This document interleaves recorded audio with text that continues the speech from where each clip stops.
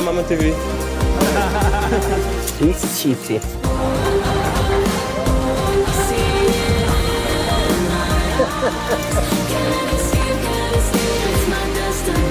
Instantly had me a good eye.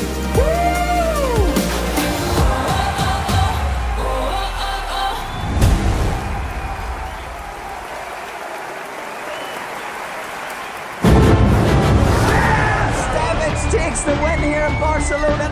Jason Mercier, he went with his instinct, he made the call. There's the professional level, and there's the Ivy League. Sebastian Pauli coming to terms with what he has just achieved. Nicky Corrin has done it! 2 main event titles! Sebastian Malletz has gone from poker fanboy to poker champion. This is why people love the EPT.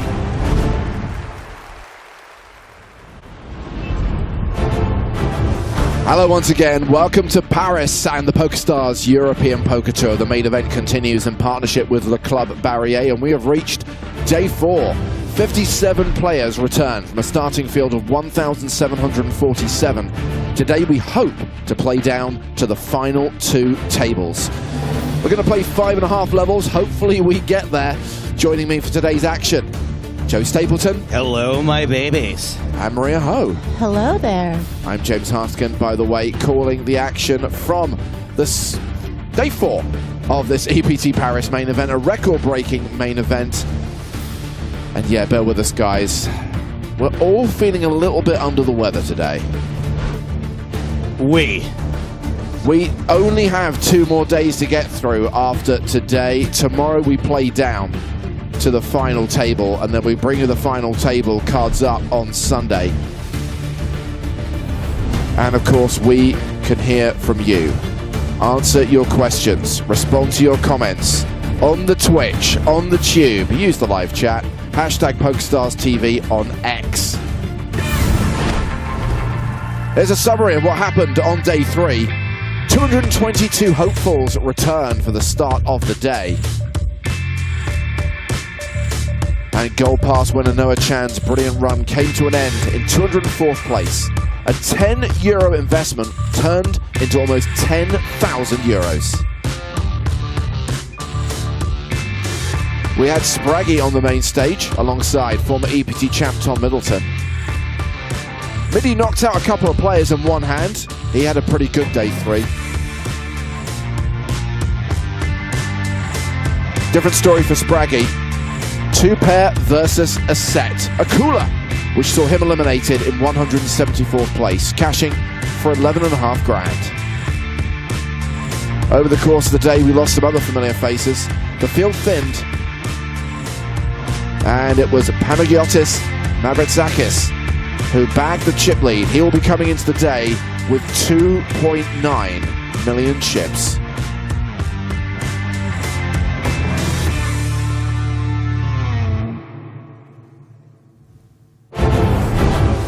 The Greek qualifier and Irish Open finalist has 2.9 million. That's 146 big blinds. Midi finished the day 3rd on the leaderboard, and Tom Middleton will be back on the feature table today, playing more than 100 big blinds. Also in the top 10, consistently a big stack in this tournament, is last year's runner-up, Peter Jorgner, playing 73 bigs at the 10-20 level, and he is also going to be at our first feature table. A reminder of what they are playing for. A min cash is now worth around 15 grand. Once we get to the final table, we're looking at 6-figure scores, and up top is a first prize of 1.28 million. Actually, it's the better part of 20 grand they've locked up right now.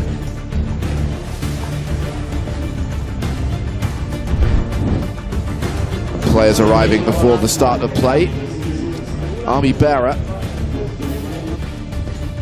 Florian Duta, he is a top 10 stack, flying the flag for Romania. Year of Romania. Brian Paris hoping to give us the ultimate headline. Brian wins in France. Midi's here and he loves it. And there is Peter Jorgner. Hello. Hi. So both Midi and Jorgner on the main stage alongside Leo Worthington-Lees, who final tabled Monte Carlo last year, finished third in that tournament. Farid Jatin, who made the final table of the PSPC in 2019. Former chip leader Elliot Houdon, who won the WPT Championship at the Win in 2022. And a reminder that we are about to play level 22. Blinds are 10,000, 20,000 with a 20,000 big blind ante. And we are away. Cards in the air. Hand one of day 4.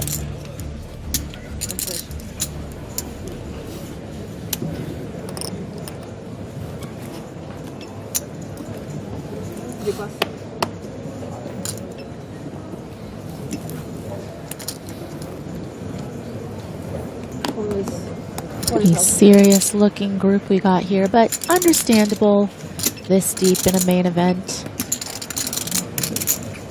It is Leo Worthington-Lees who's open here with King Knight of Diamonds. Farid Jatin with Ace Deuce of Hearts.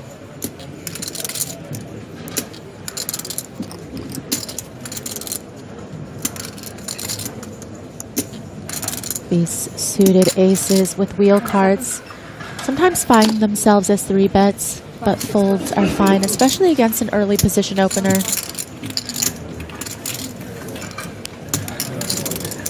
Youssef Zarag is rocking that hat.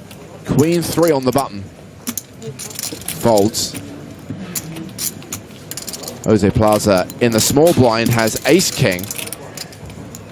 Plaza with 19 big blinds. I feel like there's just going to be one move here.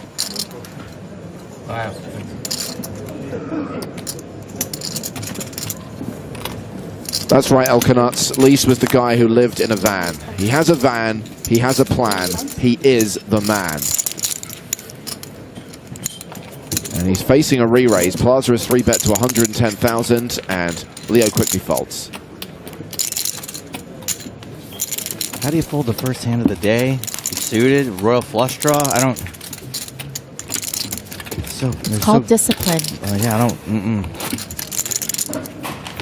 Can I have those cards? Patience is a virtue, and Mr. Stapleton is not a virtuous person. Nope.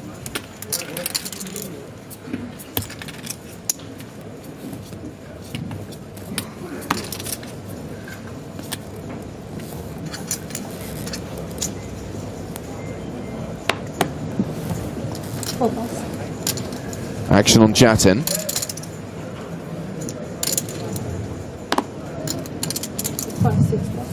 He's out. Midi has folded. Round to Zareg.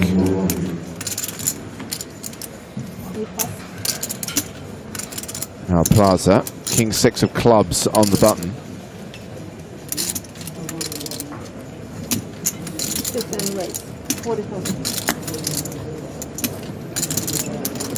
Raised to 40,000. Elliot Houdon with Queen Jack of Spades in the small blind. Starts the hand with around 30 bigs.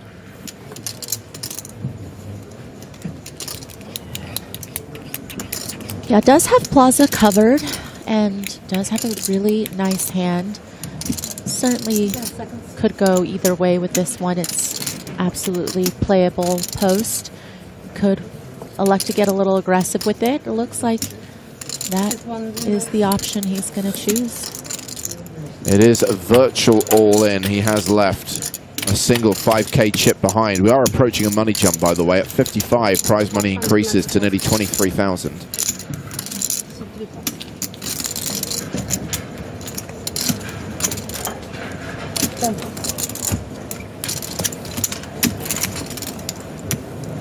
Plaza quickly folds. Houdon chips up, playing over 30 bigs now.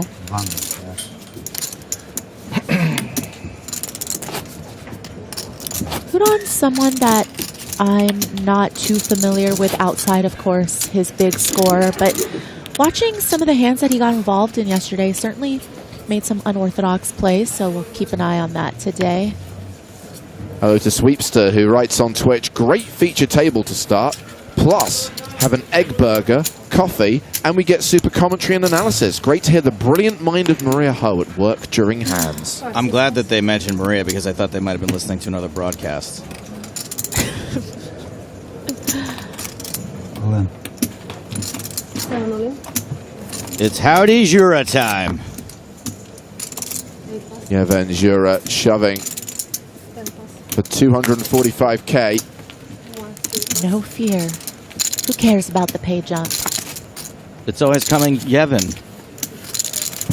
And the shove gets through. He's now playing 14 big blinds.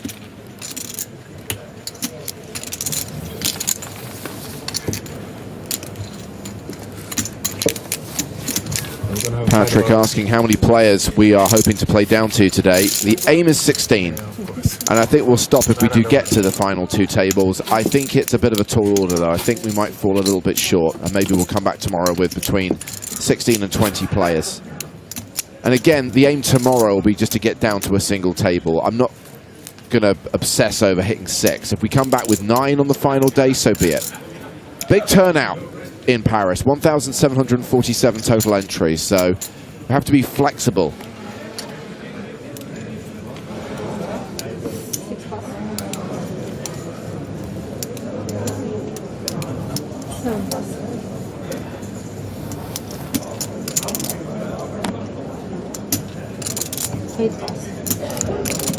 Fourth hand of the day folded to Jose Plaza. He's out. Queen Jack, not suited this time for Elliot Houdon. A raise to 40k. Jorgner rocking his solid gold Yachtmaster 2 today. Jatton in the big blind with ace-7 of spades. Now, Jatton is a player that I am pretty familiar with, and he's also been involved in some really epic hand histories. When you read or think about the craziest hand histories you've ever seen on live updates, he's involved in quite a few of those.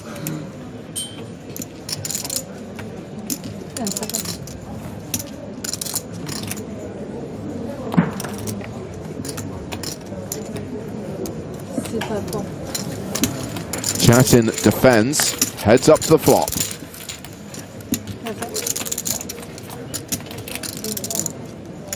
That flop is Jack 10 deuce. Houdon flops best. 94% favorite in this hand.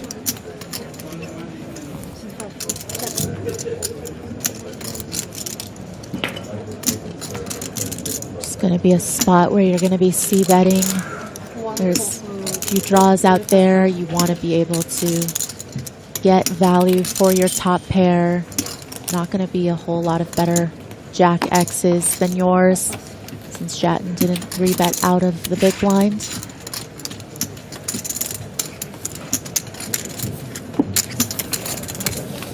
Heading away from the main stage to one of the outer tables. It's Dimitar Danchev versus Anatoly Korachensky. We join the hand on the turn. Ace, 8-4, deuce on the board. Korachensky moves all in.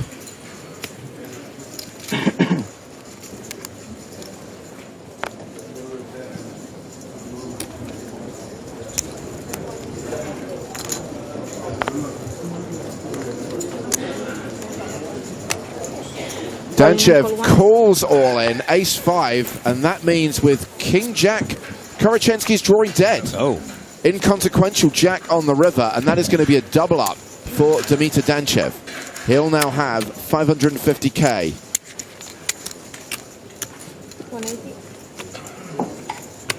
Didn't seem like an easy decision for Danchev. Perhaps was giving his opponent a lot more credit than just having an air ball there. I mean, how often is it you got him dead? No hand, no draw.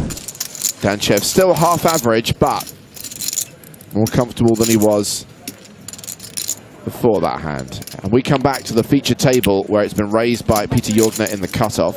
7-6 of clubs. Midi defending his big blind with King-6 of hearts. Here's a hashtag fun fact about Tom Middleton. This is his first EPT cash since his win in Barcelona in 2013. Whoa. I'd be interested to know how many EPTs he's played since then. Like, how bad is it? It was pretty regular around that time, and I think there's been a big gap since then. We've seen him at a couple of events since the Recently, comeback. yeah. Yes.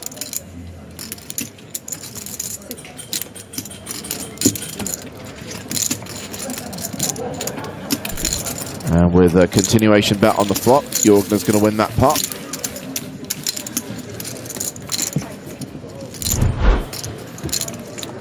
Just shy of 1.5 million, 74 big blinds. Man, what a story this is going to be if he makes the final table again.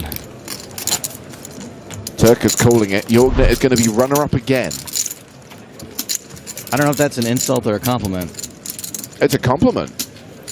What, finishing second in 2 massive fields back-to-back years? I don't think I would take it that well. If someone's like, you're going to be runner-up again, I'd be like, F you, I'm going to win it. I mean, not me, but if I was a good, you know what I mean. It's pretty hard to improve on a second place finish, though. You've only really got 1 spot to go. It's still going to be impressive either way if he just makes the final table. Udon raising with Jack 9 of clubs. King 10 for Jorgner.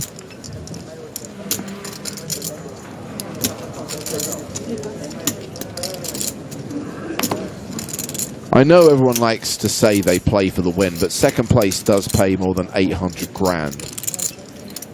It's like 1.5 Yacht Masters. Jatin with 8.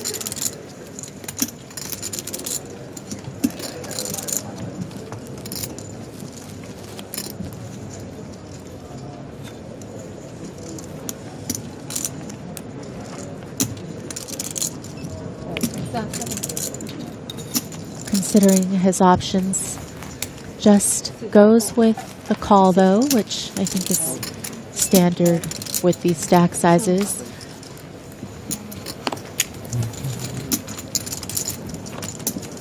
So heads up to the flop with both blinds folding. 6-6 deuce, just the 1 club. Advantage Jatin.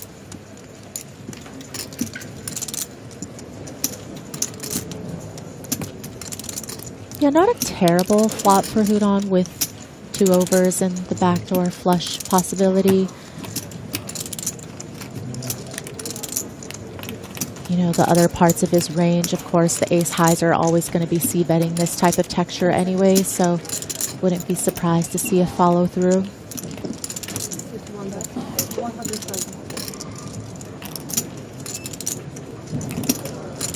And that's a pretty big sizing, and Yeah. he's taking that sizing to deter, you know, some of these smaller pairs to come along on some of the other hands like King Queen perhaps, or Queen Jack, the ones that have Jack 9 beat that might call in position with 2 overs, really just trying to clear out that equity.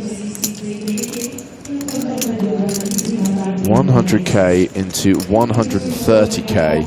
And Jatin playing a time bank card. The shot clock will be used until the very end of the tournament now. 30 seconds per decision, unless you use time bank cards, each one worth an additional 30 seconds. And of course, any time bank cards that weren't used yesterday will have been bagged along with the players' chips. 6 more cards distributed today. Yeah, listen, if Jatin was facing a very standard quarter pot, third pot bet size, he would not have needed to use a time bank in that spot, but obviously just wanted to think about what that could potentially mean for the strength of Hudon's hand. So Queen on the turn. Jatin now an 85% favorite. Feels like Hudon's going to make you hang on for dear life, though, if you want to continue with ace here. 165. So how confident are you that that 100K bet on the flop would have gotten rid of the King Queens? Pretty confident. I feel like now you're taking those types of hands out of your opponent's range, and it's more going to be weighted towards some of these types of pairs, the 7s, 8s, 9s. And, you know, some ace highs with backdoor might be more willing to call that type of sizing on the flop, but not so much the other suited broadways.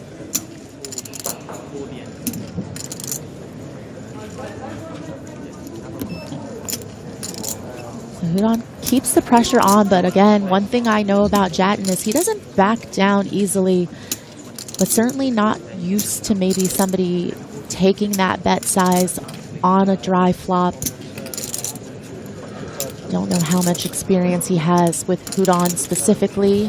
That's, of course, going to play a role in this, but not surprised to see Jatin not willing to make the fold just yet. Well, this pot has got bigger than it needed to be, 660,000. Neither player has pot behind. Jatin is the effective stack here with 405k behind, and he rivers a full house. I hope for Hudon's sake he does not try and empty the clip here. Honestly, I wish an 8 didn't come on the river. I would have loved to see what Jatin would have done if he faced a third barrel from Hudon. Now, obviously, really easy decision if Hudon decides to put him to the test. I mean, Jatin had the best hand all along, but this is also quite unlucky for Hudon, who maybe could have got away with this.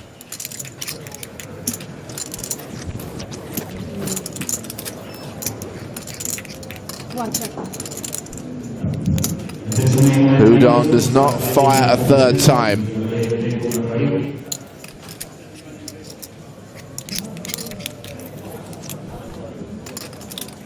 Yeah, and given SPR, really not many other choices in terms of sizing. I mean, I guess you could go really small and maybe induce or hope to get called by an ace high.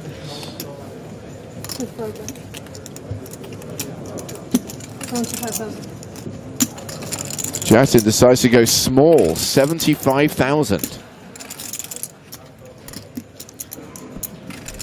Is he now trying to induce a bluff? It feels that way, but I don't know if Hudon's got it in him. Just looks a little too sus.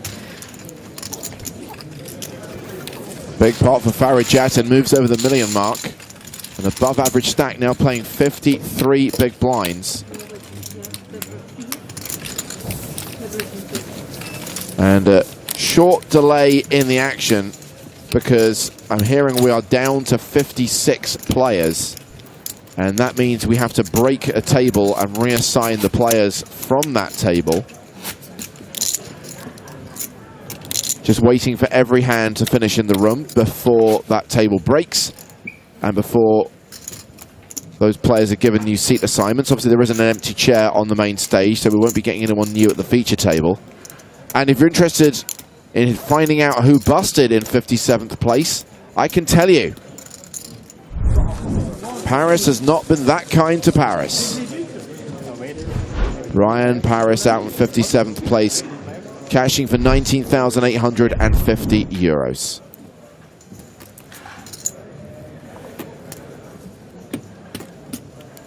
So the clock has been paused.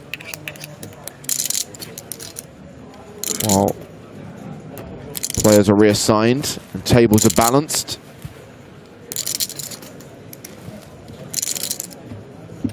Meanwhile, there is still a hand in progress out in the field.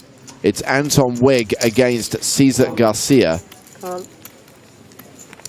Garcia calling Anton Wig's turn bet of 160,000.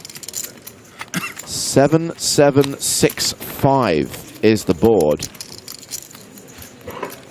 And the river is another 7. Wow, it really is always coming. 77765.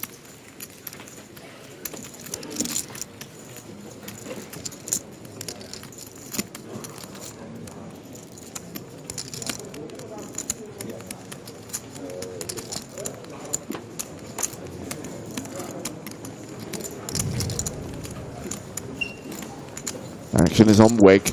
He checks.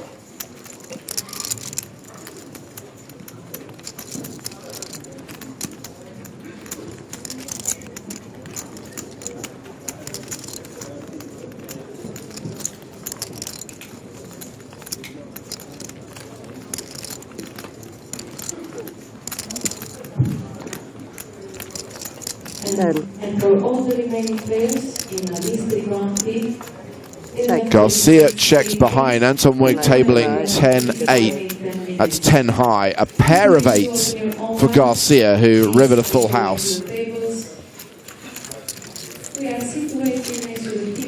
So the pot is pushed to Cesar Garcia. So action has concluded at that table. I think there is still one table in the field where there's still a hand in progress. Just to be clear, we're not hand for hand. We're just waiting for play to conclude at every table so that we can break a table. Now we are down to 56 players. It's so much easier if there'd just been one more elimination last night. We could have come back with 56 and we wouldn't have to go through all this nonsense. They should have just drawn a name. Sorry, you're out. We checked the security tape footage and you were out of your chair during the bubble. You were not going to the toilet. You weren't getting your steps in. Therefore, you disobeyed Toby Stone's rules. We couldn't make the bubble smooth and controlled, so you, sir, have been eliminated. All the bubble wanderers go into one tombola, and one of them gets gone. Exemptions, of course, for anyone who had to get their steps in. Getting your steps in is fine. Yeah. Really, no issues there. I wouldn't be in the drawing.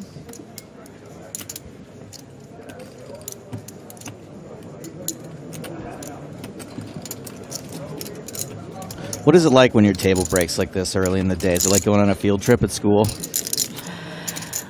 This early in the day, it's actually fine and enjoyable. But later on, once you've developed reads and things like that, then it's a little annoying. So among the players at our first feature table of the day is former EPT champ Tom Middleton. We caught up with him at the start of the day and asked how his tournament journey has been so far. Well, it started off badly. I busted my first bullet, and then I bought in at the start of day 2, and I won a couple of flips, got some chips, but then it was real painful in the bubble. I had to just fold for 2 hours. Got through with 40k, I think, on the pure bubble, and then like the last sort of half hour, I spun up to 150, and then yesterday at the start of day 3, I basically won every hand I played, which was ideal. I don't mind too much playing on feature tables. This feature table is quite good. Some of them are like quite rigid rails. Yeah, I don't mind it too much. Yeah, this has been my second EPT cash ever. I must have played, I don't know, 20 or 30 events, 20 or 30 main events, and not even got a sniff of the money. So yeah, it's good to get that one off my back.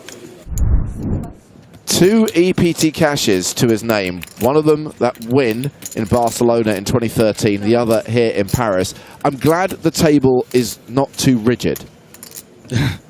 I didn't realize that some feature tables were too rigid for players. Hey, look, I wouldn't know. From out here, it doesn't look as rigid. So back to the action at the feature table. A raise from Farid Jackson with 7-4 of clubs. Meditational music group on YouTube says Maria's voice is so relaxing. I think you should hire her for some of your meditational music. It's true. I am into meditation and music, so feels like a good fit. Slide in.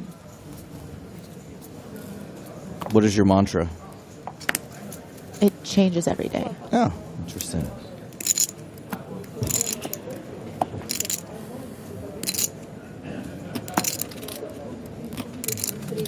Today it's don't get sick. Can that be my mantra? I'm trying not to even look at you. 45,000. 7 Middies open with Queen Jack. Zareg in the small with 10-5. Plaza with 8s in the big blind.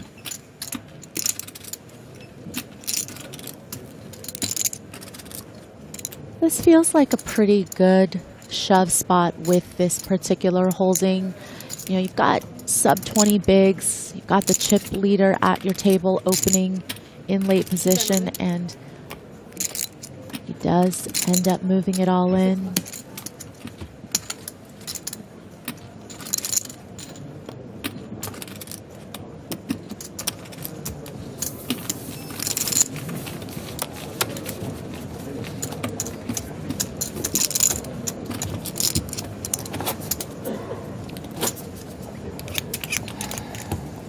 I know, guys, it's tempting to try and stay across everything that's happening at the outer tables as well via the live updates on Poker News, or to check on stacks in the PokerStars live app. Just be aware, guys, that they are reporting in real time.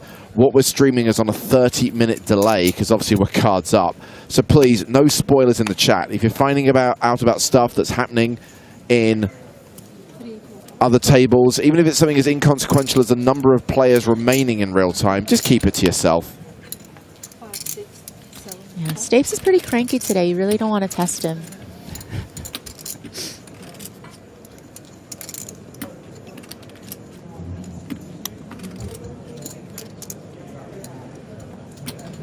Yosef Zareg. I mean, these names are so on the nose these days.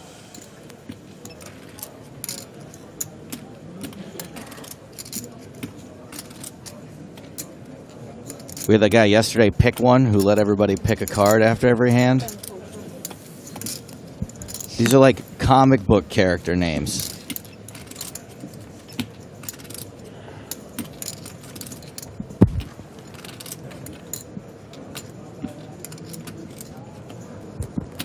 Fronterman has just joined us. I heard Spraggy got spraggied. Yeah, it was the Spraggy suited, to be fair. But same result. When do you think Spraggy is just going to give up on this hand? Like, is it too late? Is he in too deep because it's named after him now? But it's named after him as in it's not a good hand. He went broke with it. Right. It's not like the Grafton, which is a badge of honor. But then sometimes you just feel committed to the bit.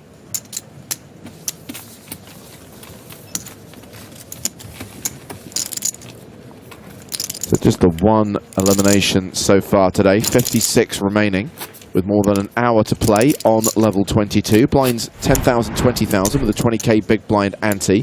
Two short stacks at this table. Yosef Zareg and Yevgen Jura. Table chip leader is Tom Middleton with more than 2 million chips, more than 100 big blinds.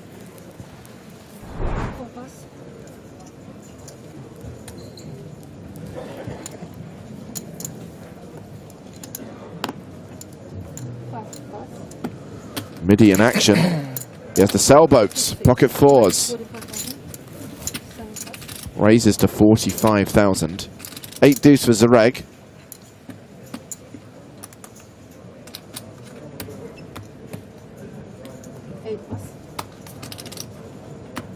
Folded to Plaza. Gives up 4-3 on the button.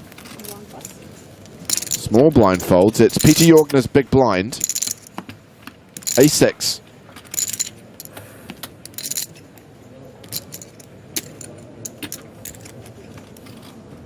I think you can find some reasons to defend even some of the weaker ace-X's. You expect midi to be opening a little bit wider. King, queen, 5. So fours still good.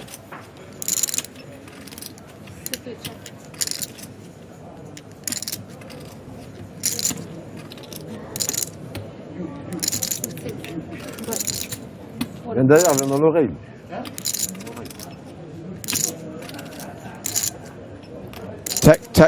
Tech, says question for the commentators. If you got 3 pictures of 3 different EPT TV tables, would you be able to tell where the event was? Because every EPT event looks exactly the same to me visually. That's kind of the idea. It's called a visual identity. Branding. There are some nuances, of course. The flop shot, of course, is going to have the location. In the table wide, you can normally see the name of the event on the screens. What do you think it should say? Poker.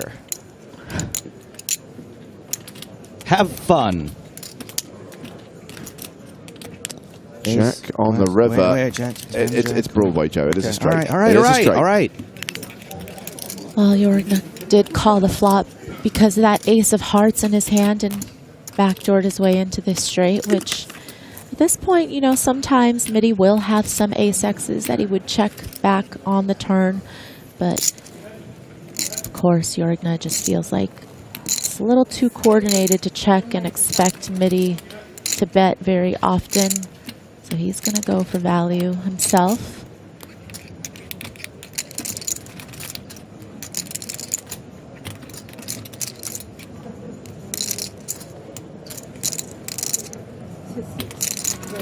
Oh, Midi. Turns fours into a bluff, raises, gets snap called. How many EPT mains was it? As in cashes? Yeah. 2. This one and Barcelona, having played more than 20. If he's always running into the stone nuts when he tries to bluff, story checks out.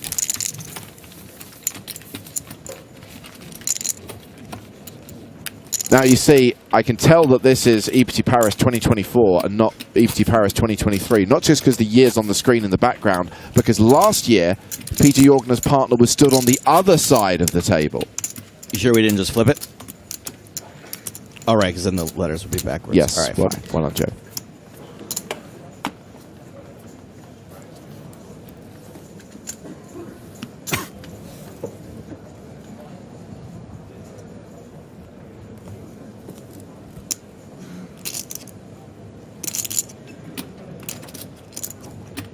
Johnson with ace-7 of spades again.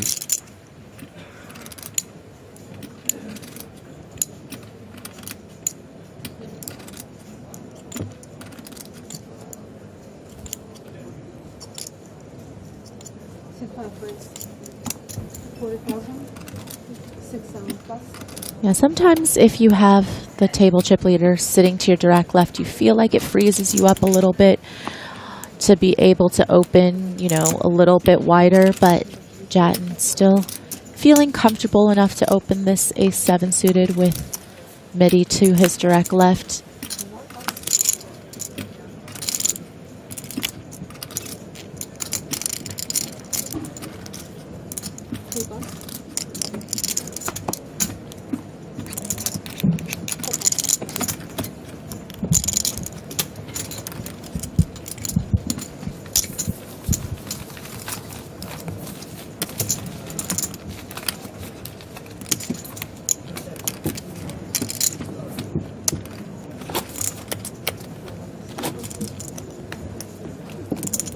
One hour more to play until the first break of the day. Down to 54 players now.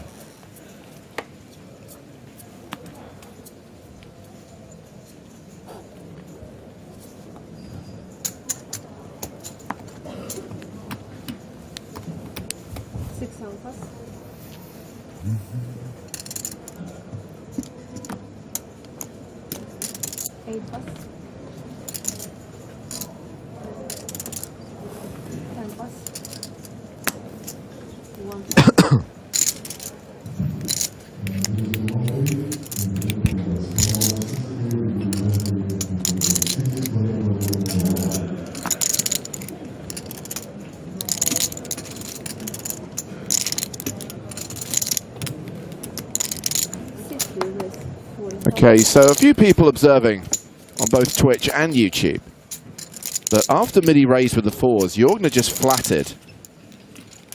He had the nuts. Question, isn't he meant to be forced to raise in that spot? Or when there's a 4-card straight on board, when you just assume that it's a chop, are you not just saving everyone time by just calling? Yeah, I'm not sure if the rule is you have to raise the nuts in position. So I think that one is a little bit different because he was out of position and he was up against a raise and he's not going to close the action there. So if he re-raised, then I think Jatton, according to the rule, would have to, not Jatton, I'm sorry, Mitty would have to re-raise if he had the same straight.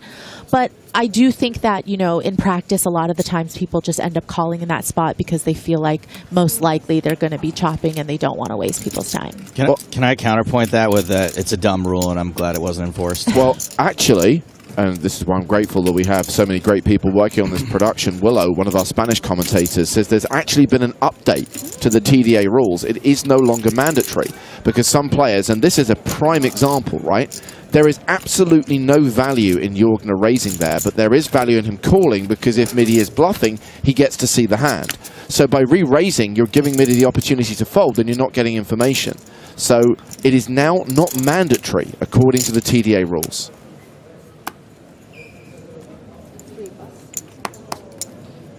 I think they just have to weigh out, you know, when they decide to revise rules like this, if it is protecting the players from collusion more often than, you know, it's going to maybe take away from, like you said, getting some information or some of the benefits in that particular situation. And again, fair point from this is a Travis T, who says the rule existed to stop collusion. There was clearly no collusion going on there.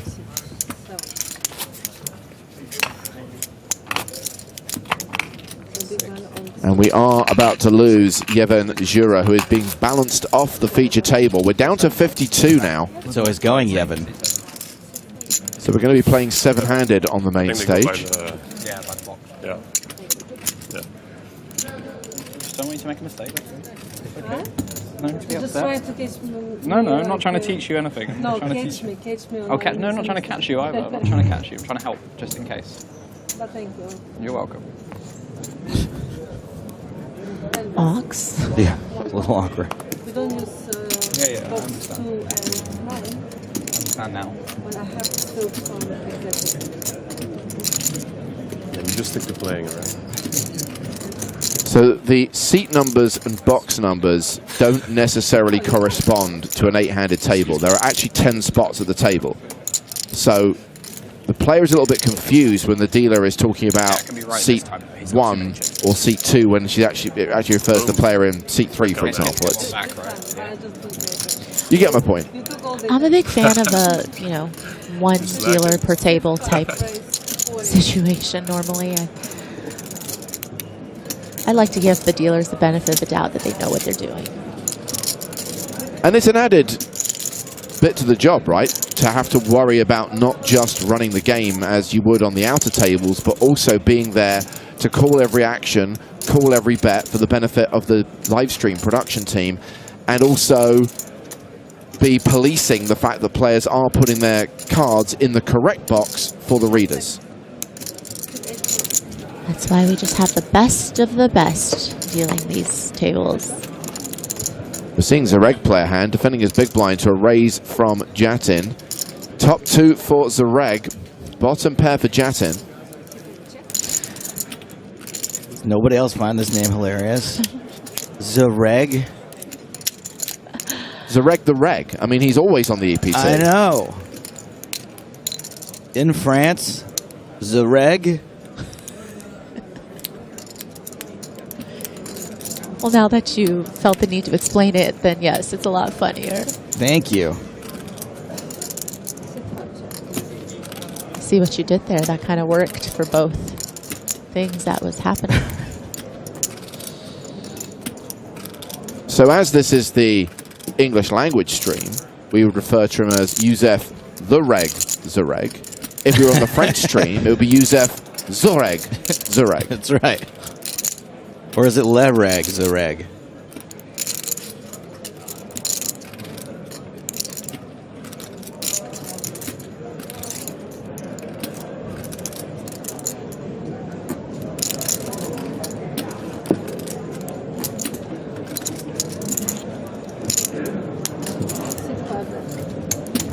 God damn it, you got to that person before I could read all of their conspiracy nonsense. Sorry, Gergana, but you're Gergana.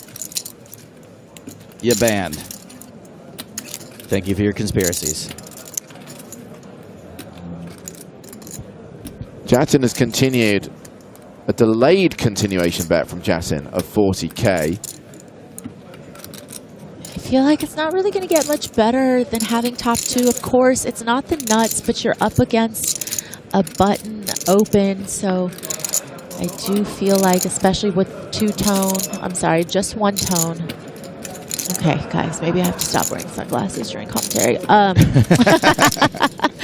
I mean, with the club flush out there and the potential of, you know, Jatton holding an ace for a gutter, perhaps, you know, a queen for an open-ender, you definitely don't want to see a lot of rivers come off. I do like that you're going to move it in here and just leave it up to Jatton if he has a hand he feels good enough about to call you with. Here, I don't think 10-4 is going to make the cut. Although, if he thinks Zureg does have some combo draws in this spot, and maybe he wants to look it up, he's not really blocking any of those draws. But it is ambitious. I mean, definitely opponent dependent. Jatton folds. Zureg chips up, playing more than 20 bigs now. Maria, you must have heard the story, and it's one of those stories which has become legend now, so I'm not even sure if it's true, that Phil Ivey apparently only wore sunglasses at the poker table once, misread his hand, thought he had a flush when he didn't, and never wore them again. Talking of legends, Barney Boatman making a deep run in the EPT Paris main event. Seemed like you want to. And stacking chips, it looks like. I'm going to need those cards back. Byron Kaverman, among the other famous faces in the field. Do you remember Jamil Wakil from PCA 2023? Sure do. Well, here he is in the top 51 of the EPT Paris main event. And there is Panagiotis Mavritzakis. Made the final table of last year's Irish Open, qualified online for EPT Paris, and he is the chip leader with 51 remaining. So going back to this Phil Ivey story, yes. Was this when he was at the WSOP main event?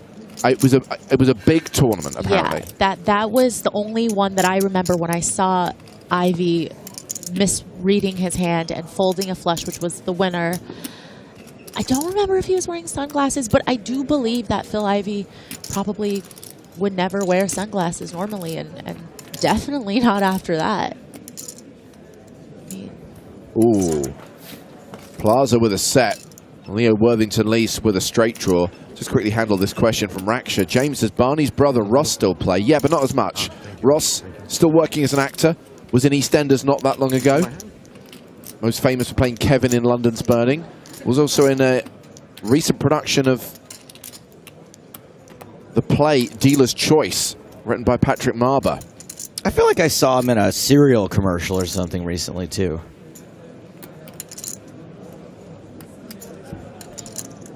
By the way, I would love it if someone did either a TV or a movie adaptation of Dealer's Choice. We look at a lot of bad poker movies. Dealer's Choice would be a great, great poker movie.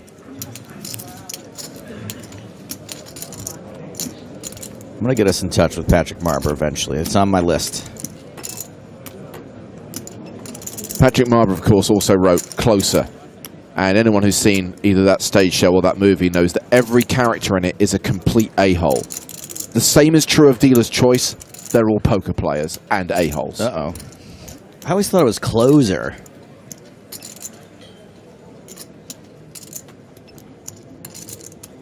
Leo now open-ended. Yeah, and does have range advantage, and this is going to be more his board. Certainly going to be a lot more nutted here because Plaza really shouldn't have a hand like Ace-King or Jacks off of his stack size pre. He would have just gone all in. And I think now might be the time that Plaza's going to want to put in more chips. He just called on the flop, probably feeling like it's going to look a little too strong if he check raises that flop. But now, straight draw, flush draw. And you don't want to lose action from a good ace, of course. Well, again, just a call from Plaza, and this hand going to the river. The 4 of diamonds. Well, it puts a potential flush out there, but there is no flush in play. Plaza shoves the river, and Leo folds.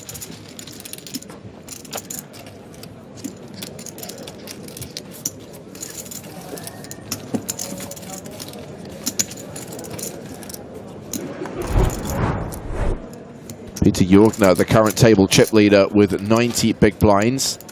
Elliot Houdon and Youssef Zareg, the shortest stacks with 20 big blinds each. Still more than half the level to play. I wonder where he ranked when there were 50 players left last year. I bet it wasn't 90 big blinds.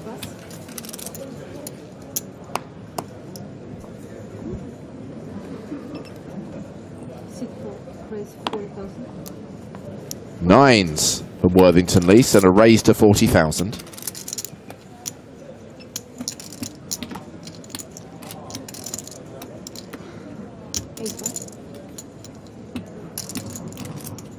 $10-5 off for Plaza.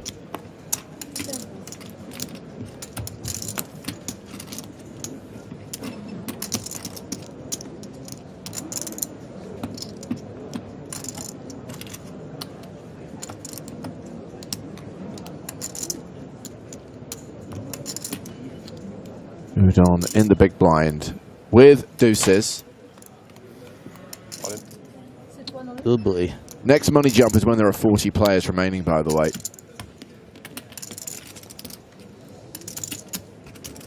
Yeah, I feel like against a pretty early position opener, I'm not sure about this shove with deuces.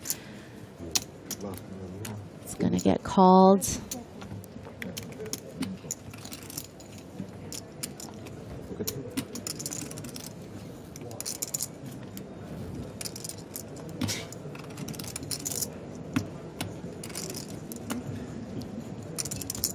Two out are needed. Down to 50 now.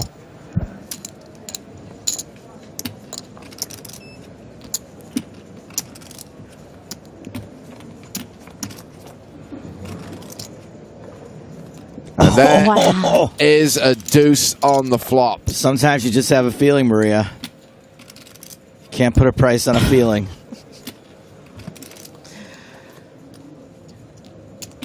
Queens and nines working for Leo Worthington Lease. 4 cards on the river, which would eliminate Elliot Houdon.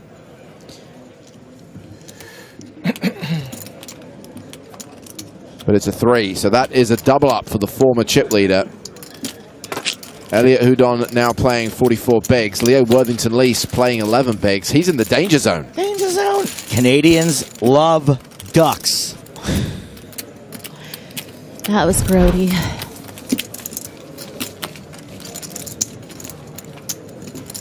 Bit of a misstep, but you get rewarded. So next time, I'll probably shove deuces again. 21 big blind shove with deuces, too. Probably would have just busted if you checked the river. Said I probably would have just busted if you checked the river. Oh. That's good news, right? Scott Alford says his shove, I'd fine. So quickly after this. Thank you for your comment. I think he's saying his shove ID fine. Meaning he identified his hand correctly.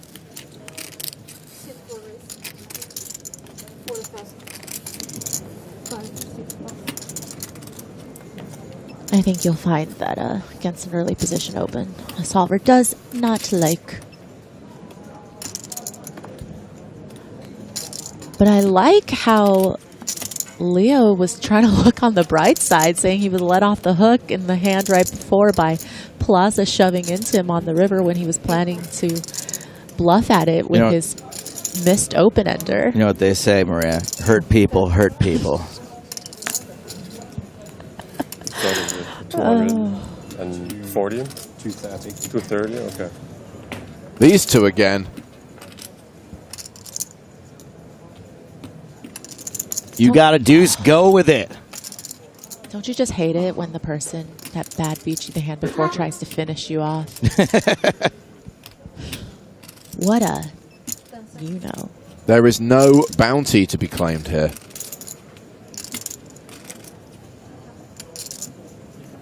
Next player out, by the way, 22,900 euros. I alluded to the fact that when we get to 39, there's another money jump to just over 26K.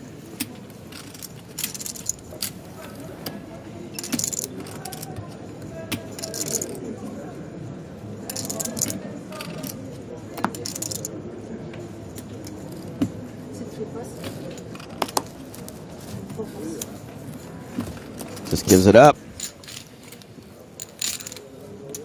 He's not going to give him the satisfaction. You know, you're not going to get to bust me. My chips are going elsewhere.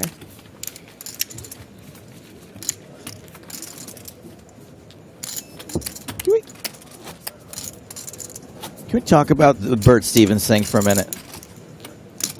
Well, the fact that people are obsessed with him. So I like Bert Stevens. Yes. I see what people like about him. Entertaining guy, fantastic poker player, and seems to be all around decent human being.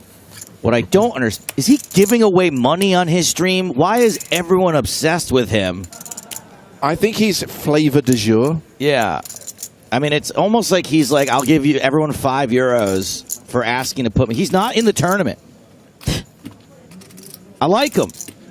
I'd like to see him. There's nothing we can do. Also, if I want on the payroll, I'll bring him up every 30 seconds if there's money to be had.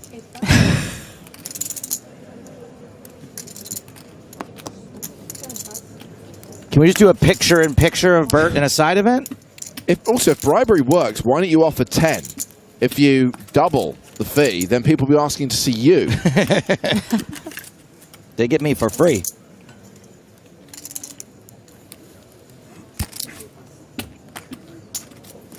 A walk for Leo Worthington-Lees. First good thing that's happened to him in a little while.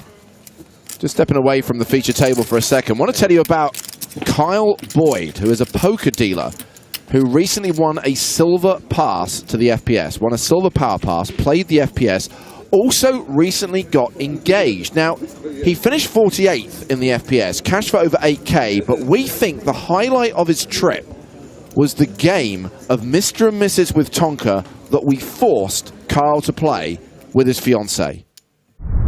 You're very romantic. Too lovely. I'm in the City of Love on the most romantic day of the year. Katie, Kyle, you guys are both dealers, but we're here for a different reason. That's right. So what's going on? Just got engaged, and I won a silver pass. And we won a silver pass, very nice. So just here for the poker and the City of Love. We're gonna play a little game. Who has a better poker face? Who is the better dealer now? Oh wow! They're just too kind. They're just too lovely. Who is the most romantic? All right. You're very romantic. Yeah. And I like receiving the romance. Very nice, very nice. All right. So one final question. Who is better at playing Cupid? It's actually me. It's actually me. PokerStars is going to send you guys on a nice little dinner. Congratulate you on winning a silver pass, and just hope you guys have a great night out. Thank you very much. Thank you. Thanks, guys.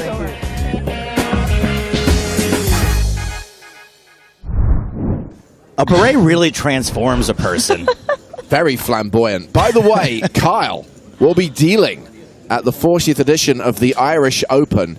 And of course, you could win your way there with Power Path. If you won a silver Power Pass, just like Kyle did, instead of redeeming it for an FPS package, you could redeem it for an Irish Open package. And join us there from March 25th to April 1st at the Royal Dublin Society. Alternatively, if you want to enjoy the spectacle from afar, there'll be cards-up coverage of the €1 million guaranteed main event on the PokerStars Twitch and YouTube channels.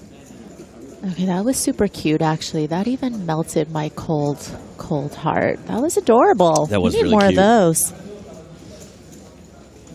Yeah, they got engaged in the Bahamas in December. Thought this would be the perfect trip to combine poker with romance. Both Kyle and Katie are dealers who live in Scotland. And as I said, they will be in Dublin in March for the Irish Open 2024. I love combining poker and romance. It's a great way to ruin both things. Yeah, I feel like I've tried that. You're right. Didn't work out too well. John Delano says, I hope Tonka's going to change his avatar to him wearing that beret. Oh, he wore that beret for sure. He really did. Returning you to the action at the feature table. Blinds are still 10,000, 20,000 with a 20K big blind ante. Still have 40 minutes on the clock until the end of this level, until the blinds go up.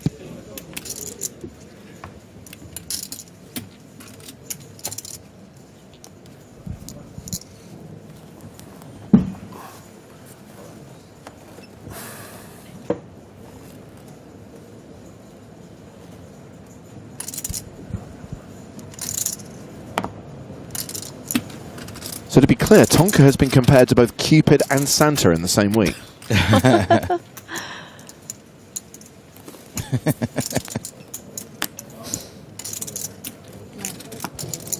Stanislav, I love you, buddy. I literally just said we'll be streaming the main event. Good Lord. Leo Worthington Lee's on the button with ace queen. Tis time.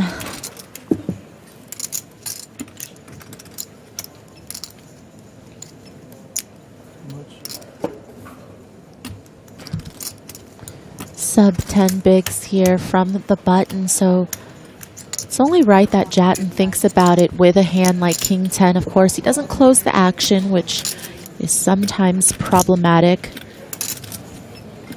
Does have MIDI to act behind him in the big, but when you're thinking about ranges, of course, King 10 will be performing decently well against the button shove off of this stack, but again, I think not closing the action is an issue here, so at least does. Is it a call in the big blinds? I think it's closer. Definitely closer. I mean, it would help if Jatton had a little more chips, but I still think off of 50, it's going to be a call. Midi and Jorgner, pretty much the same size stack, just shy of 90 big blinds. Leo Worthington Lee still looking for a double up with just 12 bigs.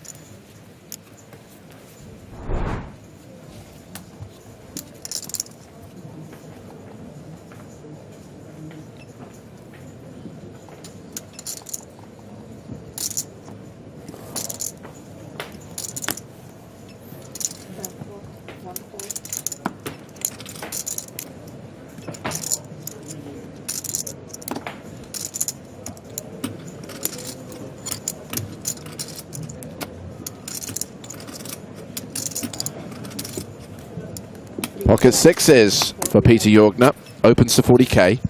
I would like to see Peter Jorgner as James Gunn's Superman. Has that been cast yet? I don't know.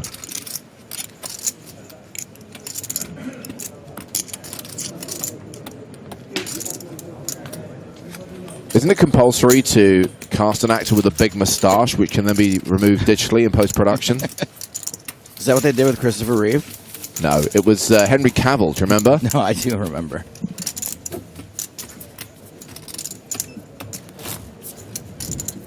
Yeah, Jordan will be like, by all means, cast me as the son of Jor-El, but I'm not shaving. And they'll be like, okay, it's going to add like 150 mil to the budget, but we'll do it. No problemo.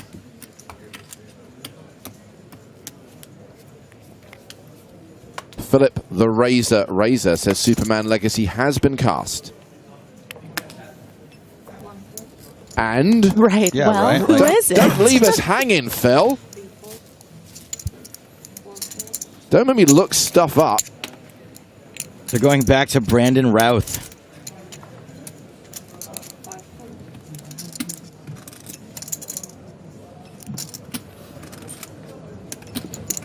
Midi on the button with fives. Raises. Ace King for the reg.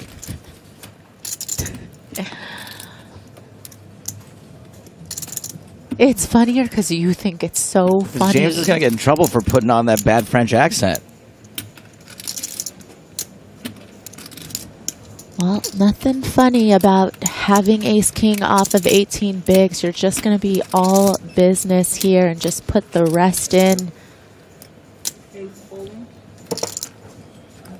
David Corenswet. Who the hell is Sounds David like a made-up Corenswet? name. What's happening? Victoria Cornsweat Mitchell.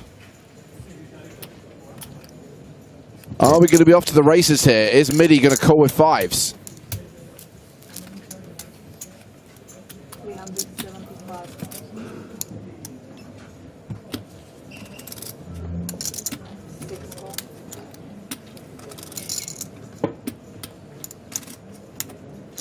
Midi's gonna take the flip here.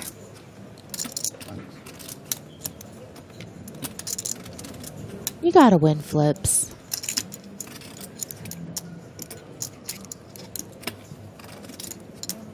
While we're watching this race play out, Joe, if you can translate Messenger's question into something that makes sense, I'd really appreciate it. I read the other day that they didn't launch a Bond movie in 2007. What's your thoughts on that? Ace high flop. Looking good for the double up.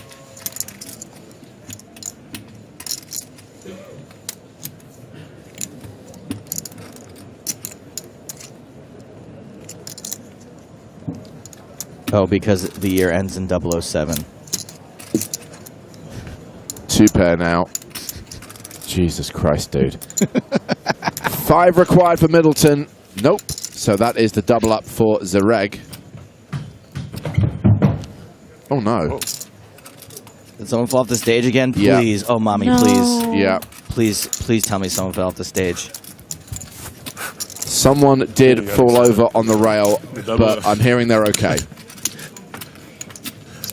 I'm glad they're okay, but where's the slow-mo replay? Please, I've been so good all week. Please just show me the replay of the guy falling over in the rail. Please.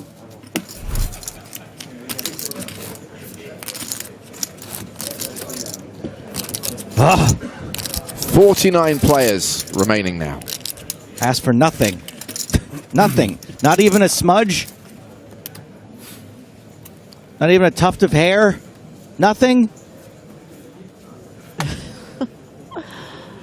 How close have either of you been to falling off the stage? I've gotten. I'm never on the stage. You go up there for the winner's interview. You go up there for rehearsals. Come on. I've never come close to falling off.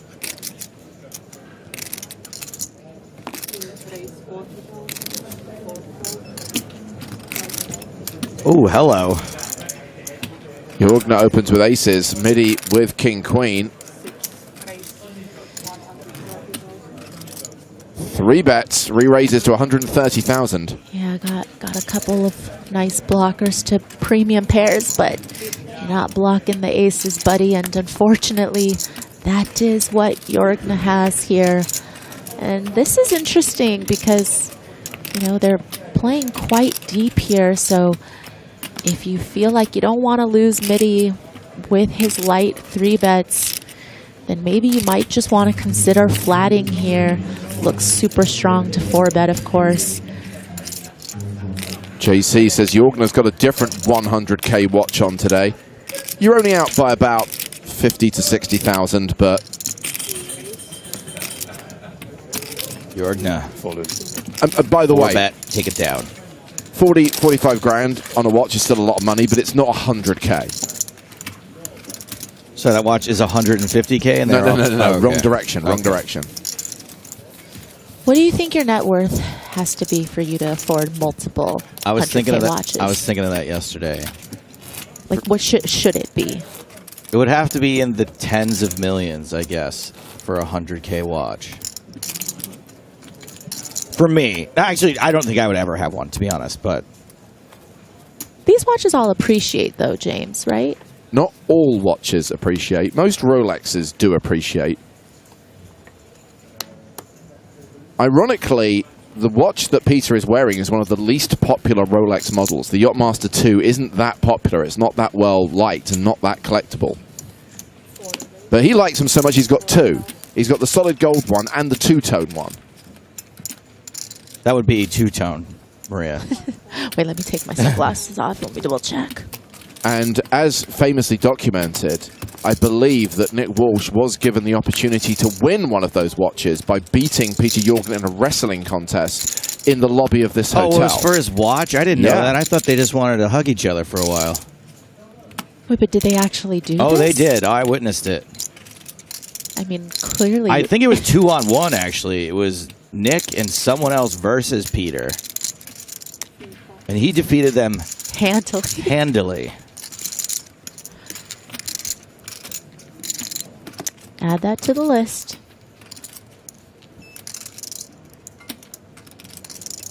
Now, the watch that Peter was wearing yesterday, a few people are claiming it's a Richard Mille. I thought it looked more like... We had this conversation last year, by the way, about Peter Jorgen's watches. I think it looks more like the Square Big Bang, the Hublot. But I'll ask him. We'll find out from Peter if it's a Richard Mille or an Hublot. But I think it's a square Big Bang, which would be, again, around 50,000 would be the current value of that watch.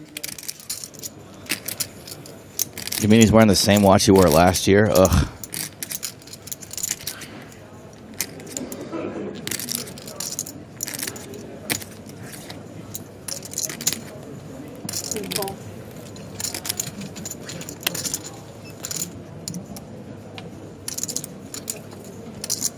Interesting. Oh, wow. Float there by Jorgna. Very interesting. Picks up the flush draw on the turn. To be honest, I don't think I would mind it as much if Leo wasn't so shallow here.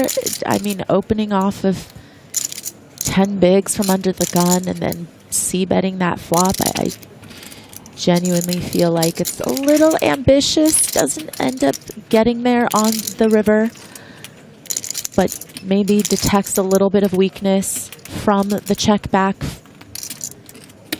And of course, 4 high, no showdown value, so you might as well attempt to bluff in these situations. It would be completely understandable. Here we go. Not going to get it through. He shows it, doesn't even muck.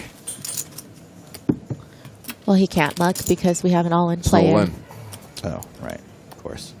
But he's proud of it, though, if that's what you're saying. That's what I was saying.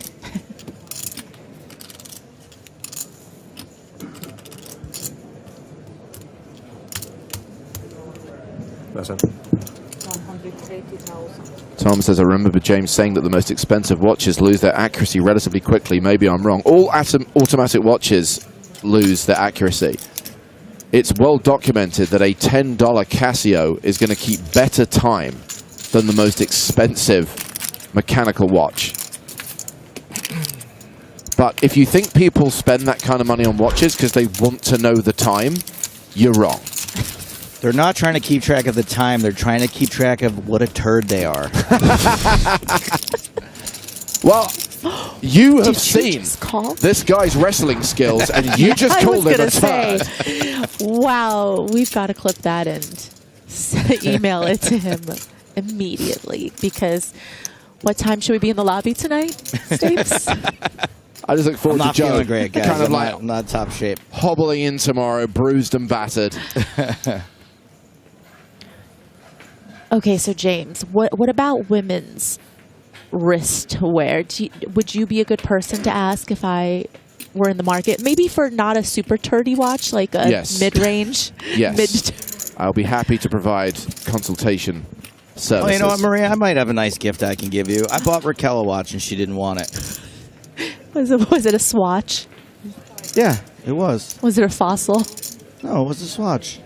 It was a moon swatch, which are very collectible and quite desirable. Well, did she really not want it? I'll take it back then. Guess no one wants it. In all seriousness, Joe, you could probably sell that on eBay for more than you paid for it, because they're actually quite hard to find in stores. Jatin opening with ace-4, 3-bet by Middleton with aces. Back around to Jatin. Yeah, Midi wanting to right the ship a little bit. Lost a few pots.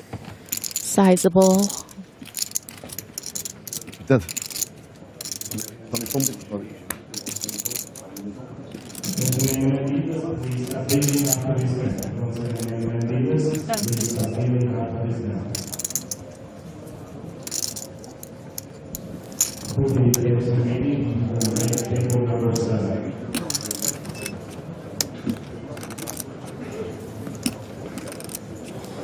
Jatin seeing that Midi did have a 3-bet fold not too long ago. Just wondering if there's a way to maneuver here with this ace-4 suited.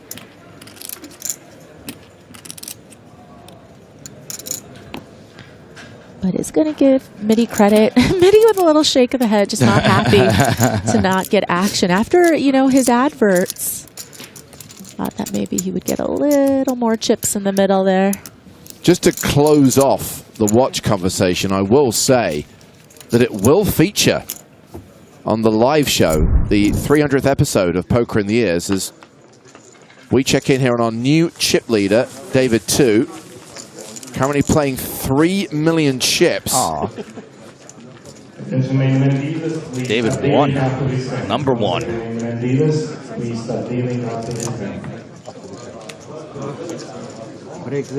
And that is 49th place finisher, Atanas Pavlov. So we are... Where's all the players at this table? Waiting for a table to break again, so we're going to be 8-handed again with 48 remaining. So they've just paused the clock, they've just paused play. So just waiting for action to finish at every table right now. Yeah, as I was saying, Watch Talk will be part of the 300th episode, the live show, Poker in the Ears, with a very special guest. So this is a hand still in progress. Former chip leader, Panagiotis Mavrotakis versus Lorenzo Arduini. 1 million. A bet on the river of 1 million from Arduini. Wowza. So we could be having another new chip leader here. We've got a commitment to using all the time banks for this one. Strap in.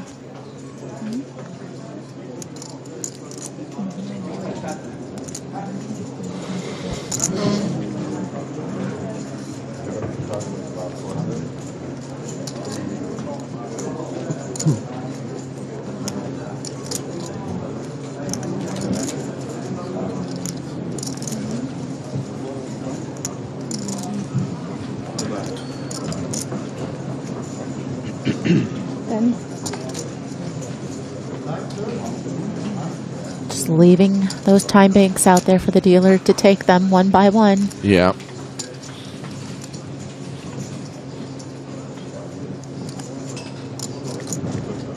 It's a reminder that Mavrotakis is no longer the tournament chip leader. Still a big stack, though. I think I'd be bad at the taking the time banks part of the job as dealer. I'd be like, yeah, just keep this one. You're like, this is a tough decision. Just take it, yeah, just take it. I'm gonna like keep it. Okay, well, only used one. Yeah, so Arduini wins that part and will now be playing 2.2 million. So he's a monster stack as well, with 48 players remaining.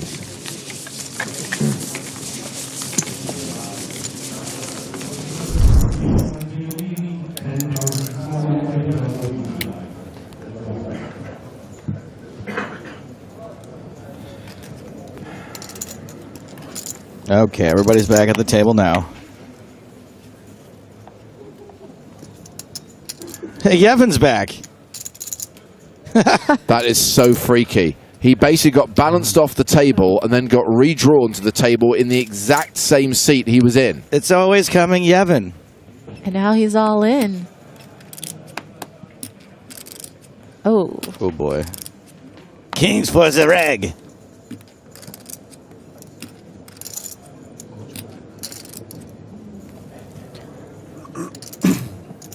Doing a little bit of hemming and hawing with the, oh, how many chips does Yevin have? Oh, okay. I'll have to think about it. 14 big blinds, yeah. Cycle, let me think. Okay, I guess I'm all in with kings.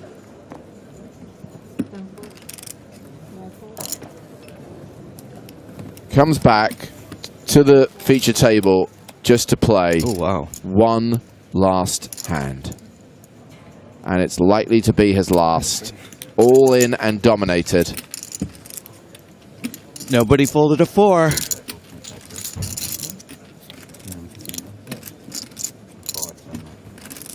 What? 4x. Oh, yeah.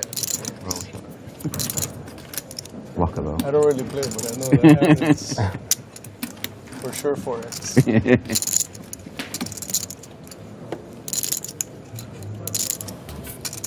Well, unless Jura can spike a 4, we're going to be down to 47 players.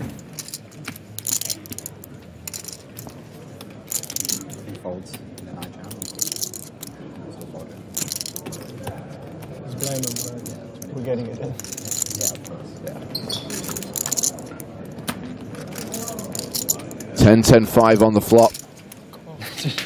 King's holding. Would have liked a couple of diamonds too, but no dice.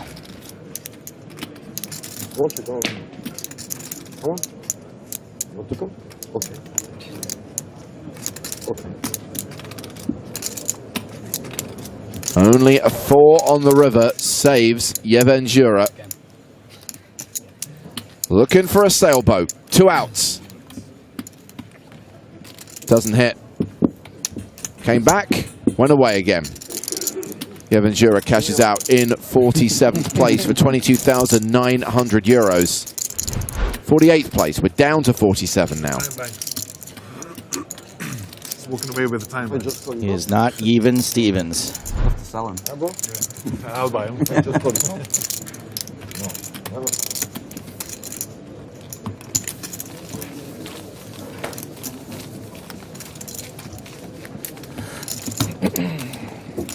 Why doesn't he use his time banks to maybe get a spot up?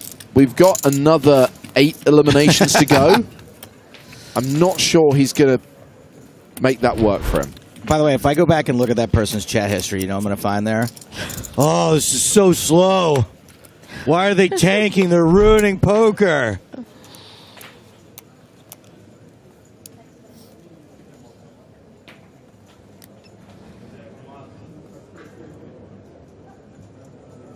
Yeah, Zareg, after that hand, very healthy now. 55 bigs.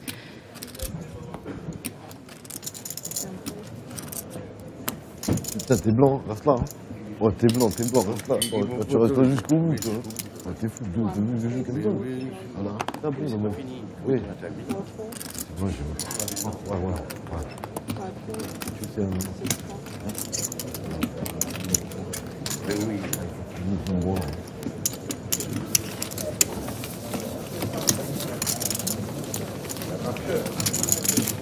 What do you think? Forever ban for this guy or 24 hours? Let me see. 24 hours. Okay. Wow. Maria's merciful.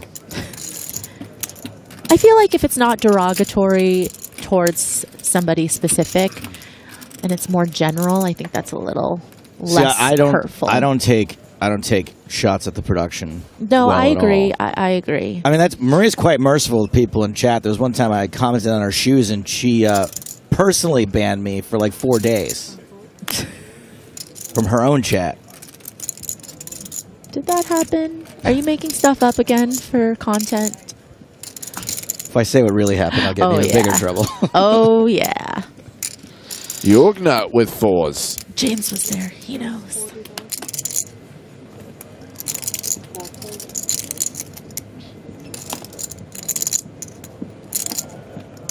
Well, shout out to one of our crew, the man that we call Greg. Ross refers to him as the crewman who removes the microphone. He's a legend, efficient, sympathetic, compassionate in the way he deals with the departee. That's not wrong, actually. It's weird that we call him Greg, though, because his name's Terry. I know. But he doesn't look like a Terry. He's got the face and body of a Greg. Yeah.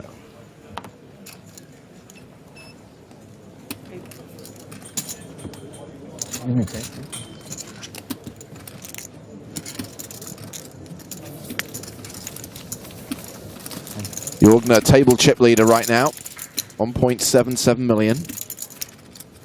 Around 90 big blinds. And we spoke to him before. The journey's been quite amazing. I had a really good day one. A lot of good hands and a lot of good flops and good situation that let me accumulate a lot of chips.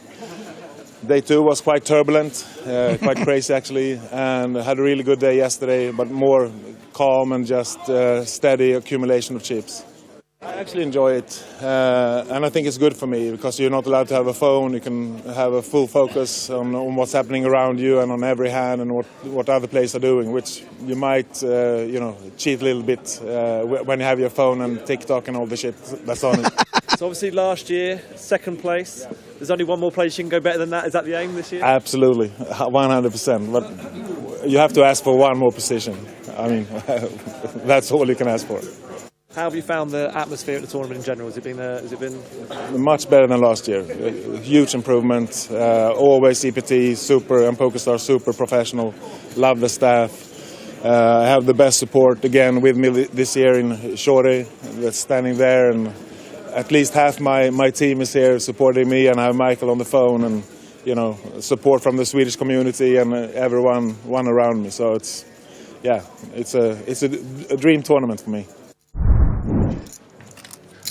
I do remember last year that despite cashing for an extraordinary amount of money in second place, Jorgner was very disappointed not to get a trophy, and someone actually made him like a mock-up trophy so he had something to take away. And he loved it.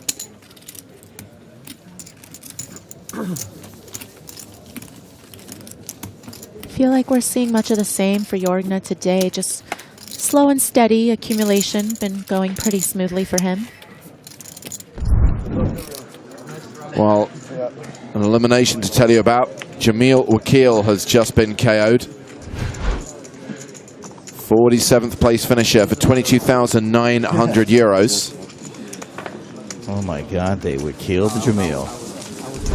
Leaving us with 46 now in the EPT Paris main event.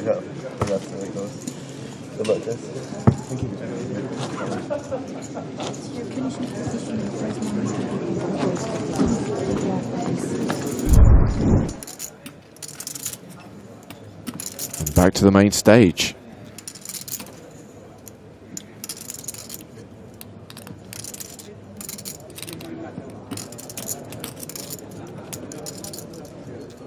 Rui asks, any plans to have EPT Villamora? No, thank you for your question. I mean, there was. There was an EPT in Villamora, but it was problematic. Regulations in Portugal mean that you can't have any cameras inside the casino. And that's not just video cameras, so you can't do a live stream, for example. It means also stills. No photography of any kind inside the casino. They came up with that rule when Maria decided the lighting wasn't good for her in there.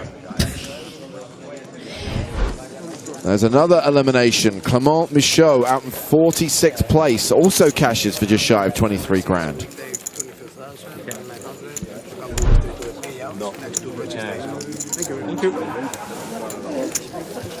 So as much as we would love to have an EPT in Portugal, there are certain things which are now compulsory, right? There are fewer events than there used to be. The location has to be big, and it has to afford us all the things that we need and want from a European Poker Tour destination. I think we could just do radio only. I'm pretty sure there's no transmission of any kind allowed from there.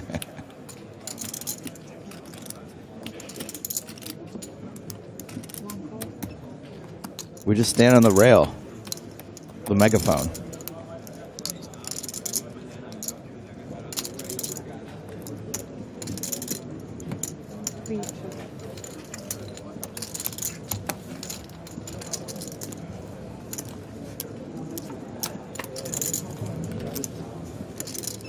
Ace 10 deuce, so a pair of tens for Jorgner, who checked his option in the big blind when Elliot Houdon limped in the small. Yeah, and a lot of times you can limp in the small blind with some of the ace-X's, so just going to come with a lead here and stab. It's not going to get through against Jorgner's middle pair.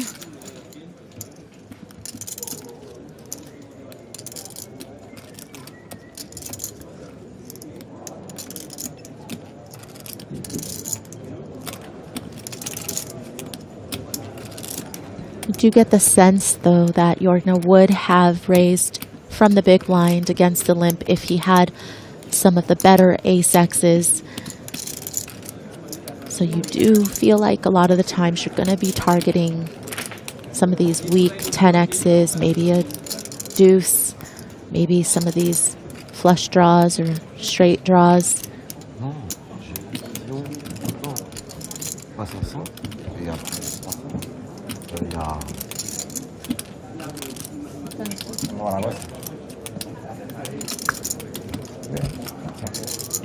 So Jorgner checks behind on the turn, 7 on the river.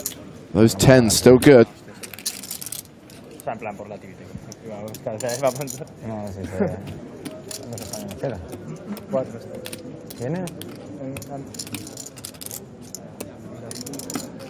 Ufano. Ah, sí, Cecita. Good boy. Ese es el que más pelaba, ¿no? 500 tengo. What? What? 20,000 into 100,000. I call? By Jorgner with the best hand.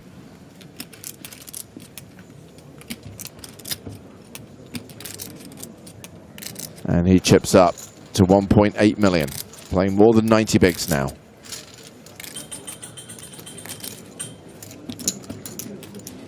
Oh, we've ticked down to 44. Who did we lose in 45th place? Byron Caverman.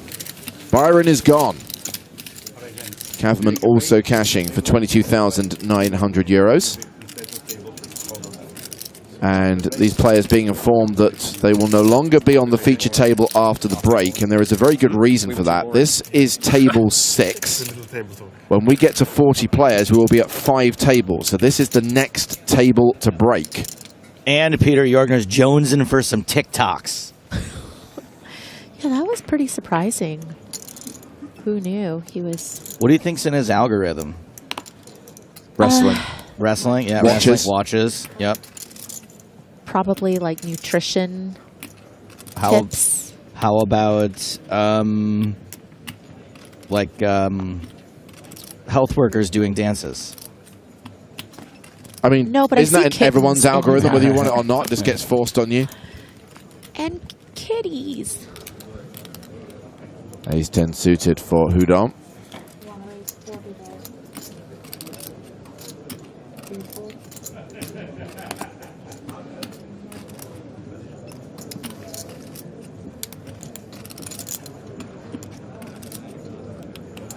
Luby says, where is the World Series of Poker playing this year? Las Vegas. Thank you for your question. Great question. Leo defending with 5-4 of hearts and flopping the flush. Houdon drawing dead.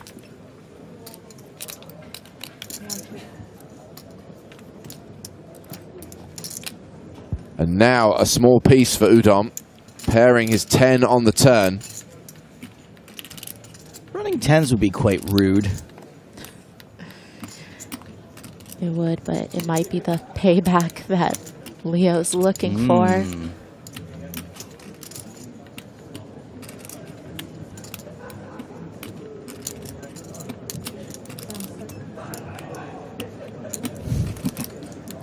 Got the world's biggest fan of 4-5 suited in YouTube chat right now. Here we go. 4-5 suited is a killer. Boom! Told you. Let's go. A lot of excitement from the unassumingly named Michael Smith. Thank you for your comments. Going for pot size on the turn with this lead. Definitely polarizing himself to some of the, single heart, looking for a 4th heart, but also could have these types of small flushes when you go this big.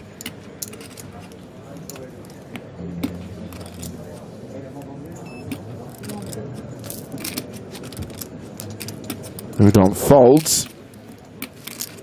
And we have 10 minutes left on the clock, 10 minutes before the first break of the day and the first escalation of the blinds. To the outer tables. There is former chip leader Panagiotis Mavrotsakis in a hand against Zhongzhan Li. And we join action on the river with Mavrotsakis betting 600,000. The board is ace 6, tray, deuce with 3 hearts.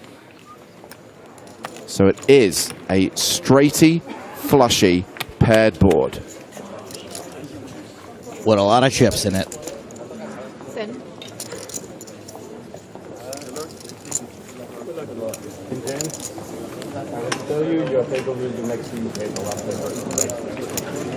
Lee folds. And Maverickis back up to 2.6 million.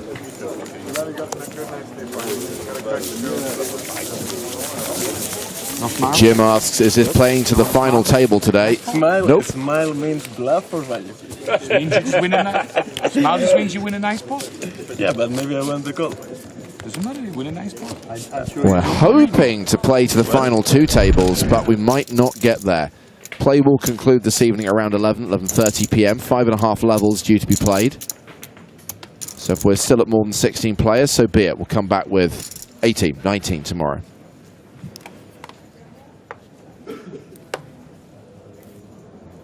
I'm loving this question from Boris. Obviously, the answer is no.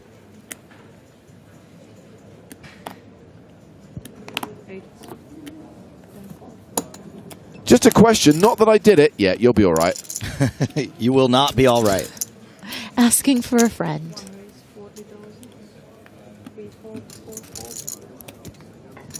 What's the expression you use when it comes to trying to play on stars with a VPN? Negative free roll. It's a negative free roll. Correct. Don't do it. Because chances are, now you might get caught no matter what, but chances are you'll only get caught if you win. Correct. I mean, I think there's a very good chance you get caught regardless, but if you win something, 100% you will spark an immediate investigation. Yeah.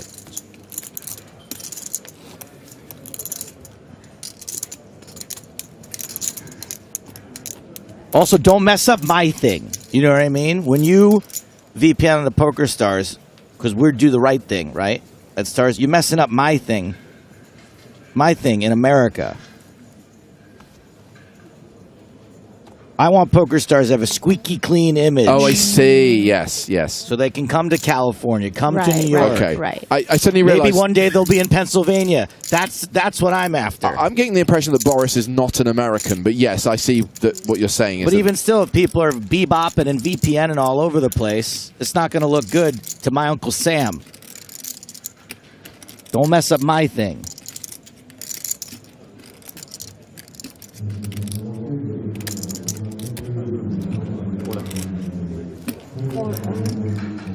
Morgan opened with a7, and Leo Worthington-Lees has shoved with fives.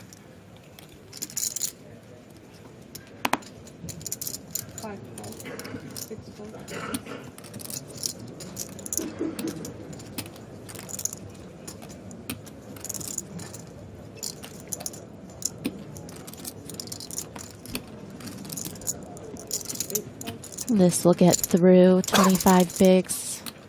A7 of clubs not going to be good enough. And, you know, we've all seen what it's done to Spraggy.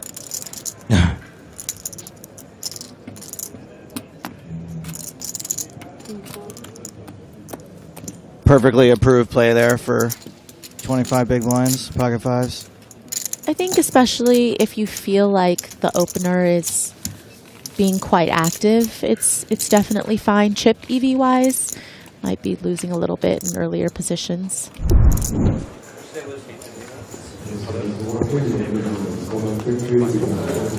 Looks like another elimination. It's Matthias Lipp, who's been KO'd in 44th place. Once again, cashing for 22,900 euros. I tried to do that, I couldn't. That was a pathetic attempt. So I appreciate all the suggestions of places where we could take the EPT. Please be aware the E stands for Europe. So suggesting that we take the EPT to Montreal or Japan is a bit weird. Granted, there was a time when the PCA was part of the EPT, but that was a one-off. We do have the North American Poker Tour, the NAPT, which covers the US and Canada. There is the Asia-Pacific Poker Tour, which covers the Asia-Pacific region. So if Japan becomes an option, absolutely the tour would go there. Now, I have a question. So the France Poker Series does go to Belgium, right? Yeah. So could the France Poker Series go to Montreal? Maybe. Okay, I'll take it. Let's go back to this hypothetical about Japan, though, because I would love that. So I think we'd all love to have an event in Japan, but legally it's not crystal clear right now where live poker stands, so I don't think it's an option. So I spoke to Steve O'Dwyer after EPT Prague. We ended up hanging out for a while in the lobby together, and he told me all about his poker trip to Japan, and it sounded awesome. And maybe we can get him on the podcast one day to talk about it. And if you go to Japan, I hear the man to call is John Juanda. He's going to make sure you get all the good eats. Really? They got a Hooters in Tokyo. I've been dying to try.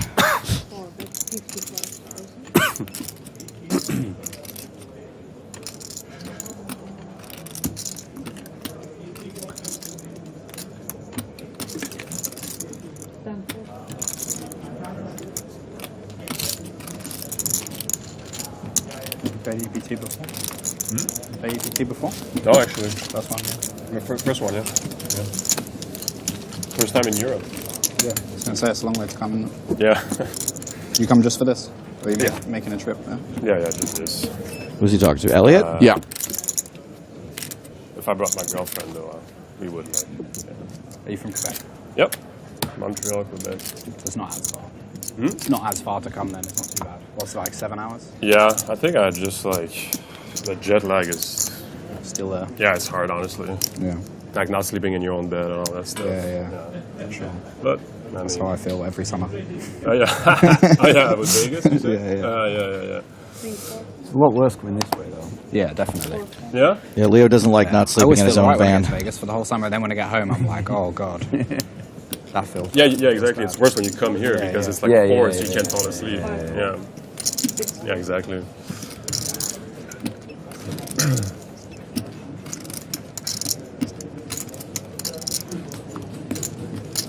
Coming to the end of this level now.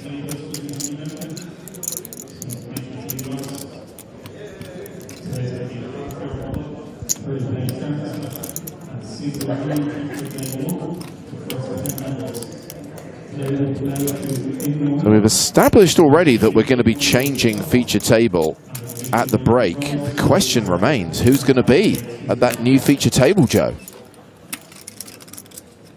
I don't know. Why did he ask me? Oh, because I think he thought that you might have a say in it, like yesterday No, when he you were knows. talking He about. knows I do not have a say. I thought you might have the inside word. I got nothing.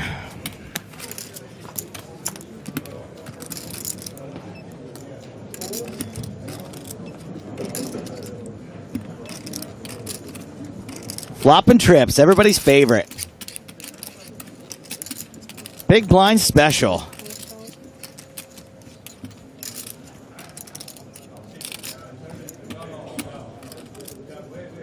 Plaza going to follow up with a C-bet with King High. Oh, I'm very pleased Ooh. about the lineup at the new table because there's a couple of players I'm very keen to see. We have one of our former EPT champions, Anton Wigg, and we have legitimate, bona fide poker legend Barney Boatman. I'm rooting for Barney to win this whole thing. That'd be amazing. He got away with a really sick one yesterday, actually. He did. He's got a lot of cred. What?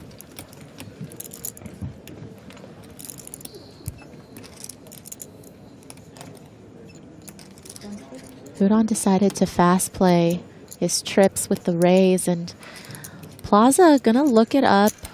You know, King High feels pretty good on that flop texture. Also does have the 5 of spades in his hand, which doesn't materialize on the turn. So you know, yesterday, Joe, we were talking about Barney's Home Games, the TV series from 2005, where Barney went to people's home games. Yeah. You know, my home game was one of the games featured on that show. No. How have I never heard this before? So I actually have a DVD of that episode of Barney visiting my place in Putney, playing in my home game. This is before I worked in the poker industry. That's amazing. This was like early 2005. Wow. I've been pitching that idea for years that I should go play in people's home games. Mine's got a twist, though, that I don't know if I want to share. Can you please bring that DVD with you next time? 100% not. There are places we can acquire it.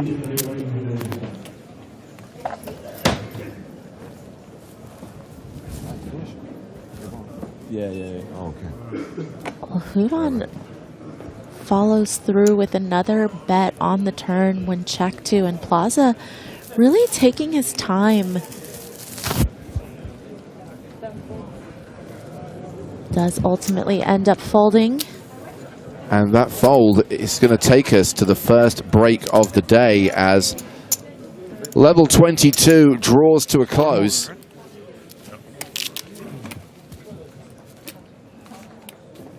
And during the break, we will be changing feature table. This table will be the next one to break. So we have got Anton Wigg and Barney Boatman coming to the main stage in the next 20 minutes. And these are the stacks of the players we have just been watching. Decent session for Peter Yorkner, up to 1.77 million, playing more than 70 bigs at the next blind level. Not such a good level for Leo Worthington-Lees or Jose Plaza, the latter playing just 15 big blinds.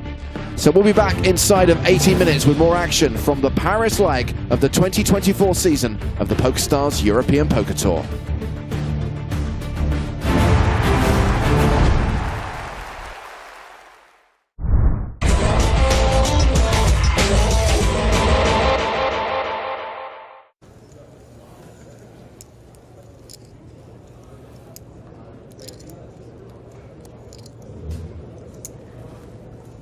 Grafton, 10-9 suited.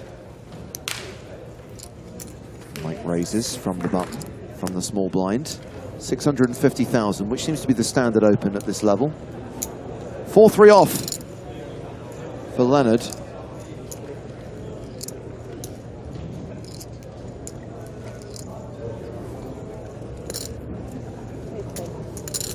He calls. And we will see a flop.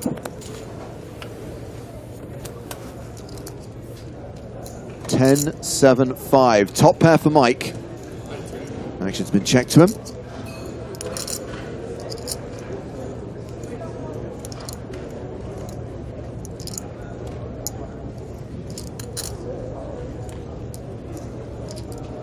Heads up when you're going to be opening a decent percentage of the time from the button. Obviously, the ranges are going to be a little bit wider, and you're going to have a lot of different board coverage.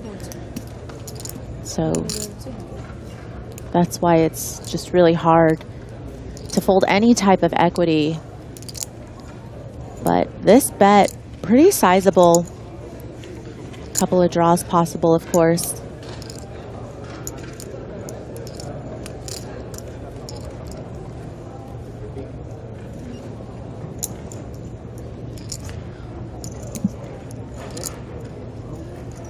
Definitely puts this gut shot straight draw in a tough spot.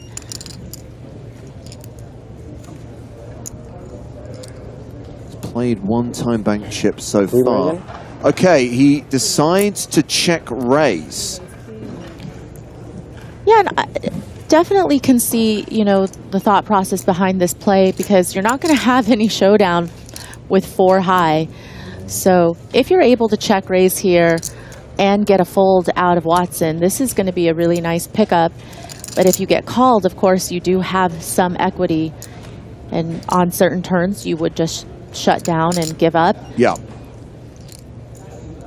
So lots of possibilities. You're certainly not going to like it, though, when Watson does call.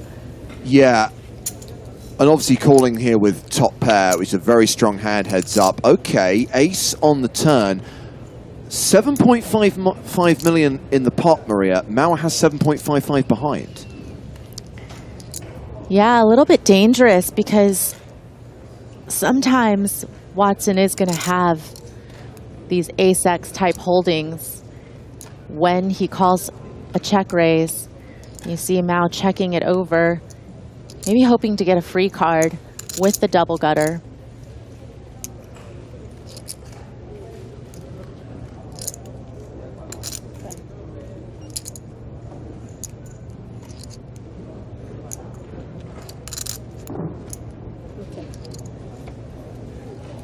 Mike Watson checks behind, and it's the 7 of spades on the river, pairing the board.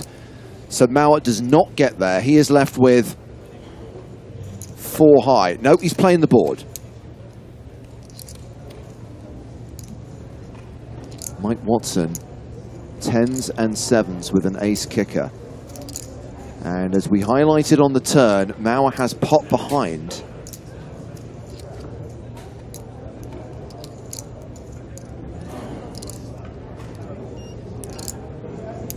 Could he be thinking about trying to bluff in this situation after Mike Watson checks back that turn? Might he see an opening? He does. He bluff shoves the river for 7.5 million. It is a pot-sized bet. And Mike Watson wants a count. Okay, there was that ace on the turn, but Mike's hand is still pretty strong. It is, and, you know, from out, he feels like if Watson had an ace, he's going to most likely be betting the turn because there are so many draws from the flop that you want to protect, get some value against. But for Watson, he's just wondering, would Mao check raise the flop with middle pair? Would a 7x type hand want to be check raising the flop? And again, so many draws that have missed from the flop, and Watson doesn't really block any of them. I mean, he blocks 9-8. Yeah.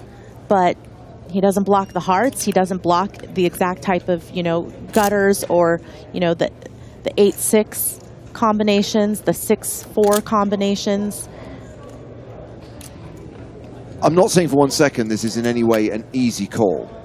And if you call and you're wrong, momentum shifts again, and suddenly the advantage is with Leonard Mauer. Equally, if he can find the call here, it is over, and he has won his 2nd EPT title. He's played 2 time bank chips so far.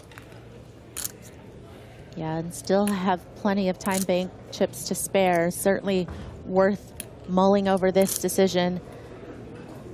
It's really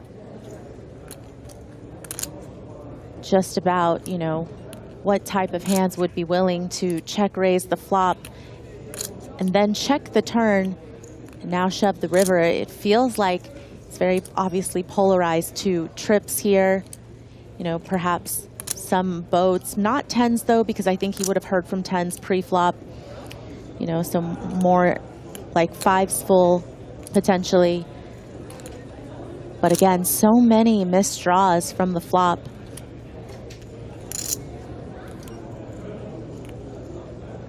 Understandably taking his time over this decision. Remember, each time bank chip is worth 30 seconds. He's played 3 so far. Playing a 4th. And considering making this hero call, which will give him the win. And I like to think that against a less capable opponent, Watson might not even give it this much thought. But against somebody as good as Leonard Mao, you have to be able to be open to the possibility that he's able to make this play without it. 5 time bank chips played. So Watts thinking this through. Can he find the call? Can he end it on this hand? I feel like Watson is going to be able to... Oh. Yes, yes, he makes the call, and we have our winner. An incredible call from Mike Watson to win the PokerStars EPT presented by Monte Carlo Casino and become a 2-time European Poker Tour champion, joining a very select club. And like that, wow. It's over, and no one can quite believe it. He's done it. He's a winner. Leonard Mauer, the runner-up. Mike Watson, the champion.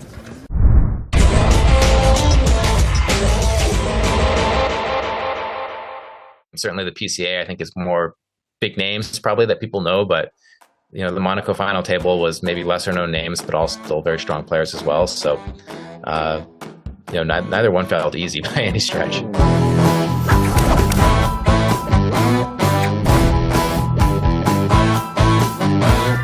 First question, I guess, how do you feel about whether or not, when we're counting two-time EPT champions, should we do EPT online? Should that... Feels What's like a different vote? thing to me, but I don't, you know, I'm not the record keeper. I'll let other people make those decisions. It's obviously a massive accomplishment that I think I pulled off anyways. I know, that's the part, like, look, my vote is yes, only because I think whoever decided that should have thought of it ahead of time. And They been like, did. okay, right, so... It was very clearly advertised that this is an EPT main event being played online. It counts as an EPT win with an actual EPT trophy. You can't not count it. Of course, and I think that obviously it was just kind of bad luck, or not bad luck, great luck and a great accomplishment, but that the same dude won it twice in a row, like that's crazy. Yeah. Remarkable, but yeah, sounds like it counts. I'm convinced. I think it's fair to say, Mike, that no two MTTs are alike. How was your 6-day journey to victory in this one? Did it feel like a grind? Did it feel like, yeah, I'm kind of like among the chip leaders the whole way? It's a bit of a roller coaster ride. How was the experience of playing down to the final table, first of all? Yeah, I think I had a little bit of both. You know, like my day one, I made 1,000 chips. So that, you know, didn't start out on fire or anything like that. But then day two, I really did go on fire. Like, that was probably, you know, the day where everything went like kind of the purest for me. I think I went from 30 to like 700 or something. And then, you know, things continued going pretty well from there until I guess I got really short. And then I had the queens against ace king hand where I was, you know, dead to the queen on the river and hit it. And then again, at that point, it just kind of like the roller coaster went up again and I just started winning pots. So when you're going from 30 to 700, what is the inner monologue? Is do you still have like a wee, or is it just muted? I mean, no, you're definitely feeling good when you're winning every hand like that. You're winning, you know, the all-ins, whatever, you know, all these pots that I was winning. You're definitely feeling really good, feeling confident, but you know, I've been in enough to know like, oh, this is day 2 of the tournament. Like it just, you know, I'm probably going to cash or whatever, but this isn't really like matter that much yet. You know, there's a lot of work to go, a lot of days ahead. And so on the one hand, you're feeling good, you're excited, but on the other hand, you're like, okay, like you got to stay in the zone and keep playing for another 4 days here if you're lucky. Yeah. Obviously, the previous event you won on our tour was the PCA main event back in 2016. So that's like a 7-year gap between those two. And I know obviously you've won a hell of a lot in between then. But if you compare the two, which did you find easier? I know it's a really crass question, but what is your recollection of that PCA main event that year? Yeah, I feel like the PCA was one where I kind of just was in there, but I didn't really have a big stack. I wasn't like one of the chip leaders early on, as I recall correctly. I remember maybe it was day 4 or something. I was, you know, in the money, kind of deep, and then I finally won like a big pot and doubled up. I think I made like the nut flush or something in a big pot and got a full double. And then there was like this really, really crazy Brazilian guy who had like some outrageous percentage of the chips in play with like 2 tables left. You know, like he had like average stack with like 4 people left with like 16 left. And then he ended up getting like 12th. And I just played this huge pot against him where I just hero called him down and had him beat by like 1 pip or something. After that, I think I kind of felt like, okay, maybe I can really like win this. That was the first time I had like a big stack where I was really in contention. But you know, both were tough. Both final tables, when I look at it, it was all good players. I mean, certainly the PCA I think is more big names probably that people know, but you know, the Monaco final table was maybe lesser known names, but all still very strong players as well. So you know, neither one felt easy by any stretch.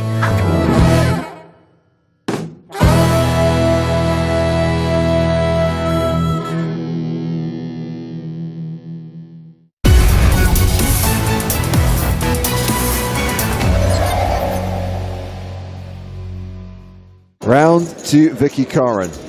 King Jack.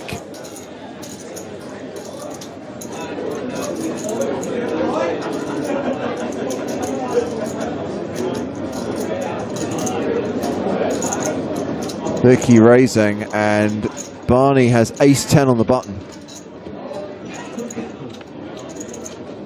Barney, don't do it. Something tells me she's going to run really good in this tournament. Don't worry. It's not blasting off, just calls in position.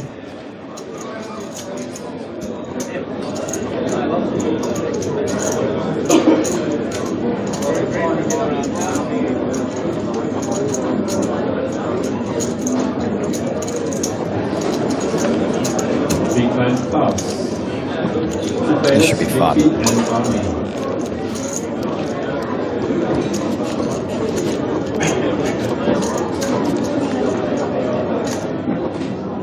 Top pair versus second pair. And she does not continue. Checks it to Barney.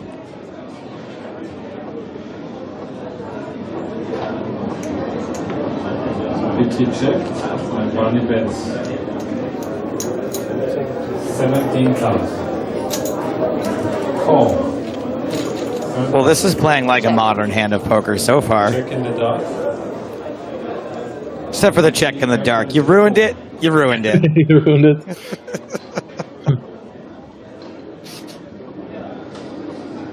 Great turn for Barney.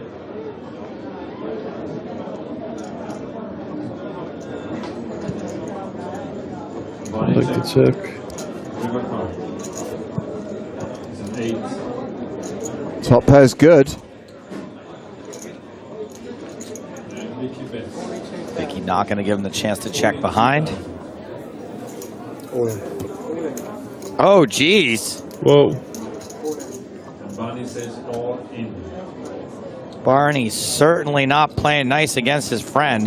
Man, that's a really amazing bluff. I love that one. I know it looks like he's got more, but I think Vicky has a decent stack of the 10K chips. There's two black chips, right? There's the black 100s and there's the black 10Ks. Yeah. And so I think she's got him covered here, and Barney is the at-risk player. This is a really good bluff.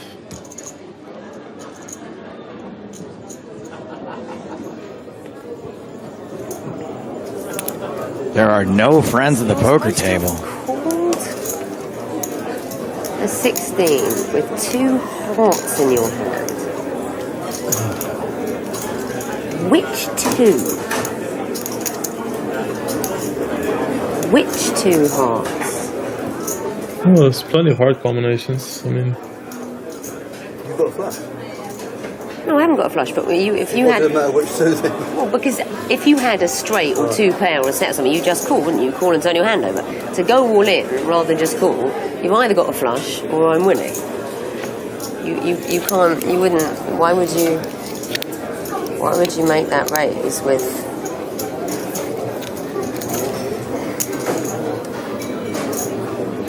Vicky thinking many levels ahead of most of the players we've seen thus far in EPT Retro. Sorry, Dean, I just need a minute. Go on, Barney.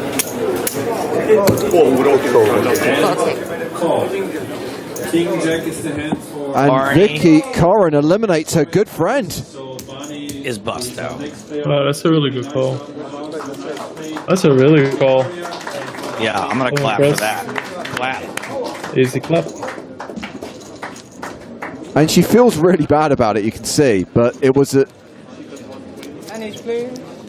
good move by Boatman, great call by Vicky, and that's going to put her in a very strong position. Barney was the 22nd place finisher, by the way, cashing for £6,000. It's lovely to have the chips. I wish they were someone else's.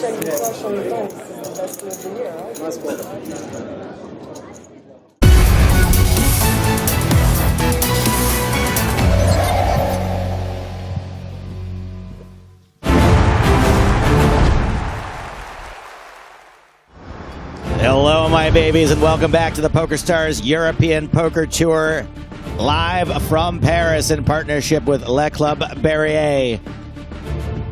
The main event, day 4, continues. Those are your current chip leaders. 5 of the 43 remaining players of the 1,747 total entries. Joe Stapleton, Nick Walsh. Hello, hello. Thank you for having me, Joe. Gregory Fournier, the guy whose dad makes all of the cards. Oh, what a shock. Back up on top. Made the call. Wow. Wow. New featured table coming at ya. All right. That's a flag we don't see very often. I mean, I clearly know that flag. I'll let you guys guess, but Omar Lakhdari,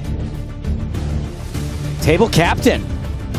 72 big blinds. Anton Wig, former EPT champion. Barney Boatman. That's why we're all here. We all want to see Barn. Hopefully he hits us with some zingers. He's all hilarious on Twitter. But what about now? What about now? No, he's pretty funny in person too.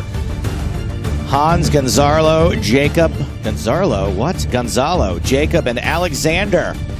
Rounding out the 7 players at this featured table. The goal today is to play down to the final 16. Might not get there. We're going to play 5 full levels. That one, yeah. What is it, Algeria? Oh, that makes sense. Here in France. Nick, did you know this? My mother was born in Algeria. I did not know that. I could probably have an Algerian flag next to my name, but then again, I'd have to make it to a feature table. That's the hard part. Here is the money they're playing for. Everyone now guaranteed just about 23,000 euros. If you want to get into the real money, I say you got to get to about, what, 7th place? 5th gets you over 325 grand. Almost 450 for 4th. 575 for 3rd. 800,000 euros for 2nd. And 1.287 million for the winner.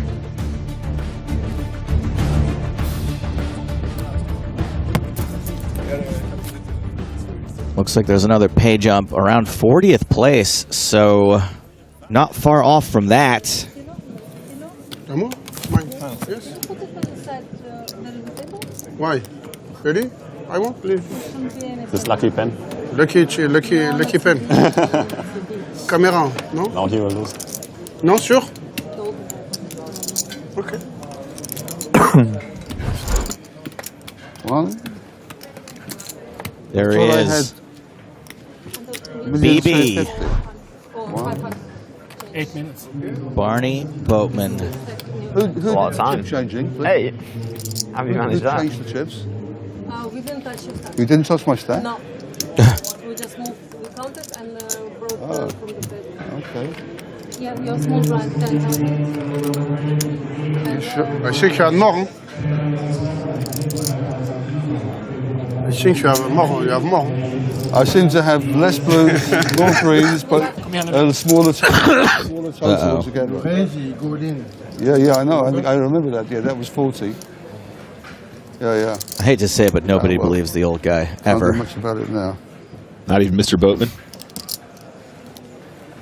On the one hand, the dude's been there before. Could you check if my water bottle, I think it's right there on the table. Oh, got missing chips, missing water bottles. I don't know. Stop the clock. Blinds 10,000, 25,000 with a 25,000 big blind ante.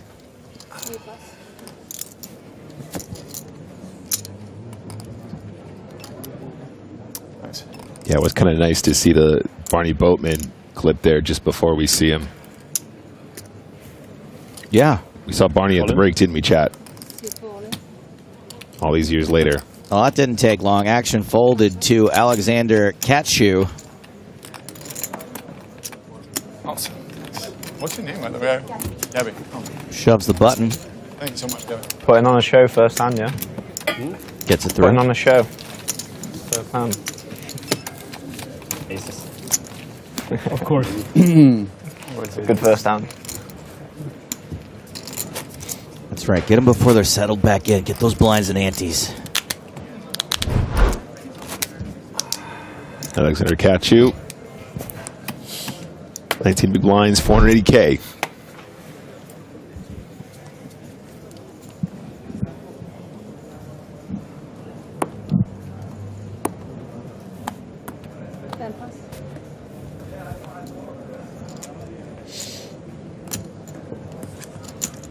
minimum raise is 50,000. Oh, we've gone up now. Yeah, of course. Yeah. 160. 1025 blinds.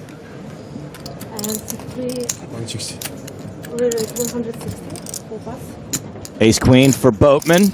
Makes it 50K. Ooh, Lakhdari. 3-betting from the hijack with ace 10 off. Interesting. Against an early position raiser and one you'd expect to be a little bit tighter.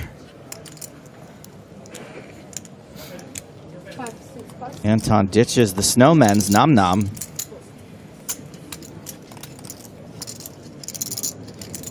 And another salt and pepper king from Sweden, Erlandson. So Barney here, 47 big blinds behind. Lakhdari is our table chip leader, 1.6 million, excuse me. Just a little bit more. 1.6 thousand K. Feel, did we just see a 4-bet? Remember, these players are new. This table dynamic is new to us, but they have been playing together for some amount of time out in the field. So Barney may have a little bit more of a read on Lakhdari's tendencies. Yep, and speak of the devil, there is the 4-bet. 410K.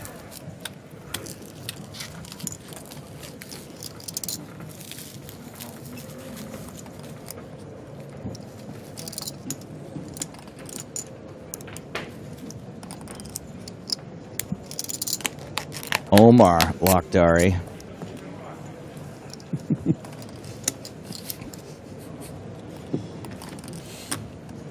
For the TV. For the TV.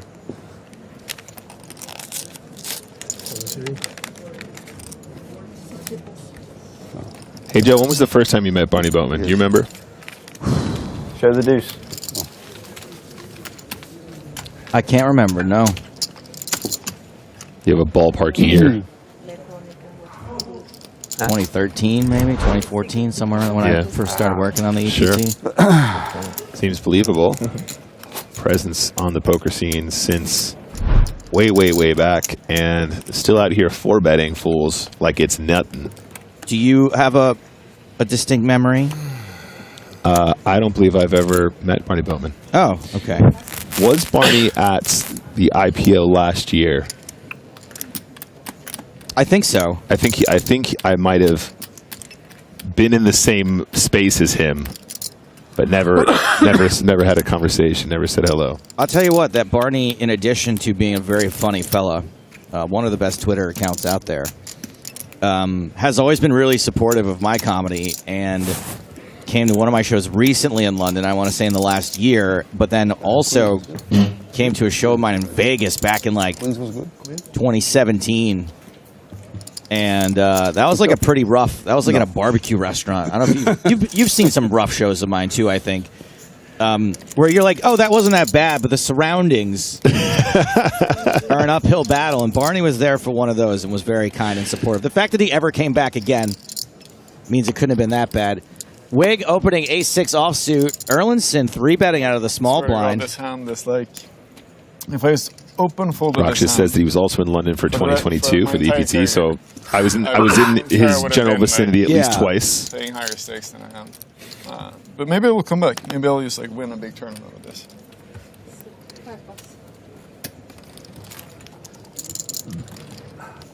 Now you can guess.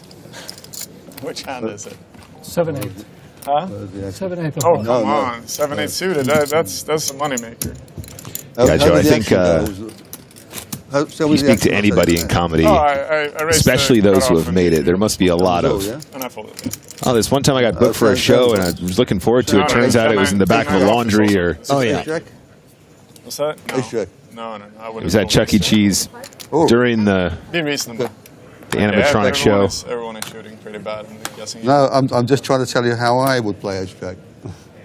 Just so you know. Fair enough. King 5 suited.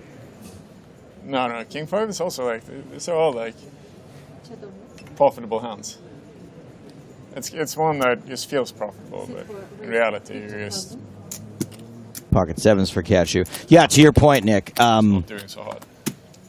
The thing is, you don't even look the places up because you're going to go anyway.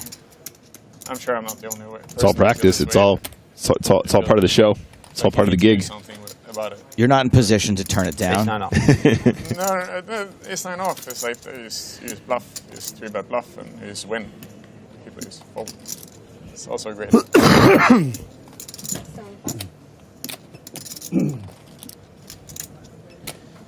All right. Ace-4 for Stone in the small blind. Does not have a ton of blinds behind. 18. Around 400, yeah. Two of the short stacks. The two short test stacks. Oh, come on, man. Well gone through the whole deck. Sometimes that's what you got to do to get it right. Over to Barney in the big blind with Ace-Jack. Well, you may say I'm a dreamer. Go on. Happy Christmas. He was singing the lyrics that were on his shirt. See how he did that? King 6-3. 2 spades. Barney with the ace of spades.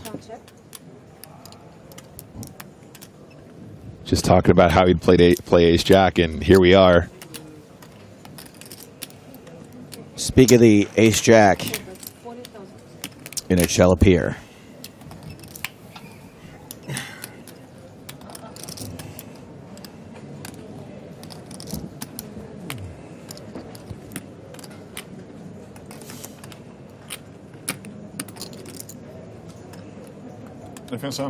There's a farmer's market. There's a farmer's market like just across the bridge, and to the left is like a big farmer's market. I have like my bag full of meat.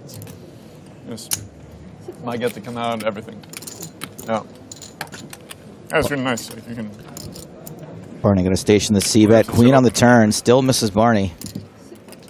B squared. Makes the call. Picks up a gut shot on the turn.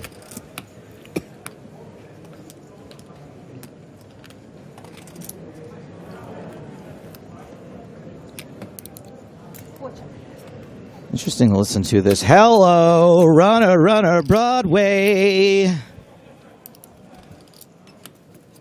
Boatman with the nuts. Pretty tough to get paid on this board against 2 sevens.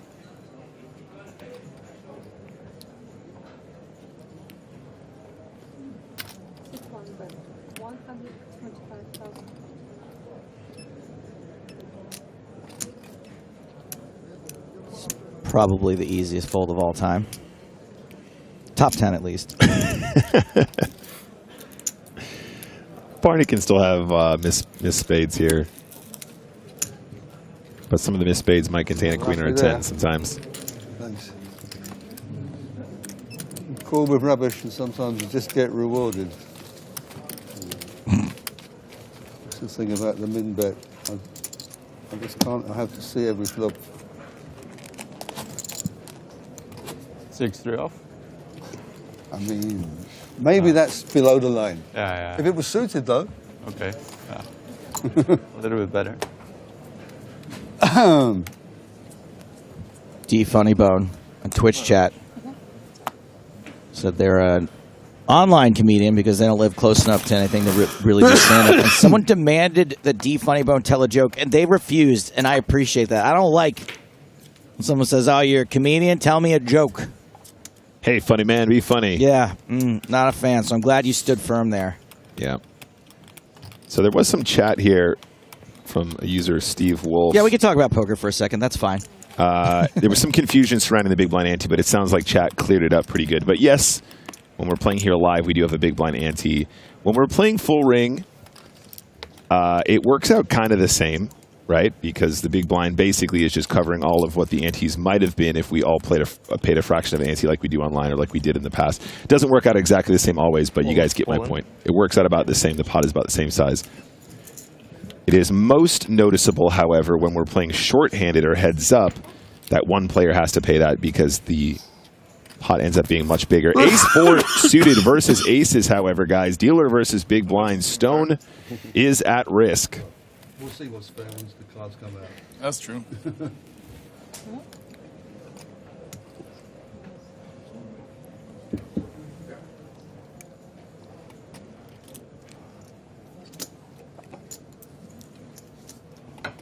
Dore seems pretty stressed out considering how big a favorite he is in this situation.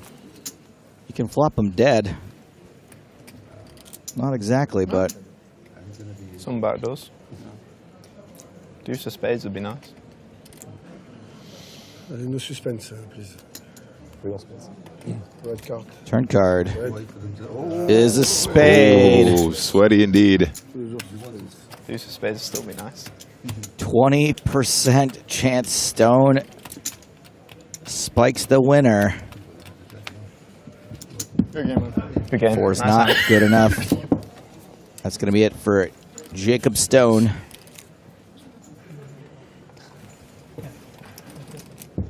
Toby should be very proud of his cousin going so deep in such a large event.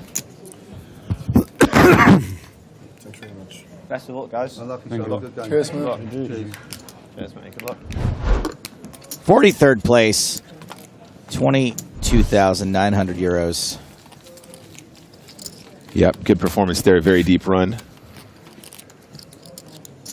And we lose another player. Getting closer to that grand total as we see Omar Lakhdari. 84 big blinds now, 2.11 million. But yeah, just to finish what I was saying, guys, when the big blind ante is in play, it's most noticeably different as we get shorter-handed because the amount of antes going in remains the same despite the fact that there are less players at the table. Does that mean that we need to defend wider? Generally, yes, because we do end up having more in the pot. But otherwise, you just play normal. You guys seem to clear it up, but there was some confusion. If you post the ante, you still play for the normal blinds. You still play for 10-25 here, even though the big blind does post more. It just goes in the middle, and we act like it came from everyone else, basically. It's a little bit of mental gymnastics. Yeah. That's okay. That's what we're here for, chat about these things. And if you guys do end up... Sorry about that, guys. If we do end up making it to a PokerStars event, or indeed many live events these days, Joe, lots of them have big blind antes for good reason. Just speeds up the game and makes life a little bit easier for everybody. Also means there's less shrapnel in the pot. We get to chip up quicker. Anton raising from under the gun with the ace-9 offsuit. Cat Chu dominated. Defending out of a short stack. Flops queen high.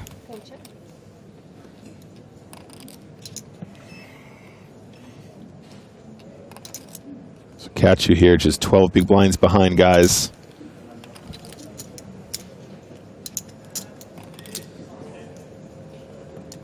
I think Mr. Weeg's going to want to continue here. Nice and small, though.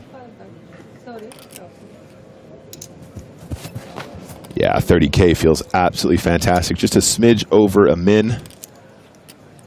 And gets the job done. Great positional awareness there. Great awareness of stack depth as well. The effective stack depth starting so small, you want to have a lot of small continues under those circumstances. And easily good enough to get it done.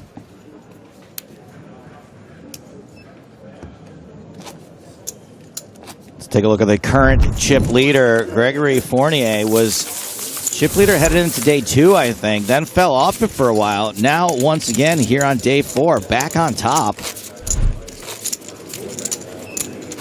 And even though we just dropped these folks as feature table, we're going to check in on Peter Jorgna versus Tom Middleton. Board is 10, deuce, deuce, 8, ace.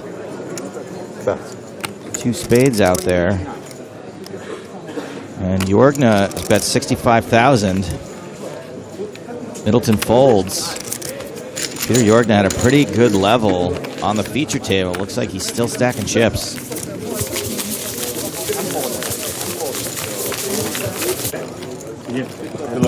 Look at him. I was on my way to W. Oh, and that's going to be the end of Ian Bradley from the UK. Out in 42nd place again for 22.9. And like I said, I think there's a pay jump at 40. Nope, it's 39.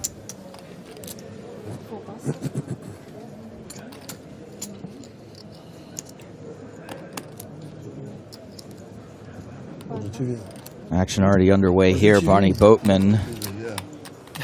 Looks like he opened from the cutoff to 60,000. Got re-raised to 210,000. Looks like Lakdari is kind of targeting Barney for 3 bets thus far. Yeah, based on our limited sample that we've seen here so far, Joe, quite right. I'm noticing the same pattern. Barney's got a hand you can certainly just call and defend and play here if he wants, and Barney's not exactly the character to get pushed around. Both players quite deep here, so the effective stack is about 59 big blinds. Barney decides against it. Seems fair. Don't think you need to continue with that every time.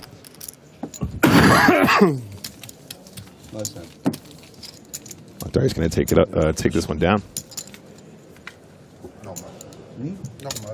Nobody's better than mine.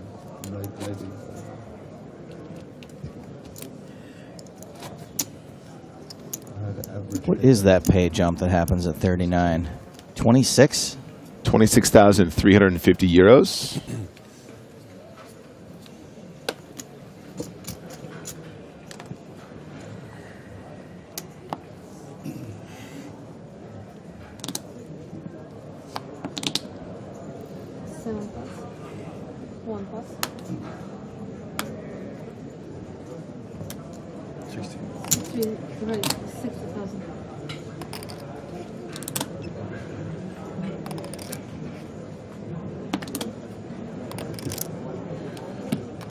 KJ suited. Catch you with plenty to think about with these hands. This time is going to ditch the 4s. Yep. Definitely not a ridiculous 3-bet jam there if you wanted it, Joe. Honestly, I think any pair versus that cutoff open from the table chip leader would have been fine. If you want to play a little bit more snug, taking them out is okay as well. Obviously, pay jumps, ICM, and all that stuff in there as well. So the ranges will be adjusted in anticipation of pay jumps to come.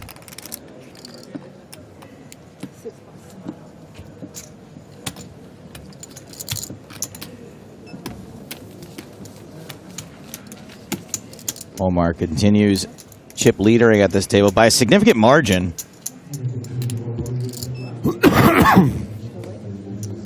91 big blinds. The next closest is Barney with 60.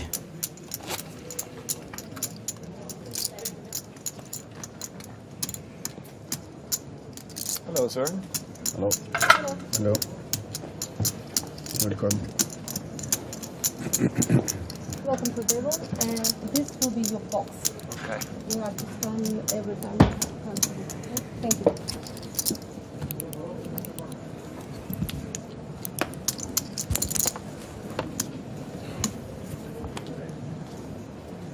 New player at the table. This is Alessandro Manassi. Manassi.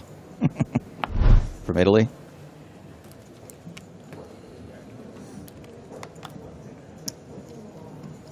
Starts off with Jack 4 suited. No thanks.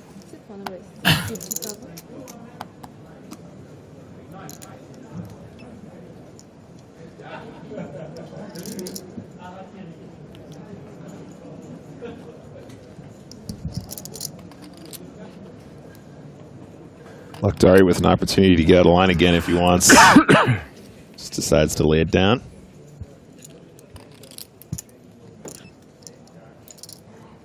Got you still the 12 big blinds from the cutoff. So let's put it in the bin.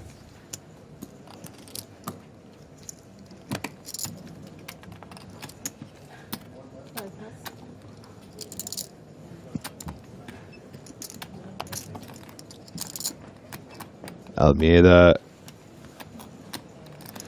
King 9 offsuit, small blind, tricky to play well against UTG +1 range. In the bin and big blind, last player to act here, Ace-7. I think this is pretty reasonable. It depends. Erlandson, 43 big blinds. The Spraggy, Joe, it's a tricky one. It's a tricky one to play well. I mean, in the big blind, you got an excuse, right? You're just like, no problem. Hey, folding is wrong. Raising's probably wrong. Let's just flick it in. See what happens. Maybe you can hit trip sevens.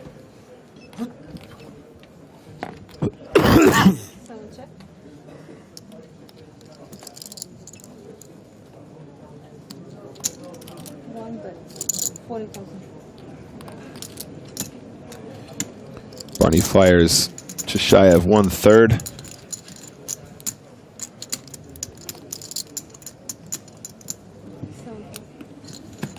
Ace-7 is going to come along. Backdoor diamonds working in their favor, but probably not great visibility here.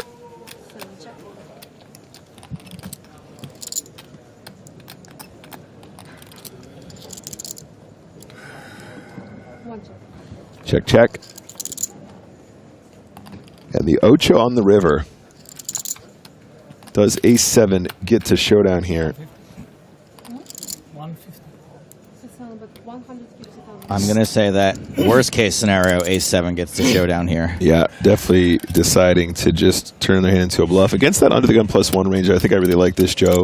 You're going to have loads of this board. You're going to have lots of strong hands on this texture when you defend the big blind, where you haven't 3-bet pre-flop. You just chilled and called. And, of course, Barney could have better ace combos that you don't want to allow to get to showdown if you feel like you can get it done. So, 150K on the river.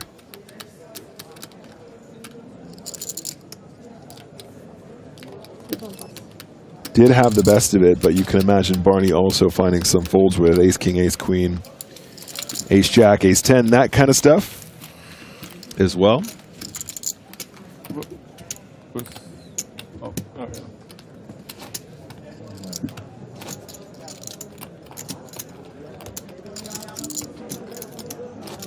Man, I gotta move to Sweden. That's a place to age. Or not age. I think it's a lovely place. Have you been? Nope. Just hear good things. In general, though, my experience of Scandinavia is pretty fantastic.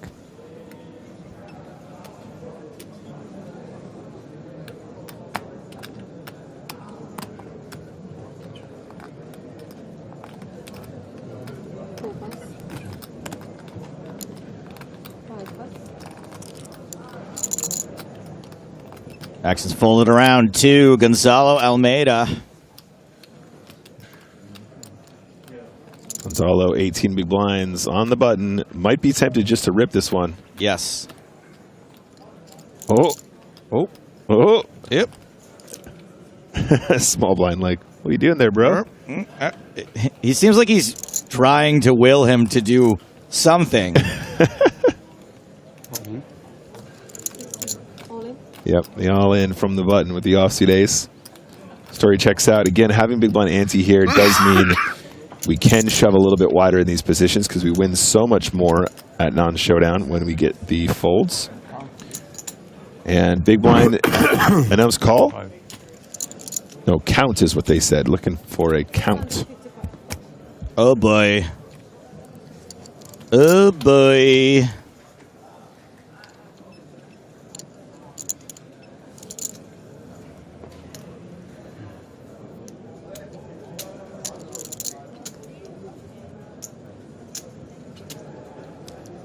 Ace-9 is definitely a call here. Now, not faulting Manassi for taking a minute here because you don't feel great about it. But I do think that the shoving range here is such that Ace-9 is going to sneak in there once in a while at this stack depth. I think Ace-10 is a snap. Ace-9 definitely feels a little bit fringe, though, so I would certainly give it a few minutes to consider your options before making a call for that many bigs. In a game of survival, definitely worth taking a few extra seconds, guys. A lot of players making that mistake, just rushing their decisions, making little mistakes that end up costing them tournaments.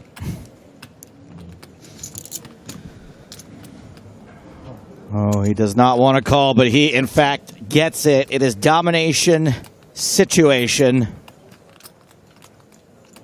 Manassi has got Almeida in trouble.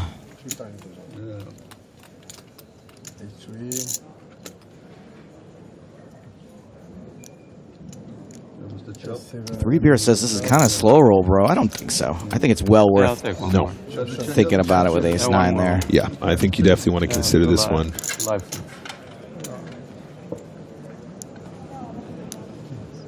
So Almeida, 28% dog.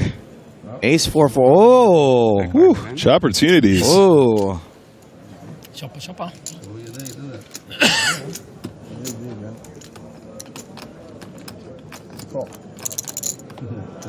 The king on the turn makes the chances of a split skyrocket. Yeah, it might be coming. 82% favorite to chop it up. This hand does, in fact, end in a chop. And you know what they say, Nick? Everyone loves a chop pot.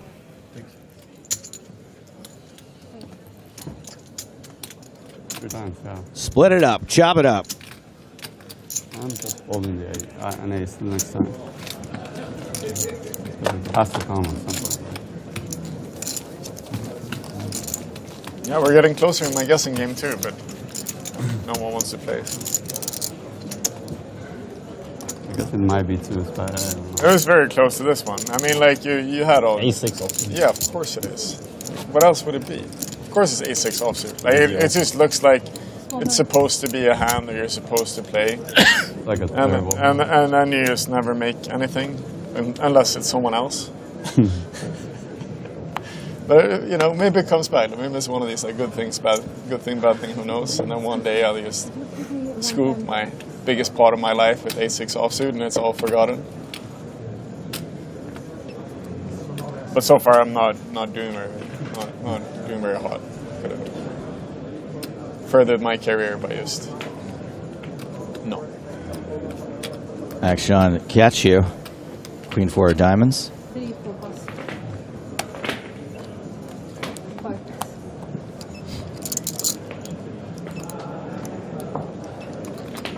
Folds, wigs out. Almeida with 10-8. Like the 25K, sorry, slightly bigger. Not going to be able to make this work. You can't line your stacks up. It's kind of funny. And like the difference must be so minuscule, but then at the top of a 20, it adds up to almost. These ones are just used more, so they get like worn down a little bit. Like maybe that's it. Maybe. Erlinson. They're different. They're a different quality of thing altogether. Yeah, they're too good. 6-5 offsuit. Yeah. This one is slightly heavier. Well, that is going to get through. Wow. Easy game. 6-5. Definitely not in that range, but is going to work here, and I love that he's getting a little bit off-piste.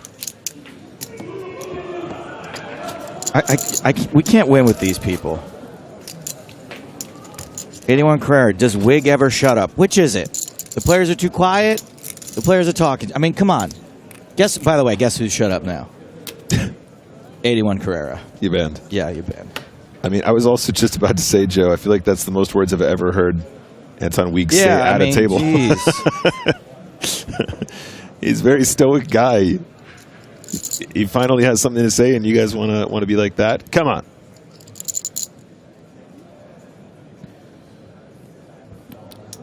Yeah, Anton, quiet. King Jack suited.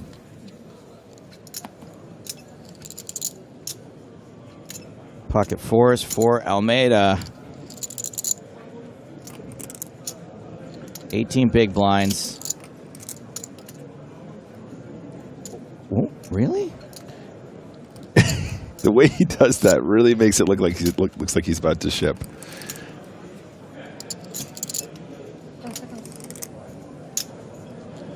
There we go. All right, let's go. Another 6-5 for Erlinson, this time into the muck. The nasty folds. Boatman out with another 6-5. Okay. Is everybody here named Mikey Resigliano? Lokhtari makes the call with ace-7 off, flops top pair. Second pair for Wig. This could be an interesting one.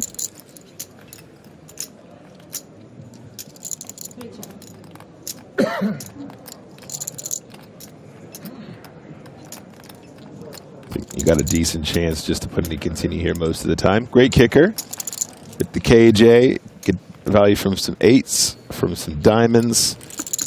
These guys are pretty deep, though, so might just keep it to 1/3, maybe 40K. 45K, yeah, that seems good.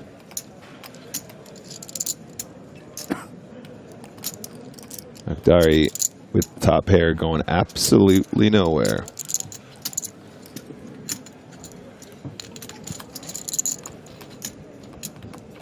Certainly not. Turn card is the deuce of diamonds. Akhdari with the ace of diamonds. This gets juicier. Does get juicy.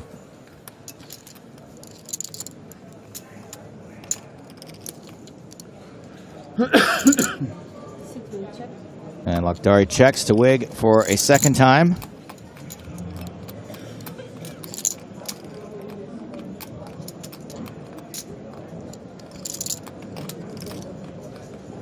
Big looks like a mix between Jamie Lannister and Charlie Hunnam. Yeah, sure, I'll give you that. Why not?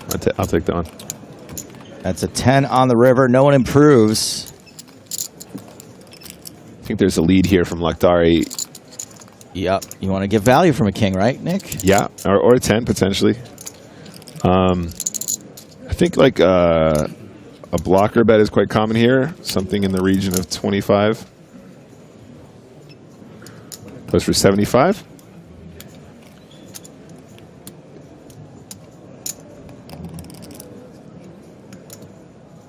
I think what's cool about the blocker bet size is you still get some hero calls from a 10 as well as a king. Also, the opportunity to potentially get raised on the river as a bluff if they've completely whiffed.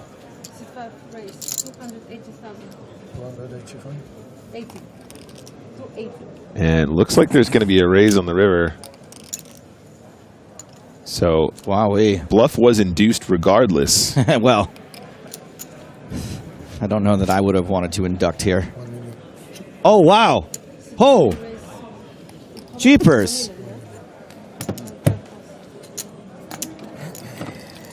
Back in the day, we used to call that button clicking. What? So Akhdari bet, Anton raised, Akhdari re-raised to $1 million. Was that a bluff or a value raise, Nick? That was definitely a bluff, but sometimes you can bluff with the best hand, and I like it. That's spicy. That was really something. Imagine you got Queen Jack on that river. Woo. Have you seen The Wire? You are hating life. Omar is coming. Omar coming. Omar is coming. I had an Omar coming shirt for a while, actually.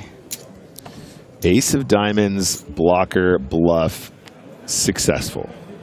Big pot, too. Omar Akhdari now 106 big blinds, 2.6 million chips.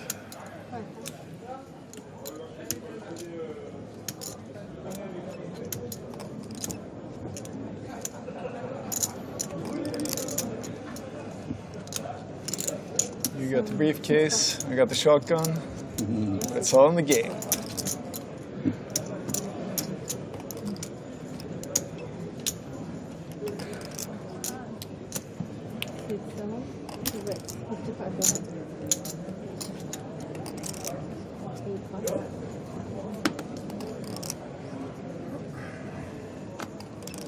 Erlinson opening with the wheel ace, ace 5 offsuit.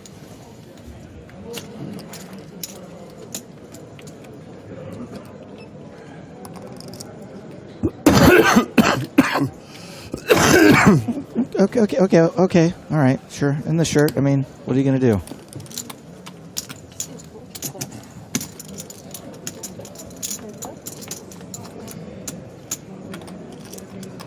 Catch you. He's going to defend with 9-8 of diamonds and pretty much whiff this flop hard.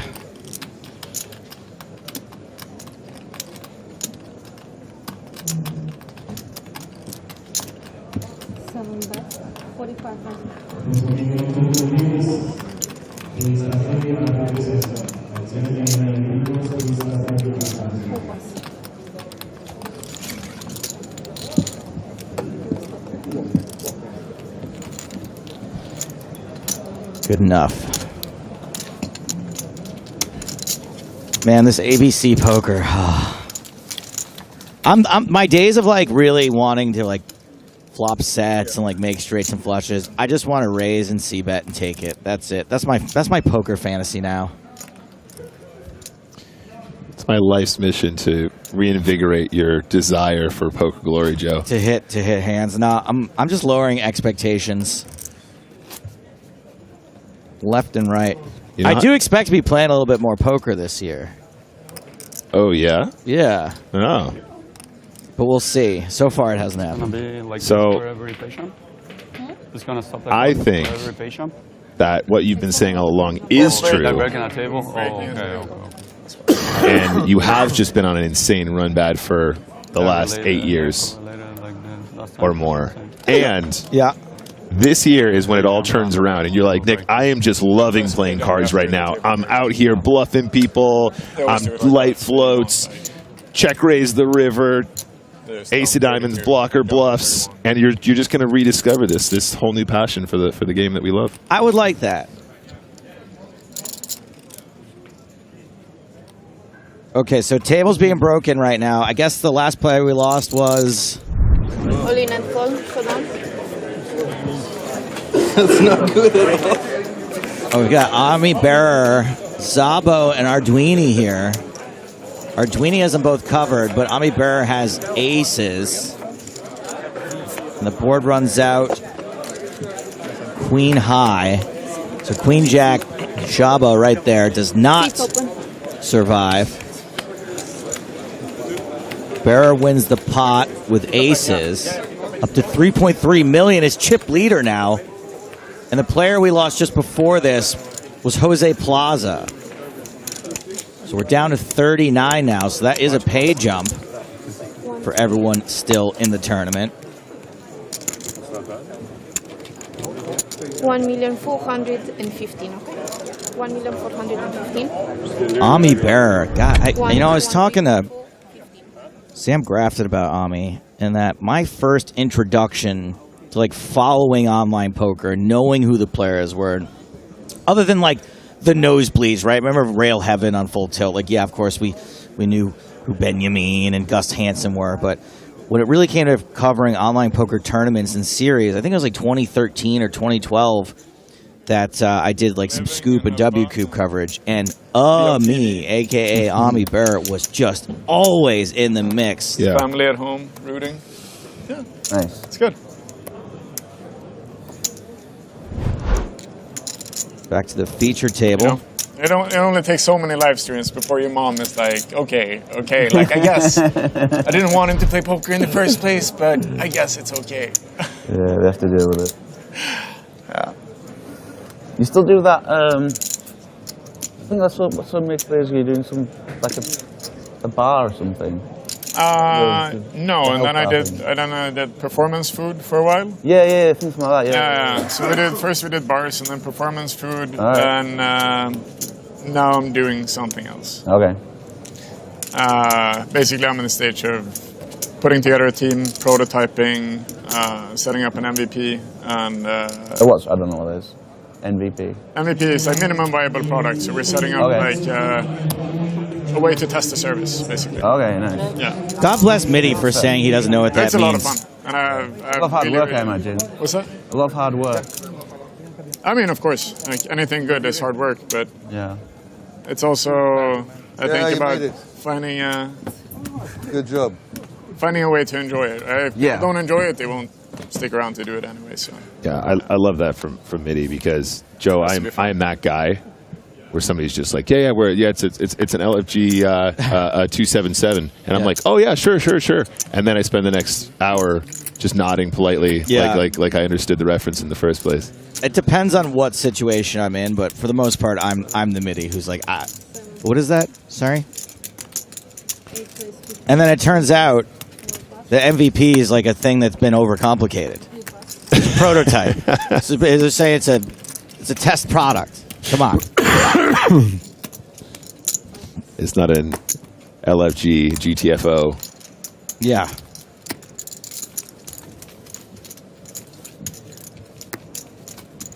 Yeah, Esperson says, I thought he was talking about sports MVP. I was like, yeah, I thought so too. I even washed my hands.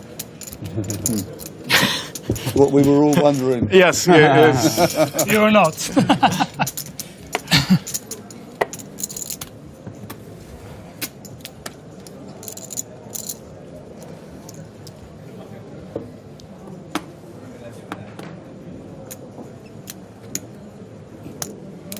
All right, on to the next one. I'm not sure if saying that implies that there has been at least one time where you did. Right? Yeah. So you know what? Fuck it. Like, it's a big tournament. I'm deep, and I don't give a fuck. I don't give a fuck. I need it. I need it. In the pool, that's when you have to. 455. Looks like it's blind v blind. 9-6. Let's do it. Perfectly reasonable small blind hand. Prefer 69 personally, but that's just me.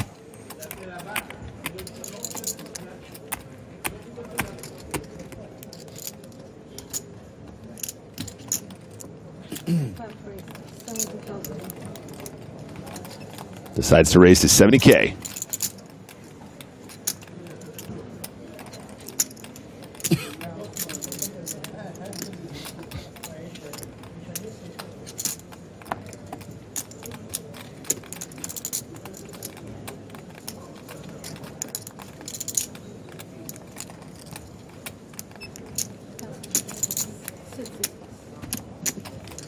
And that's going to win it.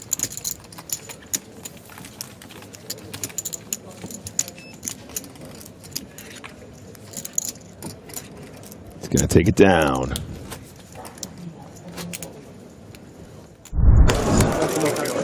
Oh, we've got another elimination. Man, these are happening pretty quick. This is Linus Hjulstrand out in 39th into that 26,000 euro pay bracket. I'm not like obviously it's like telling someone who's like blowing smoke at a baby, like they're not going to change, right? Like, but at least like it's not in my mind anymore. I like you just get to acknowledge it, and maybe there's a slightest chance that that person will be feeling some kind of remorse and guilt, and like potentially in the future just decide that, you know what, I'm going to be better this time. Yeah. Maybe. Bram always told me a story of quite a famous poker pro. He's gone to the cubicle and then come out and not even washed his hands. Ooh. Ooh. Flies. I mean, he could have been doing something else. He might have just put the line. Yeah. There might have been a lot of value on his fingers. You know what I mean? He doesn't want to just wash it all the way. Mr. Weeg back in. Mix 10-6 suited.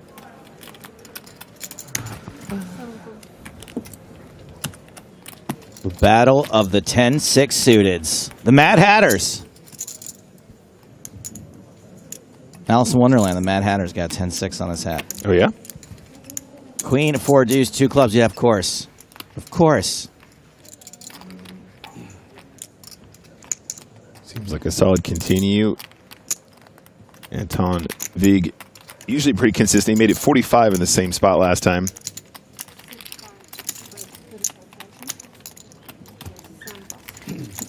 Decides to make it 35K this time. 10-6 wins. Yeah, nice move there. Definitely has a couple different bet sizings under these circumstances, and I love that. Bram's just like a famous poker player. Yeah. He's going to the cubicle in Vegas, spends 5 minutes there, walks straight back out, straight past the sinks. Shame. Can't trust that guy, can you? Shame. Shame. Yeah. Drugs. It's the only explanation. There's got to be drugs. Yeah. It does explain a lot. That's usually the case. You're right. Poor guy. Poor guy. We should actually feel sorry for him. If it was on his own. It's not a criminal. It's a healthcare issue. Okay. Yeah. Should probably be talking over this, but I'm interested. Got you. Finding a spot to get it all in, this time with ace-8 off. Through Almeida. Rollinson in the small. Does have plenty of chips. This is not a lot of big blinds. Small count. So Kachu here starting the hand with less than 10 big blinds. What a rub down. What a Can I get a small count, he says. Can we get a microscope out, please? All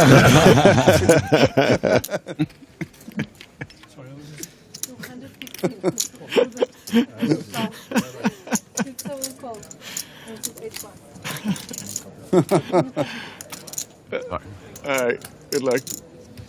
Oh, he doesn't like the kicker too much. Well, this time, He's Catchu's already done this with the medium. got it in good. Oh my God. He didn't. He did not. Erlinson decided he was slightly ahead of this range, but is in fact slightly behind the ace-8. No. Have to ask for 4, 5, 5. Here we go. Domination situation, and we are cruising toward another chop pot. Here's number one. All he needs is a 4. No, I don't think it's going to be a split. I think ace-8 is going to stand up. Turn card is a 5. Barney's prediction of ace-8 standing up is likely. River card is a deuce. Wait. 1, 2, 3, 4, 5, 6. No! Been here before, but no! we've had a lot of Erlinson has the higher straight. That is bullcrap. Pretty nasty run out there for the ace-8. Gets hitting good, but unfortunately is eliminated from the tournament, Joe. Yes. I was thinking deuce was going to be a chop. I was getting about a 6. Oh, I was boy. thinking Alexander Catchu out in 36. No. Very happy I in was double thinking it was for a chop. Do you want that guy with chips? No, I know. That's all. That's what I have in the. Hans Erlinson getting a little lucky there. No chop this time. Up to 62 big blinds. Of course you're right. It's fine. There's like, I three thought I was hands. looking I'm for happy to chop. fold. Now, Ace-6 during the off, last Jack level, we deuce showed you off, Kyle and Boyd, a ace-2 silver suited. pass winner who was recently engaged. Remember that really cute story? Well, this level, we're going to meet Alan Horsberg, a project manager from Scotland who lives in Copenhagen and has won 2 silver passes, both via the path. Pretty interesting story from Alan. And plus, we love people from Scotland. I'm originally from Kirkcaldy in Scotland. In the last year, I've won 2 silver passes. The first one in Barcelona last year, and then, of course, here in sunny Paris. I won the silver pass. I've been playing the first qualifier I played this year. Played the $11. Won to the 109, and then won a silver pass through there. So was obviously delighted with the start of the year and knew that I was planning to play Paris February. So just delighted to take it down. I can honestly say I'm Team PowerPath. I think it's a fantastic initiative, and the fact that you can't buy into the 109. Of course, I think initially people would think it's a bit frustrating, but it just makes it so much better. The fact that when I obviously tell my friends, family, I'm off to Paris, I've won a €2,500 package for $11. It's been very successful so far for me, and then hopefully going to qualify for Monte Carlo in April, the next on the bucket list. Congratulations, Alan, and maybe we'll see him. That silver pass is good for an FPS, which you can play at Monte Carlo here on the European Poker Tour. Now's a good time to welcome back James Hardigan. Yes, indeed. There will be an FPS before the EPT in Monte Carlo, April 24th to May 4th. Cards Up coverage on Twitch and YouTube of the EPT segment. Not sure if we'll be able to cover the FPS. Streaming schedule for that event to be confirmed. But yeah, I mean, options are available. Online ticket bundles, Irish Open package, FPS package. As I always say, Nicholas, you have the power to choose how to spend your pass. Absolutely. And I just keep hearing so many amazing stories coming out of that promotion, coming out of the path, and I think it's really, really fun to get more people out here playing. Those of you who are heavily invested and play a ton of poker, that's a great opportunity for you to get involved, but also those of you who just want to get to a live event, maybe give it a spin for the first time. What a way to do it in style, James. And PokerStars takes really, really good care of their qualifiers as well. Needs to be said, crack team out here, player liaisons looking after everybody. I know a lot of them personally. And they do a great job of looking after everybody when they come on these events, and they'll take care of you too. And here's a hashtag fun fact that came up on the Discord recently. Willie Elliott, our main player liaison, was the #2 superfan on the second ever episode of the Poker in the Ears podcast back in March of 2015. That's right. We were discussing that at the players' party this year here in Paris. And, you know, that's actually a theme as well. So many players or poker fans have gone on to end up working for Stars, and I think that's really important for the company as well, James, just because at the end of the day, PokerStars is about poker, and it's really, really nice to know that there are poker players taking care of business behind the scenes and doing it for the game that they love. They're getting down to business. 35 players remaining midway through level 23 of the EPT Paris main event. Our second feature table of the day, still headlined by Anton Wigg, plus another former EPT champion, Tom Middleton, plus Barney Boatman. Boatman himself. So Vig has been changing gears here. 41 big blinds, has been in a lot of pots with a very wide range. Ace-8 seems very reasonable here, UTG +1, but we are shorter handed now. 1, 2, 3, 4, 5, 6, 7 handed on this table with the empty seat next to Vig. Raises to 50,000 with Ace-8 offsuit.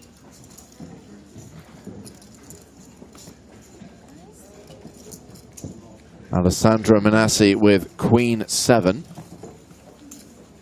Folds. Looks like Middy's out from the small. It's Barney's big blind.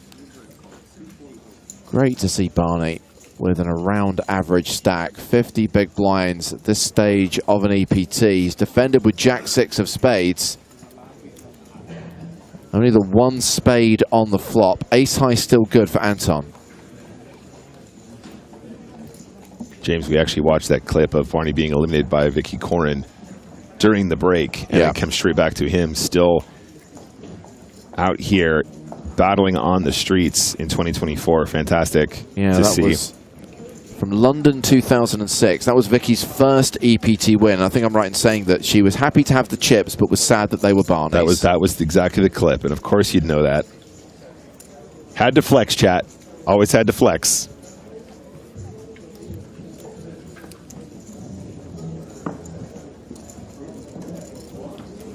Well, as we established during the previous level, I've known Barney Boatman longer than I've known most poker players. He was one of the poker players I knew before I was in the industry, before I'd been to a live event, because yes, I appeared on Barney's home games in early 2005. Barney came to my home game in Putney. He won money. He left. We were just talking about that, weren't we? Behind the scenes. One of the original Hendon mob, am I right? Correct. 1/4 of the Hendon mob, along with his brother Ross. Joe the Elegance Beavers and Ram Crazy Horse Vaswani.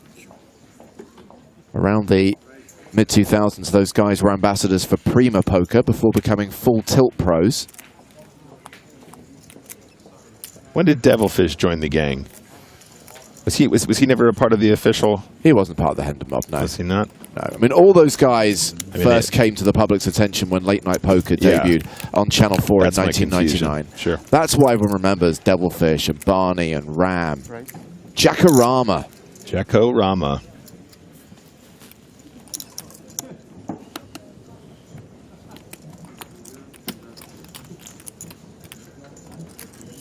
$125.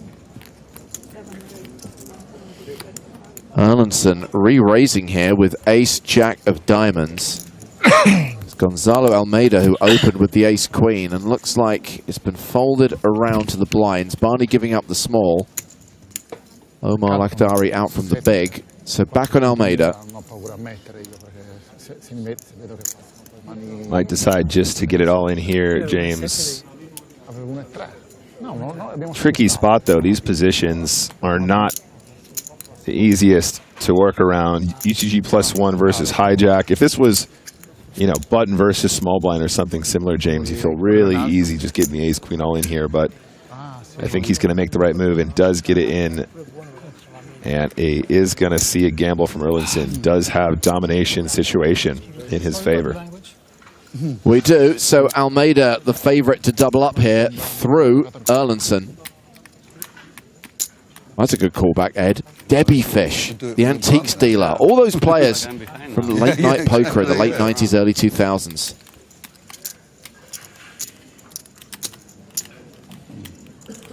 Diamond, please. King 8-3 on the flop. Ace Queen is holding. Yep, so far so good for Ace Queen.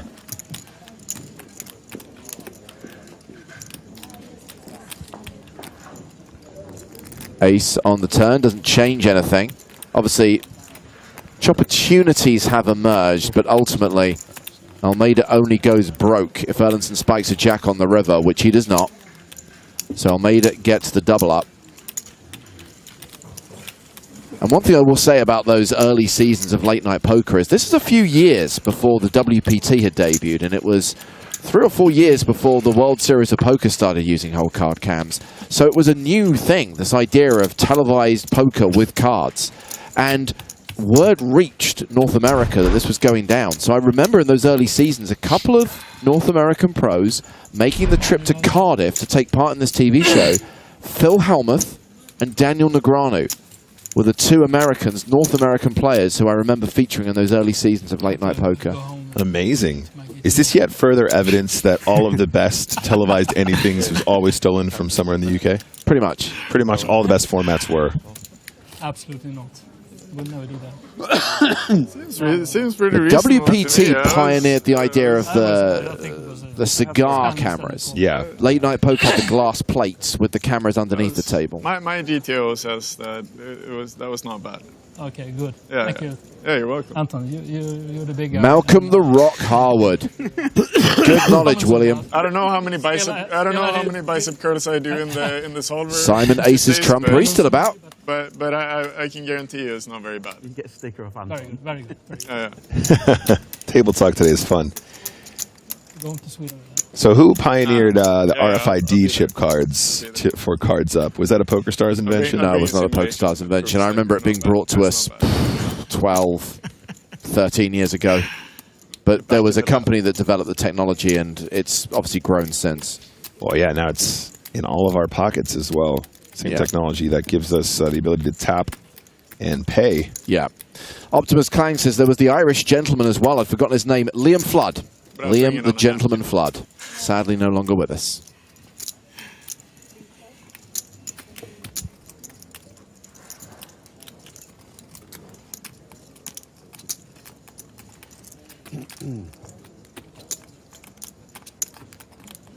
Yeah, this is going to be a defend at least. Mr. Vieg does call versus the open from Erlandson. So the two Swedish players at the table going heads up to the flop. And Erlandsson still good. Pairing his jack.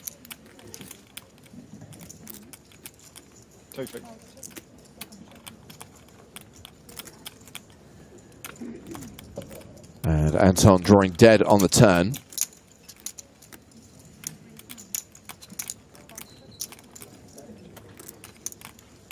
Erlandson just not going to put any chips in at any point here. Going to the river. I don't know if maybe missed a bet on the flop. I think checking is totally fine. It's not a mistake per se, but when you have a better kicker with your second pair, we do tend to see bet a little bit more often. On the turn, however, not getting value from 5-6. Hands like 6-7, hands like Queen 10, 9, 10. I think 2 checks is a little bit too tame there. Checking the flop seems fine. Checking the turn seems a little bit like you're going to miss some value from some of those draws. Obviously, a lot of respect between these two guys. Erlandson perhaps a little bit concerned about getting outplayed against the ultra confident Anton Vieg, an extremely aggressive opponent as well.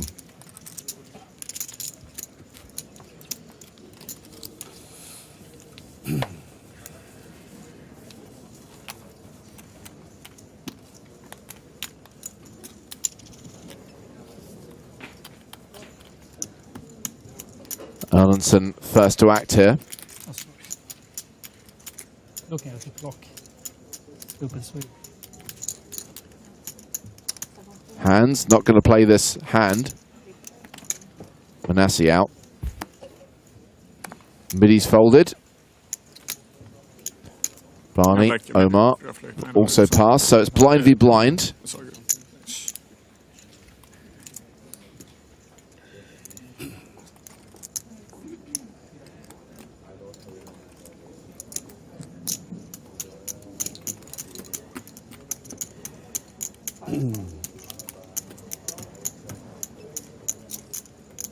So Almeida here, the effective stack, 33 big blinds after big blind and big blind ante. Almeida's got one of those combos that I think does check mostly versus limp. This was actually a good example of what me and Joe were talking about yesterday. A lot of these really pretty sort of medium strength hands prefer not to get limp raised because they just play so nicely when you have absolute position against the small blind. Top pair now for Almeida.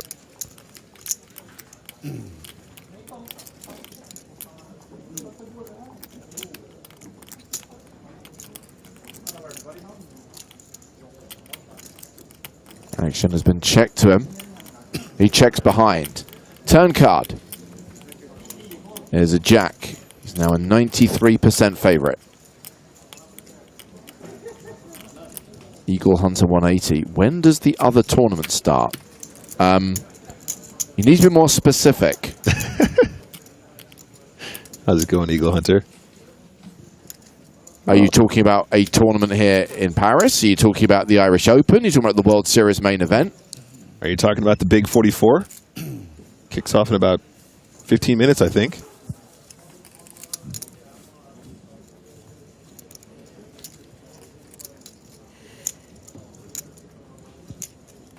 This is interesting, James. Was not expecting Vig here to turn ace high into a bluff necessarily, but that quick check on the flop.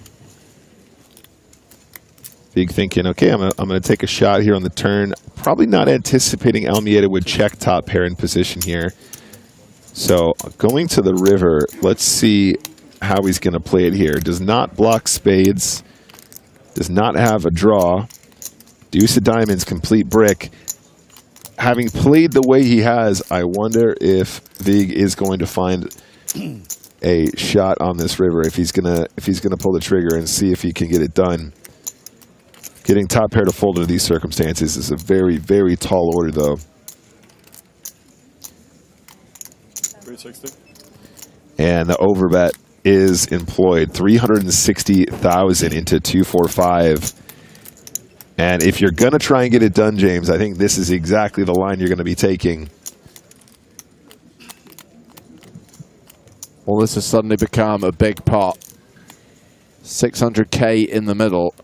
Can Almeida find a call with the best hand? The thing is, James, these kinds of lines are so off-piste, it's really, really difficult to know what to do with a hand like top pair here. When you see this kind of action, it's so confusing because it's so outside the realms of what you'd usually see. This sort of check, flop, bet turn, lead turn kind of overbet river is just not something that players are going to be that used to seeing. Indeed, it's just not something that comes up that often.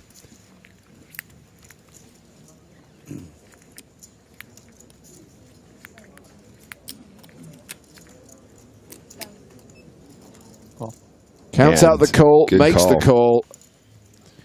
And wins a huge pot there, which is going to see Almeida chip up significantly and will be a dent in Anton Vig's stack. He's going to be left as the low man at the table with 22 big blinds. Almeida now moves over the 50 big blind mark. Still have 28 minutes to run before the blinds go up. Yeah, great call there. Gonzalo has been really confident all throughout, really loving the play from both Weig and from Almeida, but he gets the better end of the exchange here.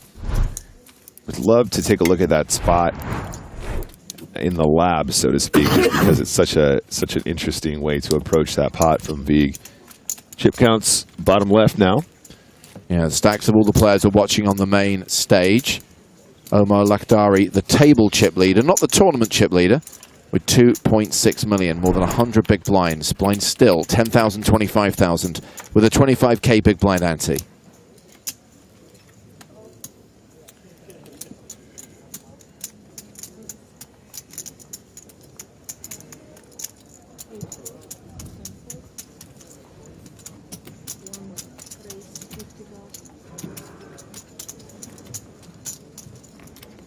Pocket queens for Barney Boatman. He's raised to 50,000. Ace 10 for table chip leader Omar Lakhdari. We've seen him 3-bet this exact spot before, James, against Boatman, just the same. seems to be a bit of a pattern emerging, guys. Those of you that have been watching this session will know that this has happened. Hijack versus cutoff. At least this is the third time, if not more, between these two. So everyone else has folded back around to Barney, facing this re-raise to 165,000.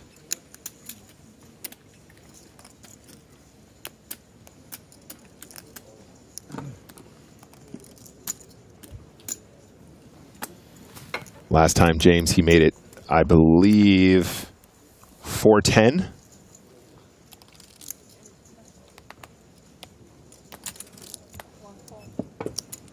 Can't fold every time. Decides just to flat this time, perhaps picking up on that aggressive three-betting nature of Almeida and knows he might be dominating some of the combos that like to do it.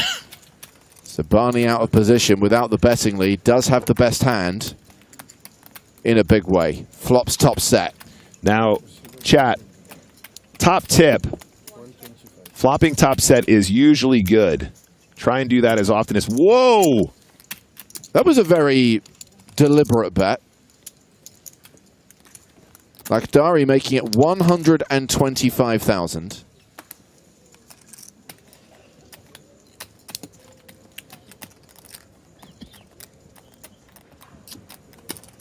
Barney kisses his chips goodbye and calls. 98% favorite. James, I love it. I love it so much. 8 of diamonds on the turn. Lakhdari does not have a diamond draw. In fact, Lakhdari is now drawing dead.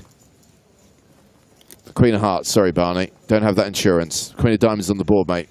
Yeah, what would you prefer, mate? Top set or a flush draw?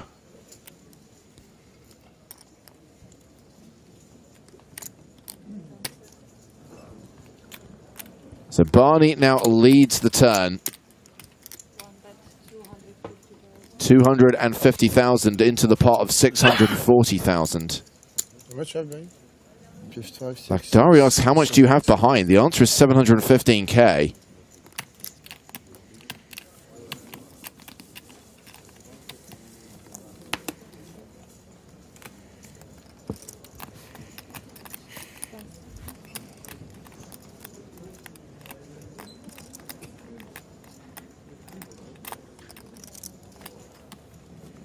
And Lakhdari faults. This is so interesting, James. If Barney only knew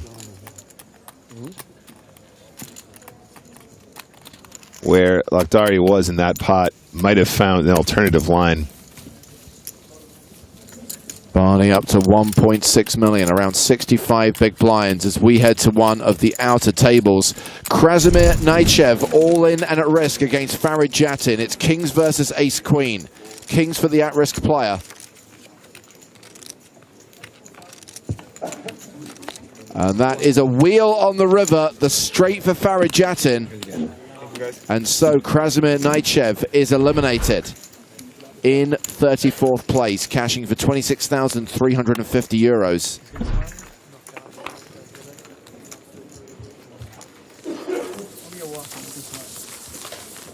Farid Jatin up to 1.5 million, which is the current average stack with 33 remaining.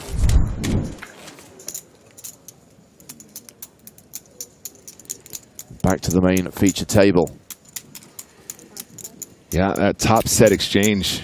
Barney Boatman up to 64 big blinds now. Got to be loving it. Felt like he got a little bit scared of allowing the free diamond to get there, James. That's what it kind of cost him, but not sure if the ace-10 would have carried on regardless on that turn, having put in that big chunky bet on the flop.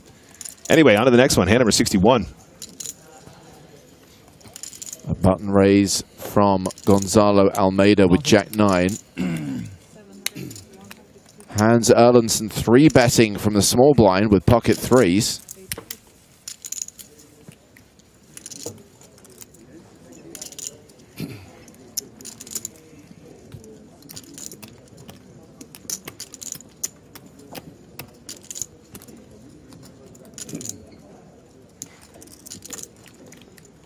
Christian on YouTube says, just joined. Are they playing to a certain level today or down to the final table?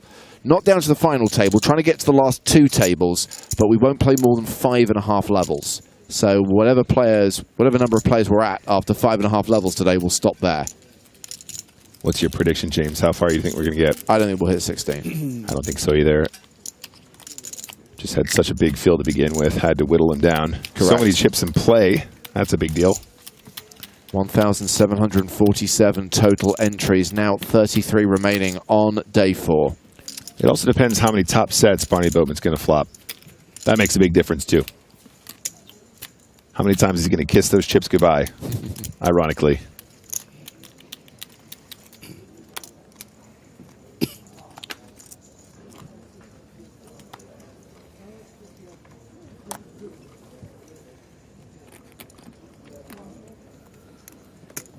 Barney folding in first position.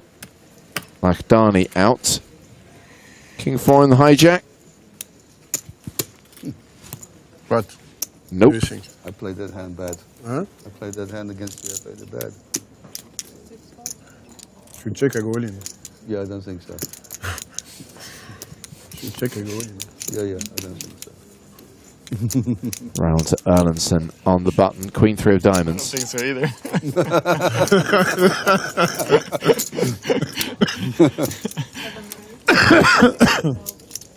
Maybe next time.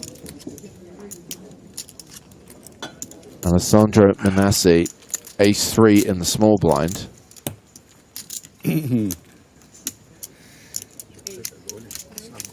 Yeah. Then you probably win. I may have to fold if we go all in anyway.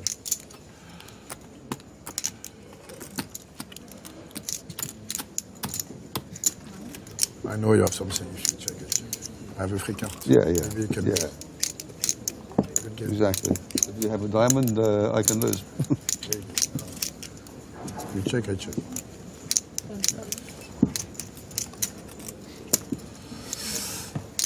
So Manassi re-raising to 180,000. Good play. That was just a lucky flop for me. Pretty well timed at this point. Erlandson does not have a conventional calling hand unless he's picking up on some serious tells.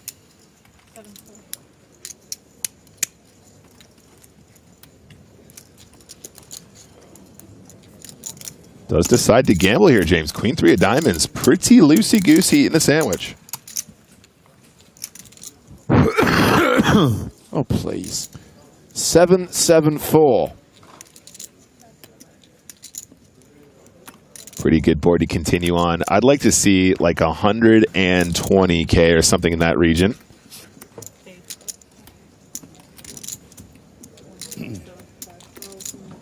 Continuation bet.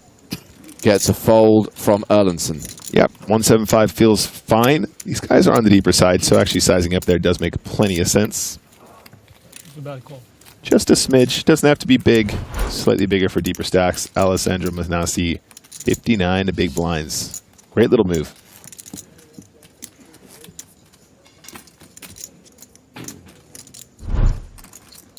They're going to laugh when they commentary this. Are they? Yeah.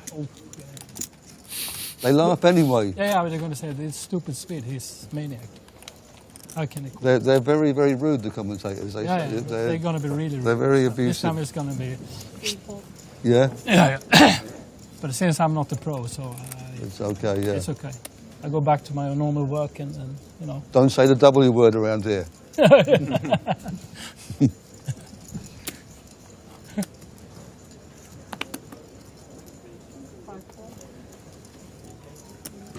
The only thing we've been rude about is the coughing. Yeah. King Queen for Almeida. I feel hurt, James. I feel hurt. You ain't seen nothing yet, Barney.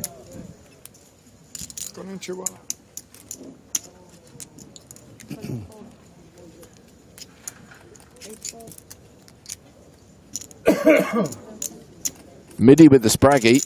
Knows better than to play that. They're going to laugh about this. A wise fold, Barney.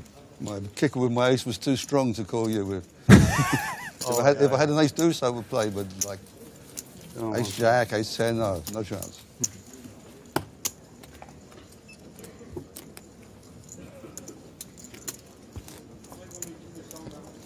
Stepping away from the feature table for just a moment to check on one of the outer tables. Eric Afriat versus Alexis Ponokovs. We join this hand on the river. It's an 8-8-4 trait deuce board. 130, but It's straighty and it's paired, but no flush possible. And Afriat has bet 130k on the river. You might remember that Afriat was briefly chip leader yesterday.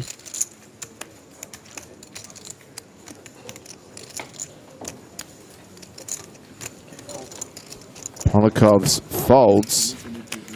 And after winning that pot, I can confirm that Afriat is chip leader again. 4.6 million. Can you spot the watch from here, James? Yeah, it's a two-tone Daytona. He was wearing that yesterday as well, and was similarly dapperly attired yesterday. Yeah, yeah, looking good. Fresh to death. What do they say? That you need to dress like the person you want to be? He wants to be the tournament chip leader. He's dressing for success. I honestly think we should reintroduce some events with dress codes. Doesn't have to be suits and all that, you know. Fancy dress occasionally would be fine. Barney waking up with tens here. The opening raise came from Anton Vig. We've seen the flat from Erlandson with deuces. Barney in the small blind.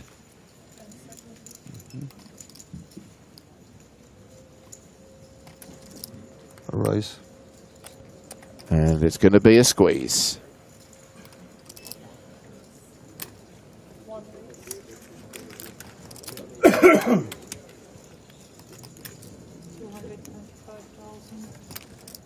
Or 250, is it? Oh, okay. All right.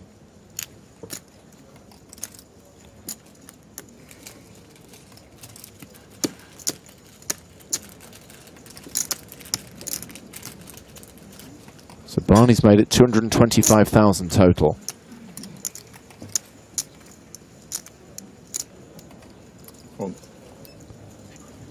Anton, man, great posture, this guy. Verbally announces fold and then passes his cards, as does Hans Erlandson.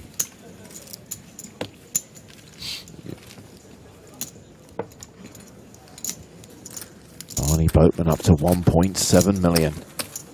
Closing in on the 70 big blind mark, although blind's going up in 14 minutes. I have been advised that we are going to stick with this feature table for the next session of play.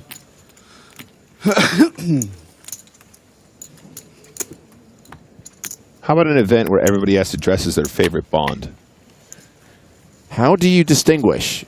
I'm going to dress as the one. I'm going to dress like Sean Connery. I'm going to wear a tuxedo. Okay, favorite Bond character. I'm going to dress like Roger Bond Moore. character. I'm going to wear a tuxedo. I'm going to dress like Pierce Brosnan. I'm going to wear a tuxedo. I'm going to dress like Daniel Craig. I'm going to wear a T-shirt. Really stand out from the crowd. Okay, favorite Bond character.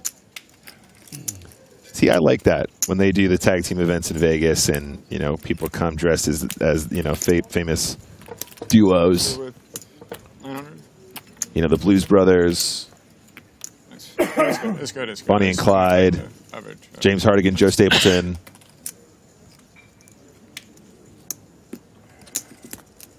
Thomas, the character's name was Odd Job, not Oddball.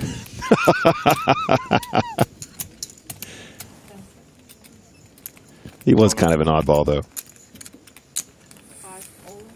490. Oh. Big all in from the big blind. Midi asks for a count and then folds.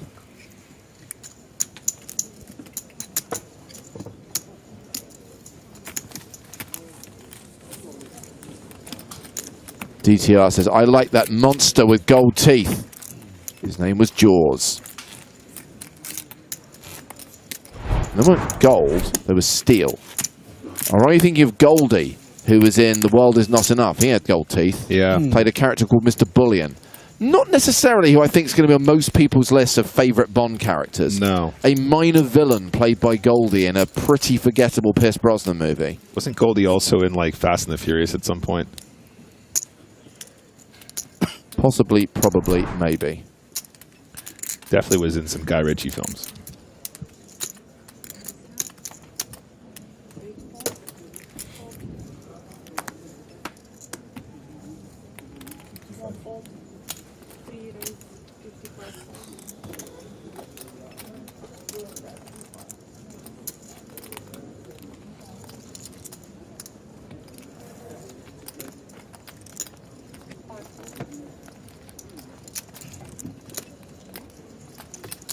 Like Dari raising the button with King 4 of spades. Oh. Very playable hand here.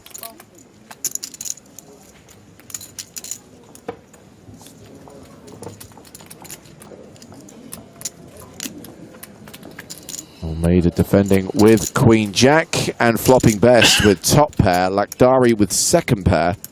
He acts quickly. Did Almeida even check there? He does act very quickly, and you guys, James, I don't think you were in the booth, but there was the 3-bet snap jam ace of diamonds bluff against Anton Wieg earlier as well, and I have to wonder if Lakhdari, sometimes that speed does become a bit of a tell. It does seem consistent at the very least. However, there are circumstances where snap jamming isn't necessarily going to be a sign of strength and can indeed be a sign of weakness, and vice versa.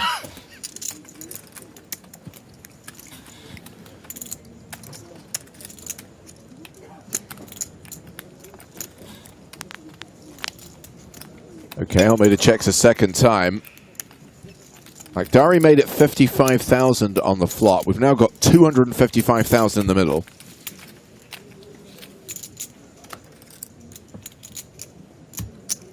Checks by putting his fingers on the button. Style points. Inconsequential 3 on the river.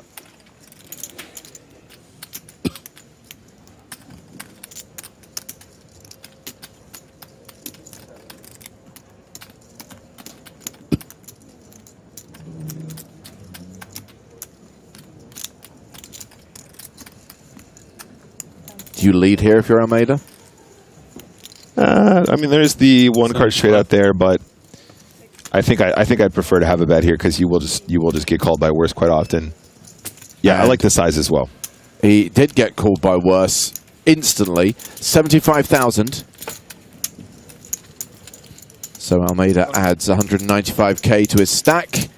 Now playing more than 60 bigs. He is an above average stack. Almost. Yep, story checks out. Queen Jack, nice little value bet there. And it's worth noting here as well, James, like, I think this is a spot where a lot of the hands that you beat will call, and then if you do get raised, not as many bluffs. I feel like it is just going to be that hand that you don't want. So having that nice small size means you do get called by significantly weaker because it's a smaller size of bet. But then also you do kind of get implied information. There's an argument that the smaller bet would never be a straight, and therefore you could try and exploit that bet size, but these guys are also good enough to sometimes sniff out the bluffs too. So worked out well on this occasion, and on to the next one.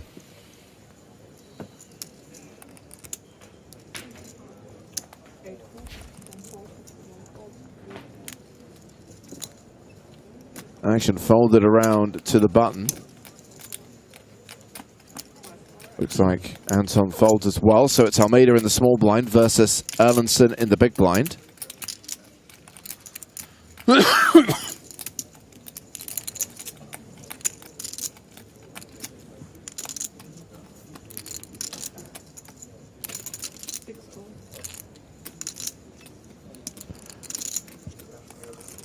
Roy, the word inconsequential was used with the inside knowledge of what both players had. It did not change the outcome of the hand. Therefore, I described it as inconsequential. Thank you for your comment.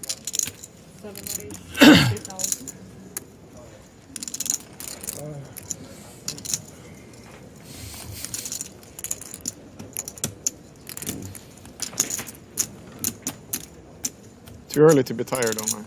Too early to be tired. Too early. What do you mean? No. Too early and too late. Both. It's 2024, man. This is when you should be at your peak. It's 2024. Me and Omar have been tired for at least 15 years.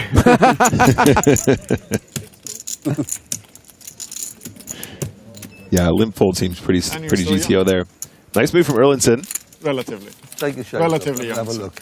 What's that? I said take your shades off and have a look. He's still young. Yeah. In his heart. Yeah. In his heart.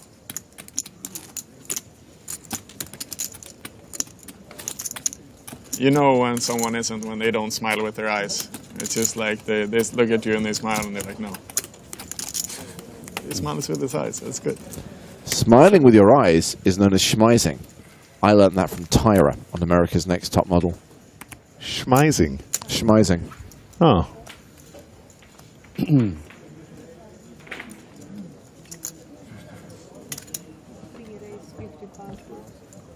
Hello, Lomcom.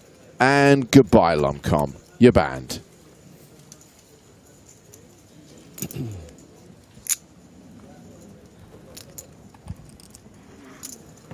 Couldn't drag Duthie over for this. Might be a little tree bet spot. We only got 22 big blinds, though, James. Try. I mean, So it is going to be a 3-bet all in. He's going to go where he's going to go, but this is a long slog for him, I think.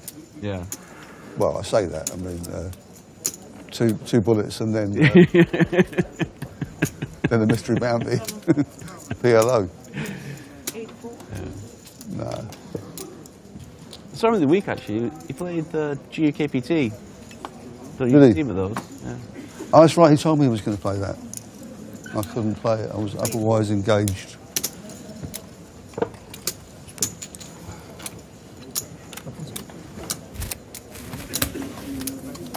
Looks like the shove gets through.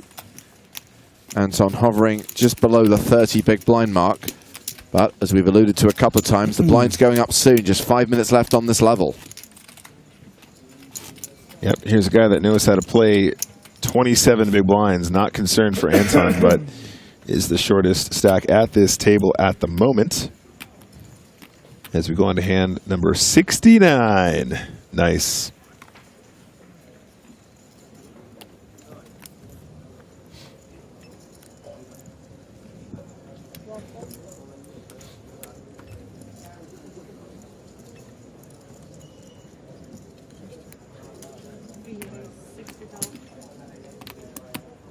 A7 suited for table chip leader Omar Lakhdari. He's open to 60k. 7-6 of diamonds for Anton Vig.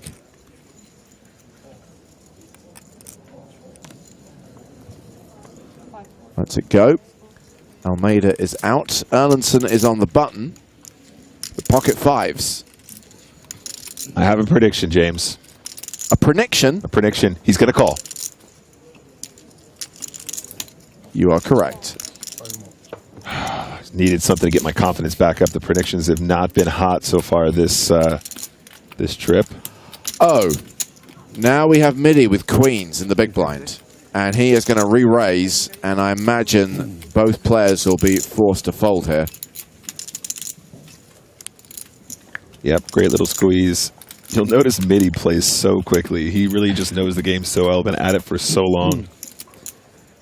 But wait a second, James. Oh, don't do some weird 4-betting nonsense with A7 suited. It's the Spraggy. It's the Spraggy suited. And we know how that worked out for Spraggy. Yeah, you have to fold. And I'd argue you need to do the same thing with fives.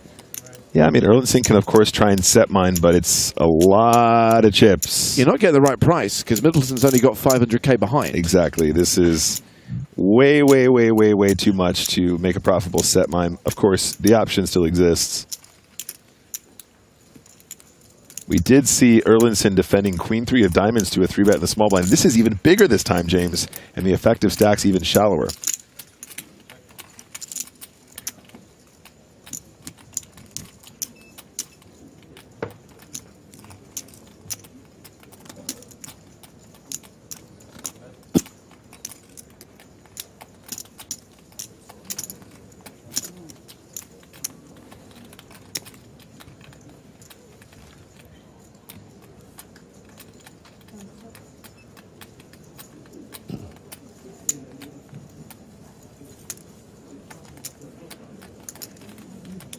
Erlinson really considering it.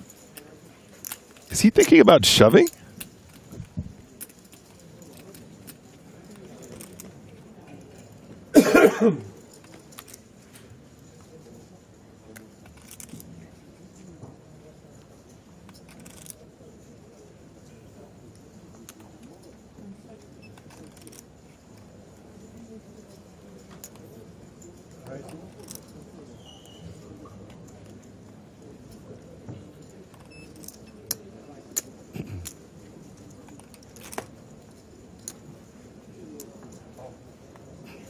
Call. Oh, Erlandson calls. Oh, dear. Yeah. Slightly odd. I think this is gonna be not what you want to do most of the time, but we'll see what happens on the flop for Erlandson. Okay, well, it's not the best flop in the world for Tom Middleton. He's not going to like the ace or the king. I would argue this is one of the worst flops in the world for queens. But does Mitty have a read on the fact that he flatted pre-flop?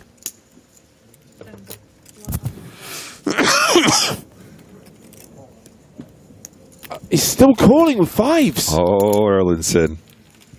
He has a plan, you guys. He has a plan. Went off-piste pre-flop, but might find an opportunity to turn his hand into a bluff on a later street. Yeah, but you've got to think about stacks here, Nick. 795k in the pot. Mitty's got 380k behind. James, I am thinking about that, but look at this flop for Mitty and a snap bet on the turn for Erlandson. Gets it done. Wow. Credit to Hans Erlandson. Played the hand unconventionally, but that bluff on the turn worked. One more. Incredible spicy. Pocket fives pre-flop. Definitely a spicy call, but it worked in his favor and got the job done. Mitty's going to get the news during the break, and he is not going to be best pleased. No. That is a spot where the fives usually fold every single time pre-flop, but kudos to Erlandson, who gets it done. I don't mind. I don't mind. So these players will be coming back to the main stage on the other side of this break. No. You're going to see it on the TV, so sorry. You're going to see it and you're going to hate it, Tom. I'm so sorry.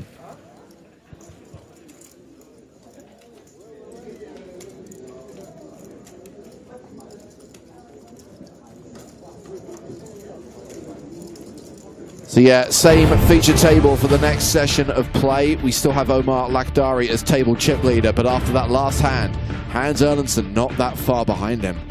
And look at Tom Middleton. At the next blind level, 1530, he will be in the danger zone. Danger zone!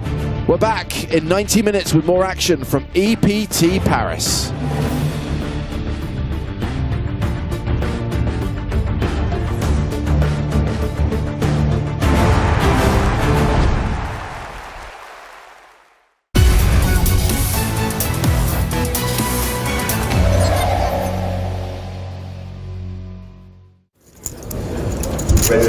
So in previous years, we'd hosted this event in the actual casino. Now we've moved into the theatre with the feature table on the main stage, the two outer tables replacing the front few rows of the theatre.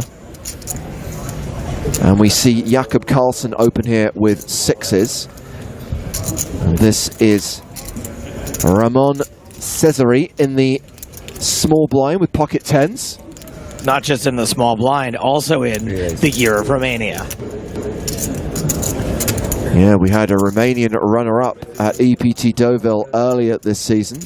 He's 3-bet, re-raising to 260,000.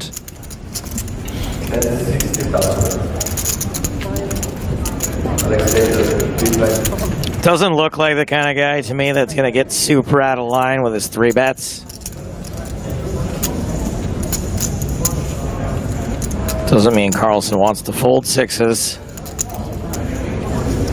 And not the stereotype, but boy oh boy if that's not a face that doesn't sometimes rip it in here. Karlsson moving all in. Action back on, I guess, Chirai is probably how it's pronounced. That doesn't matter. He's going to call and there's going to be a 6 and he'll be done.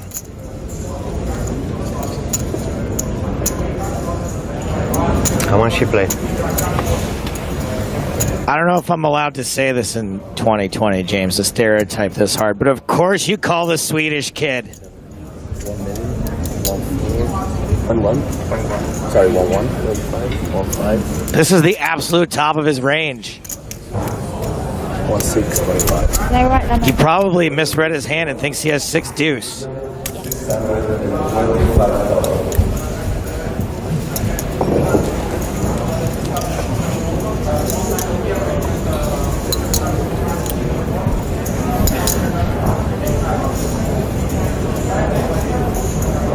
James, when he tanks this long, any chance you think you're ahead? I think you're considering that he's tanking with ace-queen or ace-jack or a hand like that. I would just be like, maybe he has 5s. Yeah.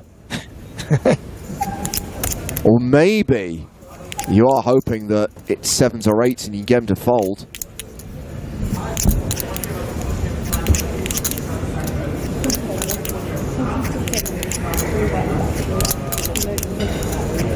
Typically, I'm annoyed with how long someone's taking, but you can see this guy is just genuinely in pain. Yeah.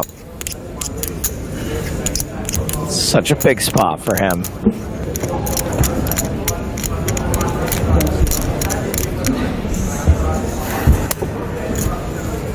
Ramon releases and shows that he folded 10s. This kid's not showing. Well done, Carlson.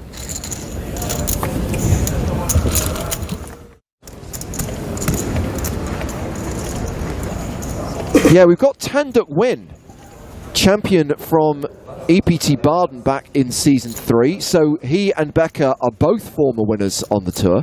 Paul Berenda from the Netherlands. He was a regular on the tour. Ace-king here. I remember Paul. He's a sweet boy. By the way, I totally let James say Tanduk Win's name just in case I was going to get it wrong. That's one you don't want to mess up. Now, this is a player who we quote endlessly. This is Alexei Rubin from Russia. And this is the guy who we can attribute the line, always an ace on the disc, to.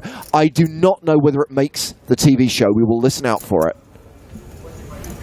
He's re-raised with ace-10, and now Tanduk Win has ace-queen suited in the big. Bit of a cold deck here, everyone.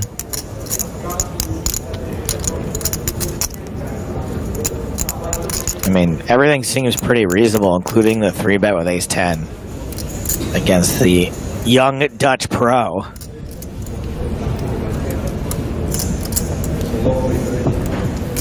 I think Win actually... Man, I'm trying not to let the cards influence me. Yeah. Suited's tough here. Suited's tough, but like I think that ace-queen you can like not easily fold it, but just kind of be like, and fold. Well, we are instead...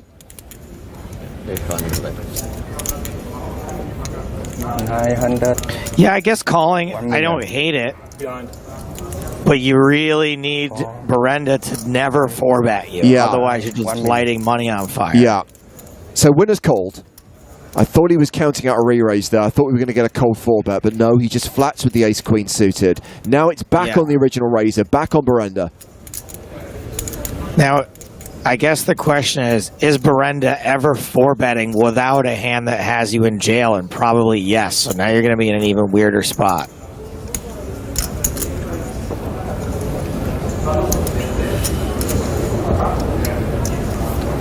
I don't see Berenda wanting to take this flop 3 ways.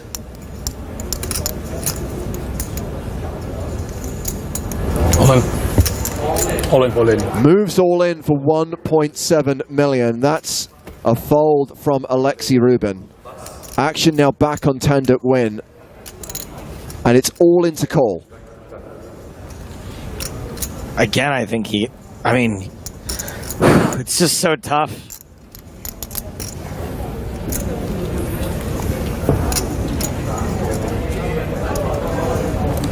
I don't remember a lot about Barinda's game, but I'm assuming, like, as a young European man, he's just, like, pretty aggro. So ace-queen suited could be ahead here, like, a big portion of the time.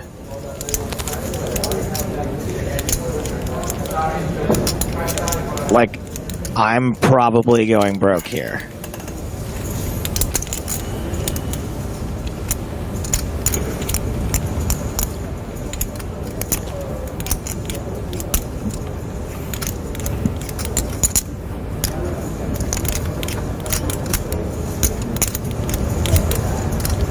When I say I think I speak for pretty much everyone out there, by the way.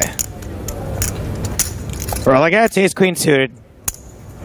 This guy can have any suited cards, I call.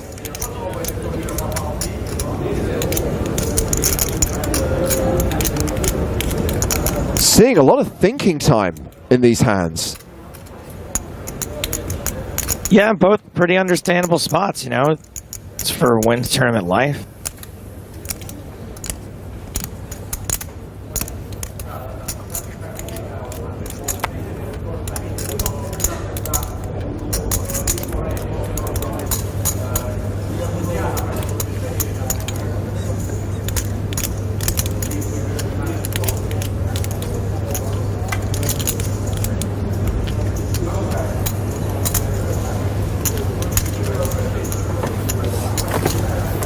Wow. Lays down the ace-queen. Good fold.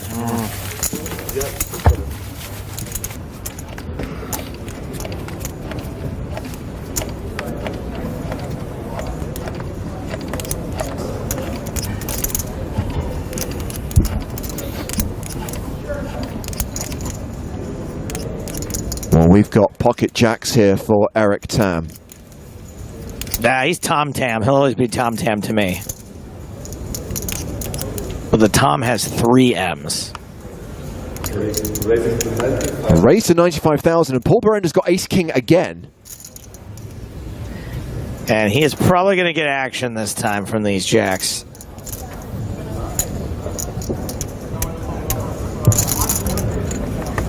Well, there's a re-raise, a 3-bet to 245,000. Well, there goes a king.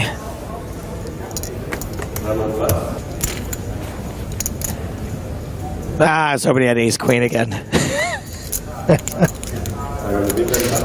So action back on Tam.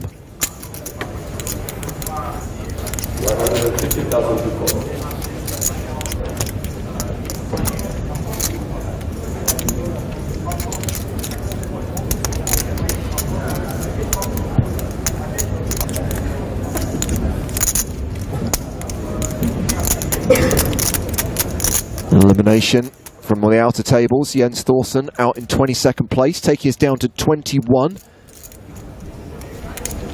So Tam is going to be not only aware of more aware, I think, of whatever Barenda's style is. Will also probably be more likely to have a more aggressive style himself. So we're not seeing jacks laid down here. In this age of unbridled aggression, I assume we're going to see a 4th bet.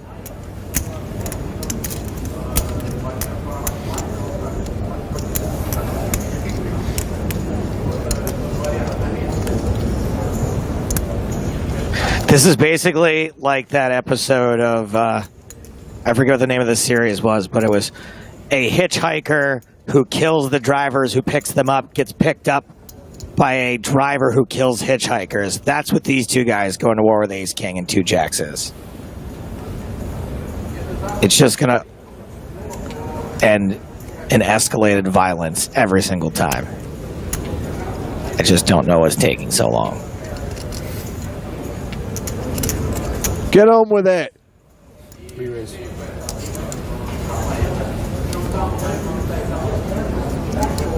Do they not have enough hands for this show?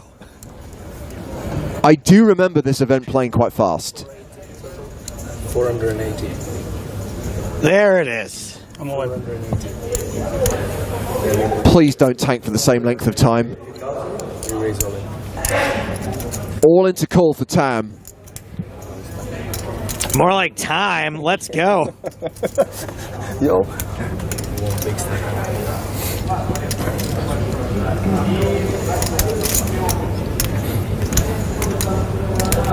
Oh, Mr. Tam, were we 4-betting without a plan?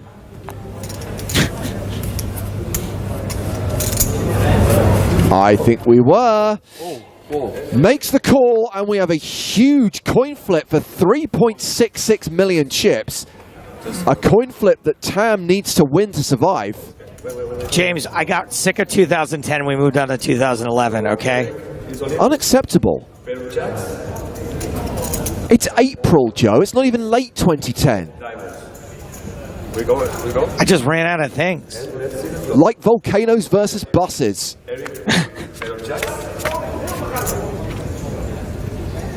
And the flop shows. Well, Jack's holding post-flop. 10 spades. So Eric, the all-in player, is in the lead with pair of jacks. Let's see the turn card. It's a queen. Okay, gut shot now for Berenda. Tam does not want to river a set. Oh my God, that's the worst way to lose this.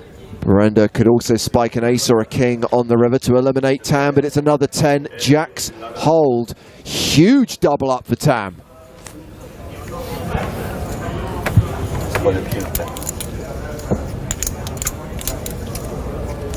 Flipping. Sucked in 2010, sucks now.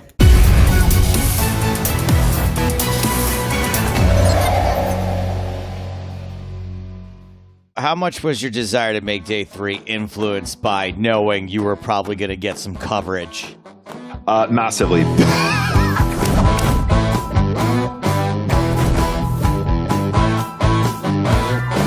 So, effectively, as far as this bullet is concerned, as far as this particular Nick Walsh is concerned, your journey began at the start of day 2. You say you got into the money relatively quickly, so that's, as I said, around 6,000 players. That's still a huge field to cut through to get down to the final 44. How long was that day 2? How long did you play for? So day 2 was from 6 p.m. start, I believe. I think it was a 6 p.m. start, if I remember correctly. UK time, yep. Yep, UK time, thank you. And I think I finished the day at 3 a.m. So it was a very, very long slog. That is long. Yeah, it's a really, really long one. And obviously we wanted to get down to, sub 100 or something like that. I don't know what the target was, but it always feels like that's what we want for day 3, especially for coverage, of course, you guys knowing what that's like. And it took forever. It really took ages to get down there. But also, I remember getting to the point where I kept looking at the number of levels, and we were going to play 50 levels. And I kept looking at it, and I kept going, right, this is level 33. We have ages to go yet. And then before I knew it, it was like one level to go to day 3. And I thought making day 3 would be so sick. You know how we talk about people that are sweating, like, the milestones? Yes. Being able to see, like, oh, I'm in the money. Like, oh, I got a ladder. Oh, I'm making it to day 2. Now I'm bagging for day 3. I really felt that in myself, where we were getting to the end of day 3, and I was really thinking, I just want to make day 3 really bad, and I started to really slow the action down a little bit. But yeah, it's an accolade in itself. So few people make it that far, so I was excited about that. How much was your desire to make day 3 influenced by knowing you were probably going to get some coverage? Massively. On the live stream. I absolutely had a huge thing in my mind. It was definitely affecting my play for sure. It would for me. I would be like, I have to get on my own show. Jesus Christ, I would do everything I could to make it to broadcast day. I was, but if I can show a little bit of vulnerability right now, guys, I think you two know this by now as well. Like my journey through poker has been a successful one, but I've done it in a way which is somewhat unconventional in the sense that I focused on sit and goes. And there are no real sit and go champions of the world, right? They're not celebrated individuals, even though they might be much more successful than even very well known, MTC grinders. So there's kind of this element of glory that I just never really was seeking in my professional career. But now, obviously, being more in the public eye, I come under fire a lot about, like, this guy has no results. Who is this person? He's an absolute nobody, right?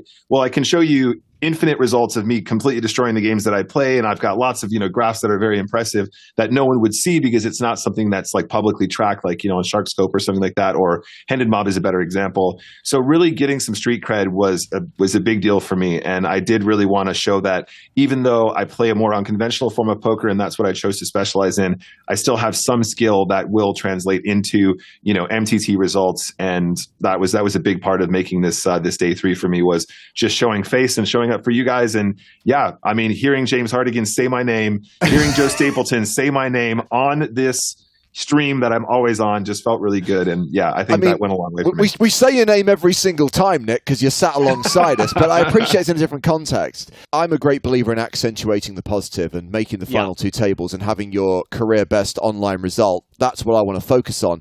But before we get to that, and coming back to the fact that you wanted to be featured on the stream, part of me, the element that is Jimmy the Bastard, really wanted to spite you and basically pick a different table as the feature table, because my tweet was not a lie. My immediate reaction when I saw all these people congratulating Nick and kind of railing him on day 2 and saying, yeah, he's made it to day 3, I'm like, oh, sake, now I've got to start my workday finding a replacement.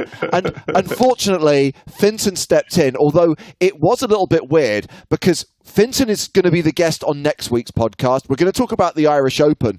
And you know what it's like when you're on stream with someone for 3 hours. You shoot the you talk about a lot of different subjects. And we're spending the whole time going, can't talk about Dublin, can't talk about the Irish Open, otherwise we're going to burn through all the content for next week's podcast. Yeah, no, absolutely, and I sympathize with that for sure because I notice, like, for those of you watching who don't do commentary professionally, you do kind of just pick and choose the things that are relevant, and obviously we're so excited about IPO for so many different reasons.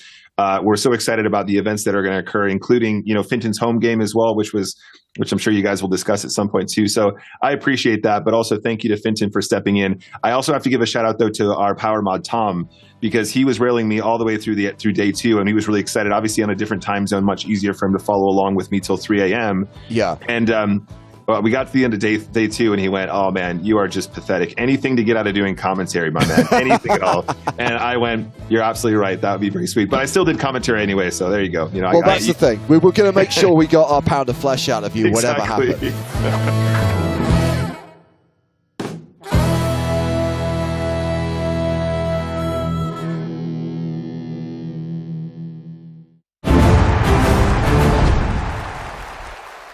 Nick Walsh, how'd we ever get him for the podcast?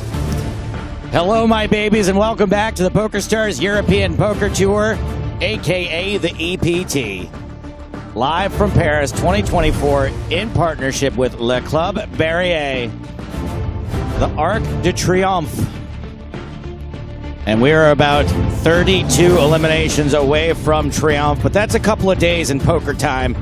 There are our current tournament chip leaders. Eric Afriat on top right now. David Kaufman, second in chips. Ami Bearer, Matthias Siljander, and Peter Jorgna rounding out the top 5. We're going to be staying with this featured table that we've had for the last level. Omar Lakhdari still on top here at the feature. Barney Boatman, everyone very pleased to see Barney so deep in an EPT and deep stacked relatively right now as well. Former EPT champions Anton Vig and Tom Middleton also at this feature table. Joe Stapleton and Maria H. Ho. What's up? They thought it was funny too. People have seen this. Yeah, right. I changed my tactic. Different. Okay. Good to know. 4-4-2 now. Good to know. Glad to see everybody's having a decent time. Did you have a chance to check out the farmers market here in Paris? What? No? Where is it? It seems to be the thing that everyone's going off campus for. I did not get that memo, but I'm going to have to check it out. I like the farmers market because it's a way for me to feel like I'm saving the world without really doing anything. I'm like, yeah, I'm a good person because I bought some ugly fruit. I truly do feel like everything does taste better here, though, compared to America.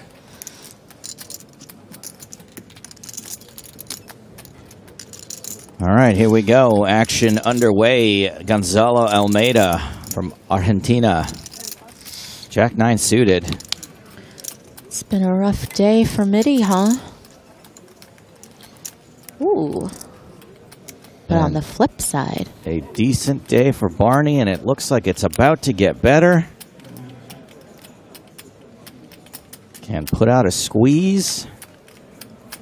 Those green chips were 25K. The blues are 5. Yeah, this many. There's a fistful. Yeah, dealer, you count it. Yeah, do we want to graphic that? Fist, a Barney Boatman-sized fistful. 240,000. Chonky, that's right. And Bowman really not letting up. Earlier we saw a squeeze with 10s against Anton's under the gun open and the flatter in between. Now, though, really hoping to get some action. You wonder if some of these players are starting to think, is Boatman getting out of line? It's a little. It's a little. Well, not this hand. I'm not saying Barney's not capable of getting out of line, but unfortunately a couple more times. Sort of stereotypes do ring true a little bit for Barney as well, I think. I don't think he's squeezing Jack 7 offsuit there very often, but maybe. Maybe if he gets some more chips, he might. Yeah, maybe. Prove me wrong. Believe me, I made a whole career out of it. No, not this one. Not this one.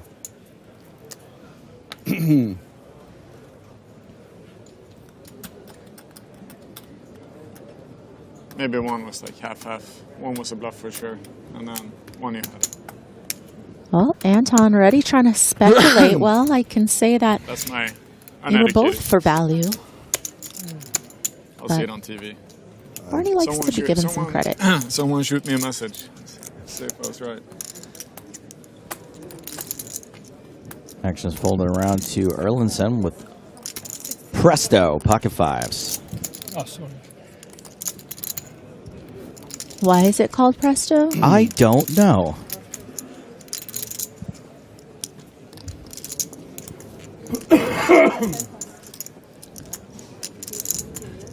Oh, sorry, yeah.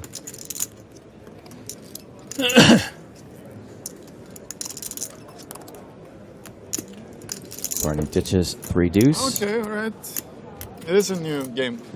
Lakhdari folds Jack 4. New tactic. Any scathing commentary there, Maria? Nope. Got nothing.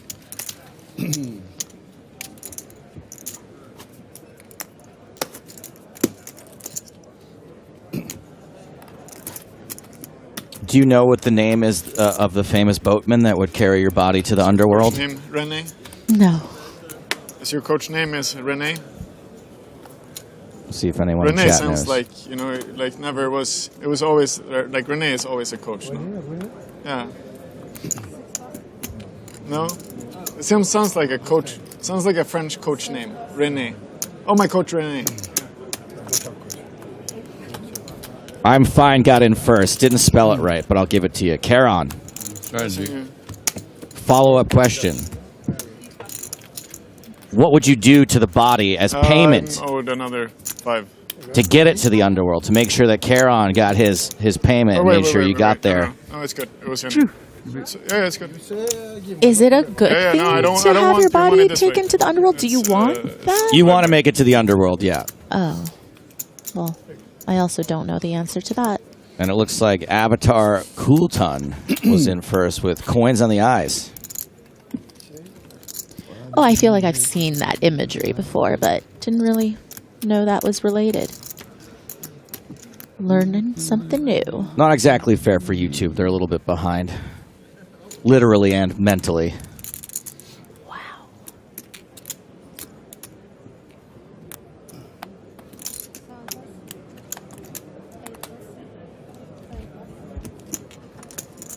Funny answer, Mr. Shorney. I can't read it, but action on PC Principal in the small blind.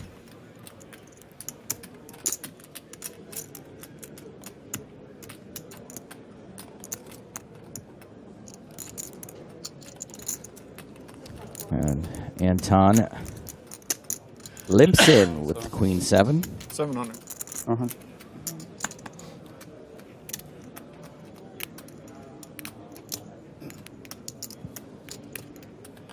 Anton would prefer to see a cheap flop with this type of hand. There's not a lot of places you can go with it if your opponent raises.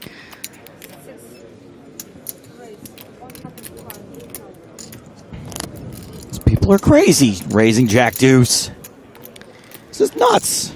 Yeah, people are definitely raising in limped BVB pots a lot wider these days than a few years ago. That's definitely come with, you know, the amount of limping from the small that happens. But looks like Anton had a plan, though, going in. He was going to limp re-raise, which, you know, just a little move in his arsenal that not all players would have, not a line that all players would take, and that's why he is just such a consistent grinder on these tours. It was, I put it there, and I take my chips back there. Yeah, but come on. What is this? Is this the...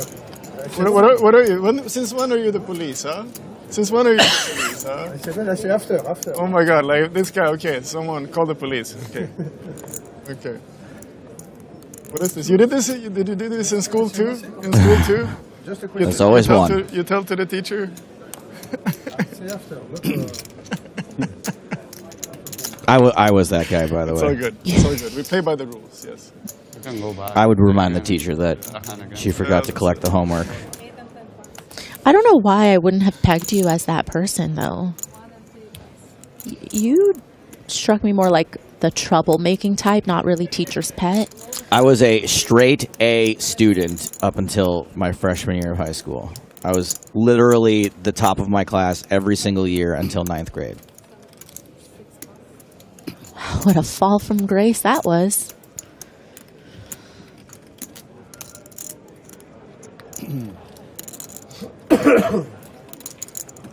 Anton making it 60,000 from the button, king 10.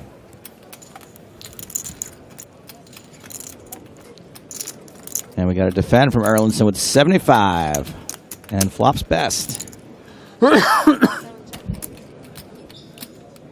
you know what it was that that caused the change? What? Girls. Once I cared about girls, it was all over. They should have stuck you in an all-boys school. I was till the until end 9th grade. When I went to go leave the all-boys school, my guidance counselor went, he goes, you know, you could go to Harvard. And I was like, yeah, I'd rather go to prom. Thanks. I feel like that is more problematic is when you do spend most of your life in an all-boys environment and then you switch. You're actually probably better off just always being in a mixed gender situation. Do you know what I mean? Because then you really, it's like when your parents don't let you take a sip of alcohol until you're 21, and then you finally do. It was a nice little raise there from Erlandson. Protect that 5. Yeah, because it was all at once. Yeah, it's bad. It was a problem. Bad news. Mr. Davilov is the best comment ever from Maria. What a fall from grace that was. Top tier. Guess what? You're banned. Let me unban you. Thank you for your comment.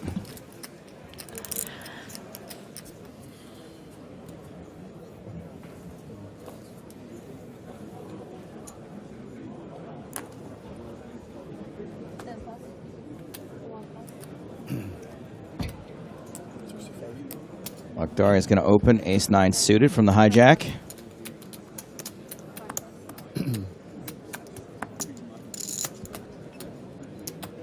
Almeida with presto now. Or is he the one that had it before? I can't remember. That was so long ago. No, I don't think he was the one.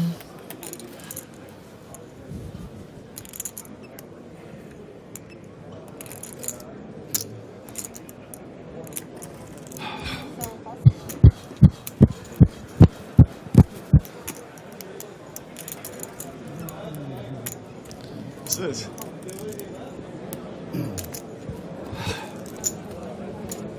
And we've got Manasseh defending with king 4.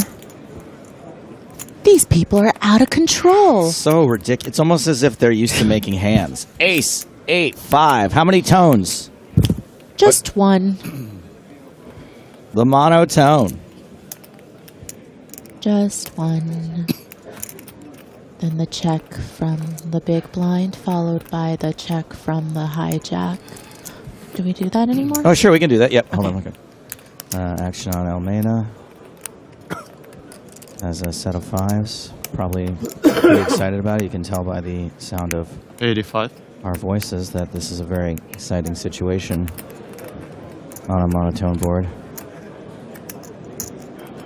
That's 85,000 into a pot of 240. Right around a third, would you say, Maria? I think this is going to get Lakhdari to come along. Top pair. Also fairly exciting flop. Sometimes you just can't keep your emotions under control. And a monotone board like this pot getting rather large. And the board pairs in turn, making a full house for Almeida. That could be a dangerous turn card for Lakhdari, as you might think your top pair is still good as long as another diamond doesn't roll off. Probably doing cartwheels inside. You can hear the excitement in our voices. Only imagine what these two players are going through. Lakhdari checks to Almeida. Can now bet for pure value and probably get plenty of action. There's going to be a lot of offsuit combos containing a diamond that may want to continue, that you could get value from, or do you want to try to deceive your opponent with a check back? You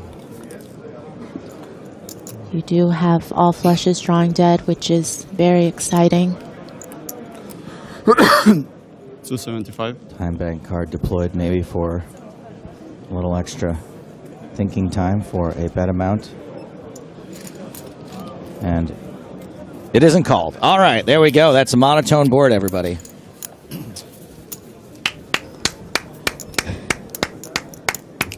A monotone monologue. There we go. Good stuff. Gonzalo Almeida, 1.5 million.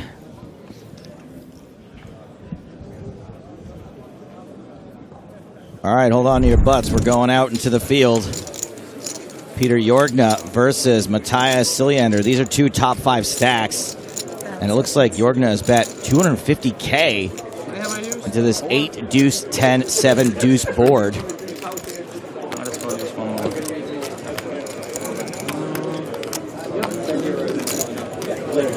Siljander, pretty chill, but does have a rather large bet to consider. Makes the call. Jorgna shows 69 for a straight. And that is good. Jorgna up to 2.6 million. Yeah. Is it too early to call it a repeat? Down to the final 33? I feel it.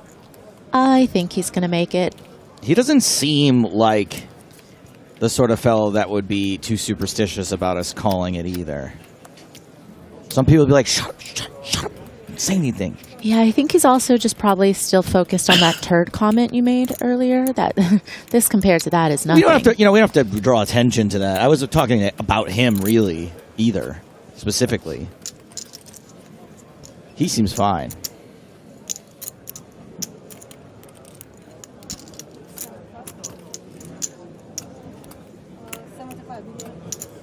Lakhdari under the gun with ace-queen suited.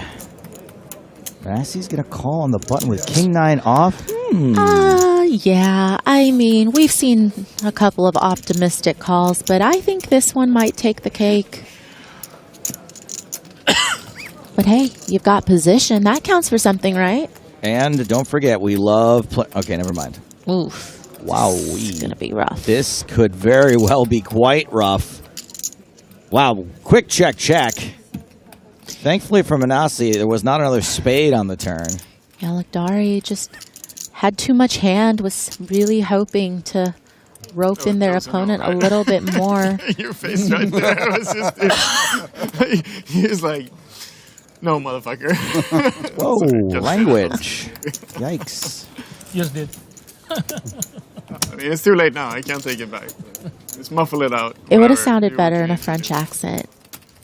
Never sounds that harsh when you say it like...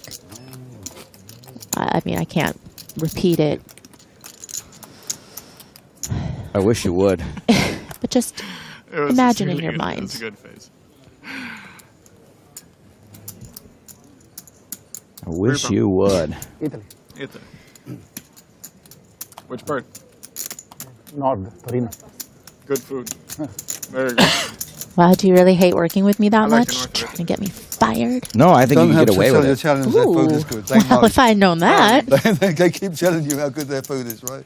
They won't eat anything else. No, I mean, saying like there's different parts of Italy. And I know, say I know. like the north. That quality. Fatima de Mello used to swear all the time on stream, and her commentary is like only slightly better than yours. Italians go anywhere and they'll go Oh, find I miss Fatima. Bring her back. Have her take my place. Coffee, which you can't say for all places. Absolutely. Although there is one really good coffee spot right nearby here. Go on. I'm taking notes. So we got But farmers like South of market. France and coffee is just... He was talking about the farmer's market, actually. Oh. I don't know why. And then I saw Mike Watson's partner, Mitty. her Instagram story from the farmer's market as well. So I figured that's what all the cool kids are doing. Wait, who went there? Who's Mike Watson? Oh, okay, I'll message Not Mike her. Watson. Yes, Oh. Sarah. Yeah. I'm gonna ask her.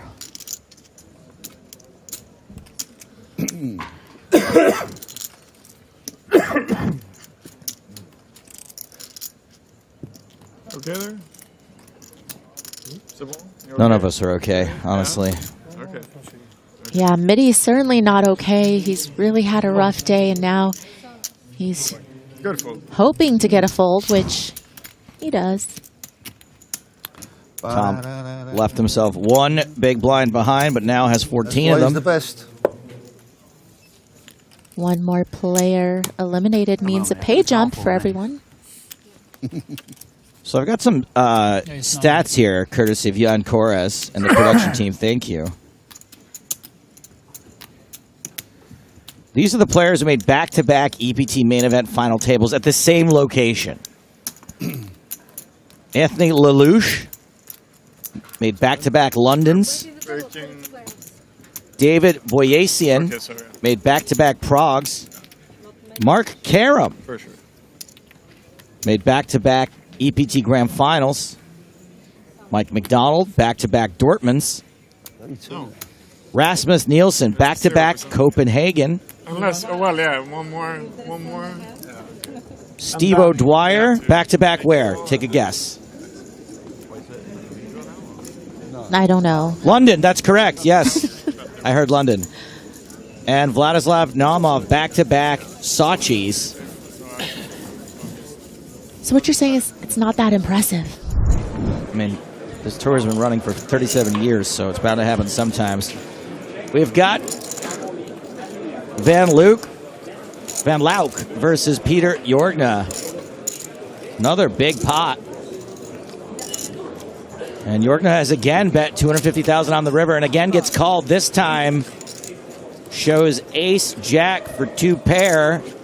And once again is going to scoop a big pot. Jorgna now up to $3.2 million. Can't stop, won't stop.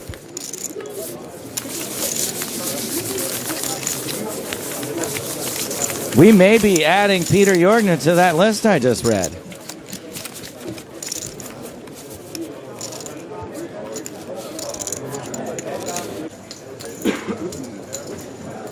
And we have lost Zhongjin Li. Zhongjian? Butchered. Absolutely. You could help butchered. out.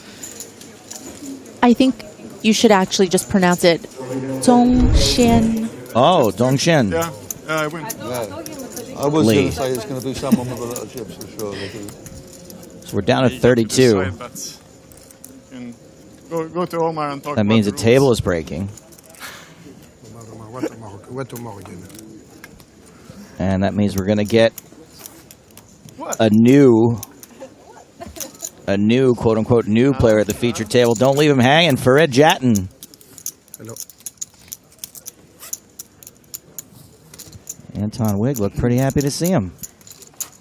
Yeah, because he gets to be to his left. Right. But, like, Anton's so cool because you know how things get awkward when you get left hanging because the person who's waiting there just feels so awkward that they just move their hand. They bail out, yeah. And then Farid comes in, but Anton just knows, like, nobody would ever leave me hanging. Just going to wait patiently. She's just getting settled, that's all. He can't wait to dap me back. Yeah, Anton's proven over the course of this week that he's pretty good at standing still.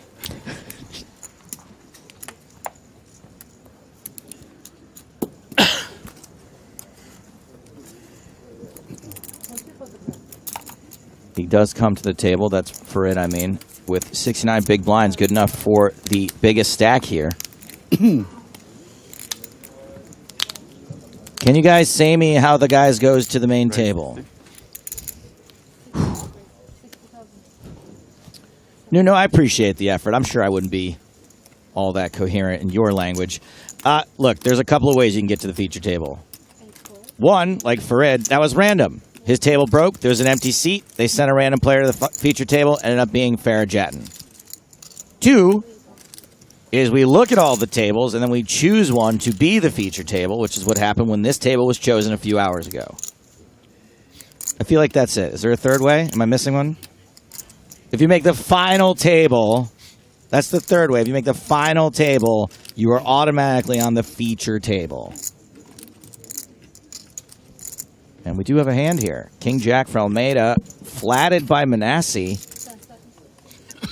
And Jattin gets to set mime here in Paris, France, with 2 sixes. Can't think of a better place to set mime. Yeah.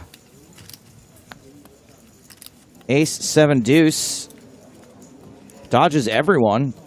10 still best. Does feel like this texture does favor the pre-flop aggressor.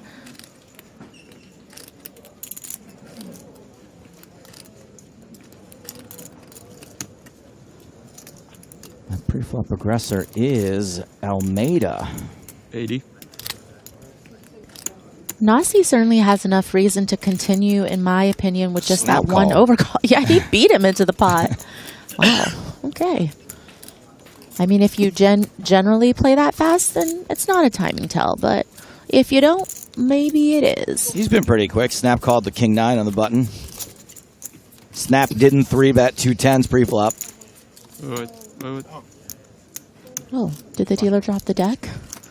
Sounded like some confusion there.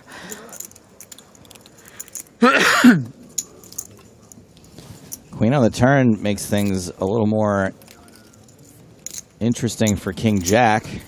Yeah, when you turn additional equity, you do have to think about trying to shed some of these types of hands, right? The 10s, 9s, 8s, those types of hands that will continue to a C-bet, but probably won't be able to hang on for a second barrel with a couple of overcards out there. You really got to put pressure on those holdings.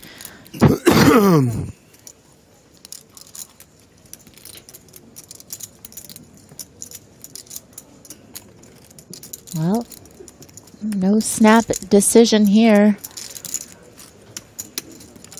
Bit of a toughie, but most players find the folds here. Cool. Cool. The worst hand can win.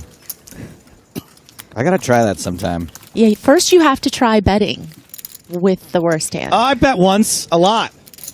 No. He bet twice, though. I always forget you can do that.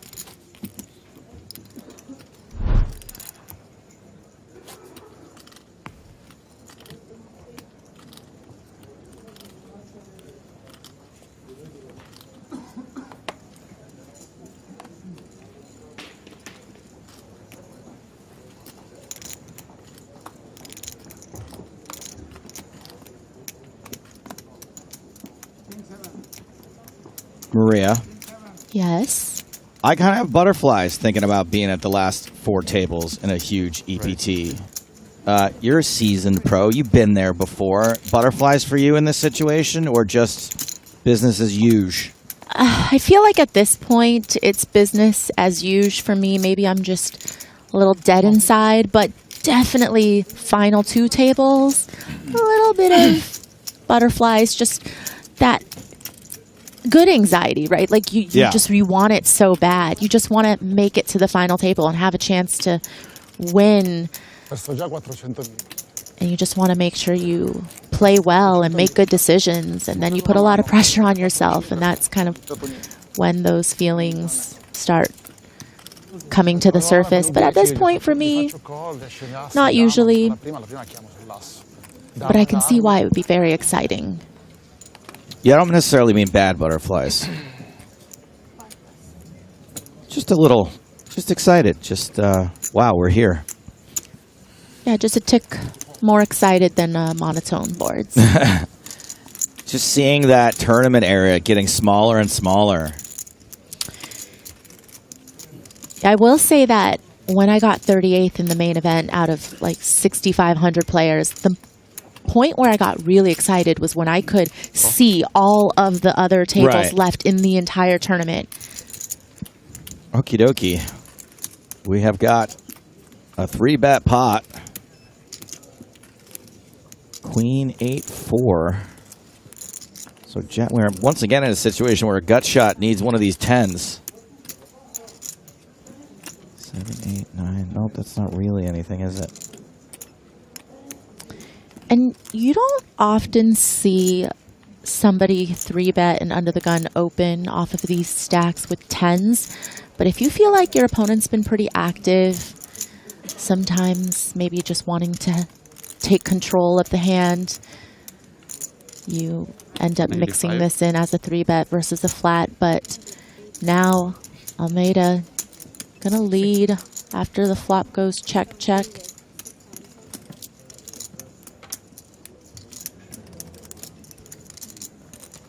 And goes after him again. Wow. Just has this player's number, it feels like. I can't say I expected this line to check back and then raise, as Almeida will have some Queen X's when he calls a 3-bet pre, right? A lot of those suited Broadways are going to stick around. But he does get Almeida to fold his equity. Han hade sagt, nu lirar vi pang-pang-poker. You know what Anton just said there? No. He said, Hans, player poker. The rest, they're chips. Yeah. You like it? I love it. I love it. Hey, that's what we came for. Who wants to see people check folding? No one. I want to see people check back and then snap raise the turn. I mean, except if you're you, but... Snap raise good. Except for when you bluff. But it was good. Best hand. Best hand bluff.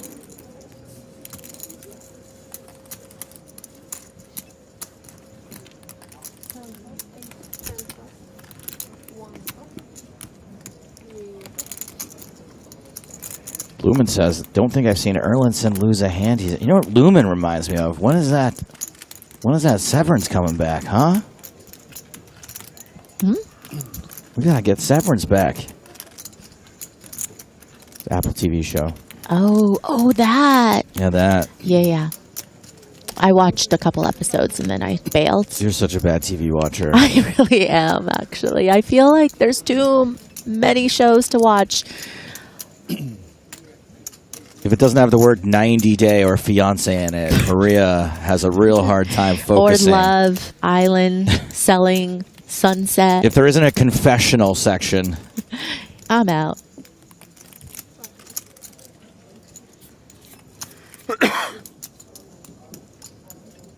Chat and raising ace deuce from the button. Almeida with a far better ace in the big blind.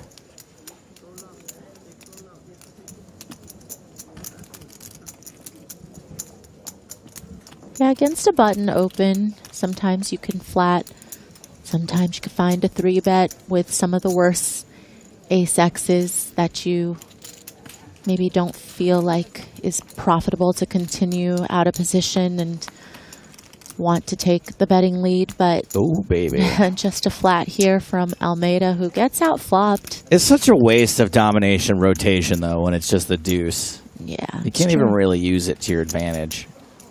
When it's like ace 10 versus ace jack and you hit the 10, then you're like, yeah.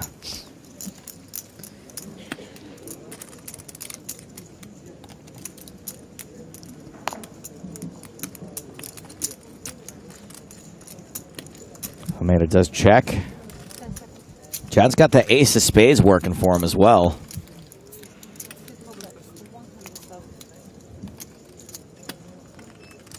That's 100K.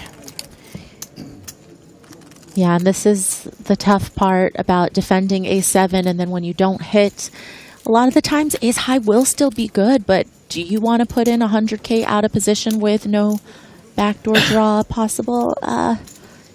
Almeida says no, which I feel like is the prudent thing to do.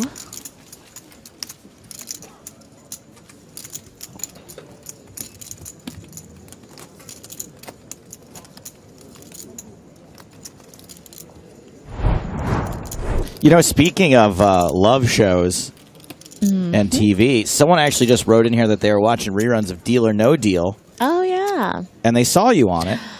And that was kind of a dating show for you, wasn't it?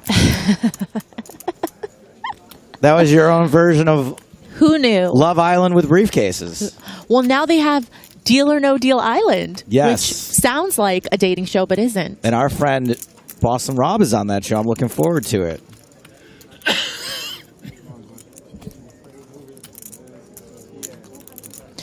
Feels like now if you're on an island, then you can turn any show into a good show. It's Something like Island. Add Island to it, and it'll be a hit. Remember when me and you were trying to come up with Poker Island a couple years ago for Vice, and now they're belly up? You should have taken our idea, Vice. We could have saved your whole network.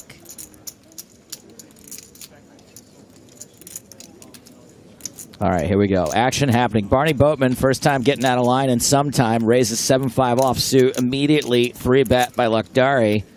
Almeida ditches 8s in the small blind. Hans Erlandson in the big.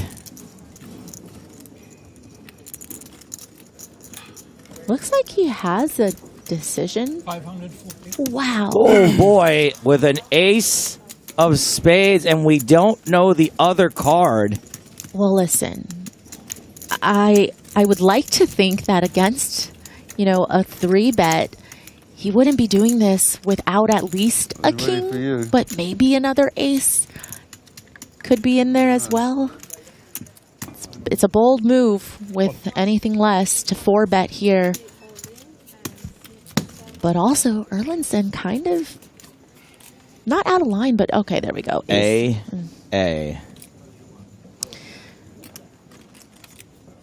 Lakhdari in big, big trouble.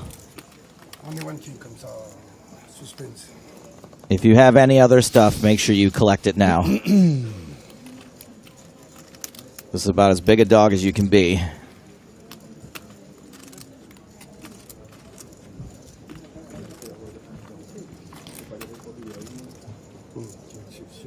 Any hope for Lakhdari? Running 6s? Diamonds? Running diamonds? Must be a 6 folded. We did not say running diamonds. And that's going to be it for Omar Lakhdari, who had some chips at one point and now just got coolered. Yeah, you do. Pretty gross spot for this stage of the tournament. Out in 32nd place for 26,350 euros. Thank you. Next pay jump is at 23. My name is Earl, Linson. Up to nearly 4 million. Yeah. trying to get the extra equity of going cool. on. Yeah, I'm leaving, so I get like 10% more. What if we had an Erlandson-Jorgna showdown heads up for this thing? Very nice hand. Thank you. Thank you, sir. Yeah, I mean... Thor versus Odin. A little silver fox action. And Erlandson way out in front with 131 big blinds. Jatton with 71. The shortest stacks being Anton Wigg with 22 bigs and Tom Middleton with 14.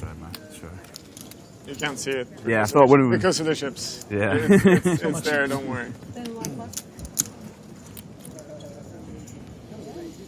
That's a cute shirt that Barney is wearing, actually. Just noticing it now. It is, but it reminds me of that movie where the guy wakes up and the Beatles have never happened and he just steals all their music. What the hell was that? What the hell movie? even was that movie? I'm intrigued. What was that called? Imagine?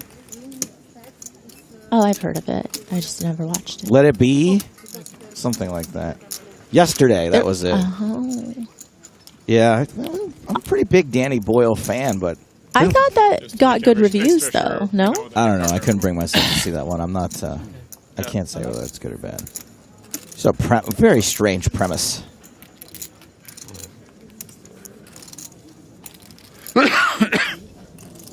Actions folded to Erlandson in the small blind.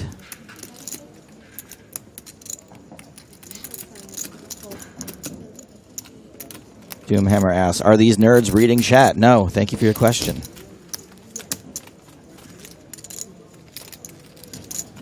Jack, 5 trade, 2 diamonds. Man, Erlandson, I would, I don't know, play every hand this level right now. 225? Yeah, 2 pair. Sorry, 1 pair and a flush draw running into top pair. He's gonna get there. Look at that. He's the favorite.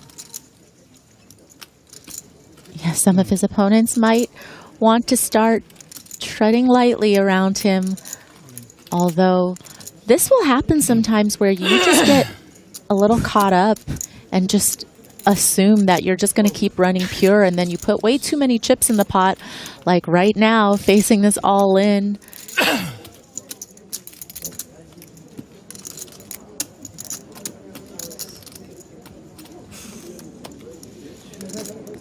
That is a lot to call. Yeah, and I mean, you might get blown off all this equity right now because of it. I call. All right. Wow. There will be blood. This pot is huge. Massive. Coin flip. Gotta win these. Erlandson is behind, but has a quarter of the deck as outs.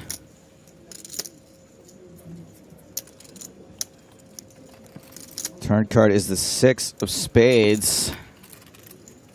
Swing and a miss. Will Manasseh's jack hold? River is a king of hearts. 2 pair for Erlandson.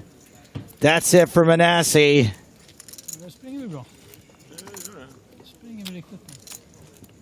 When you're hot, you're hot. When you are hot, you are hot. That is correct. Manasseh out on his Manasseh. 31st place. 30,000 euros. Did get a pay jump. Oh, yeah, we've been there. We've all been there. What happened 15 years ago?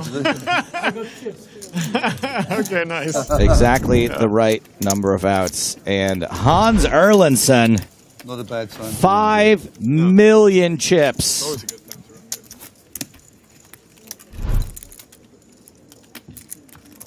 run good. Wow. You know what's more exciting than making the final 4 tables of a big EPT main event? What? Is running hot at the final 4 tables of an EPT main event. So Tom Middleton wouldn't know. Oh, he is super jealous right now. Green with envy.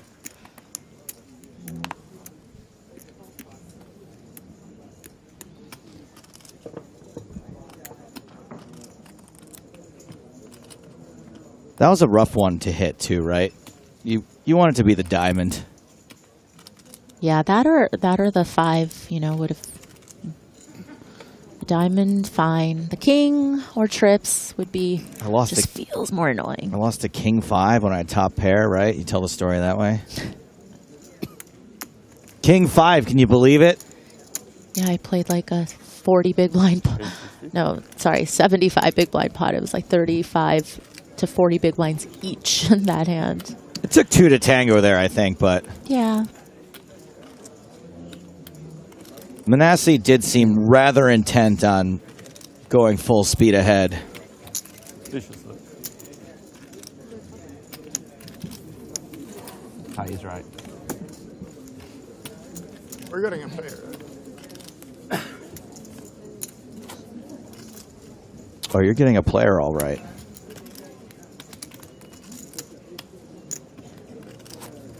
Nah. And I think we're getting a former chip leader. We should be getting a big blind, I think. Yeah, maybe it's check so we don't have to like wait forever. Erlinson is the current chip leader.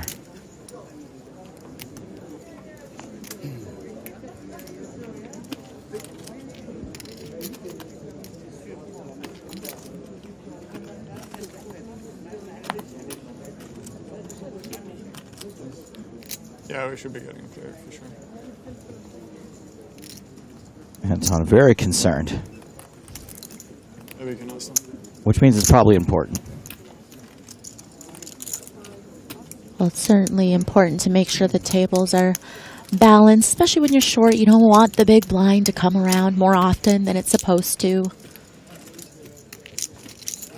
And Erlinson. Obviously, he's going to play this hand. With his favorite, King X of Diamonds. Suited King X looks like aces to him at this point.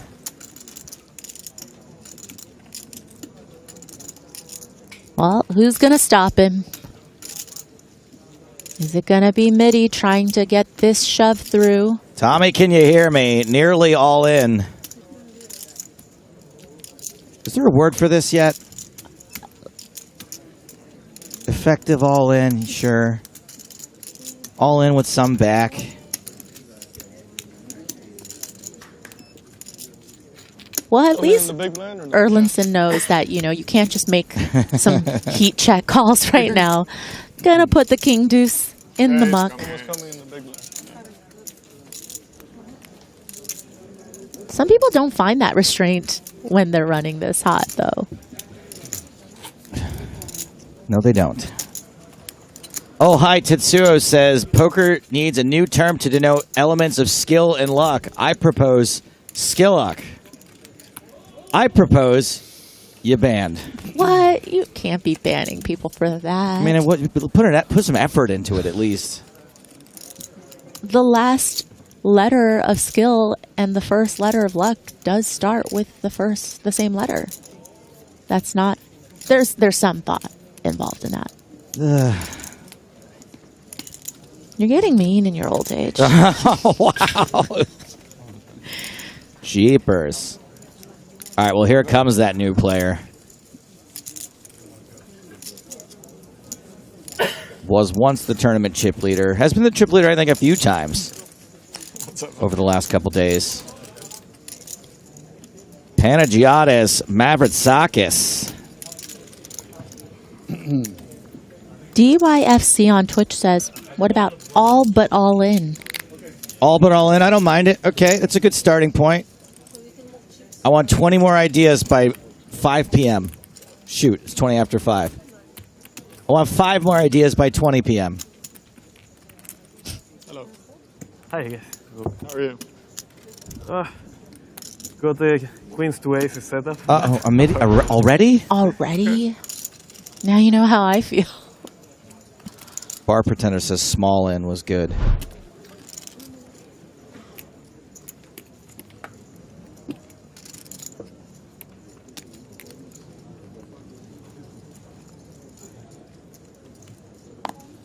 All but all in? Is that what was just proposed? All but all in, yeah. All but all in? I don't hate it. There's a couple more.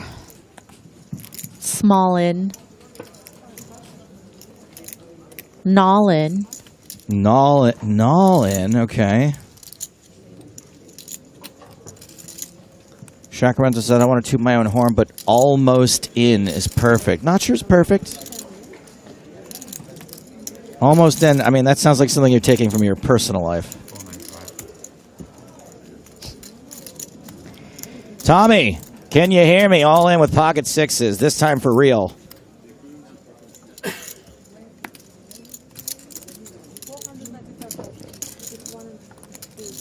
Gonna get through, and Mitty just trying to rebuild. Rain again. Pocket sixes on the button. Let's go. Go on, mate. But I think Doyle had a term for that back in the day. It wasn't the same thing. I think he used to call it a taxi bet. Oh, like you save enough for your taxi fare? Yeah. We were having the conversation the other day that there hasn't been an Englishman winning a major for quite some time. What? Ian won the London. Ian Hamilton. There you go. 2022 London. Then I was wrong. It does feel like Sorry, a while, though. then Takes a big person to admit when they're wrong, though. We've still got it, mate. It feels like longer than 18 months. I haven't played for about 20 years. I'm back. Yeah, right.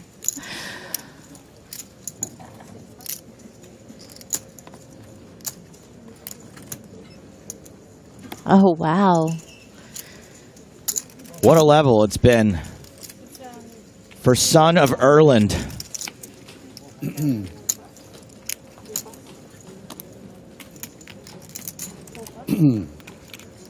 Back around to the under the gun razor. And the players at the table have to wonder, is it, you know, because he's running hot, picking up big hands, card racking, or is he going to start abusing that perception a little bit? And sometimes I think the truth lies somewhere in the middle, right? I feel like maybe if you get the sense that everybody at your table wants to stay away from you because they've seen you turn over some big hands or get there when you're behind, they might want to get involved a little bit lighter than normal, but Anton going to fold the ace-10 off. I lean more toward running hot, like mathematically, improbably hot, rather than someone just like, woohoo, here we go. Well, this whole thing, my babies, is brought to you by, you can see it right there, PokerStars. And what's the meat and potato on PokerStars? Meat and potatoes, plural. The Sunday Million. And we got a big Sunday Million anniversary coming up. The 18th of April with an $8 million guaranteed prize pool. The winner is going to want million. 1 million plus. The first place finisher in that event. And we will be streaming the final table live on Twitch Tuesday, April 9th. I think I said 18th of April. I meant to say it turns 18 in April. Excuse me. April 9th is the final table, so it starts the Sunday before that. You can have the final table on the 9th for a tournament that starts on the 18th. I mean, we're good, but we're not that good. The Sunday Million final table is on a Tuesday. Why, you wiseacre? The Sunday would be the 7th of April.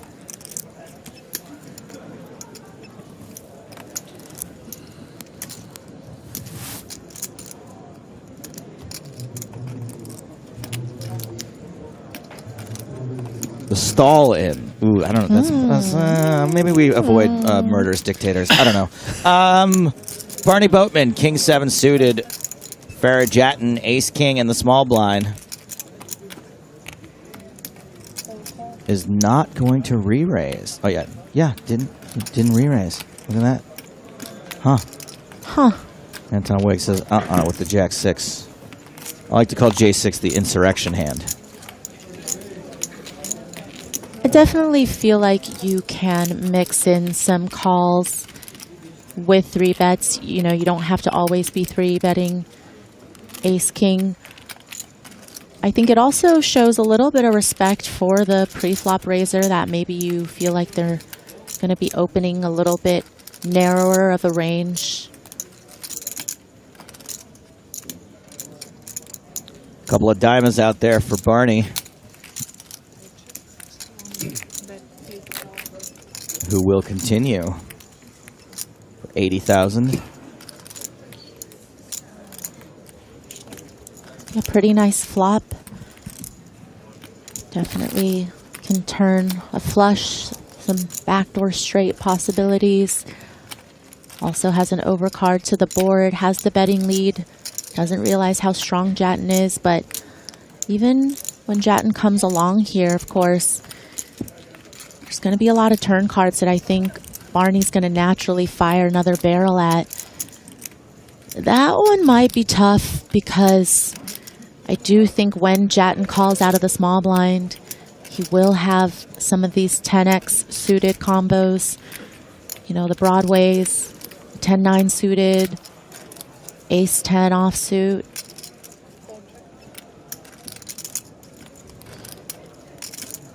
Jatin once again checks over to Boatman.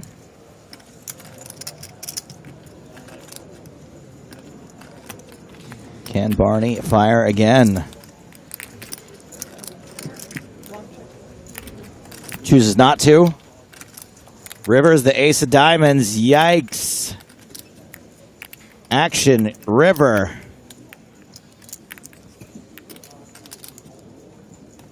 Yeah, this is going to cause Jatin to lead. He knows that Barney doesn't have trips here and doesn't have sets. I think those are all going to be barreling on the turn. And Jatin does have the best kicker. Ooh, that's small with at least. Aces and tens. And this small bet is certainly going to get raised by Barney. And sometimes when you bet this small, you want to induce, right? You want to perhaps get somebody to raise you with worse. But in this case, Barney's going to be raising you with the goods. Oh, that's a lot of green chips in his hand. His fists are suddenly getting bigger. They're getting full.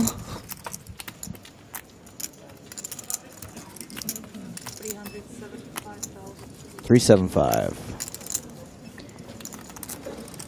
It's kind of gross because when you lead small like that, you do expect to get raised. Maybe not by hands that are necessarily as good as a flush here. But he's probably wondering, does Barney do this with aces and tens with a worse kicker than a king? Because, you know, if that were the case, wouldn't he be afraid that I have trip tens and I'm leading trip tens on the river? So he would just be calling if he had ace queen or something like that. I don't know what Barney looks like when he is reluctant to raise, but he did seem pretty eager to raise. And you're blocking, ace is full. And again, you know, trips are going to be betting the turn with the flush and the straight possibilities. You know, sets sometimes check back. Time bank card going in.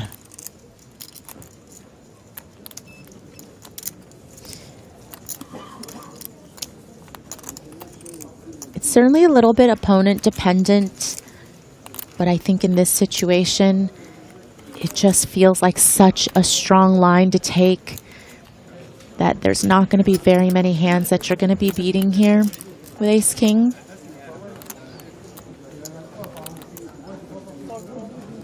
Jatin makes the call. Barney's going to win a pot worth over $1 million. And speaking of Brits going deep in EPTs, Barrett Jatin has just propelled Barney Boatman over the 2 million chip mark.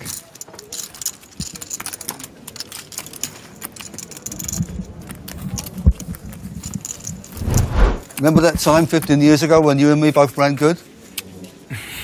Those times. We're back. Have to love that time, yeah? Yeah, happy days. Happy days.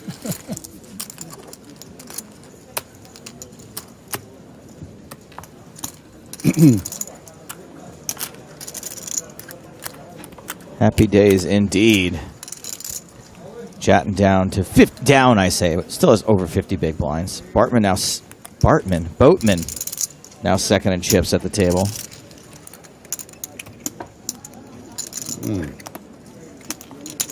It's always fun when you haven't finished stacking up your chips from that big pot you won the hand before, and you already have a hand to raise again with. Seems like it would be fun. You have to play the It's rough. like in Gala and Sis, you know? Like other guys.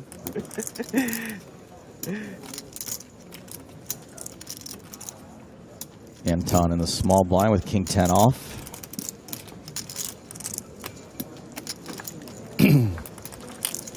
Is this true? Pad's name on the World Series site is Barney Boatman. I think so. That's funny. Leave it to Pads.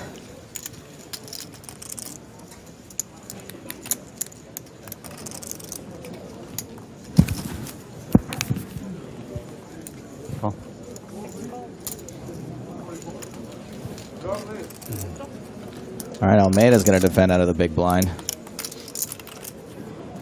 King 10, 9, 3 spades.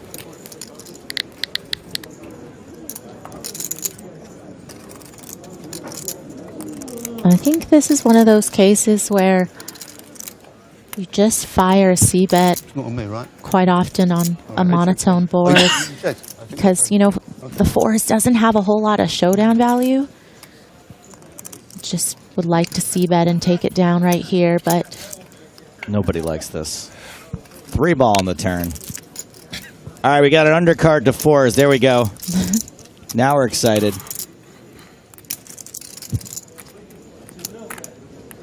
Finally, a card 4s likes.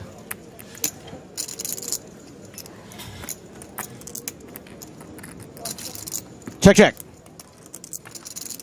Hey, it's another undercard. that's a pretty fortunate run out for Barney. I think his Running life, hot. yeah, his life could have been made a lot harder, but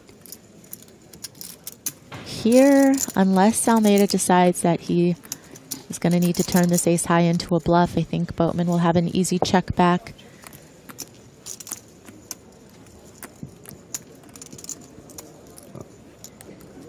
And another check, check. And Strong Boatman move. continues One call. sailing along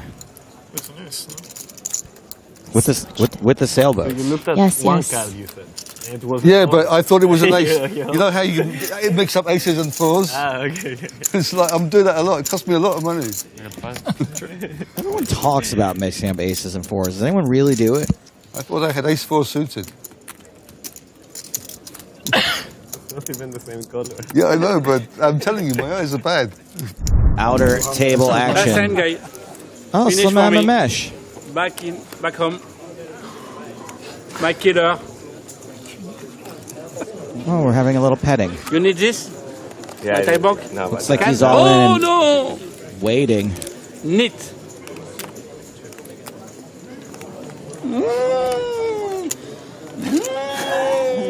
Seems pretty confident. 100% he fold. Yeah, you play like a neat. Doesn't feel like he's sweating it at all. Ah. Oh. Oh. Oh. Yes. A little fun and games at this table. He fold. He's also folding. You show both, right? Yes, you show both. Show one, show me. Didn't Thank quite you. catch that. Oui, maman, chocolat. Merci. Chocolate. He's Yes. giving a shout out to chocolate. He said, yes, Mom, chocolate? All right. Count, please. Oh, boy, we missed some stuff over here. While we're on the Salman Mesh show. Let's go.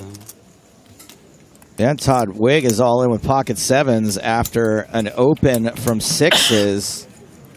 And action now on pocket jacks. Yeah, you can't blame Anton for shoving over the open from the hijack. 7s on the button's going to often be good and get folds as well. And Almeida, I think, is going to just ISO here. The original opener has sub 40 bigs, so especially against these positions, jacks are going to be way ahead very often. And there is the... Oh my goodness, what is going on? Okay, but Erlandson, I don't think you can... That's below 1.3. Now we're going to find out how hot he thinks he's Yeah, this should not be a call. Especially when you do have Mavritsakis to act behind you as well. Because if you call this all in from Almeida, and then Mavritsakis has a hand he can overcall with, and tens are going to be in super, super bad shape. They're already in bad shape. You got to raise. You got to 3-bet all in. You've got to 4-bet. What if you convince yourself that everyone has ace-king and ace-queen? I think you're being very optimistic to think that. You're always telling me I should be more optimistic. Okay, all right. This is reasonable. There go the tens. And Mavritsakis releases the 2 sixes, so we're now down to heads up all Holding in. a pair as well. Holding sixes as well. Hooks versus sticks. I would probably call it. Huh? A little bit. Yeah, thank you.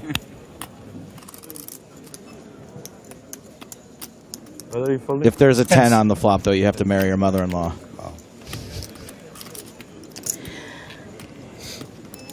We do also have a little saying around here. Something about sevens. I can't remember. Sevens there, often appearing. King, Jack, Deuce. That's going to be tough. Anton, smell you later.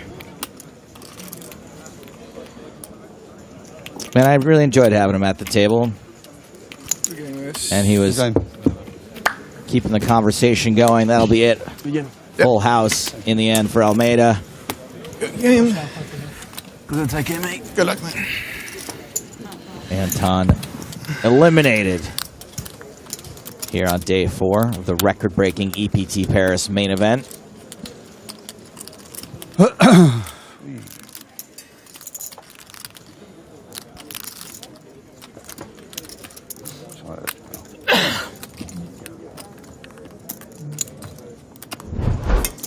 €30th place for €30,250.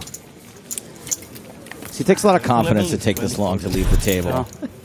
For sure. I'd be halfway out the door. I'd, trip your over water the stage bottle. first. Yeah, exactly. Yeah. But then I'd be gone.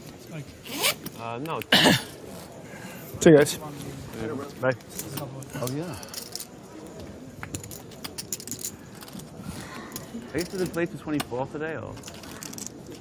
They're going to play to the level because there's so many players. They're just going to play all the levels because. But I think it's 16 or the level. 16. 16. So, yeah, or 16. But I don't think they were expecting to get to 16. Maybe they will.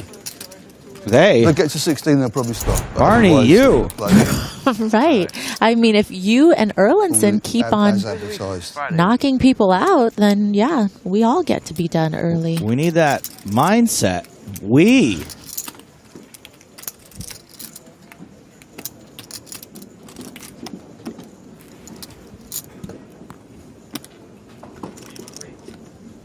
You want a Pringle? Come to feed your horse. They also have really interesting flavors of Pringles here, by the way. Do they? Yeah. Like escargot?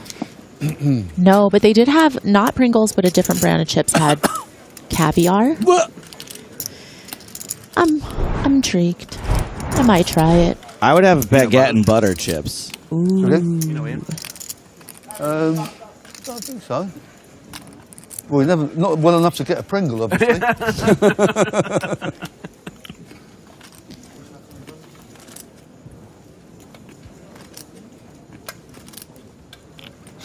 Look at that prize money.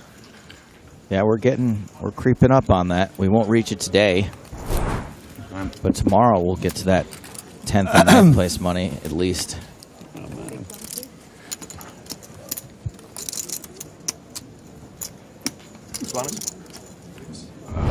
Hey, EPT champion leaves the table. EPT champion joins the table. Dimitar Danchev, PCA champion. Fake EPT. Oh, it was real, baby.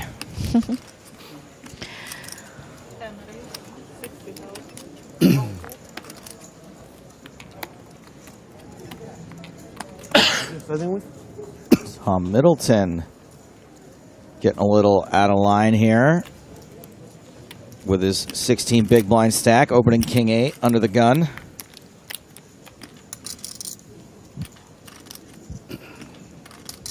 Pie Face Poker in the chat. Oh, hello, Pie. Man, do I love Mason pie. Might be my favorite kind of pie, honestly. That's saying a lot. I'm not a pie guy.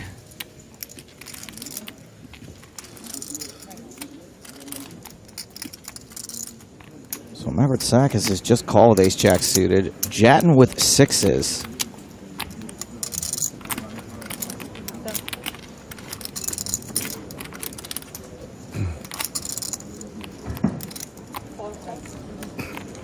All right, who wants to squeeze? The invitation has been embossed and addressed. Who's going to open the envelope? Anyone? Seems like no. Cheap flop, 3 ways. Jack 5-4, top pair, top kicker for Mavrotsakis. Yeah, Middleton was really hoping to get this light open through, but facing 2 callers is not going to continue. Going to relinquish the betting lead, and good timing because he is up against very strong top pair, top kicker. 90.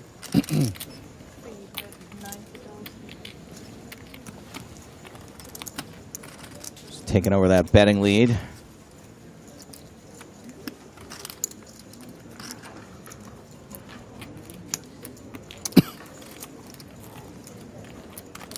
Jattin seems reluctant. Yeah, the 5 and the 4 out there keeps it interesting for him. You know, with 6s, could turn some backdoor straights. And just 1 overcard to his pair, so something to think about. I guess worth a time bank to him. I don't know if it's worth 2 though.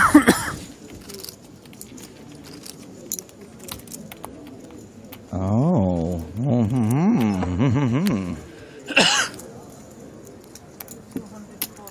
Raise. 240,000.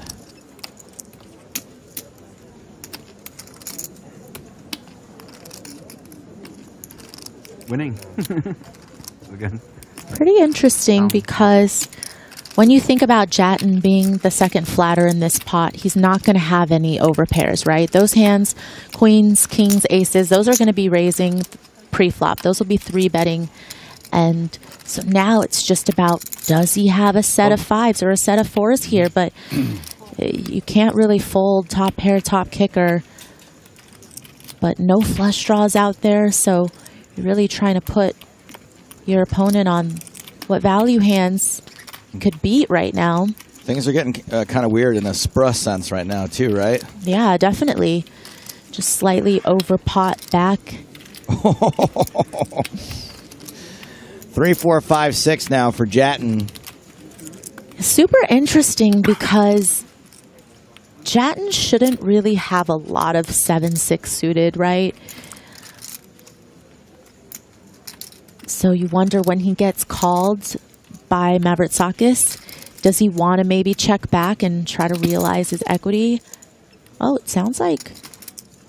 Okay, I thought Mavrotsakis had put chips in. Do you want to maybe bet small given the SPR situation? And then if you get there on the river, you can bet more.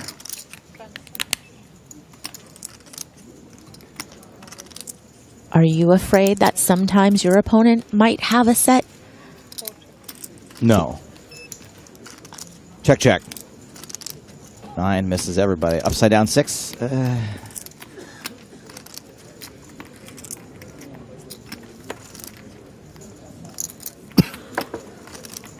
Maverick with the best of it. And looks like prefers to set the price. Oh, no, I thought he was going to bet.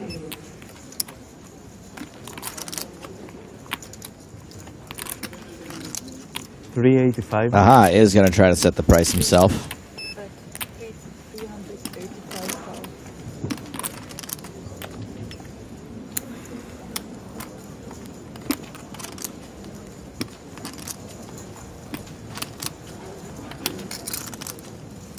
At this point, Jatton knows he's not calling. Yeah, and again, having a blocker to the straight, isn't that relevant here? Again, 7-6 suited usually goes into the muck against an under-the-gun opener. Especially when MIDI opened off of 16 bigs, right? You're just not really going to be flatting those hands.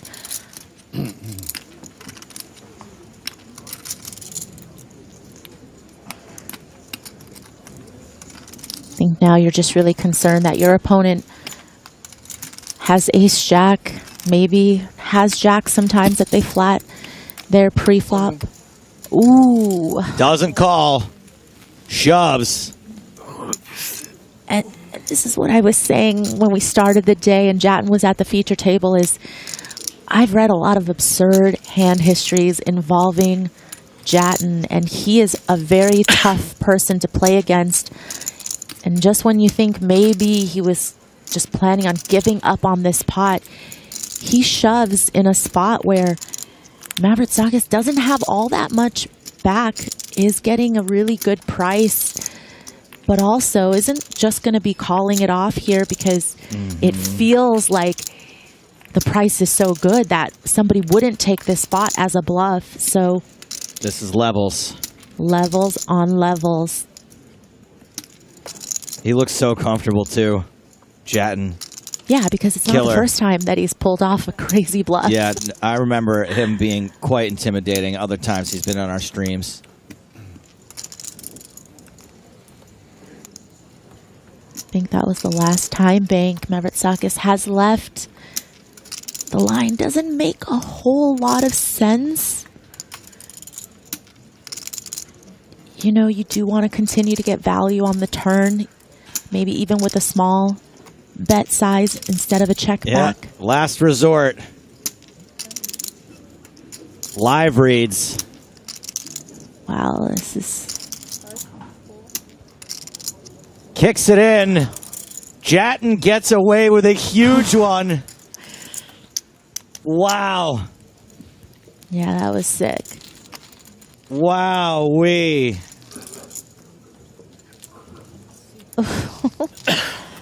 Y'all are brutalizing me. Farah Jatton bluffs Panagiotis Mavrotsakis off of top pair, top kicker in a huge pot. I feel violated for Mavrotsakis there. That was just a violation. Mavrotsakis folds himself down to 16 big blinds. Jatton on around 80. Stone cold. Yeah, like you see all the chips that he has. Usually doesn't get them by having it. Jasper wants to know, does that mean that blockers are real? I saw no evidence of blockers in that hand.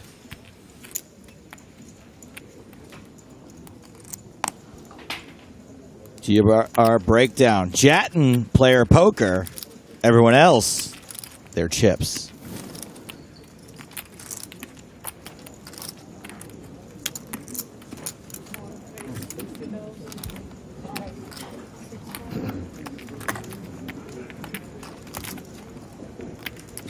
I gotta go take a walk around the building after that hand.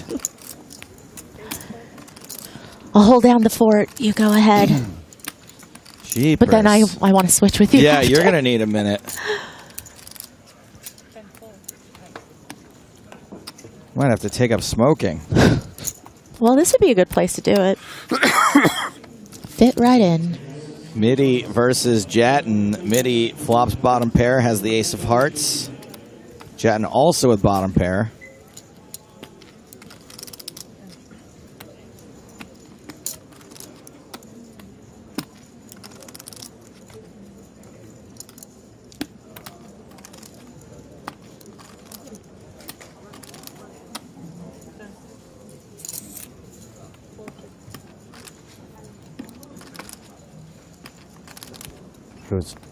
Check, check on the flop. 6 of spades on the turn. What do you got? 6s again? Huh? What do you got? 6s?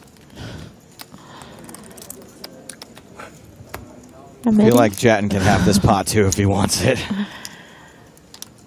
Yeah, Mitty wanting to show down. Bottom pair, ace kicker.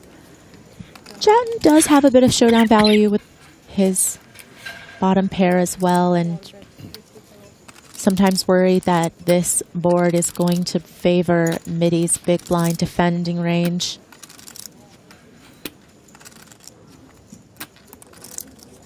But the price is right. All right. Tommy boy. Gonna see one more. It's another 6. It's a heart. That's a really good card for Mitty. Has the nut flush blocker.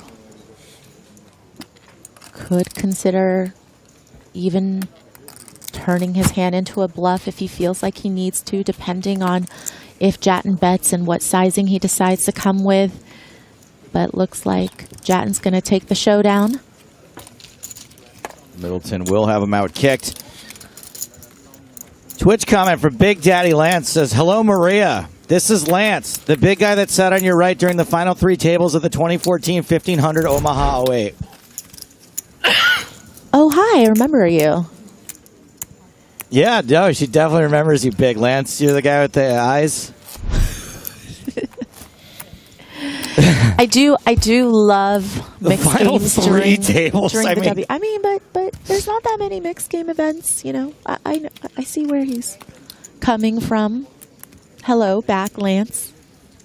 I mean, final table I could understand.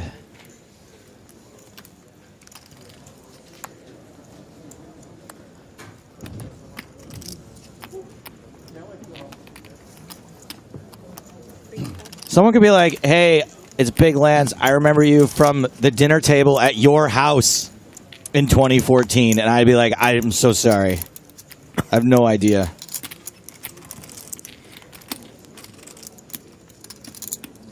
Right, 60.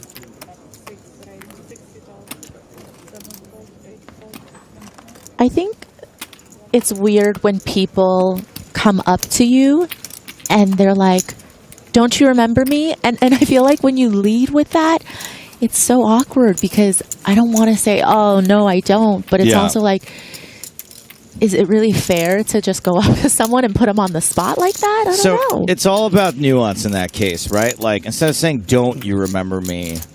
If someone was just like, "Hey, I don't know if you remember, but we did go deep in something once before," that's like okay, right? Oh, totally. Okay.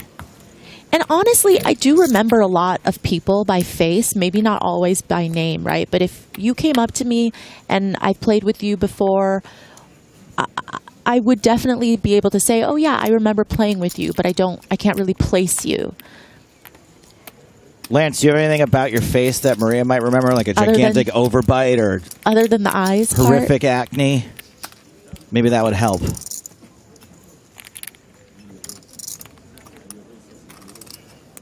Right, 60. Action on Almeida. Can we say 7-8 of spades? I know people want to make fun of me when I say the little card first, but that one feels okay. No? 9-10 of diamonds? I feel like for some reason I can't do that because when the flop comes out a certain way, it just confuses me. So I always like to go top card first. And especially with a hand like King Jack. Yeah, King Jack is fine. You definitely can't reverse that one. especially when it's offsuit. I think I've told you this before, but you know that I own the domain name King Jack Off. Couldn't believe it was available. How much is that on GoDaddy for what? 3 years First of all, automatic renewal? GoDaddy's a scam. It's like twice as much as other places, maybe 3 times. It's like $9 a month, $12. It's not a month, sorry, a year. All right, a hand developing. I think so, yeah. Mavericksakis all in over the re-raise from Erlandson. This would be pretty optimistic. This would be a real heat check. Yeah, and I feel like it's been a while since Erlandson's won a pot, so I think even if it was a heat check, that heat might be, it's cooled off a little by now, so I'd like to see a fold.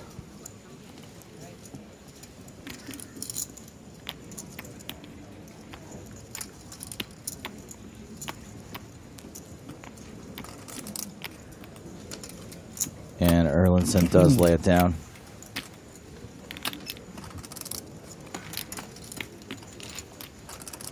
Paul asks, On TV, you'll see. Don't look at me like that. Yeah, you can see my also. It's a fold hand. Flop. Sorry? Can I open or when hit for it? Yeah, suited, very nice. Was there an ace in there? No. A king? No. Ah, damn. I won the golden. Tell me what you have without saying what you had, Yeah. Mavericksakis. If you it's wanted just making to call him feel on the worse. hand, He's just quiet. Paul wants to know, hey, Joe, do you know the date for your Chicago comedy show yet? I do not.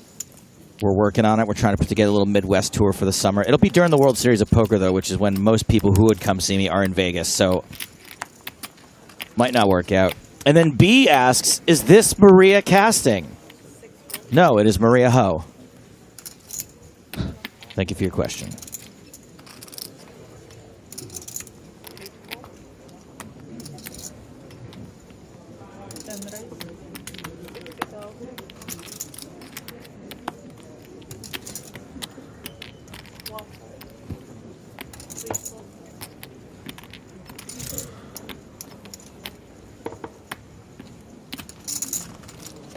Are we going to keep the same feature table? Because I'd love to see what adjustments players are going to make against Jatton after they see that sixes hand. It's this table's been on here for 2 levels, so I would imagine we're probably swapping. Yeah.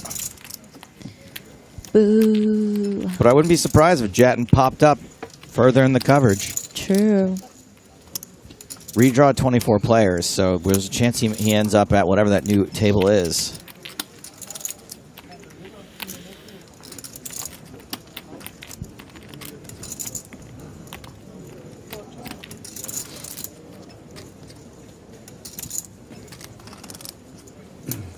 Jatton has flopped up and down here. Midi does have the best hand, technically.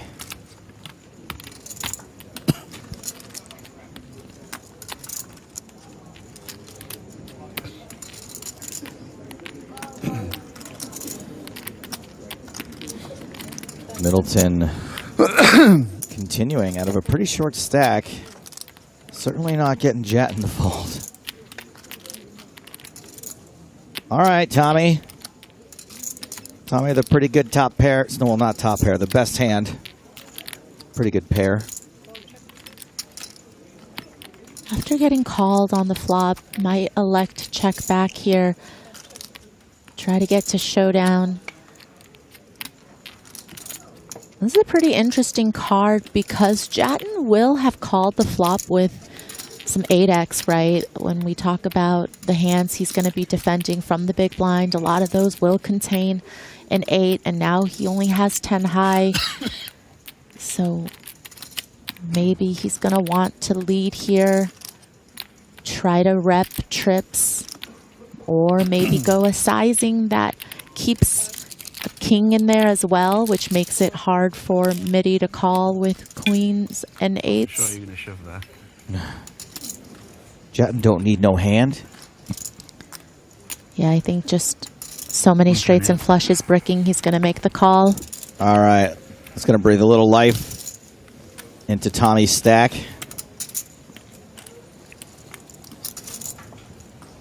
Not many hands left to be played in this session. We do have a dinner break.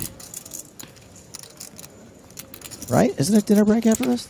Oh, one more than dinner break. I see.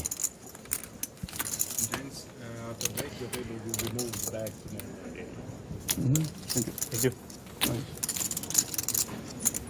Middleton no longer Bottomton. Which table? 29 big blinds. Here, which table will it be? Which number? Number 3.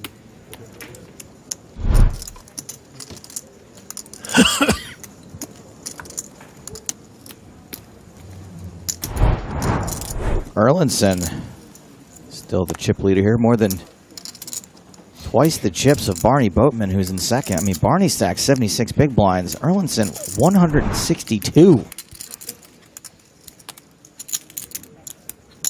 65. Broken Glass asks, Joe, what did I find out about your Midwest tour? I'll probably talk about it on the, I'd say the Monte Carlo stream. I'll talk about it quite a bit. My Twitter, my Facebook. I also, my website, stapes.com. Someone was squatting stapes.com. So I was like, I thought that was a joke. No.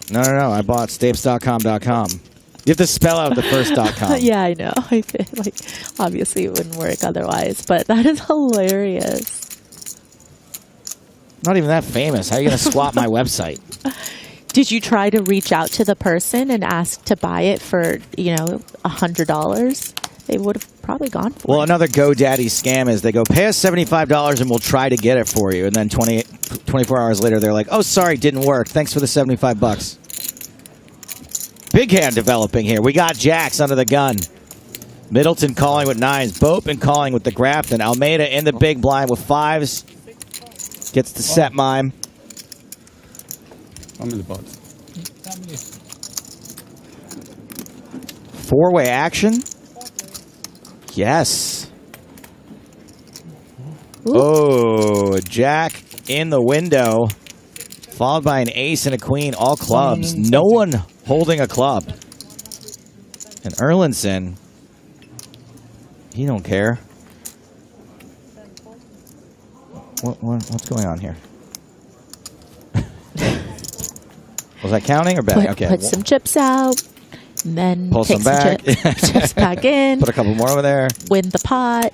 It's that easy. Nice. Yeah. Really nice. Scary board, though.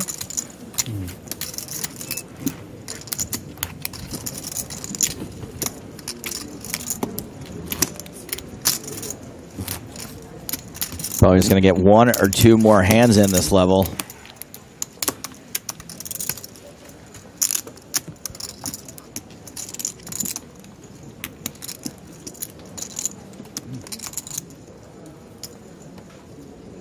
Gamer Sparks asks, Maria Ho's age. Anyone want to enlighten me? No. Thank you for your question.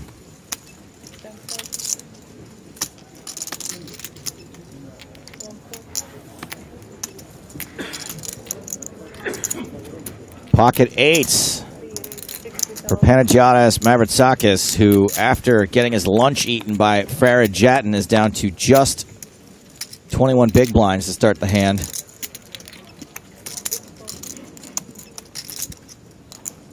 Erlinson with ace-jack.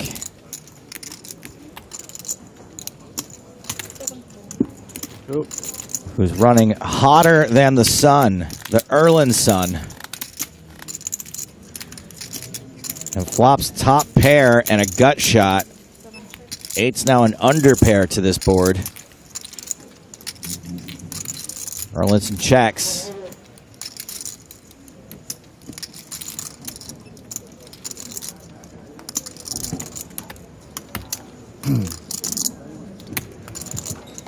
Not really a board I'd be super happy to see bet. Yeah, but you do feel like you have range advantage when Erlinson just calls from the big blind.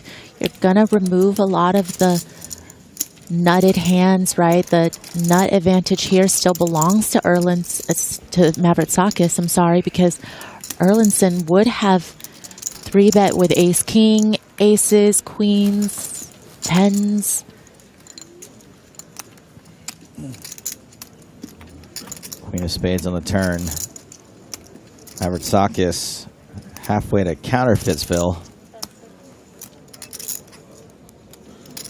Erlinson checks top pair again. This time Mavritsakis checks back.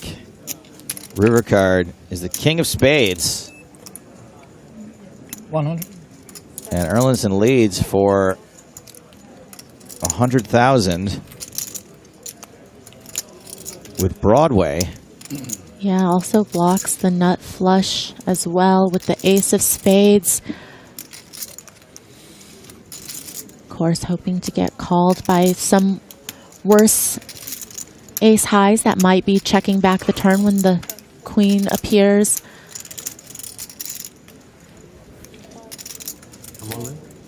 Mavritsakis shoves. Yeah, and really just trying to represent top of range here with some boats that he could have too, and ends up getting a quick call from Erlinson, who doesn't even really think about it, especially with the paired board and flush possible. And Mavritsakis eliminated on this hand, although most of the damage was done in that huge confrontation between he and Farah Jatton. Jatton bluffed him off top pair, top kicker. Got to be pretty devastating for the player from Greece. Game. Good luck. Thank you. Chip leader earlier, out now in 29th place for 30,250 euros. Rounding us down. Oh. And the rest of these players are on a pay jump.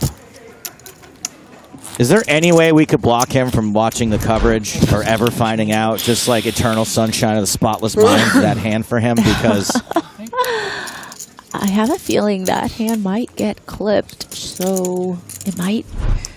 I think you got to talk to the social media team about maybe not posting it. Speaking of severance, we've got to just snip that guy's cord.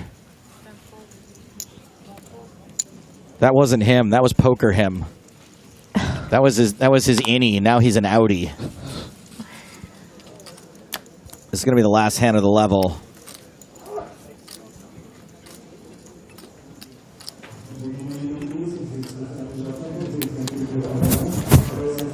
And I also feel like, just note to self, right? If Erlinson has a pretty decent hand, you might not want to try to get him to fold like what was the 10th nuts or something there. Because it felt like a lot more. It felt like a lot higher up than the 10th nuts, though. I'm not saying you're wrong. I'm saying it felt like it. It was the nut straight. Right, on a paired board with the flush possible. Yeah, of course, but the nut straight. A nut straight that he is likely going to be chopping quite often against the shove, at best, when he calls. Erlinson getting out of line again here.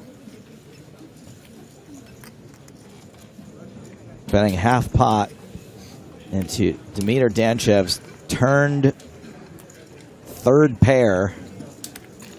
Yeah, and Danchev hasn't been at the table long enough to see all of the damage that Erlinson had done before this. He might be aware. Yeah.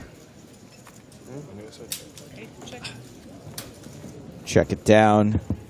And Erlinson is mortal.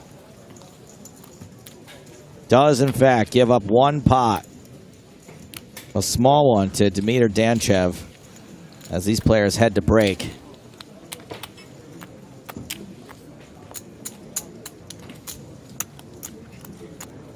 You move everything, yeah? Erlinson just going to take one last look at that pile. And we'll take one last look at the featured table chip counts. Barney Boatman still going strong. 55 big blinds headed into this break. Farah Jatton putting on a show. He's going to take 50 blinds into the break. Two shortest stacks are Dimitar Danchev and Tom Middleton. But it's Hans Erlinson who is smoking. More from EPT Paris when we return.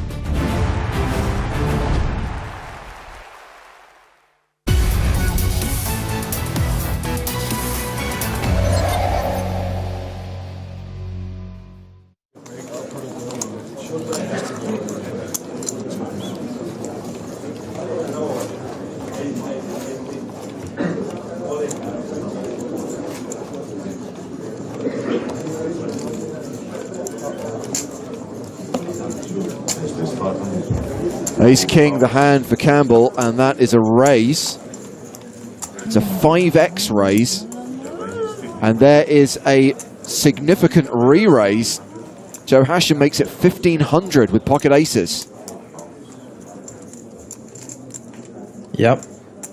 And actually, 3x in position is about the norm these days. It went from being really small, and then we got kind of thought that really big was bad, but we're kind of at about 3x now in position.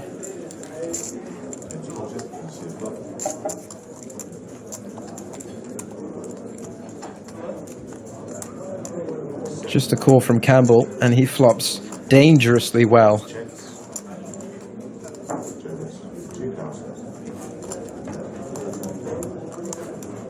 Checks to Hashim, who bets 2,000. Continues the aggression.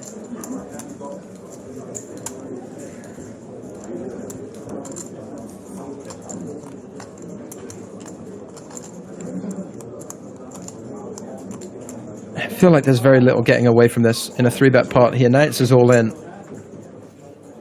7,500 is 5,500 more. Shake the head from Joe Hashim. Perhaps fearing the kings, queens, and obviously king, queen. Queens. Now, but Has aces. Bit of a cooler, that one. Bit of a setup. And looks like James Campbell is the at-risk player here. Yeah, needs to find the king, and he does on the river. Unbelievable. What an escape. Unbelievable.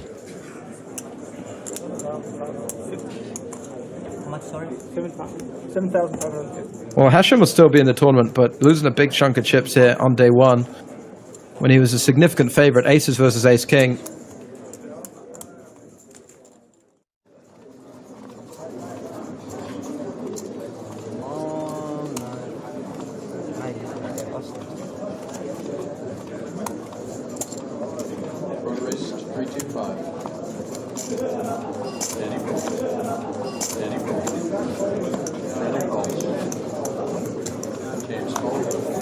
Fageli's open with 7. Samson calls with 10s. Jensen in with 8-6.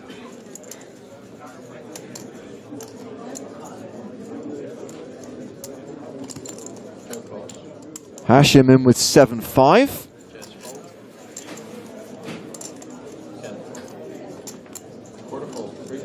And the blinds fold. So 4-way to the flop.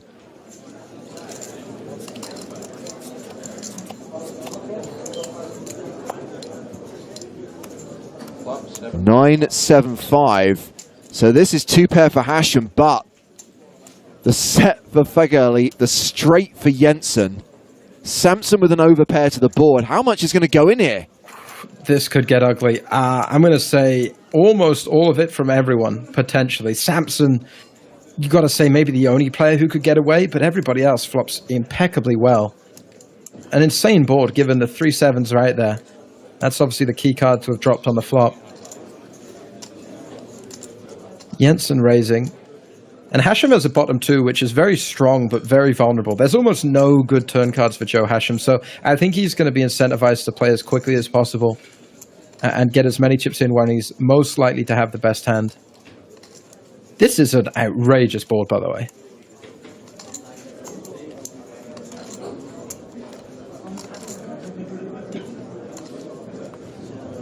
It's gone bet and raise, I believe.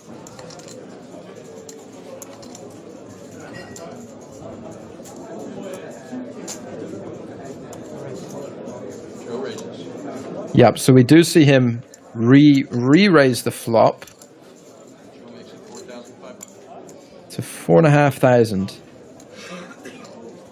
Action now back on Frodo Fageli, who has the 7s. The middle set, facing a lot of action. I'd be so confused right now. Yeah, me too. It's a really tricky spot to navigate. It looks like we see Frodo make the call. So Samson folds his 10s. Yes. I think that's pretty easy at this point. But it's Jensen who has the stone cold nuts. And once you see this amount of action, it's very, very likely one of these two players has something really strong. So I like playing quickly here. You don't want the 6 of diamonds to roll off on the turn and kill all of your action against a set or two pairs. So I think Jensen makes a great decision, moves all in. And I just wonder now, there's been so much action on this 9-7-5 flop. And Hashem does have bottom 2. I wonder if he can get away. I mean, the action, and bear in mind this is still very early levels of the event. It's level 2, right? It smells of a set against a straight or set over set. Yeah, absolutely. I mean, we saw 10s folding, so that seemed like a pretty standard fold even back here in 2005. So bottom 2 pair here. Actually, I think there's a good chance that Hashem can get away with it, given the action we've seen. And I don't think any of the action is incorrect. I think everyone here is right to play quickly because it's a very vulnerable board. Yeah, Joe gets away from the 7-5. Will Fagerly get away from his set is the question now. This would be a laydown. Yeah, Joe Hashem's laydown, it's nice, but it's kind of expected. I don't think Fagerly can fold, just because there's some consideration that even against a straight, he still has outs, and he could occasionally be up against something like Jack-10 of diamonds. Actually, Fagerly in a lot worse shape because we saw Hashem toss the 7 and the 5, so pairing the board going to be a lot tougher.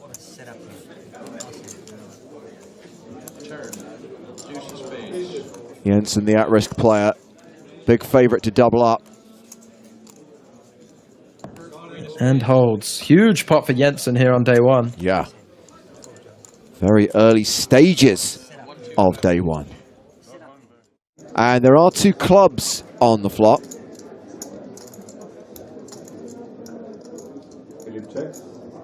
Helm checks to Anderson.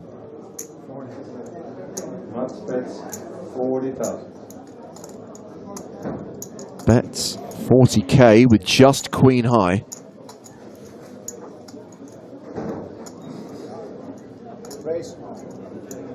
And here is Helm raising with his flush draw. Sure, as played. You're going to be in there with 9-5 and flop a flush draw. I mean, this is clearly where all the money goes in, right?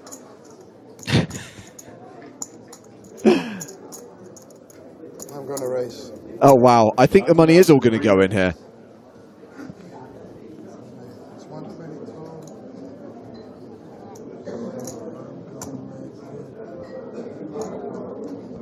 I mean, you just don't see this anymore.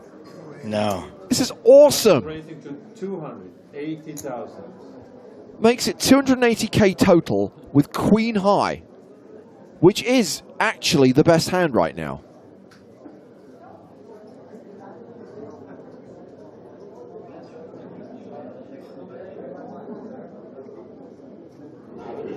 $160 to call. 160 to go. Call. And Hill oh boy, just calls on the come, as Joe would say. 280,000 times 2. Weird hand alert. More than 600k in the middle. And now Helm has a gut shot to go with his flush draw. If he goes 6-7, that would just be incredible. But I don't know that we're going to get there. Matt says all in. And Anderson shoves on Helm.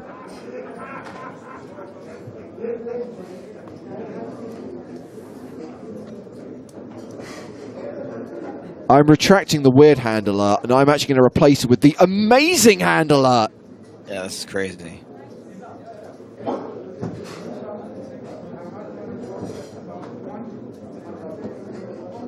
And Philip folds. Well, Helm folds his draw. Anderson did officially have the best hand with queen high. You can see the equities are very close, though. So, hey, getting a fold there. Plus, in your mind, you think he folded out much better. Yes.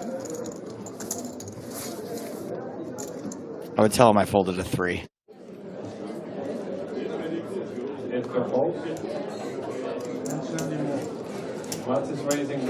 Oh, this is ace versus ace, and this could be a, yeah. All in from Scarevold, called by Anderson, and Scarevold is the at-risk player, and he is behind. Domination Nation.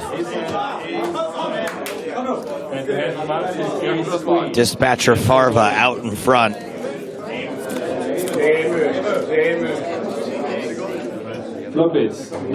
King 9-4, all hearts. Scarevold does have the 10 of hearts. Can he fade all those hearts? Anderson pairs his queen. Don't celebrate prematurely. Your opponent still has a flush draw. I mean, it's a red card that isn't a heart, I think is the only acceptable celebration there. No heart on the river, and that will see Mads Anderson take it down. Edgar Scarevold is the runner-up for around $220,000, more than 400K US for Mads Anderson, the winner of the Copenhagen leg of Season 2 of the European Poker Tour. This event played back in January of 2006.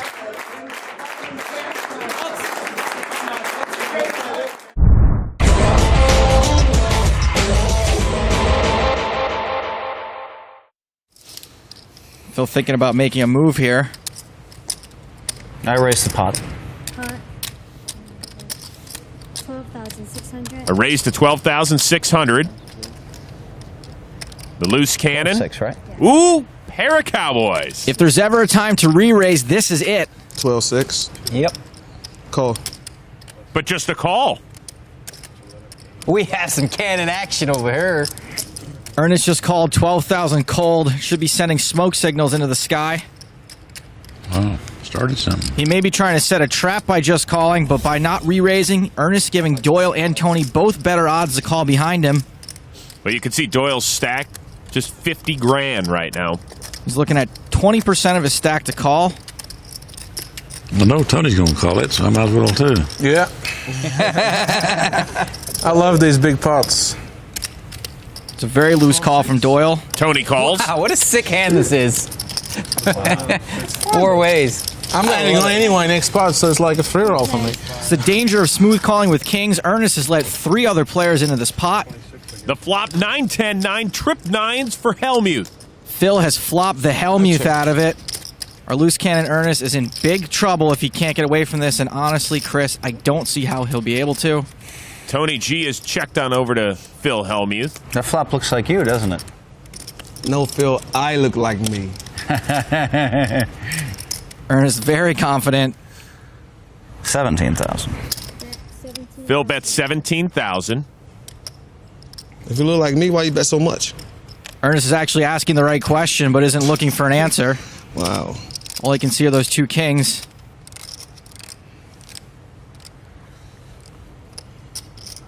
$36,000. I love you, Ernest. I try to gamble, I just can't. Doyle folds. I was gonna raise. So sick. Tony G's out. Wow. This is almost certainly disaster for our loose cannon. 200,000. What are you going to do if I move in? You going to call? Phil, of course I had no choice but to, my brother. You got aces or kings or something, or what? Man, if I had aces or kings, man, I'd be the man right now, wouldn't I? This is why this show's so fun. You're the best. Boy, oh boy, I don't think I have a choice here. This is so sick.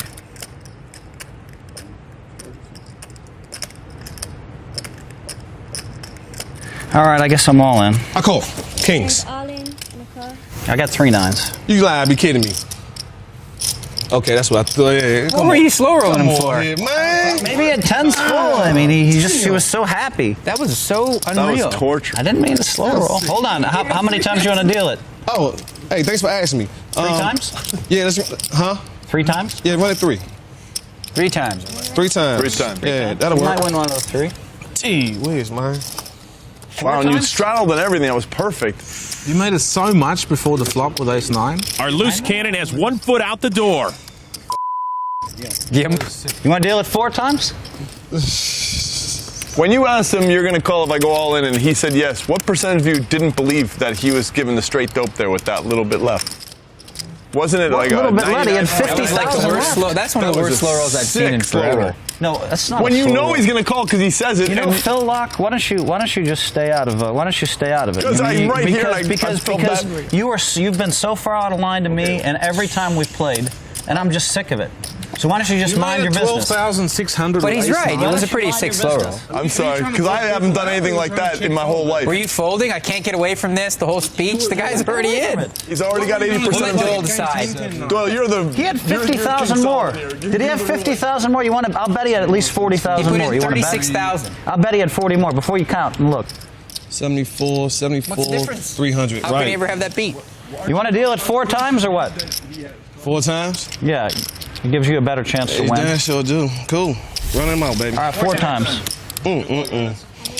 4 times, need 2 kings. Wow, that's about 50. Spade, queen, jack. Hey, run a jack. Spade. Hey, run a runner. So we'll see the turn and river 4 times with each pot worth a shade under 50 grand. Run number 1, a jack of hearts. Queen. Yeah, queen, king. The river, an ace of diamonds. Round 1 goes to Hellmuth. Phil Hellmuth is filled up and made a full house. He's locked up at least 25% of this pot. Run 2. The turn, a king. There we go. Full house. That's what I'm talking about, baby. Get me there. If you're in it twice, you got money back. Yeah. Oh, damn, I said 4 times, though. Damn, didn't I? Holy snap. I got to stand back up now. I thought it was only twice. Come on. The river's a 3. 15% dog. Ernest has won the second pot. So that's cool. I'm feeling good right now. Well, you're still alive. You're still alive. Our loose cannon will stick around. Round 3, a 7 of spades. Everybody's rooting for a spade. He can now hit a king or a spade to win this run. The river, it is a spade. Damn spade, up 2-1. That's loose cannon. He's up 2-1. Why did you go for 4 times? You went for. Hey man, I'm just thinking of more house, man. Oh, this is like slow roll. One more time. One more time. Put a king ball out there. Ernest Wiggins has now won half the pot. This is the thing right here. This is it right here, man. This is like the big action right here. Right? Helmut loves you. Yeah, I really like it. Come on, one more. King. One more king. The final run. Ernest's odds continue to get worse and worse, but Phil looks sick anyway. A queen on the turn. Jack. There's a jack. You want a jack? That would be king. sick. King or a jack? One time. There's what? 3 jacks. 8% right now. The final river card. It's a king. That's real. He hit 3 out of 4. He hit 3 out of 4. That's with the worst hand. You're the best. Why is everyone so happy except Phil? Yeah, that's what I'm talking about. Huh? Oh, yeah. That'll work. Yeah.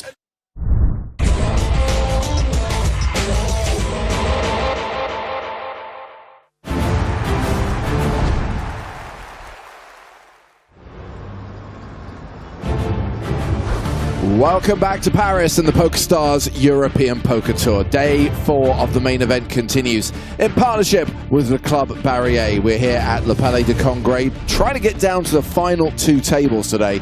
We're coming back from break with 28 players, and Hans Erlandson, who was on our feature table for the last 2 sessions, is the chip leader with 5.8 million. Former chip leader Eric Afriat still on the top 5, along with Army Bearer. So yes, we have changed feature table during the break. A new lineup coming to the main stage. It's James Hartigan alongside Nick Walsh. Hello. Thank you so much for having me. That last level in particular, fantastic for Erlandson. And here we go, Afriat and Bearer and former chip leader Elliot Houdon, all at our new feature table. Along with Lorenzo Arduini, David Tu, Terry Vlastos, and Anatoly Korachensky. Blinds are now 20,000, 40,000 with a 40k big blind ante. We've got a couple of the chip leaders. We've also got a player in the danger zone. Danger zone! Korachensky playing fewer than 10 big blinds right now. With 28 players remaining, we are getting near the big payouts now. Current player or rather next player eliminated, 30 grand. Then there's a money jump. Once we get to the business end, we're looking at money jumps with every single elimination. And up top, more than 1.2 million euros. Just waiting for some colouring up to happen on the floor. Guess what's happening, Nick? The 100k chips are coming out. Let's go. Let's get it colored up. Makes it a little bit easier to estimate your opponent's chip stacks as you look across the table. And of course, it means we're getting into the bigger, big blind situations that are going to really make or break some players' dreams here in Paris. So of the players we have on the new feature table, I believe that David 2 is a qualifier. He might well be the last online qualifier left in the field. And of course, when we get to 24, Oh, for your makeup, you gotta 4 choose more makeup. eliminations, there will be a redraw. Get rid of that extra light on your face. Delicious.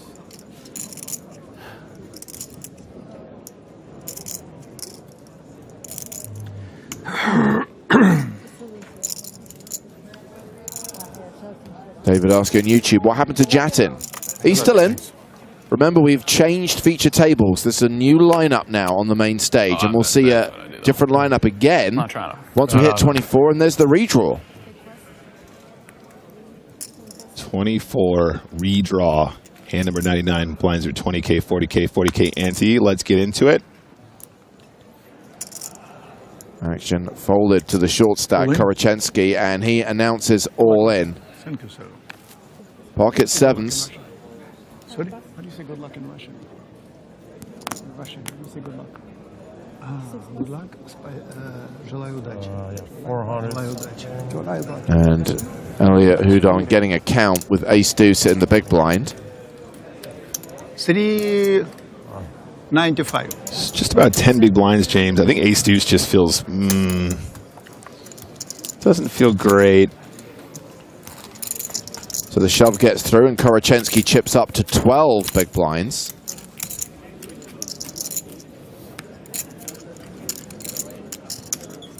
Roberto asking, Jorgner still alive? Yes, and he's still in the tournament.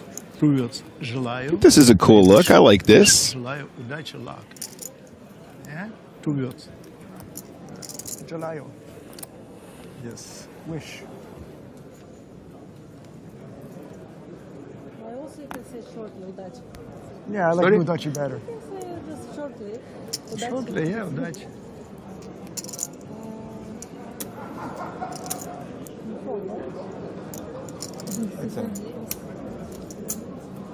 Well, we've had a fold from David too, so action's on Korachensky. Fold. Round to Lorenzo Arduini, the Italian passes. Terry Vlastos, we've seen a few times over the course of the last couple of days. Jack deuce on the button. So it's blind v blind. 4-3 suited for Houdon in the small. Has Army Bearer to act in the big. These two have been battling already throughout the last couple days. That's a call. Ace-4 for Army.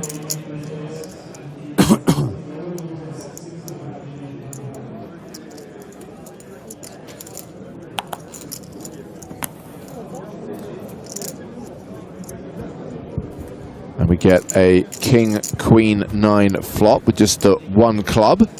Ace high still ahead by a significant margin.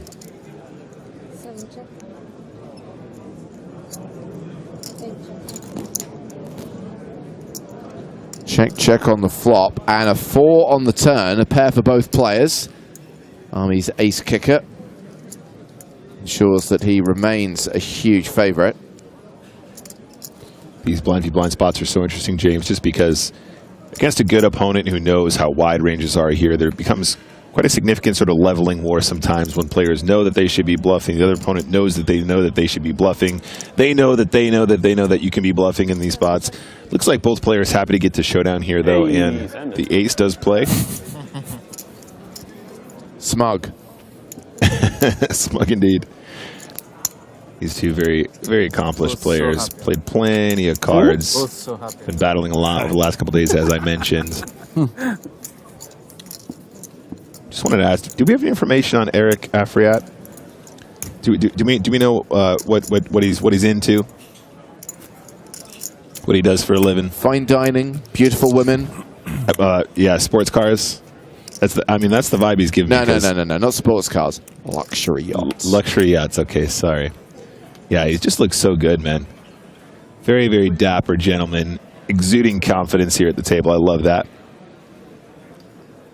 Korachensky looks pretty dope too. I'm not sure that these textures are good for television, James. Yeah. What is it called when the... Strobing. Strobing, yeah. I think this might be a strobing nightmare, but our camera guys are on it. Is it Mare? Mare, something like that?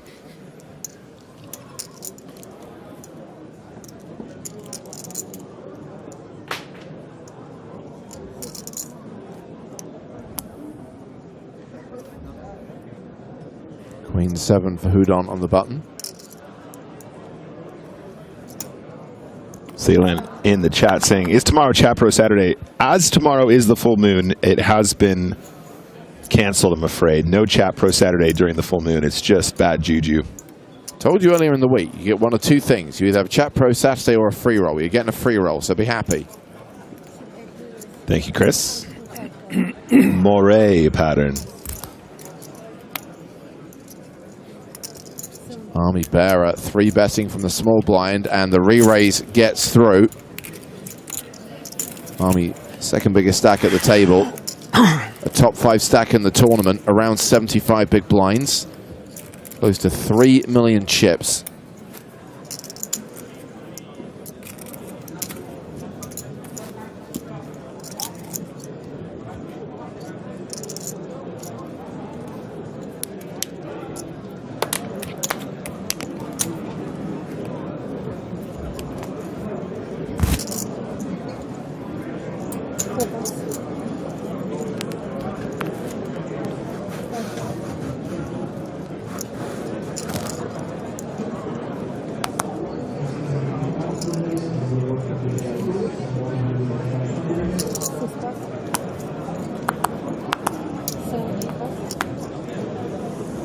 Sorry.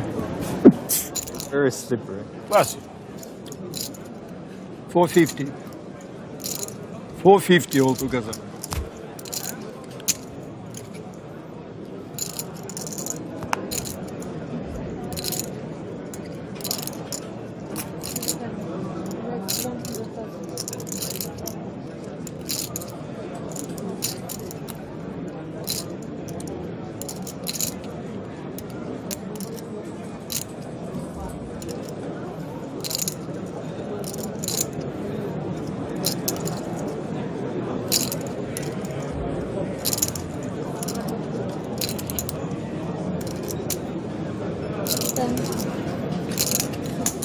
Ooh, bit of a tight fold there, in my opinion. As the short stack, 10 big blinds, blind v blind, pocket threes. I think just got to go in the middle there, James.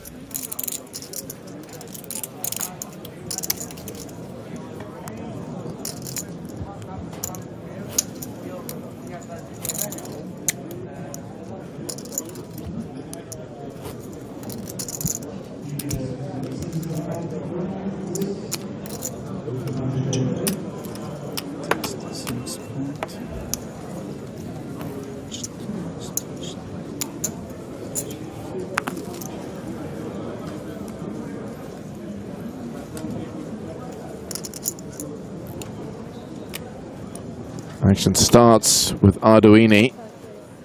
He raises in first position with Ace-Queen. Vlastos, shades on, Ace-King. Shades on indeed. How does he want to take on this spot? So 20 big blinds for Vlastos facing the under the gun open. I think we might just see a jam here, guys. At this stage in the tournament, honestly, don't want to get too weird from miles out of position. Don't want to invite any action from behind. Probably don't want to even try and invite Arduini to do anything fancy.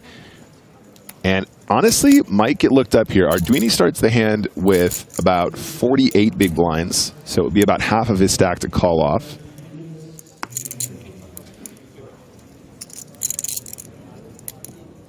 In fact, I'd take that back. Total, yep, not that far off, but he has put in a chunky raise as opposed to being all in here.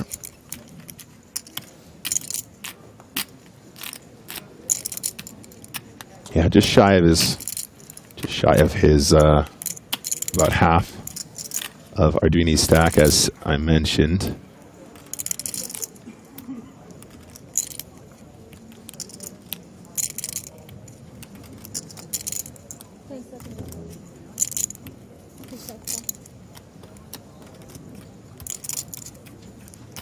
And we are going into a flop, guys.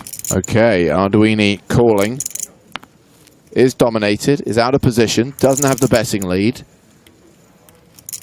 King high flop, but with the jacks there as well, it does give Arduini a straight draw. Yeah, as far as flops go, not the worst for ace-king. Your opponent could have a jack here sometimes, but I do think they're going to end up with some pocket pairs that you're going to be ahead of at this stage. 500K in the middle. Vlastos was 600K behind. SPR just a smidge over 1. I think we probably often see a really small bet here or a shove. It's the latter. Yep. So his 3-bet not all in here does actually garner a few extra chips. I wonder if the ace-queen still calls versus jam, though. Really interesting dynamic here at 20 big blinds effective.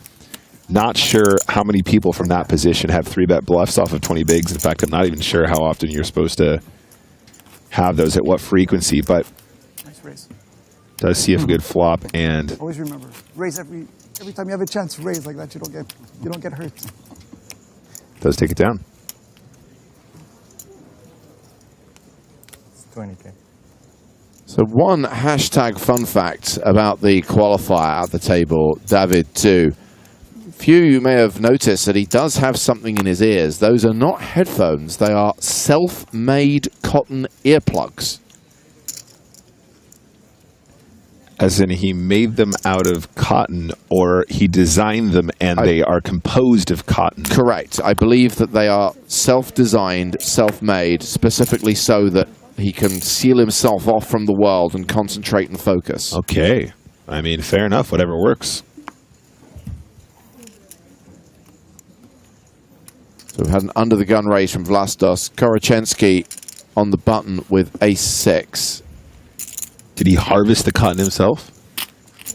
That I can't tell you. I mean, this is what the people came for. We got to know. Afriat calls in the small blind with 7-6 of hearts. Arduini in the big blind with king deuce of diamonds.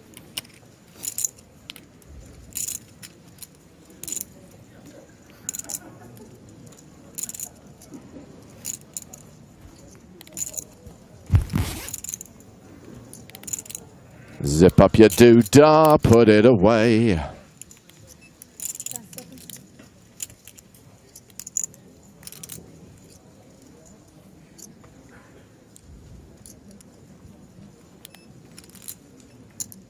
Is Arduini thinking of doing something funky here? Very possibly. Suited king.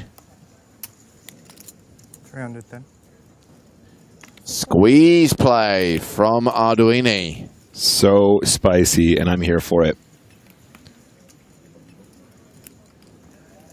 Vlastos got about 25 big blinds.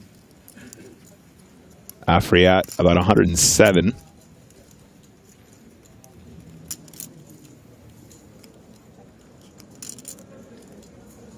And I think it's going to work. I see this getting through, James.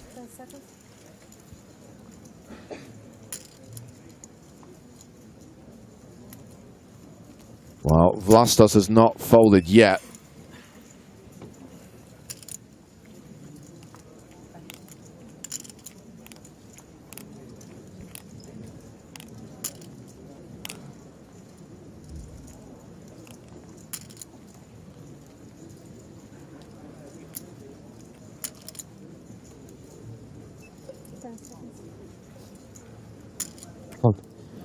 Now he's folding. What does Eric do? I'll do it again, huh? He folds as well. Who knows?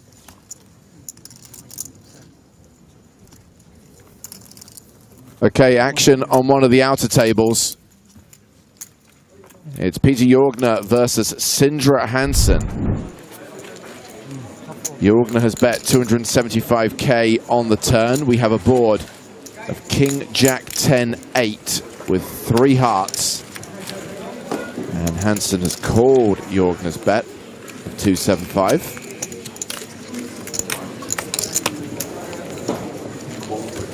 The river card is the Jack of Diamonds. Now we have my favorite kind of board. It's straighty, it's flushy, it's paired.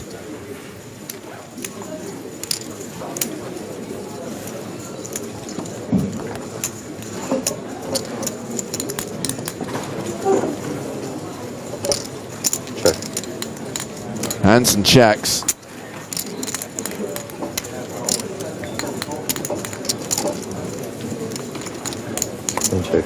Jorgner checks. Hansen tabling queens. No good. That is 9-7 for Jorgner, who has a small straight.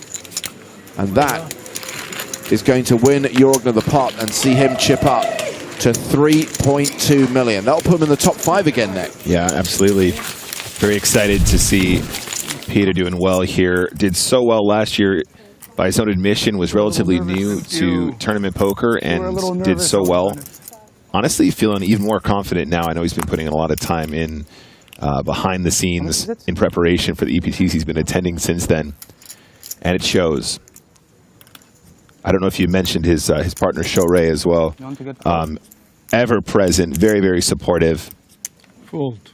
Customary celebration from the rail, and I'm loving it. I should fold? Yes.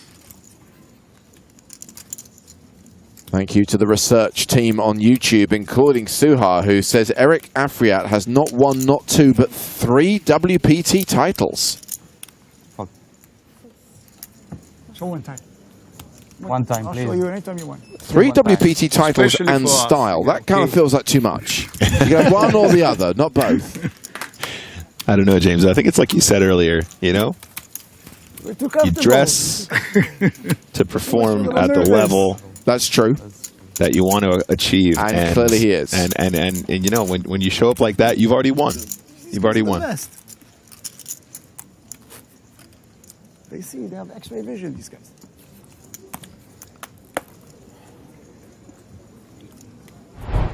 Which one of them is the best? Eric Afriat, a member of the WPT Champions Club. You, my friend, I hope you have a job. Won the WPT Falls View Poker Classic. Won the WPT Borgata Winter Poker Open.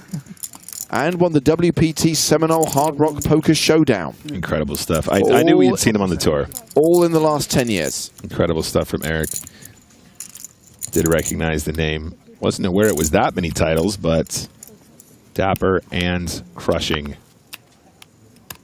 Hello. Army Bearer has opened in first position with aces. Rounds the blind. Vlastov folding the small. Elliot Houdon in the big. Just what's in there? Queen 7. Half your chips. Yes. You don't even need to gamble.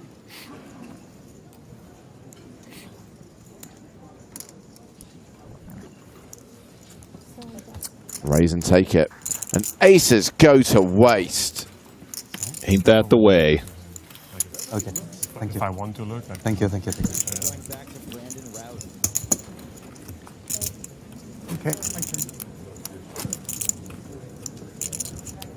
Don't ask. If I don't ask, I don't get. I said the same thing to Alex Kitchen yesterday. Yeah. He was doing that all the time.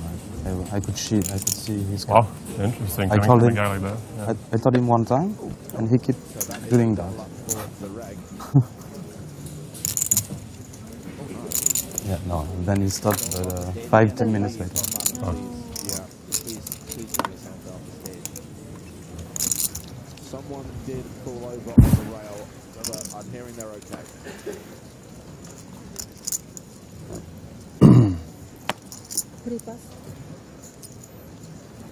Yeah, a few people thinking that they can hear the stream being watched. It seems like it's action from several hours ago.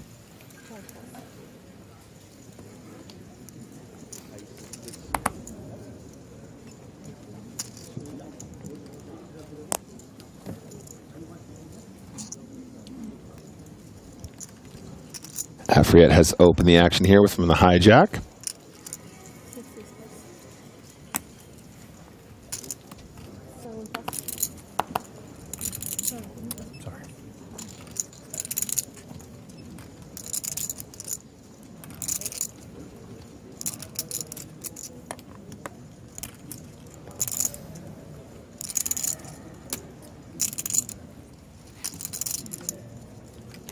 And aces and then kings back to back. Wow.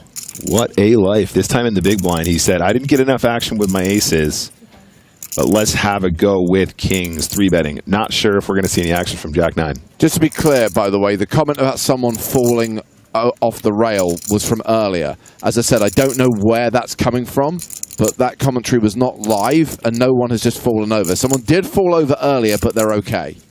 Somebody literally fell over the rail? Yep. What do you got? Ace queen? Show 5. Show? You should one? I showed nothing. Saw red ace. Awesome. You saw my red ace. Yeah. I don't think you did.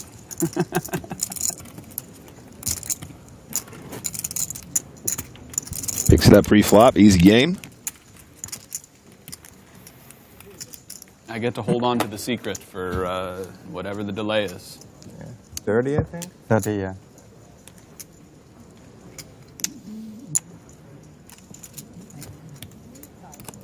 Am I supposed to show? Shit. You know you're playing with fire. I know, that's why I'm not sure. Maybe I'm supposed to show. Come back over the top. It cost you. I mean, you might have seen a red king, not a red ace.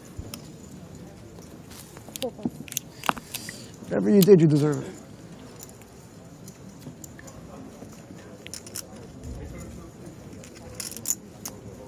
Arduini, 5-4 clubs. Crunchy. Yeah, we saw that absolutely spicy 3-bet squeeze from the king deuce of diamonds got through earlier. Mixing it up now, a little bit wider. 5-4 suited, very playable from this position, though, so not ridiculous.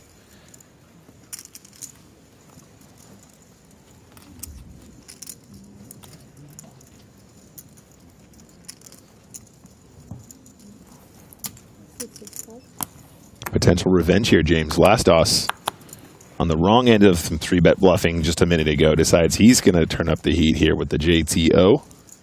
Meanwhile, we have 8s for Houdon on the button.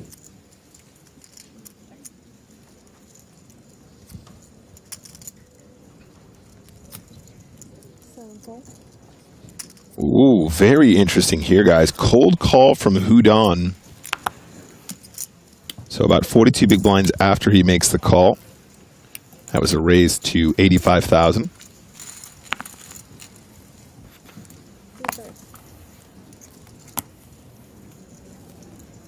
Seven, 4 deuce. So a pair of 4s for Arduini, but Houdon still ahead with an overpair to the board. Sorry, James. Did I get this wrong? Went raise, call, call. Correct. Arduini opened to 85,000. I see. Vlastos called. Sorry, Houdon guys. called, and that's how we got 3 ways to the flop. Thank you. I thought there was a 3-bet from the Jack 10 and then a cold call from the 8s. That's why I was getting excited, but my apologies. All right, on the flop now. Ocho's still with the best of it. The Snowmans.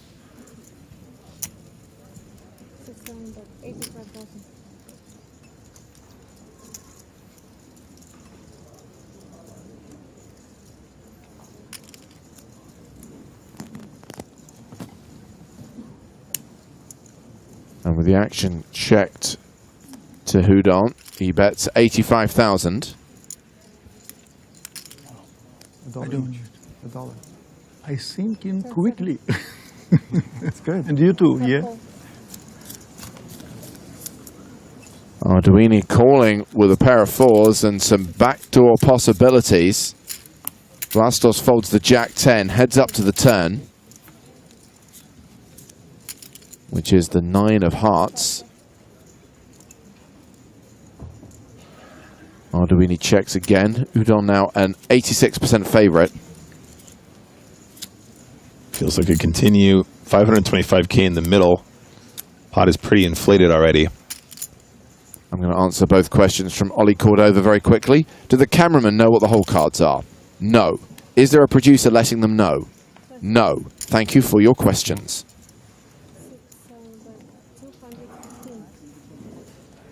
Does decide to continue here. 215,000.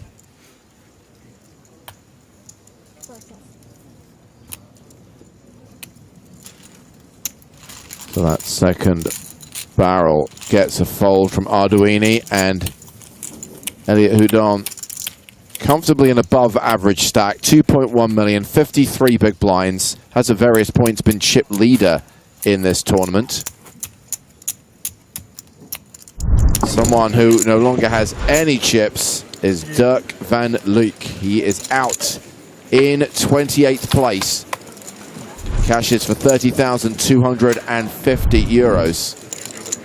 So now we are at 27. That means we're 3 away from being down to 2 tables, 3 away from the redraw. 90. A little bit more from Eric Afriat here.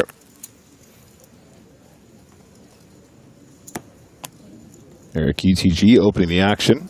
Queen Jack suited. Seems reasonable. Reasonable. Arduini Ace Jack Diamonds just makes the call from out of position. We are still playing 1, 2, 3, 4, 5, 6, 7-handed though. Good to bear in mind because the ranges will be adjusted for that, of course. Pre-flop.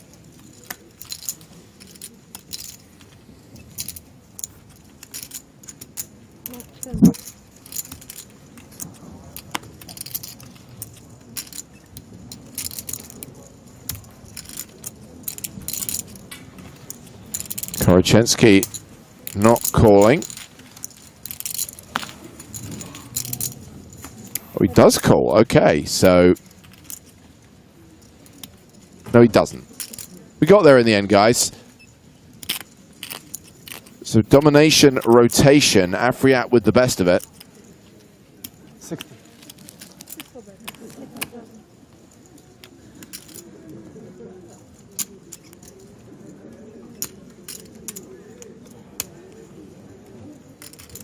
I don't think Arduini's going anywhere yet, especially versus this small continue.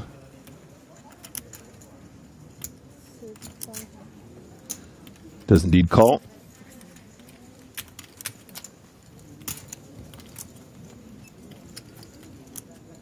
Board pairs on the turn. Afriat nearly a 9-1 favorite.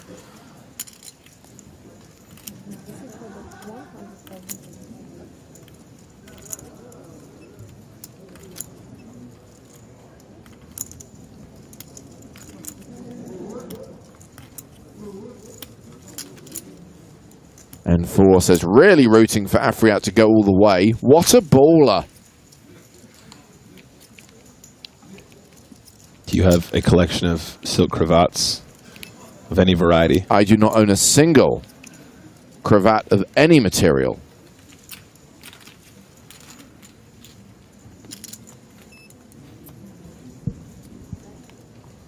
So 60K on the flop, 100K on the turn. 3 streets, 200,000.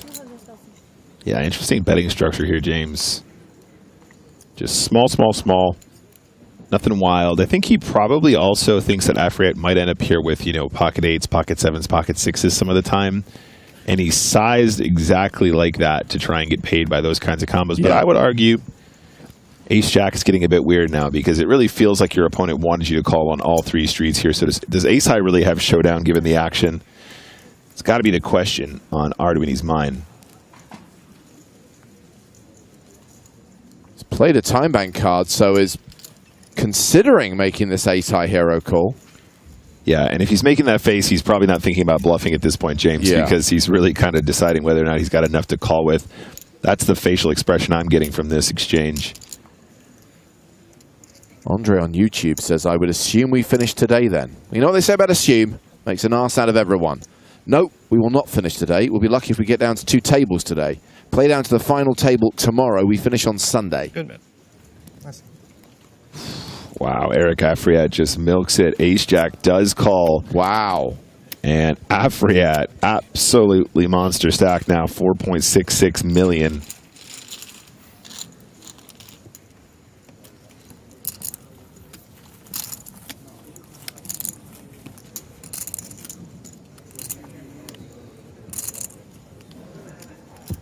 Well, looks like we are down to 26 players. We have just lost Kostadinov. He cashes for 34,800 euros. And we are now 2 away from the redraw.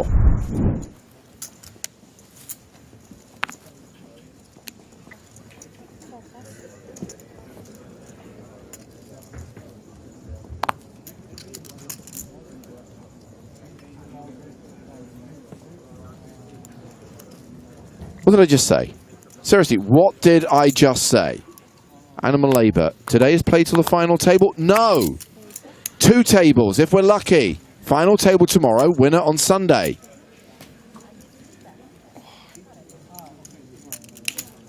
Yeah, I think something kind of wild has to happen to make 16 happen at the moment.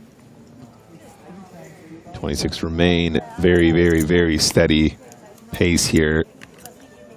Only a few players in the danger zone.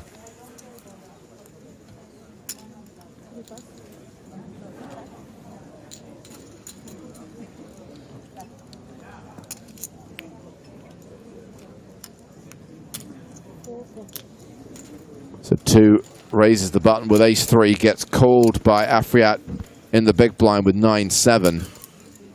And there is a 7 and there is a 3 on the flop.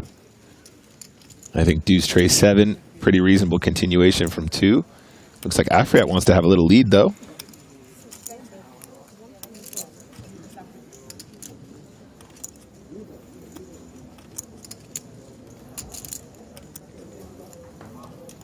He can see the chips, he just can't hear the chips. See your future, be your future.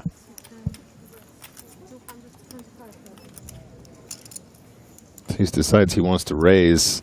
Does Afriat strike you as the kind of guy that gives up in these spots? I think the answer is no. Around $1 million over there? 1, 2? 6 of spades. No change. Afriat now 89% favorite, and 2 needs to decide if he wants to continue representing set of 3s or something of that ilk, perhaps an overpair, something that's beating a 7.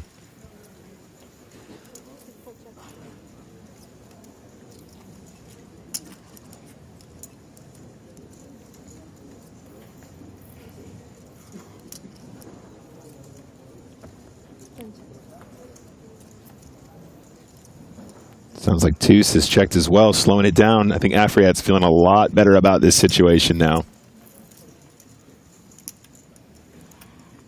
Oh, Nick, all of these experts predicting that it's going to finish today. I really wish there was some way we could take their money. I'd give them odds and everything.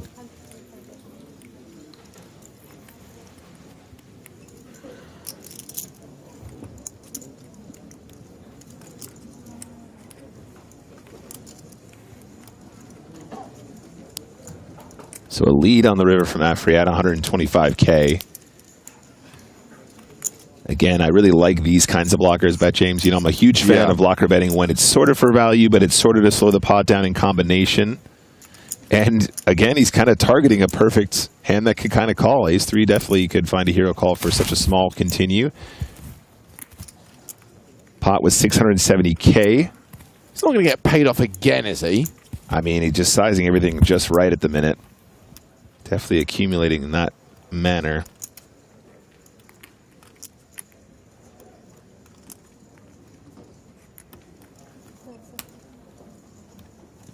Paid off again. Wow. You notice how both players just had the look of absolute defeat when they made the call, James? They're like, this is weird. I don't know what to do. This feels bad. This feels bad. This feels bad. I call. What do you got? Eric may well have retaken the tournament chip lead, by the way. Over 5 million now. 130 big blinds.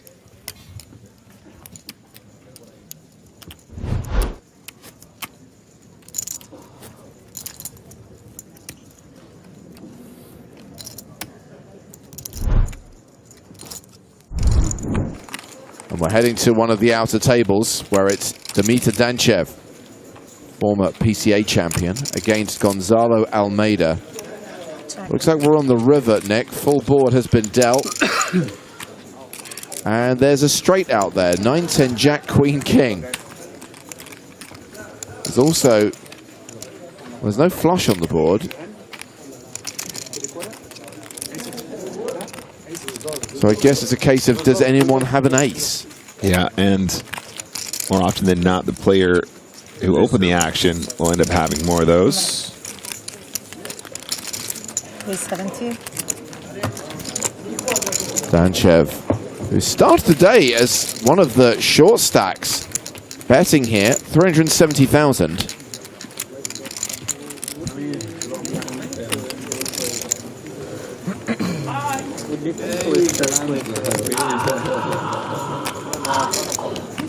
Sounds like someone's being tortured in the corner.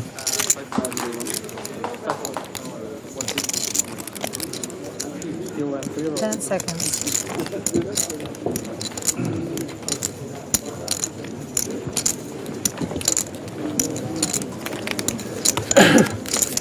It's a fold, and Danchev chips up to 1.3 million, so below average, but not short stacked. Unlike Anatoly Kurachensky at our feature table, who's still playing around 10 big blinds.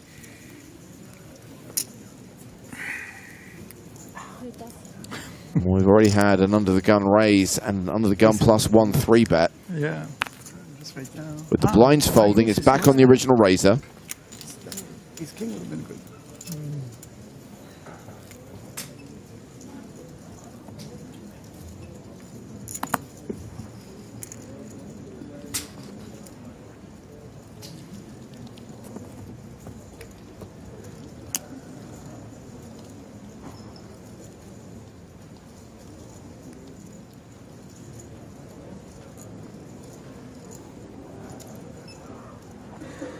Come on, show one time. Show some credibility. You'll see it. Yeah, you gotta show. We can say that here. You'll see on TV. Yeah. At least once, you know, just to show that your game is credible. Did you say? But it's not, though, so there's nothing to show. I had it. You had it? Yeah. You know, I'm a tight player, Eric. Tight. You know I have it. Buddy, there's nothing tight about you. And it's a compliment. Thank you. You're a good guy, Elliot. Thank you. I root for you. I don't, because we're at the same table. So. And he also has an innocent look. Look at it.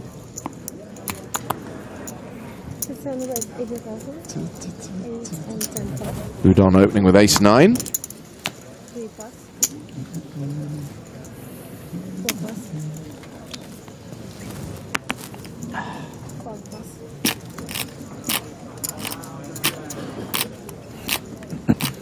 Might get this one through, James. Yeah.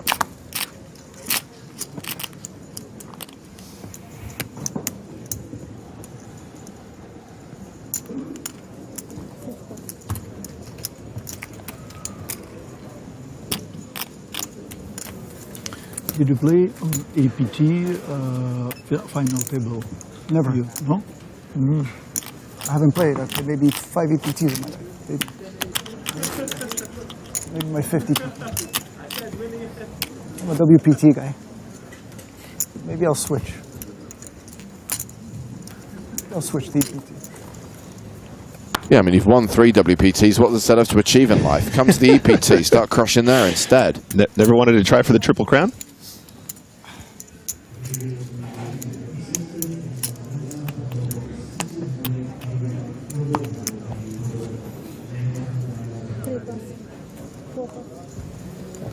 Yeah, switch. EPT. Switch it. I'm going to switch. Because I play more of an American player. I play US kind of. What do you best cash? Did you hear how excited Korachensky was there where he thought he'd said Sochi? Sochi, yeah. Yeah, I don't think we're going back there anytime soon, pal. Wait, it's exactly in April. It's going to be 10 years. Was EPT Sochi? I beat 1,795 players. And we have 1,747. So I think it's meant to be, you know? Yeah, yeah.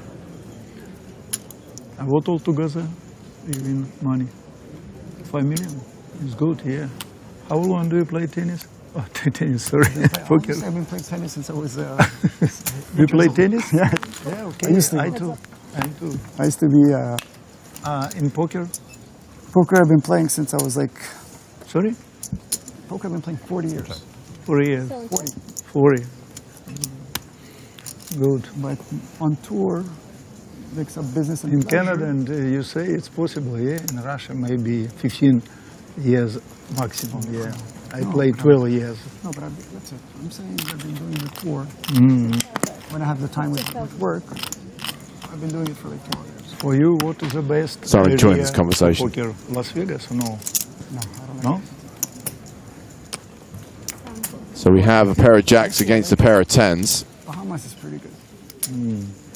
You play cash too? I think. Cash poker? I think. Everywhere I travel, playground poker, Montreal, you're one of the best poker rooms in the world. Best organization, best dealers. Montreal's the best. If you have a chance to come. You fly Czech Republic to Paris, Paris to Montreal. Yeah. That's it. And last year in Paris, no good organization because space, small space, yeah. This and year, please it's to wait. extraordinary. Yeah. Now it's good, yeah. Good. This is one of the best I've ever seen. I agree. Glad everyone's happy. Pair of jacks still good. So, James, how long have you been playing tennis? Oh, started back in the 1990s. Still working on my backhand. Great food. Great masseuse.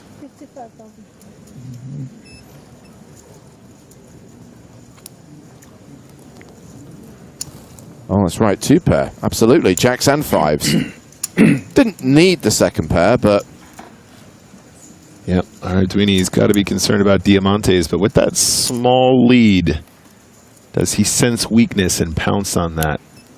And if you were to actually have a decent diamond that would go for value, how exactly would he size that to make that a believable size? Just decides to fold. I think that's very reasonable, too.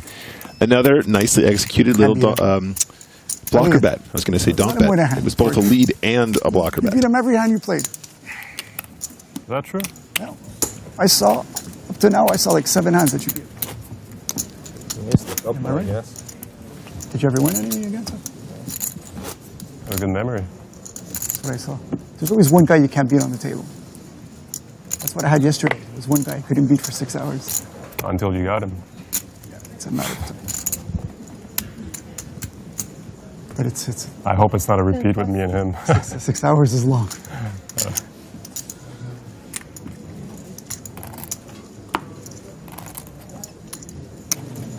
Korachensky with ace-4 of hearts.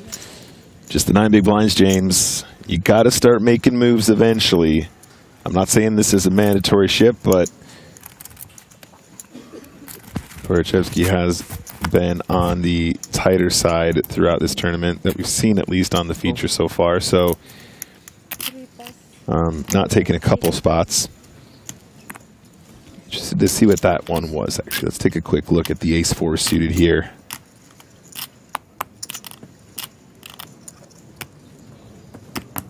This time, if you go over the top of me, hopefully I'll have the same thing I did last time, and then things are gonna you'll be get funky with it. And most of the half an hour's up now, so I'm basically just ready to share. I don't know. It's almost not a secret anymore.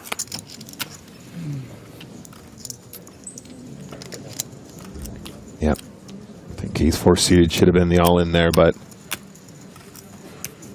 we move on. Afriat decides to take action instead. Afriat opening to 80k, called by Boudon in the small and by Army Bearer in the big. King Jack Tray.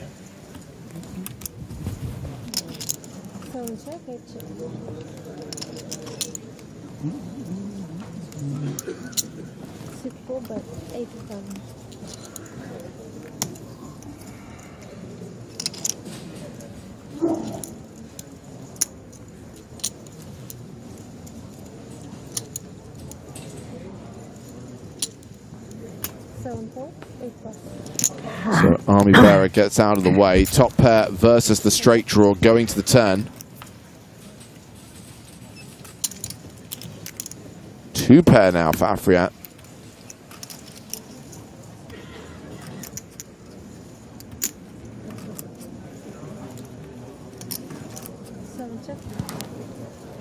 Yep, Eric Afriat's got to love that. It's not a turn to slow down on either, so there's 440 in the middle. I love this size too. 250 seems just about right for me at this point. 250 into a pot of 440 sounds just grand.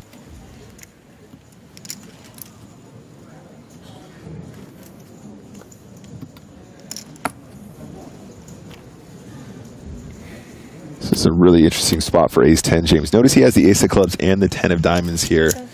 So a call at this point not only gives you the opportunity to spike the queen, make the straight, but also if it comes a club on the river, in particular the club, definitely a spot where you can try and represent the club flush, for example. But the fold, I think, is completely Being 2 pair on the turn like reasonable that. as well. At King 9 hearts. He tells the truth. And we've reached the midway point in this level. 45 minutes left to play at 20k, 40k blinds. Of course, this event in Paris started with a record-breaking FPS main event. That's the France Poker Series. More than 4,000 entries in that 1K tournament. And there will be 3 more FPS events this year. Monte Carlo, just before the EPT there. The BPC Namur, yes, I know it's Belgium, but it's still part of the France Poker Series. And Aix-les-Bains. You want the dates, you want the details, head to the PokerStars Live app. In fact, you'll find details on all PokerStars tours, including the EPT and other regional tours, like the Estrellas, the Eureka, and very soon, I imagine, dates for UK IPT 2024. You were telling me you were traveling, I think, to Asia at that time. Backpacking to Asia or something, you were telling me? When you went from the Bahamas, remember where you went after?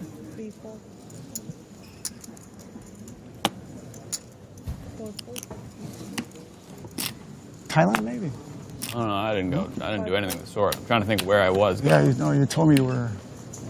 I don't know. You were going somewhere I was going exquisite. home from there. I don't know. Nothing crazy. I came from Spain. Oh, that's it. Does that count? You came directly from Spain. That I did. Okay.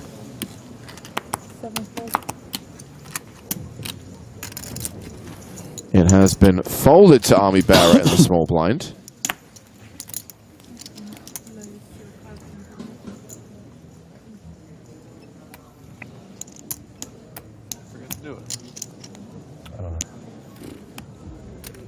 And he is called with Queen 8.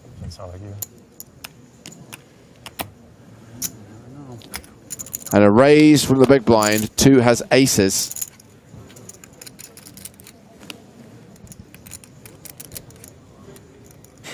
I think we're next player out. We're breaking.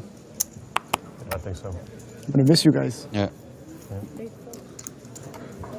Probably won't miss all of us. No, I have a feeling I'm gonna miss both of you. You'll keep 1 or 2 of I'm us. telling you, there's like destiny. 3 Canadians are gonna be at the final table. Destiny. Well, you may have heard the players saying there that we are now 1 away from the redraw. That's because we've just lost a player in 26th place. Slamama Mamash out in 26th for 34,800 euros. So one more elimination, one more bust out. We'll be down to 24, and they will redraw for seats around the final 3 tables. That will necessitate a short break for the redraw. Yeah, okay. Why is it out? Show him the money. I thought it was going to be a quick answer, French Canadian. too. Yeah. Canadians are number 1 for sure. Italian number 2. USA number 3. Morocco? No. Israel number 4. Oh. 5. You said your parents are from Morocco. Originally, yeah. Okay. Arduini raising here with Queen Jack of Spades. Number 5. Number 5. Where's number 5? I like the Czechs. Oh, you know what? I like the Haitians. Haitians? Haiti. Number 5. Yeah, yeah. Hey, Elliot. We come from Haiti? No. We come from Montreal. We meet a. Oh, we know a lot of Haitians. Haitian Yeah. friends. Yeah, yeah.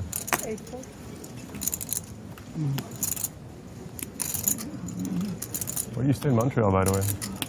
Where do you stay in Montreal? Where do I live? Huh? Where do I live in Montreal? Yeah. I live in Saint Laurent. Saint Laurent, okay. You? Plateau. Yeah. Neighbors. 10 minutes away. Like a million, right? It's the beginning of a beautiful friendship, I'm telling you.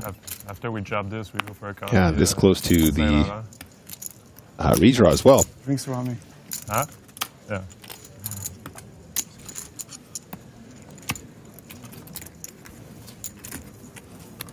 Antoine asks, why is PokerStars not on Twitch anymore? What, you mean the platform that we're also streaming this on right now? It's lucky, yeah, I know. And this one doesn't Antoine, if you go to twitch.tv/PokerStars, you will see the exact same stream you're watching on YouTube right now. Only with better emotes. That's objective. No. Said French and number 6. Confirmed true. French number 6. I think I got made fun of 2 times for being Quebecer, and I've been here for 2 days, 3 days, yeah. 4 days now. Yeah. Really? So you're doing pretty good then. Yeah, yeah. Just give them good tips. So they stopped making fun of me? Yeah. Depends. If you stop like at a coffee shop, maybe it's always at the coffee shop, no? Yeah, I prefer insulting them. Mr. Velastos. Very playable hand, 16 big blinds though. I like it. I'm not at that. I think you should still find a min raise here most of the time. No? No, not yet. Working on it.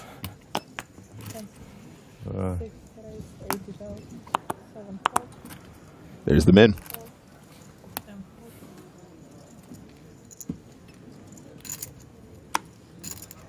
Easy all in? Huh? Do I tell you my chips are special? Can I have a count, please? It's still for $3.95 still? 40? 350. Tough spot, James. Tough spot. Korchenski, excuse me, is going to do this with combos exactly like 6s. And therefore, Queen Jack suited probably does have the right price to call, but how often are we going to be flipping? How often are we going to have good equity against some other ace combos? We've already invested a little piece. This is definitely tricky, but does decide to gamble. Okay, so there is a race underway at the feature table. It's a race that Korchenski needs to win to survive. Flipping with 6s against the Queen Jack of Terry Vlastos. Yeah, wasn't that much more to call, so understandable that he's going to gamble. 2 over cards, feeling pretty confident, though, against 6s here. So we're off to the races, James.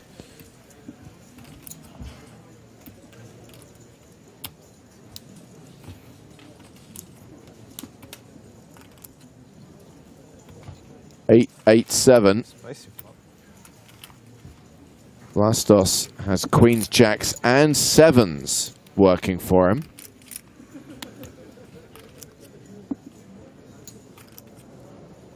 Not on the turn. Jack on the turn, and now Korchenski is down to 5% equity and will need to see a 6 on the river. He's drawing to 2 outs. The river is a deuce. Good luck, everybody. And Anatoly Korachensky is eliminated in 25th place. I'll see you in Montreal. Yeah.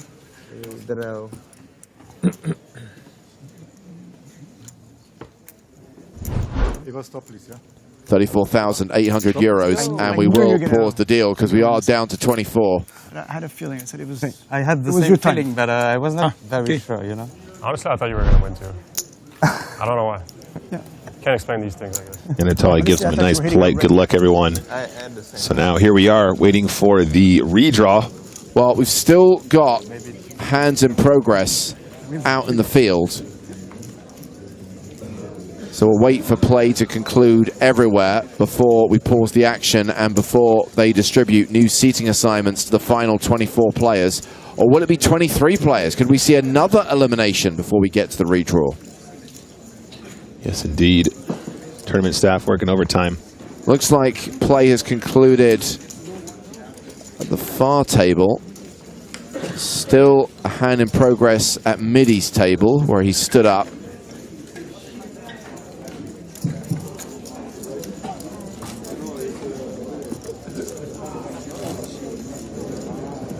Let's go down to the floor and pick up the action in this hand. It's Leo Worthington-Lees against David Kaufman. Looks like they're still on the flop. And looks like we're going to the turn. Okay, so the board is King 8-5-4. 3 spades out there.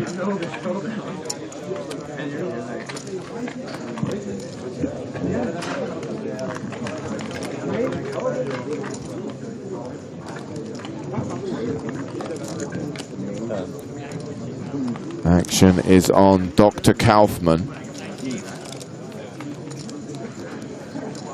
And that is a bet of 100,000.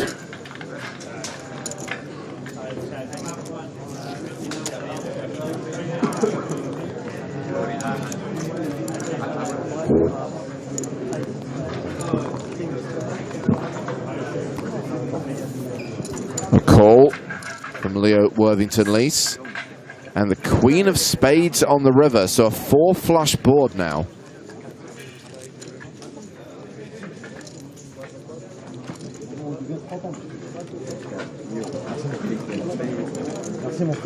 Looks like it was a bet and a call. The bet coming from Kaufman on the flop. Kaufman followed up with a bet of 100,000 on the turn. Is he going to bet all 3 streets? Is he going to fire the river?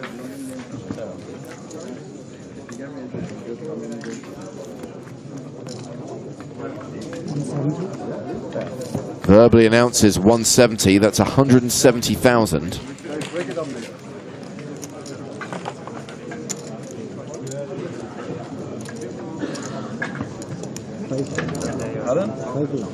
Yeah. My question was with me.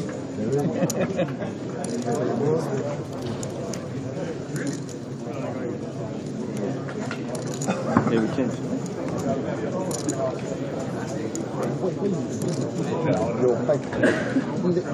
Time bank card played by Leo. No, look, 24 left. 24 left. Celebrating. Oh, that's a raise. So Kaufman made 170 and Leo's made it 450.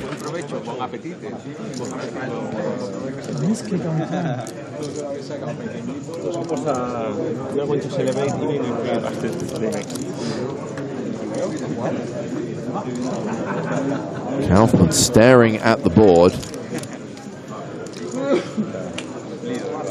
Possibility that he had a flush that got counterfeited on the river? Yep, absolutely. Definitely a consideration. If he hasn't called yet, trying to figure out how Leo could have turned up here with the bigger spade. Or perhaps the nut flush. So king of spades out there, so ace of spades would be the best flush.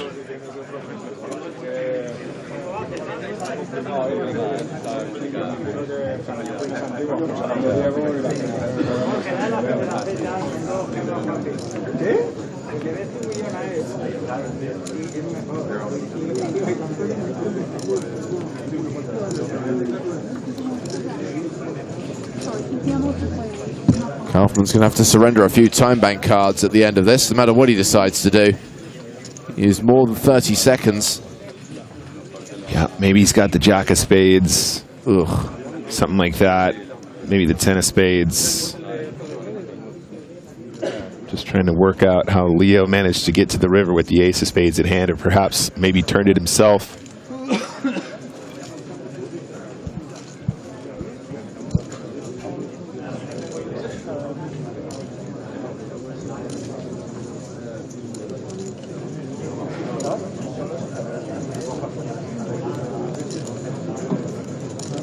Kaufman has used 3 to 4 time bank cards already.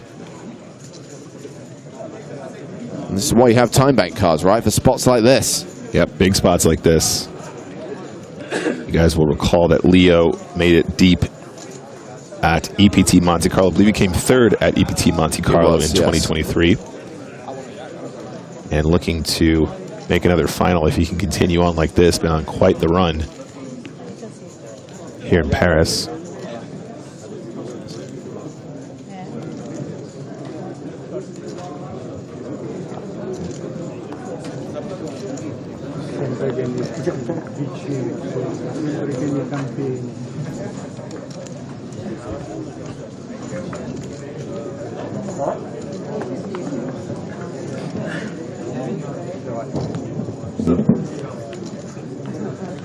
The longer this goes on, the less likely Kaufman calls, right? In my experience, the longer people wait, the more likely they are to call, just because they really like to level themselves into it.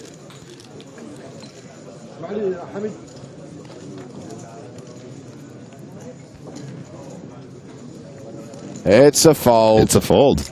And the pot goes to Leo Lees. So, 24 players remain. Action has now concluded at all 4 tables. A table will be broken, and we will redraw for seats around the final 3 tables, which means we will soon have a very new feature table.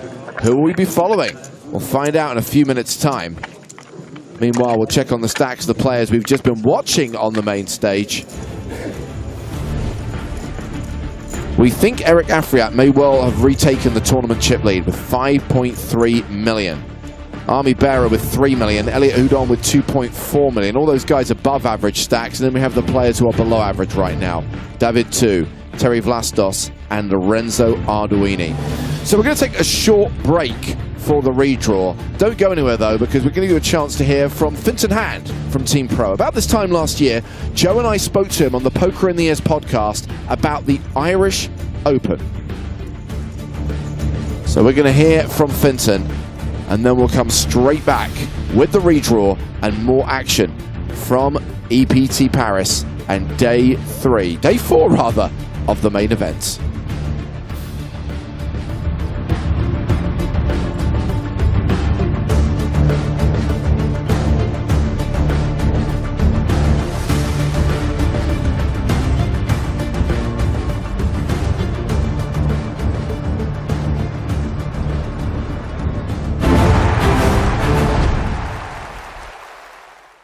I will say that the Irish Open is maybe the only tournament series in the entire world where when you get knocked out, it somewhat feels like a win.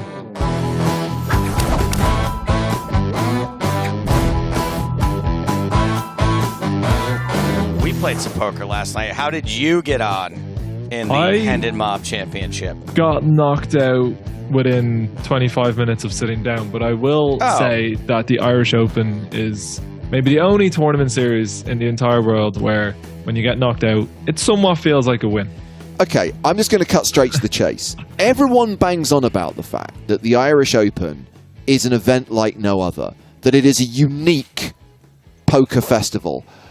Can you pinpoint what makes it so different, what makes it so special, what makes it unique, and is the answer Guinness? The answer is always Guinness, no matter what the question is. But I couldn't pinpoint it exactly. It does somewhat feel to me as if it is the poker player's Christmas party.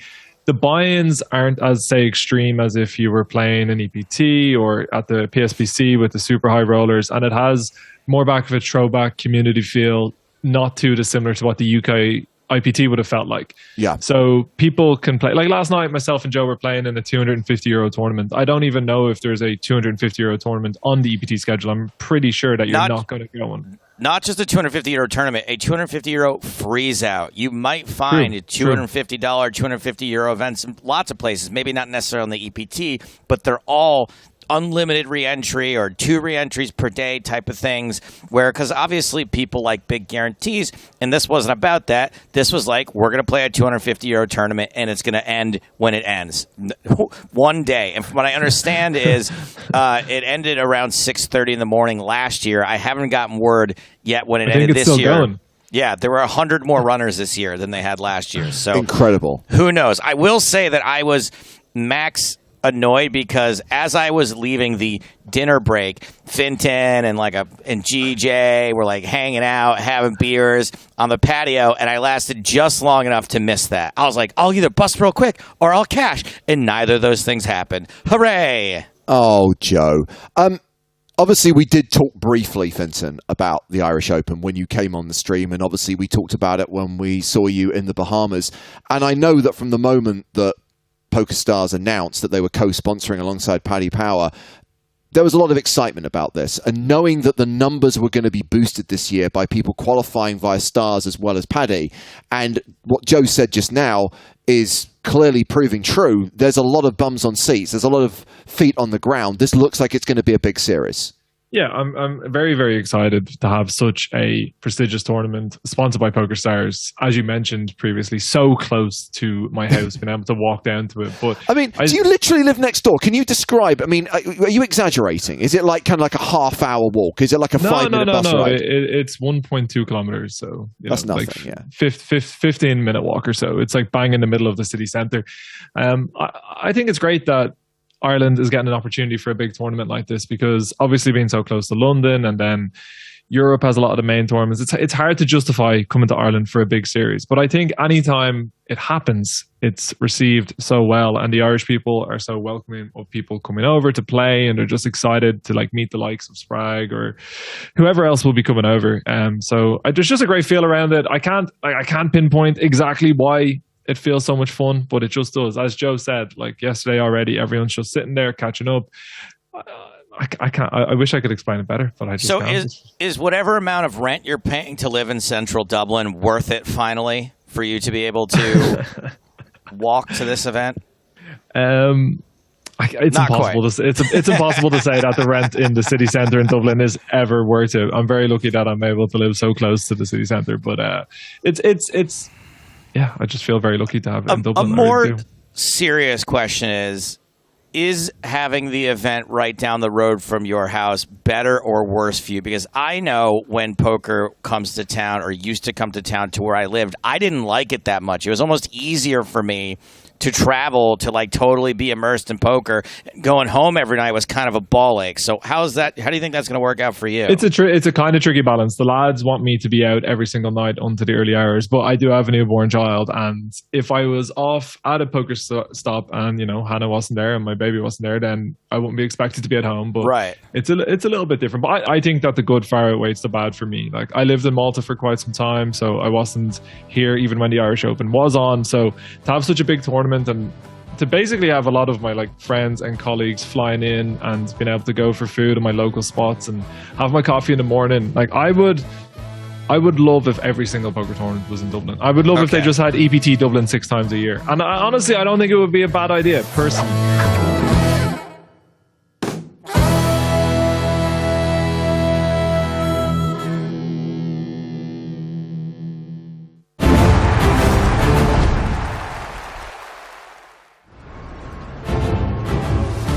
Finton's idea was listened to and ignored. So here we are in Paris with the PokerStars European Poker Tour for the second time in partnership with the Club Barrier. Day 4 of the main event continuing post-redraw. 24 players remain sat around the final 3 tables. Well, it seems it's still Hans Erlandson who's on top with 5.8 million. Eric Afriat, who you were watching during the last session, is second in chips with 5.3 million. Nick, Peter Jorgner, still a top 5 stack. Yeah, I'd love to see it. I am definitely Team Jorgner, and I'd love to see him go deep in this tournament. I mean, we're already deep as it is, but even deeper. Runner-up last year. How far can he go this year? So you saw a clip from an old episode of Poker in the Ears during that short break. Of course, very soon we'll be celebrating our 300th episode. We're hosting a live show at the Hippodrome in London on Wednesday, March 13th. If you're a PokerStars UK player, you can register via the PokerStars client by registering for a dummy tournament that's called Poker in the Ears 300 live at the Hippodrome. We will be able to get your details and we will send you an email asking for your name and the name of your guest. We'll ask you to confirm your attendance and that will get you on the guest list for the night. Finton and Spraggy are going to be there. The guys from the club are going to be there. Adam, Rory, Boovie. We've got a special guest joining us live from Hollywood. We've got Watch Talk with someone joining us from across the Irish Sea. And we have a guest coming to the venue who Joe and I have been trying to get on Poker in the Ears since episode 1. They finally said yes, and they're finally coming to the Hippodrome in March to appear on episode 300, and you could be there to watch the show. Of course, a big theme of that show, with Vincent and Spraggy being there, with the guys from the club being there, with another guest from Ireland in attendance, will be the Irish Open. And that will be the next event we're heading to after this. The 40th edition of the longest running No Limit Hold'em tournament in Europe. Once again sponsored by PokerStars with Paddy Power, running from March 25th to April 1st at the Royal Dublin Society. Now, for those of you who can't be there, we'll stream it, cards up on Twitch and YouTube, specifically the main event. But obviously we encourage you to at least try and qualify via Power Path. We're going to have a free roll at the live show at the Hippodrome awarding Irish Open packages. So many chances to win your way to what is a really fun event. We got to go last year. I got to play last year. So we'd encourage you to give that a go. But if not, don't worry. We've got you sorted. Across the Easter weekend, from Good Friday through to Easter Monday, you'll get to see 4 days of Irish Open action. But before we get to the Irish Open, we do have to finish things out here in Paris, and we've still got 2 days to go on this tournament after today. Tomorrow playing down to the final table, Sunday playing down to a winner. Right now, we are trying to get down to 2 tables, but we're still at 3. And this is our new feature table. Coming up in just a moment after we check on the payouts in this tournament. Currently, we're paying players €34,800.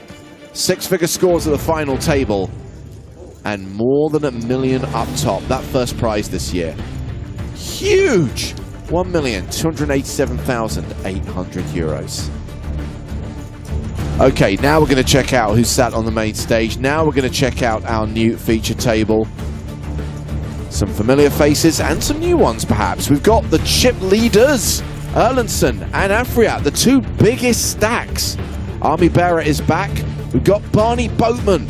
We've got Farid Jatin. Oh, this is a great lineup, Nick. Yeah, absolutely fantastic. And really been enjoying the action all the way down to the final 24. And after this redraw, this is who we're going to be watching on our feature table. And this is just yet another spanner in the works. Another opportunity for things to change and dynamics to change between players. So let's see how they fare.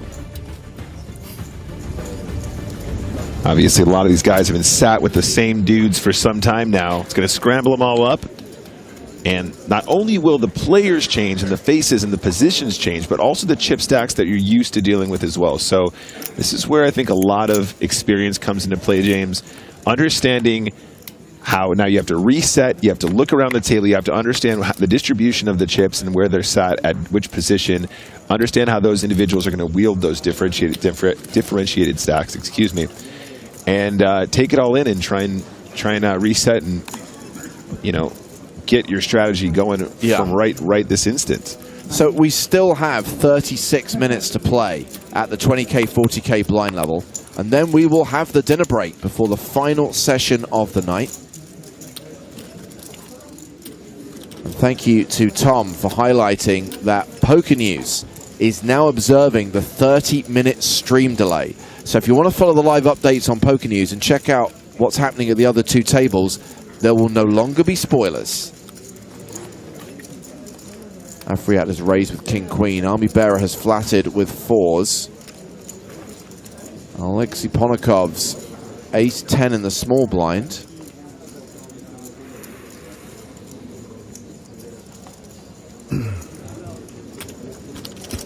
Honika's rocking this sort of gold satin jacket.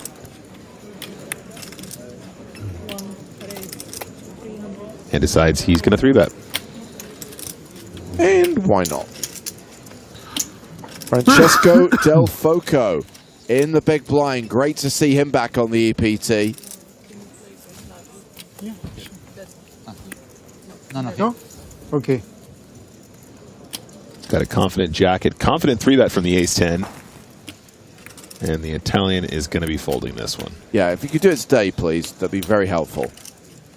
I'm not sure if he knows it's on him yet. Just trying to get the size of him. I love it when players still have that kind of, you've raised my big blind thing. It's like, yeah, dude, come on. I mean, I also think it's really cool. Afriat was quite happy just to show without any other agreement from other players. Guys won 3 WPT titles, excuse me. And he's like, yeah, it's fine. I can show you my cards. It's not that big deal. I thought you were going for it.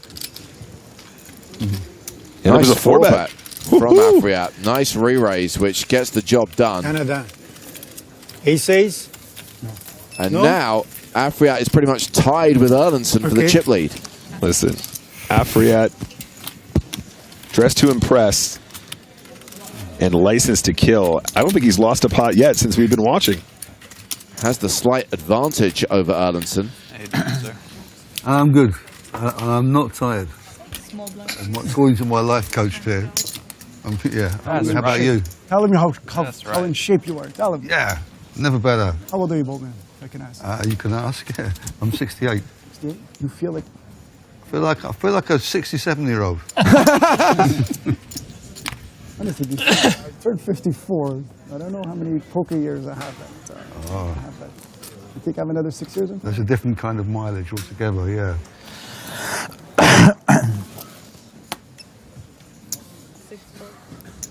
You didn't hear Eric. He's feeling energized here. I told him. You might have another 15 years at least. It doesn't look a day over 60. 60 US. Barra opening with sixes. Like, but there's 1.28 US to the English, right? So. Well, it's pretty good. Like you're like 48 years old. Okay, cool.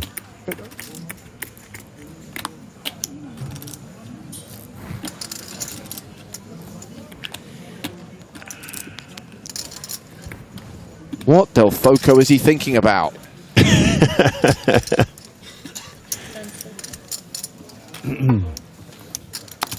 Does decide to get on with it here. Del Foco's got about 40 big blinds. Garcia, he's got 25 here in the big blinds. He's got the bond. 7-5 of spades. Yeah, how are you not going to play this combo? So pretty. 85. Oh, it's 85%.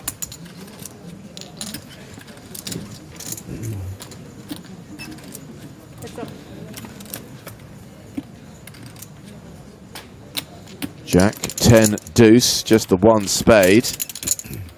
Sixes, nearly a 4-1 favorite. I think sixes can check here. I think also betting is probably totally cool. Don't have to go too big. We're sub 25 effective after Garcia calls that initial raise. And a lot of the stuff that you're targeting here that wants to call will call this small bet, and a lot of the stuff you want to fold is going to fold to the small bet as well. So really a win-win scenario. Barra wins that pot. And as someone who's getting on in life, I must say it's delightful to see players like Afriat, Erlandson, Boatman, Jorgner, with big stacks going deep in this tournament. Yeah, absolutely. I'd love to see those guys make it to a final. That would be really, really cool. Great for poker. Excellent stories to follow.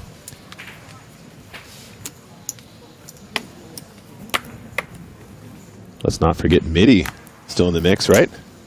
He's still a young man as far as I'm concerned. No, I know. Falling into another category, though, potentially a two-time EPT champion. Ace 5 suited. And Eric Afriat has opened to 90K.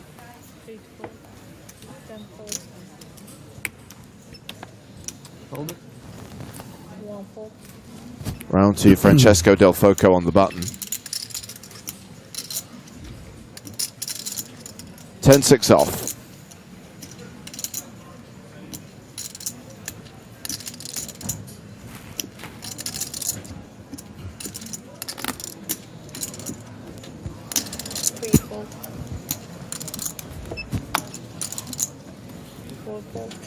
I would also highlight he's not even a short stack. He's got 40 big blinds, so Yep. I don't really understand his MO, but whatever.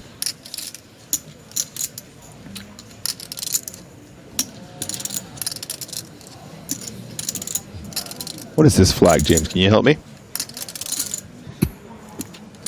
Parajatin? Mm-hmm.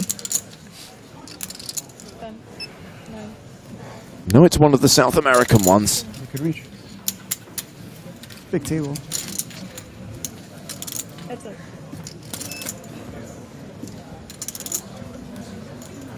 Colombia, of course. Looks like Colombia.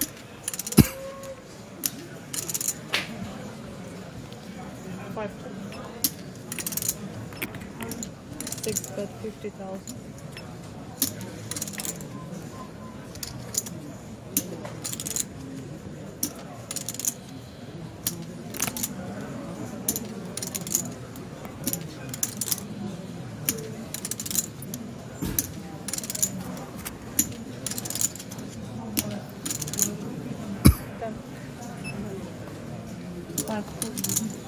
So James Afriat with the steel wheel draw. We could see some street flash poker here.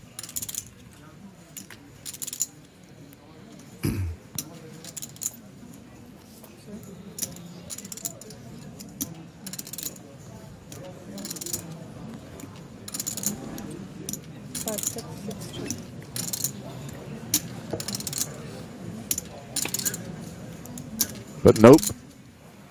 Board pairs on the river and ace-10 high is still the best hand. Yeah, and with both players with ace high on a paired board here, can't help but think we're going to see a lot of checking on this river. Unless Chatin decides that he wants to turn his showdown into a bluff. 600. And it looks like that's exactly what he wants to do. 600,000, I think he announced. Judging by the amount of coughing and spluttering going around this table, I think the dreaded EPT Paris lurgy is spreading fast.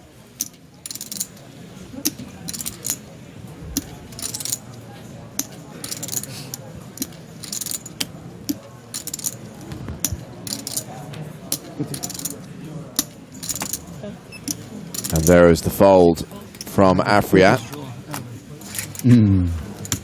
Straight flush draw. Whoa. Ace-5 of clubs. That might just be the biggest draw ever. And I lost the hand. And a queen-jack offsuit. Ah.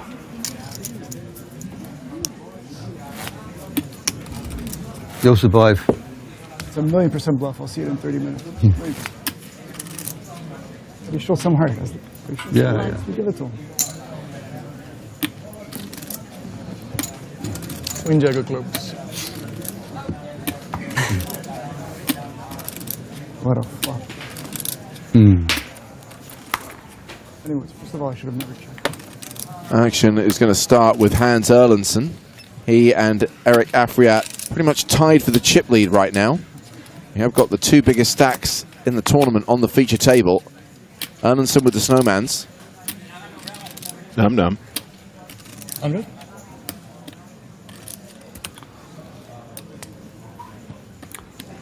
He said 100. 7 raise 100,000.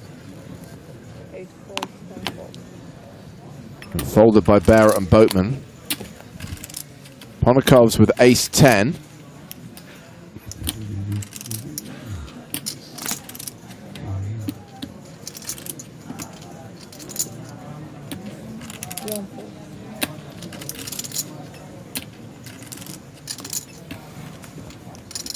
It's 100?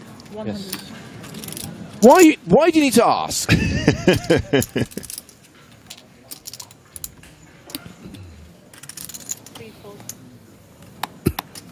If it had been 75, he's definitely calling there with 8 deuce.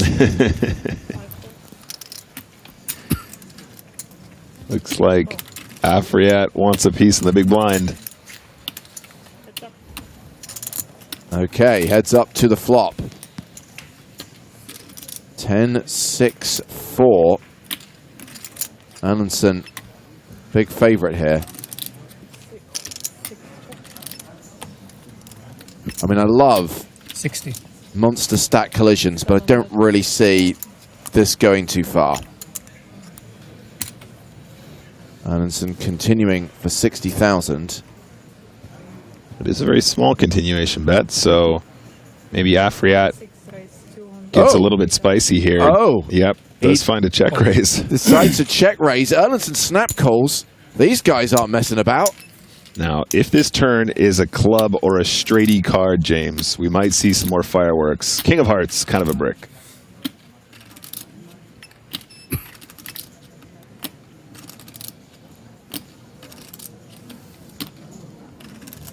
Kind of a brick is not a word that's going to stop Eric Afriat from following up on that check raise. Oh, he's checked. Erlandson's betting again. 400,000. Double check raise. That's what he's planning. Double check raise. Did you see the speed that Erlandson fired that turn as well? Yeah. This is very reminiscent of the pocket fives hand we saw earlier, James. Just the snap fire turn as soon as there was any sign of weakness. Oh, no. No. Didn't need it.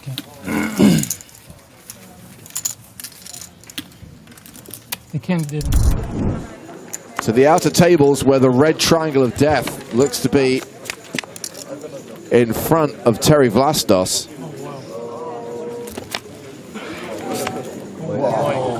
Ace Queen versus Ace Queen.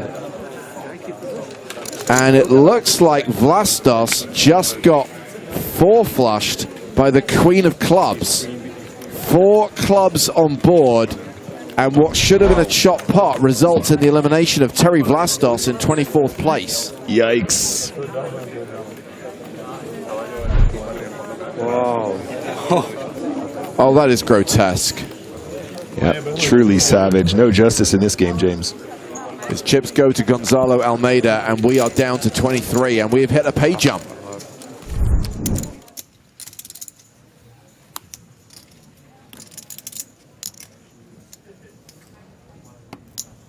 Those of you asking how can we see who's left, how can we see who's at the outer tables. The live updates on Poker News are now in sync with the stream. They are observing the same 30-minute delay that we are. So you can go to Poker News to get all that information and be free of spoilers. What, Del Foco? He's got the James and Joe. He's got the James and Joe. Has a hand, and it is going to flat with the jacks. Excuse me.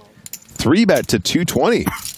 Why flat 85 when you can re-raise to 220,000? Yeah, like right. a boss.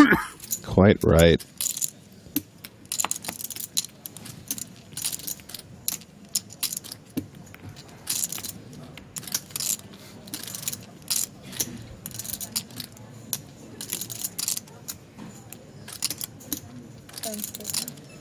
It's quite a small 3-bet, James. But it's enough to get a fold from Army Bearer. I think I'd be taking a 3-bet from Del Foco pretty seriously, to be honest with you. I've got so much to thank. Seems fine. Barney, by the way. It's Barney. Yeah. B&B. Just, you know. B&B. Only teachers and policemen call me boatman. Return my card. So now we're down to 23. Everyone's locked up 40K. BB. Yeah, I'll answer to that.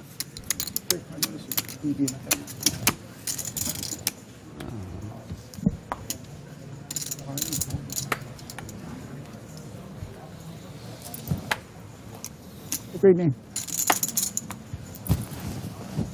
The name of an actor.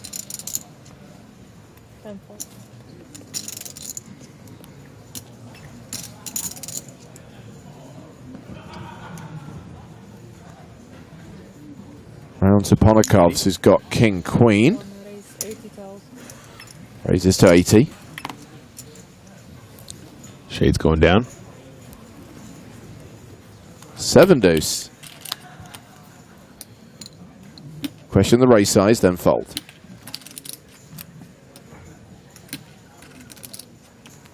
Do you think he's got it? Think he's got it? Sometimes you just got to look a man in the eye. Yeah. And then fold. Yeah, I think he's got it. I'm not going to play the seven deuce on this occasion. Just wants a read at all costs.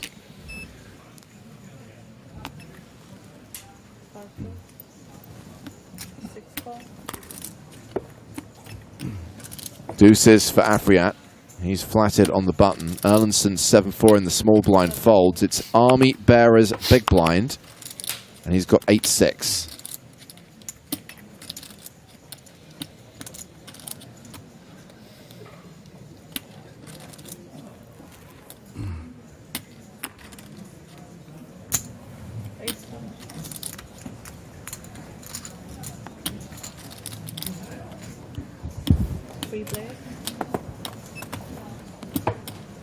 Three-way to the flop, which is Jack 7-4.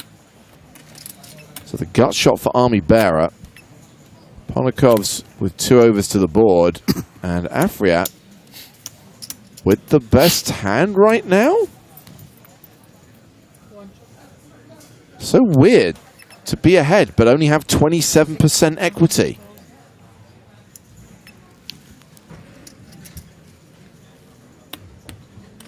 Afriat's going to fire here, 100K. Got to protect. Pot was 1/3. That's 1/3 pot, excuse me, on the flop. 300K in the middle, that's 100K. It's the gutter to fold. What does Ponakov's do with King High? Attention players and teams in the mystery. At the end of this level, we have a 75 minutes winning break and the chip raise of 100 valuable chips. So please, I ask every chip leader in the table to buy all the 100 chips before leaving the Ponakov's calls. And we go to the turn, which gives Afriat a set of deuces and has Ponakov's drawing dead. The only hand I've seen him lose thus far was the hand where he missed the straight flush draw and decides to slow down on the turn. Barry Greenstein makes an appearance, and now you're just hoping that Ponakov's opened an early position with an ace. Well, the way that Ponakov's played the hand was kind of reminiscent of a king high, ace high sort of check on the flop. So maybe he's waiting for Ponakov's to either bluff and or to hit an ace and potentially try and go for what he perceives as value. So kind of quote-unquote protection on the flop, maybe just trying to get some smaller pairs to fold.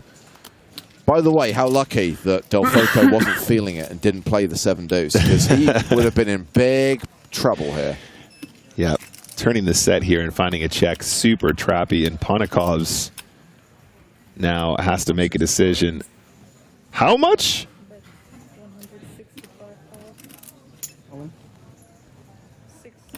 Wow, Afriat barely got verification of Ponakov's bet size before announcing all in. Suffice to say, Ponakov's folds, and Afriat chips up to 5.8 million, just behind Hans Erlandsson, who's the chip leader right now with 6.1 million.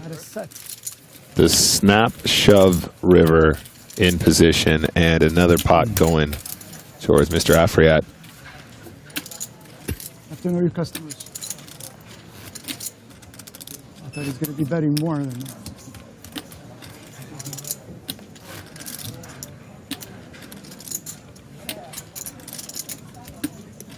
Good customer. Gotta check it. Yeah? Don't tell them.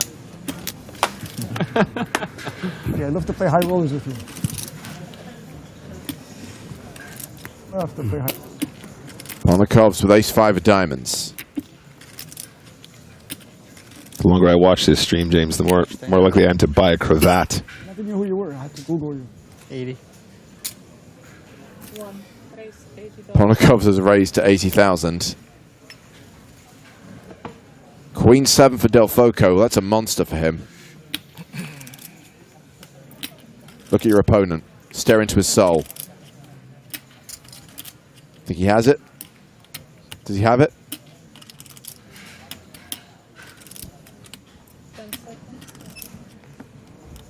I think he has it.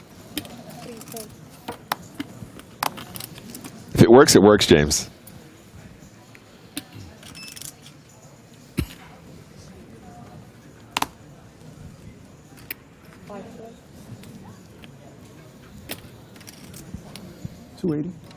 And a 3-bet from Eric Afriat. He does not slow down. King 10 he's re-raising with here.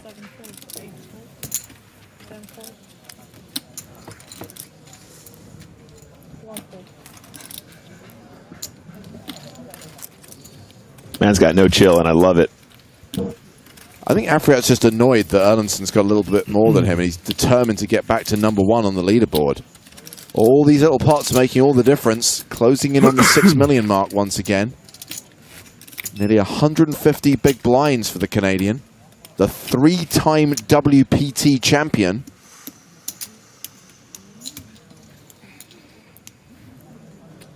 According to Mark of the Beat, nobody has the plums to stand up to him. Francesco Del Foco. Beaucoup de plums.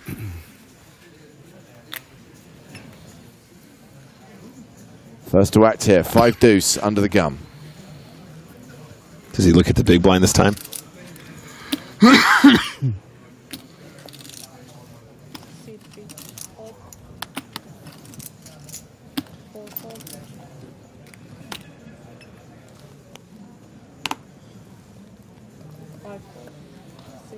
Round 2, chip leader Hans Erlandsson. 8-5 off. Nope.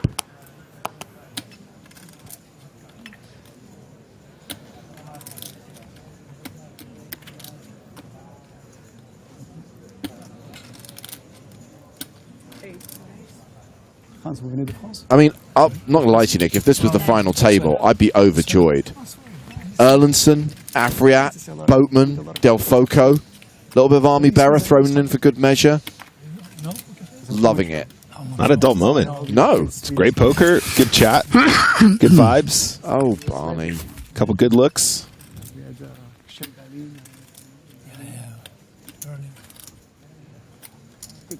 I have a lot of heart. Oh, even the way you play, I saw you. You got the Swedish type. Army Bearer raises the button with Queen 10, gets called by Alexei Ponikovs with Queen 4. Ace, King 3. Queen 10 high still good. Best hand, best draw. Sure. Great board to continuation bet on as well if you feel like it. Me, how you feeling? Korv Gurka says, is the Swedish guy still in? You're going to have to be more specific. Do you mean Hans Erlandsson, who is Swedish, who's at the feature table? Do you mean Peter Jorgner, who's Swedish, who's at one of the outer tables? Is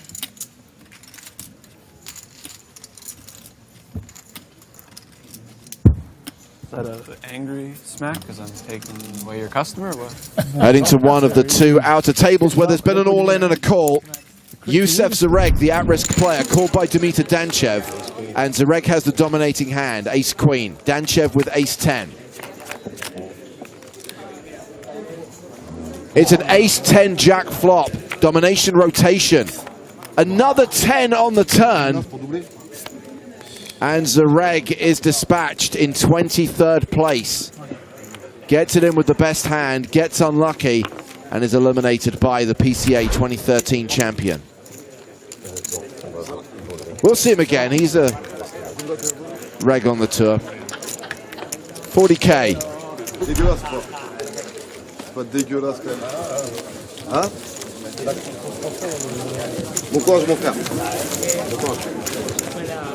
That's right, Dirty Deeds. He filmed the elimination at least. He can play back that hand to his heart's content. Forever and ever. Do you think as soon as he's out of the room, he's like, delete that video? I don't know. Posting it is kind of like a silent bad beat story. Did you tell any bad beat stories? No.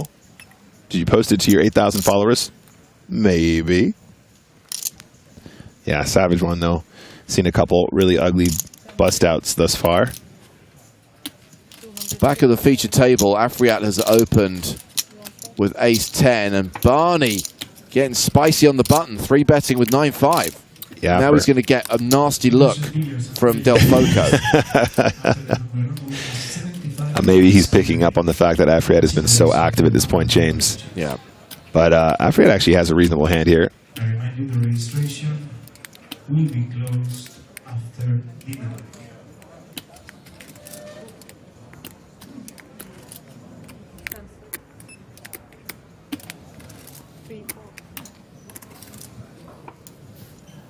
So, back around to Afriat. Bernie, I'll let you off the hook once. I'm gonna see it in 30 minutes. Maybe I don't want you to let me off the hook. I'm gonna see it in 30 minutes. Okay. What do you got? I'm gonna see it in 30 minutes anyways. I mean, yeah, but 30 minutes, a lot could happen in 30 minutes.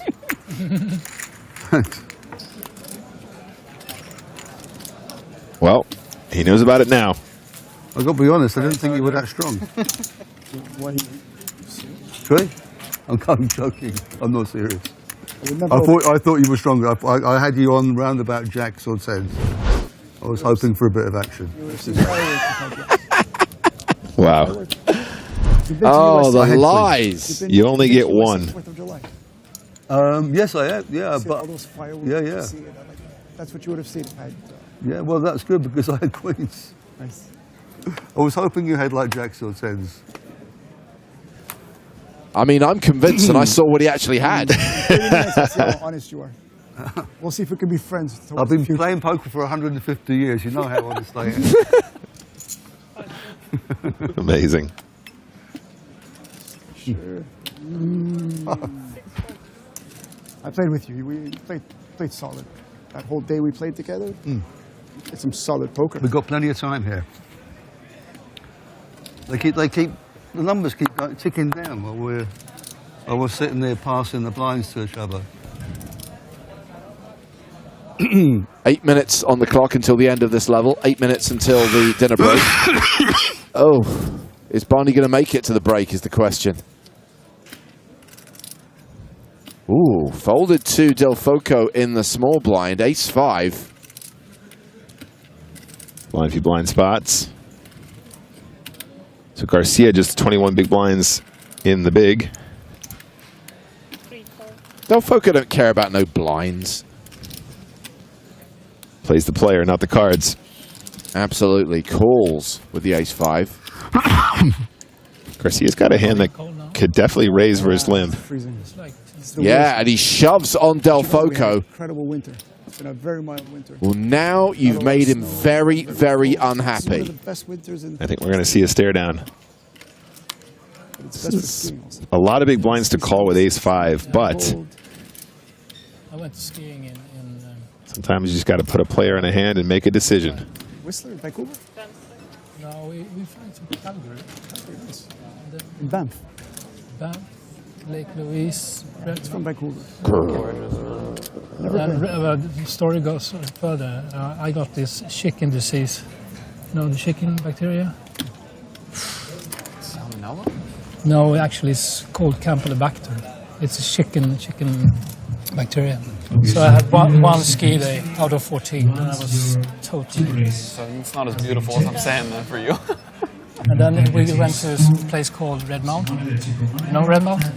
It's like a hill. Barney, how many of these do you have? My friend came All home of them. and he said... I never like thought sick. for He said, 30 seconds in my life. You and me, we're the same. Oh, he said it was- I got Makes my the whole fold. 12. Nice move from King 9. Gets it done. Henrik, You never used I one. was You didn't need 30. You deep. can't decide in 30 seconds. The lift goes through the snow. It was so deep.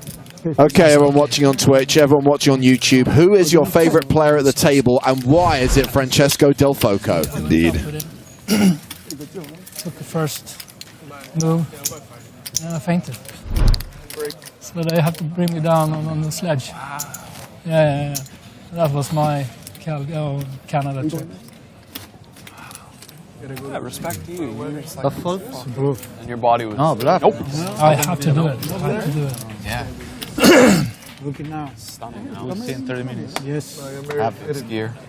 Yeah, I'm former Alpine skier from We're both Sweden. One conversation, guys, one conversation, come on. 20. We had no chat. Now we got all the chat. The national team. I do genuinely love the fact these guys are relaxed, enjoying themselves, playing for ridiculous sums of money. There's a lot on the line here, but they're having fun, and I like it. Seems like a decent amount of history as well. Talking about old times. And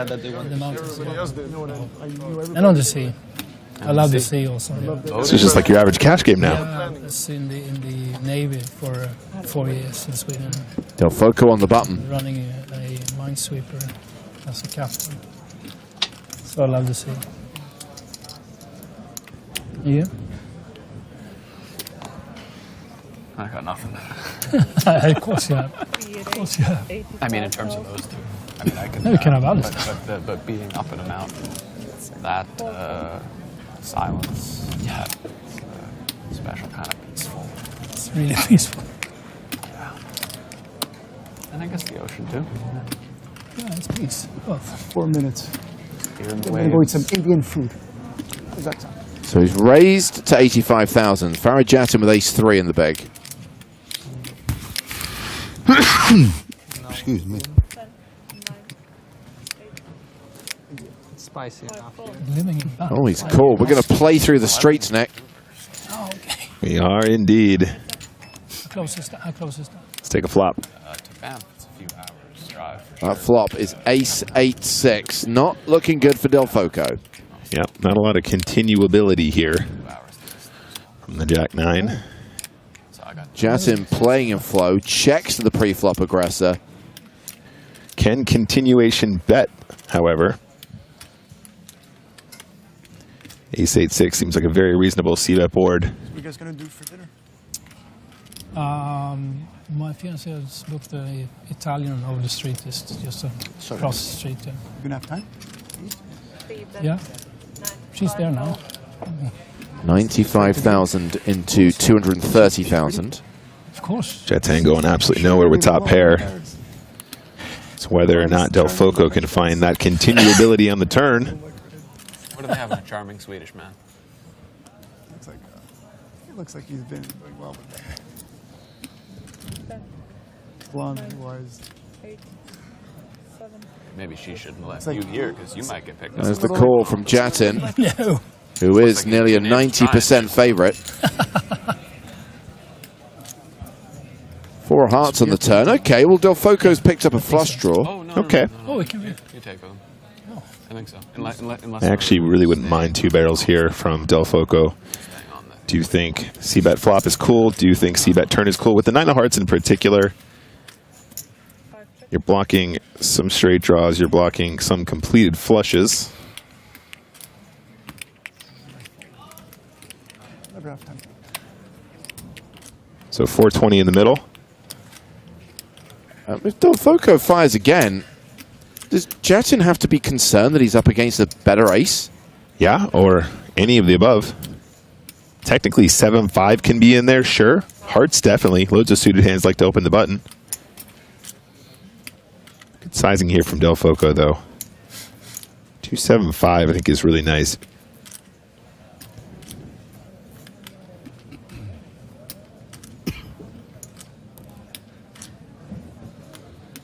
And you know, Farajattin, if you play back against this guy, he is going to stare into your soul.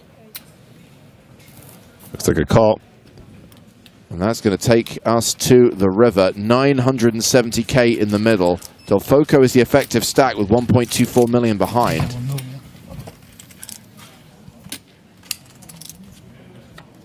River card is a 9. No flush for Del Foco, just a no good pair.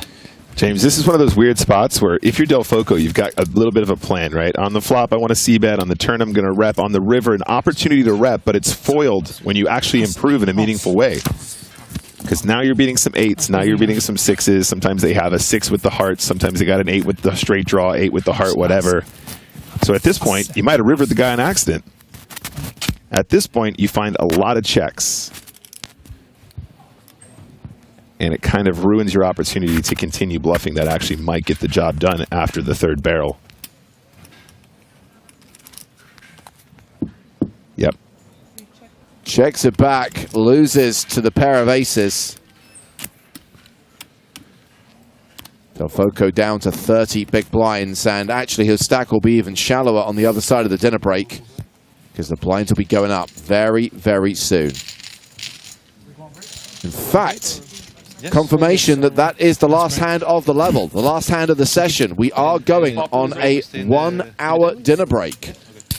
When we come back, we'll continue to try to play down to the final 16, the final 2 tables. Right now we are at 22. And let's check on the stacks of the players we are watching right now on the main stage at our feature table. They include the 2 tournament chip leaders. Hans Erlandson is the biggest stack with 6.1 million. Eric Afriat, the second biggest stack with 5.8 million. And Garcia has dropped below 20 bigs. Ponakov's is close to 15 bigs. We'll be going to 25.50 when we come back in an hour's time with more live action from the Paris leg of the 2024 season of the PokerStars European Poker Tour.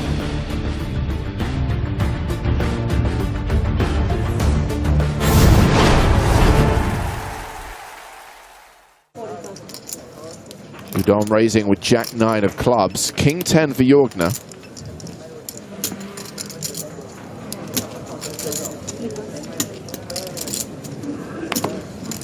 I know everyone likes to say they play for the win, but second place does pay more than 800 grand.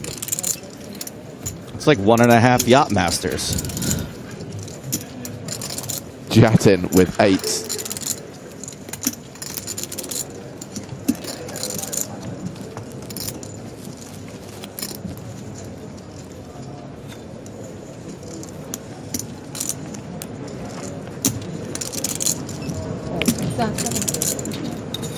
Considering his options, just goes with the call though, which I think is standard with these stack sizes.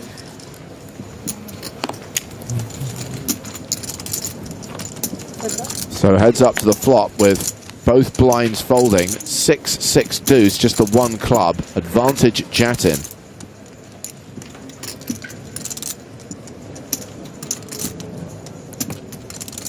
Yeah, not a terrible flop for Hudon with 2 overs and the backdoor flush possibility. You know, the other parts of his range, of course, the ace highs are always going to be c-betting this type of texture anyway, so wouldn't be surprised to see a follow through.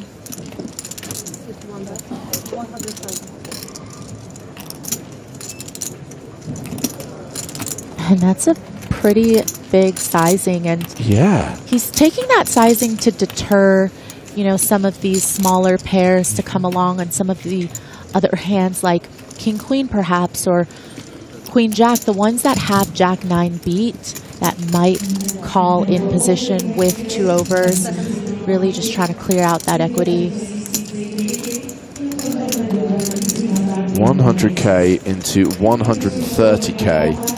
And Jatin playing a time bank card. The shot clock will be used until the very end of the tournament now, 30 seconds per decision, unless you use time bank cards, each one worth an additional 30 seconds.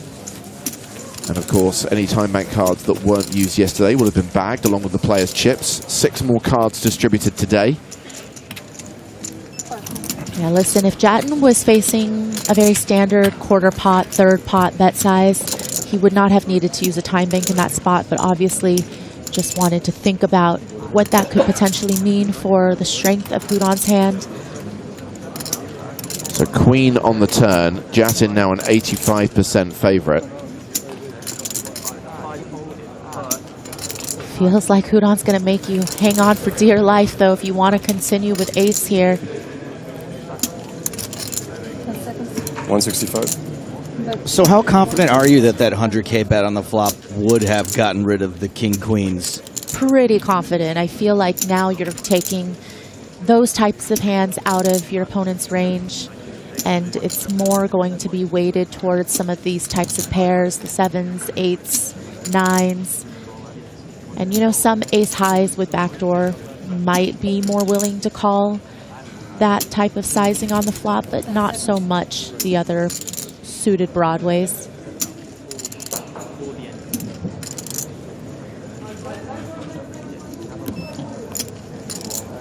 Houdon keeps the pressure on, but again, one thing I know about Jatin is he doesn't back down easily, but certainly not used to maybe somebody taking that bet size on a dry flop. Don't know how much experience he has with Houdon specifically. That's, of course, going to play a role in this, but not surprised to see Jatin not willing to make the fold just yet. Well, this pot has got bigger than it needed to be, 660,000. Neither player has pot behind. Jatin is the effective stack here with 405k behind, and he rivers a full house. I hope for Houdon's sake he does not try and empty the clip here. Honestly, I wish an 8 didn't come on the river. I would have loved to see what Jatin would have done if he faced a third barrel from Houdon. Now, obviously, really easy decision if Houdon decides to put him to the test. I mean, Jatin had the best hand all along, but this is also quite unlucky for Houdon, who maybe could have got away with this.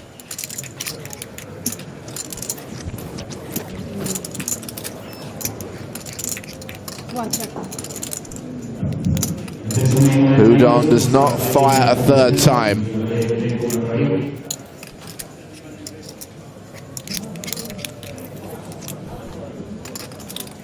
Yeah, and given SPR, really not many other choices in terms of sizing. I mean, I guess you could go really small and maybe induce or hope to get called by an ace high.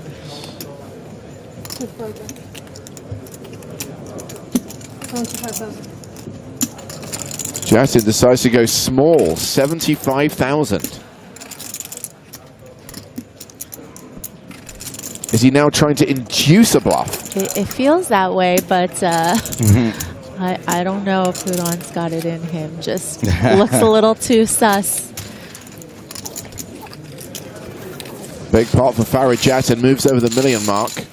An above average stack now playing 53 big blinds. Midi in action. He has the sailboats, pocket fours. Raises to 45,000. 8 deuce for Zareg.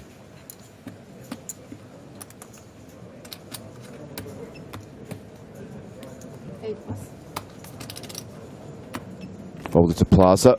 Gives up 4-3 on the button.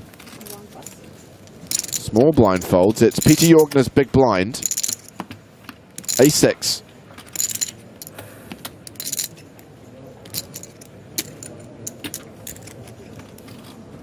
I think you can find some reasons to defend even some of the weaker ace-X's.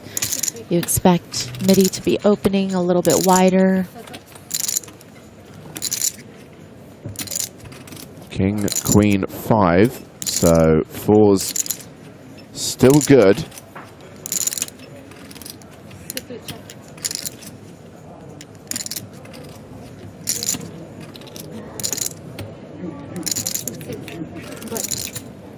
Derrière, dans l'oreille.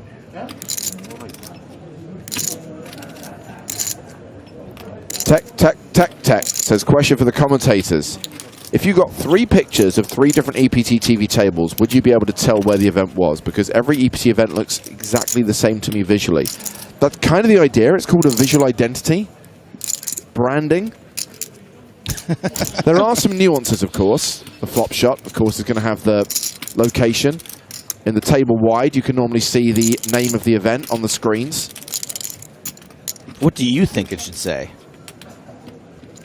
Poker. Have fun. Jack on the river. Wait, Jack. It's Broadway, Joe. It is a straight. All right. Well, Jorgner did call the flop because of that ace of hearts in his hand and backdoored his way into this straight, which at this point, you know, sometimes midi will have some ace-X's that he would check back on the turn, but of course, Jorgner just feels like it's a little too coordinated to check and expect midi to bet very often, so he's going to go for value himself.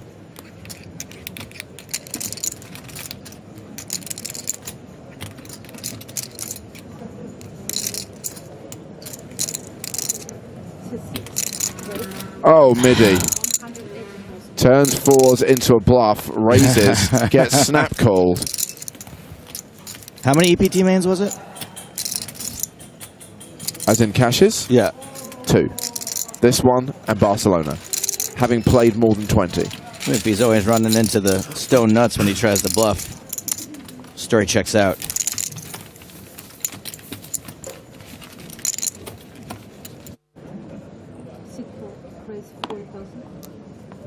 Nines from Worthington Lease and a raise to 40,000.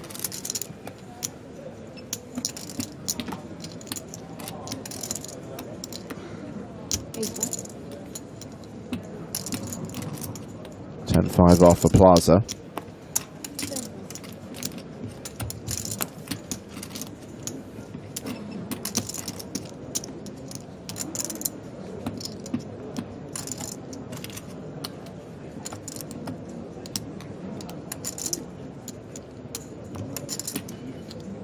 Udon in the big blind with deuces.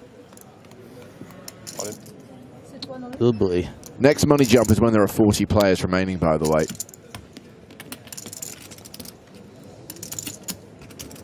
Yeah, I feel like against a pretty early position opener, I'm not sure about this shove with deuces. It's going to get called.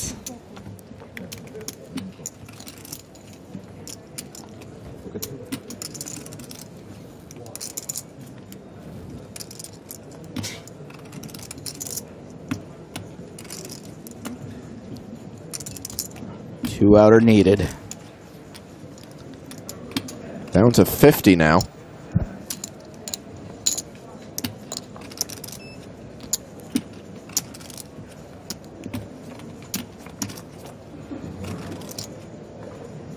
And there is a deuce on the flop. Sometimes you just have a feeling, Maria. Can't put a price on a feeling.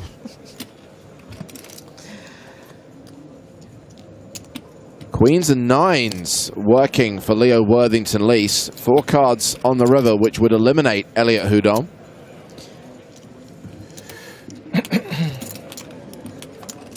But it's a 3, so that is a double up for the former chip leader. Elliot Houdon now playing 44 bigs. Leo Worthington Lease playing 11 bigs. He's in the danger zone. Danger zone. Canadians love ducks. That was Brody.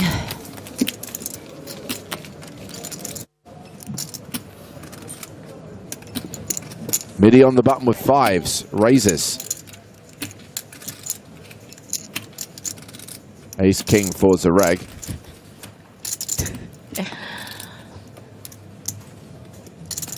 It's funnier because you think it's so funny. James is going to get in trouble for putting on that bad French accent.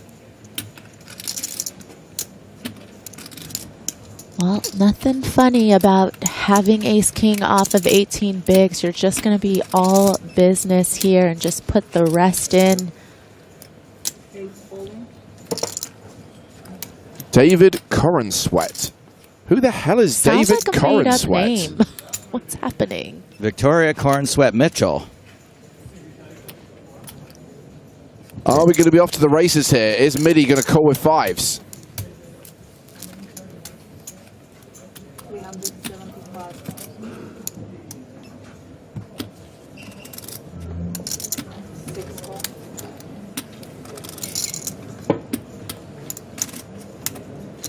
Midi's gonna take the flip here.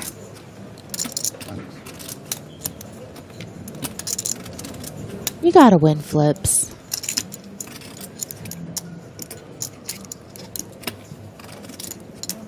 Oh, we're watching this race play out, Joe. If you can translate Messenger's question into something that makes sense, I'd really appreciate it. I read the other day that they didn't launch a Bond movie in 2007. What's your thoughts on that? Ace high flop. Looking good for the double up.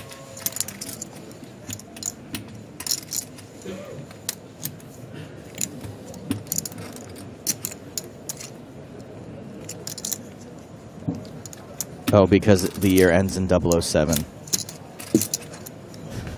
2 pair now. Jesus Christ, dude. 5 required for Middleton. Nope. So that is the double up for Zareg. Oh, no. Did someone fall off the stage again? Yeah. Please. Oh, mommy, No. please. Yeah. Please tell me someone fell off the stage. Someone did fall over on the rail, but I'm hearing they're okay.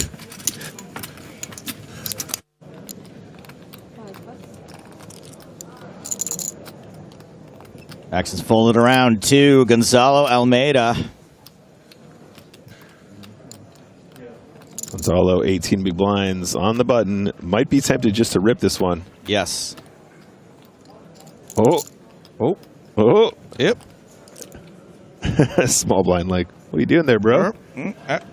He seems like he's trying to will him to do something. Yep, the all-in from the button with the offsuit ace. Story checks out. Again, having big blind ante here does mean we can shove a little bit wider in these positions because we win so much more at non-showdown when we get the folds. And big blind announced call. No, count is what they said. Looking for a count. Oh, boy. Oh, boy.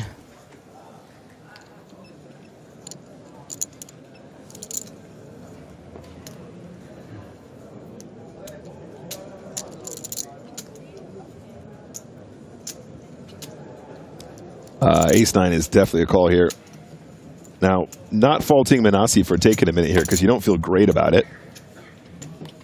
But I do think that the shoving range here is such that Ace-9 is going to sneak in there once in a while at this stack depth. I think Ace-10 is a snap. Ace-9 definitely feels a little bit fringe, though, so I would certainly give it a few minutes to consider your options before making a call for that many bigs. In a game of survival, definitely worth taking a few extra seconds, guys. A lot of players making that mistake, just rushing their decisions, making little mistakes that end up costing them tournaments.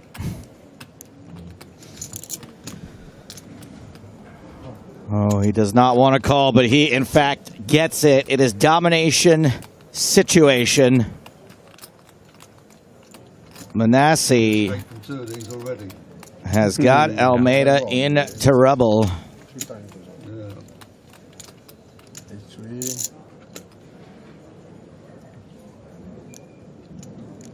3Beer says this is kind of slow roll, bro. I don't think so. I think it's well worth thinking about it with Ace-9 there. Yeah, I think you definitely want to consider this one.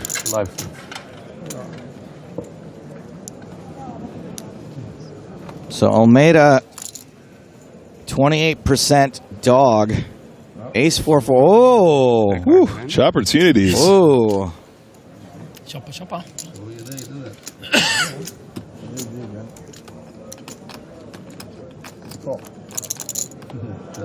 The king on the turn makes the chances of a split skyrocket. Yeah, it might be coming. 82% favorite to chop it up. This hand does, in fact, end in a chop, and you know what they say, Nick. Everyone loves a chop putt. King Jack suited.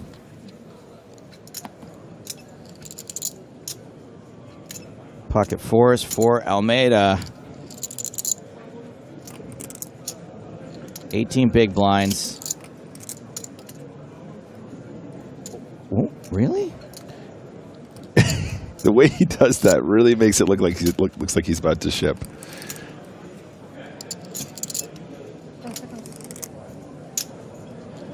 There we go. All right, let's go. Another 6-5 for Erlinson, this time into the muck. Manassi folds. Boatman out with another 6-5. Okay. Is everybody here named Mikey Resigliano? Lokhtari makes the call with Ace-7 off, flops top pair. Second pair for Wig. This could be an interesting one.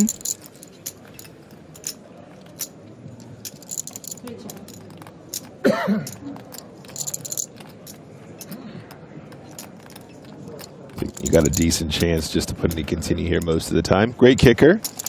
With the KJ, get value from some eights, from some diamonds. These guys are pretty deep, though, so might just keep it to 1/3, maybe 40K.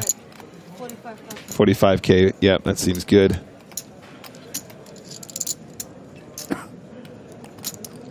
Akhdari with the top pair going absolutely nowhere.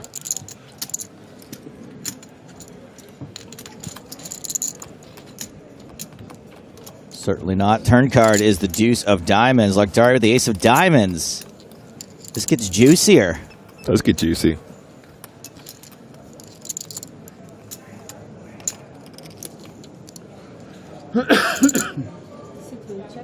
And Akhdari checks to wig for a second time.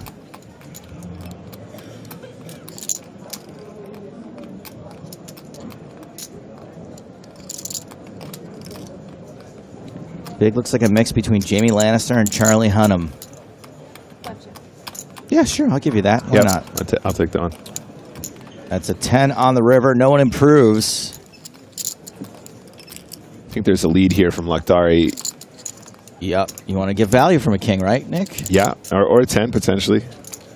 I think like a blocker bet is quite common here. Something in the region of 25. Goes for 75.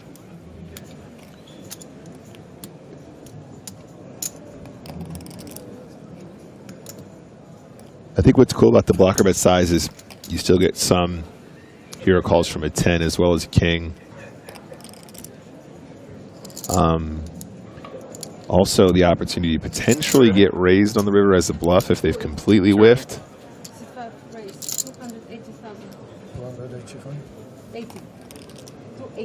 And looks like there's going to be a raise on the river. So, wowee. Bluff was induced regardless. Well, I don't know that I would have wanted to induct here. Oh, wow. Oh. Jeepers. Back in the day, we used to call that button clicking. What? So Akhdari bet, Anton raised, Akhdari re-raised to $1 million. Was that a bluff or a value raise, Nick? That was definitely a bluff, but sometimes you can bluff with the best hand, and I like it. That's spicy. That was really something. Imagine you got Queen Jack on that river. Have you seen The Wire? You are hating life. Omar is coming. Omar coming. Got you. Finding a spot to get it all in, this time with ace-8 off.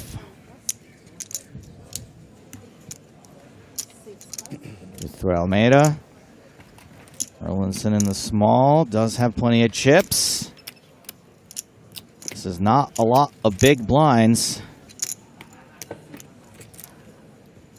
Small count. So Kachu here starting the hand with less than 10 big blinds. What a rub down. What a what? Can I get a small count, he says. Can we get a microscope out, please?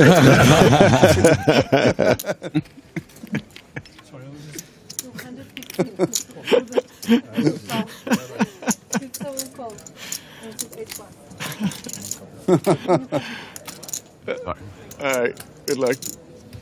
Oh, he doesn't like the kicker too much. Well, this time Kachu's He's already done this with a medium. got it in good. Oh my God. He didn't. He did not. Erlinson decided he was slightly ahead of this range, but is in fact slightly behind the ace-8. No. Have to ask for ace-4, ace-4, ace-5-5. Here we go. Domination situation, and we are cruising toward another chop pot. Here's number one. All he needs is a 4. No, I don't think it's going to be a split. I think ace-8 is going to stand up. Turn card is a 5. Barney's prediction of ace-8 standing up is likely. River card is a deuce. Wait. 1, 2, 3, 4, 5, 6. No! Been here before, but no! we've had a lot of Erlinson has the higher straight. That is bull crap. Pretty nasty run out there for the ace-8. Gets hitting good, but unfortunately is eliminated from the tournament, Joe. I was thinking deuce was going to be a chop. I was getting about a 6. Oh, I was boy. thinking Alexander Katshu out in 36.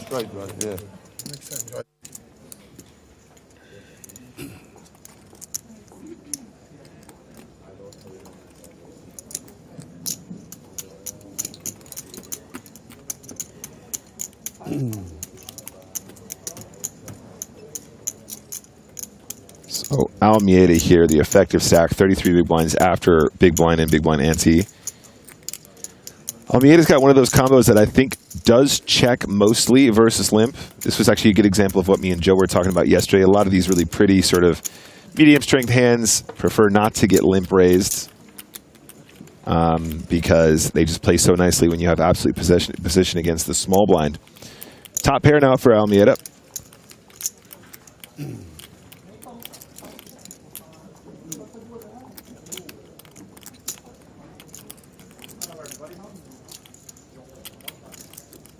Action has been checked to him. He checks behind. Turn card. There's a jack. He's now a 93% favorite. Eagle Hunter 180. When does the other tournament start?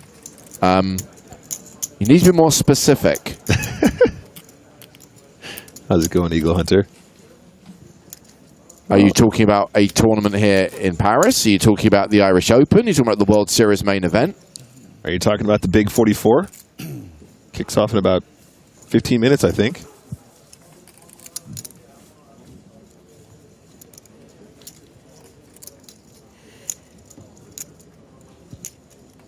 This is interesting, James. Was not expecting Vig here to turn ace high into a bluff necessarily, but that quick check on the flop. Vig thinking, okay, I'm going to take a shot here on the turn. Probably not anticipating Almeida would check top pair in position here. So going to the river, let's see how he's going to play it here. Does not block spades. Does not have a draw. Deuce of diamonds, complete brick. Having played the way he has, I wonder if Vig is going to find a shot on this river. If he's gonna pull the trigger and see if he can get it done. Getting top pair to fold under these circumstances is a very, very tall order, though. 360. And the overbet is employed. 360,000 into 245. And if you're going to try and get it done, James, I think this is exactly the line you're going to be taking. Well, this has suddenly become a big pot. 600K in the middle. Can Almeida find a call with the best hand? The thing is, James, these kinds of lines are so off-piste, it's really, really difficult to know what to do with a hand like top pair here. When you see this kind of action, it's so confusing because it's so outside the realms of what you'd usually see. This sort of check, flop, bet turn, lead turn kind of overbet river is just not something that players are going to be that used to seeing. Indeed, it's just not something that comes up that often.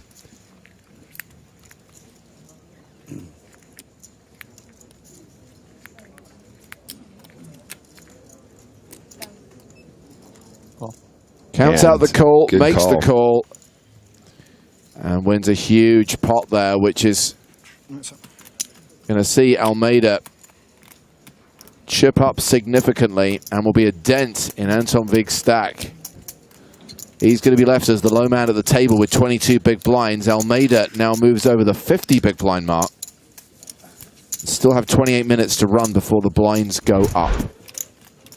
Yeah, great call there. Gonzalo has been really confident all throughout, really loving the play from both Weig and from Almeida, but he gets the better end of the exchange here. Would love to take a look at that spot in the lab, so to speak, just because it's such an interesting way to approach that pot from Vig. Ace-10 for table chip leader Omar Lakhdari. We've seen him 3-bet this exact spot before, James, against Boatman, just the same. Seems to be a bit of a pattern emerging, guys. Those of you that have been watching this session will know that this has happened. Hijack versus cutoff. At least this is the third time, if not more, between these two. So everyone else has folded back around to Barney, facing this re-raise to 165,000.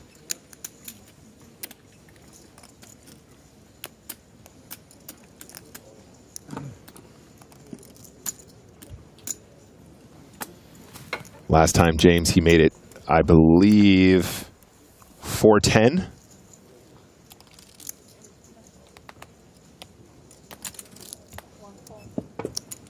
Can't fold every time. Decides just to flat this time, perhaps picking up on that aggressive three-betting nature of Almeida, and knows he might be dominating some of the combos that like to do it. So Barney out of position without the betting lead, does have the best hand in a big way. Flops top set. Now, chat, top tip. Flopping top set is usually good. Try and do that as often as... Whoa! That was a very deliberate bet. Lakhdari making it 125,000.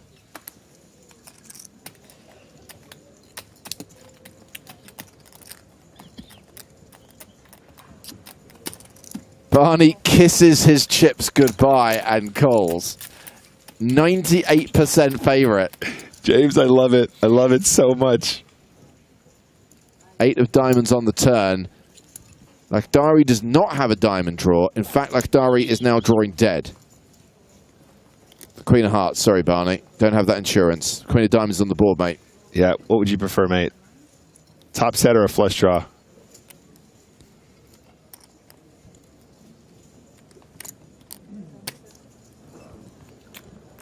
So Barney now leads the turn. 250,000 into the pot of 640,000. How much have I? 55, 6. Lakhdari asks, how much do you have behind? The answer is 715K.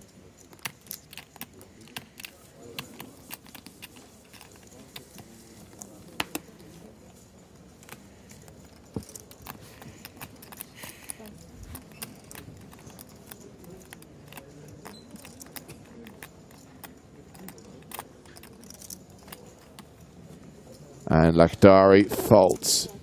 This is so interesting, James. If Barney only knew where Lakhdari was in that pot, might have found an alternative line. A7 suited for table chip leader Omar Lakhdari. He's open to 60K. 7-6 of diamonds for Anton Vig.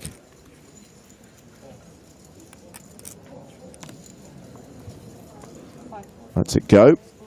Almeida is out. Erlandson is on the button. The pocket fives. I have a prediction, James. A prediction? A prediction. He's going to call. You are correct. Needed something to get my confidence back up. The predictions have not been hot so far this this trip.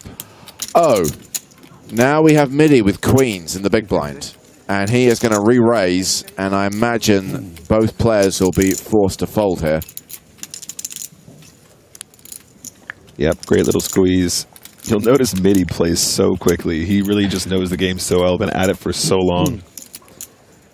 But wait a second, James. Oh, don't do some weird 4-betting nonsense with A7 suited. It's the Spraggy. It's the Spraggy suited, and we know how that worked out for Spraggy. Yeah, you have to fold. And I'd argue you need to do the same thing with fives. Yeah, I mean, Erlandson can, of course, try and set mine, but it's a lot of chips. You're not getting the right price, because Middleton's only got 500K behind. Exactly. This is way, way, way, way, way too much to make a profitable set mine. Of course, the option still exists.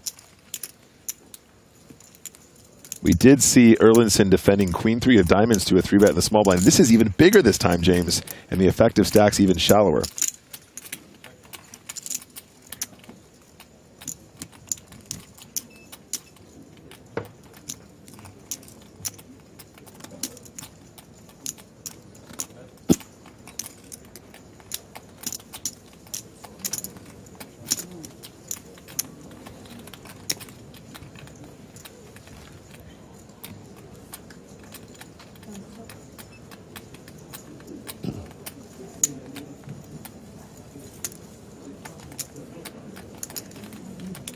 Erlinson really considering it.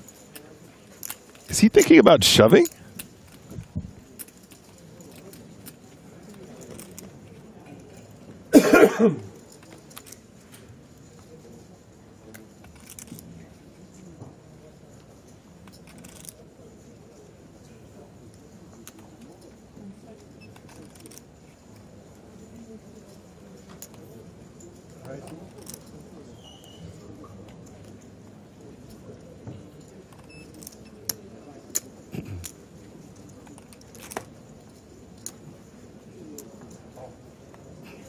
Call.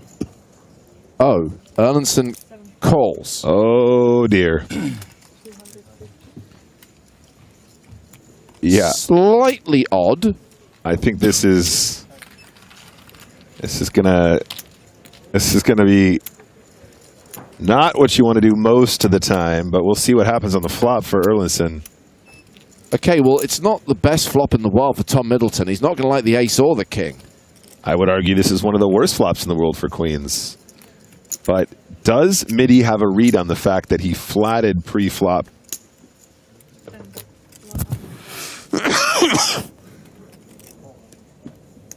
He's still calling with fives. Oh, Erlinson. He has a plan, you guys. He has a plan. Went off-piste pre-flop, but might find an opportunity to turn his hand into a bluff on a later street. Yeah, but you've got to think about stacks here, Nick. 795k in the pot. Midi's got 380k behind. James, I am thinking about that, but look at this flop for Midi and a snap bet on the turn for Erlinson. Gets it done. Wow. Credit to Hans Erlinson. Played the hand unconventionally, but that bluff on the turn worked. One more. Incredible spicy. Pocket fives pre-flop. Definitely a spicy call, but it worked in his favor and got the job done. Midi's going to get the news during the break, and he is not going to be best pleased. No. That is a spot where the fives usually fold every single time pre-flop, but kudos. All right, here we go. Action happening. Barney Boatman, first time getting out of line in some time, raises 7-5 offsuit. Immediately 3-bet by Lakhdari. Almeida ditches 8s in the small blind. Hans Erlinson in the big.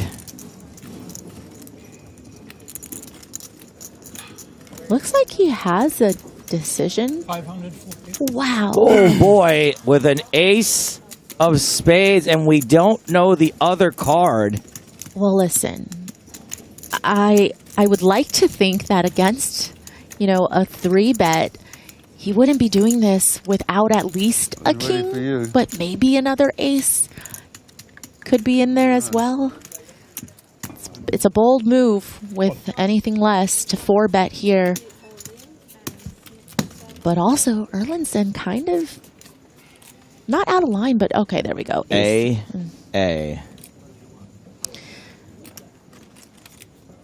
Lakhdari in big, big trouble. Only one king comes out. Suspense.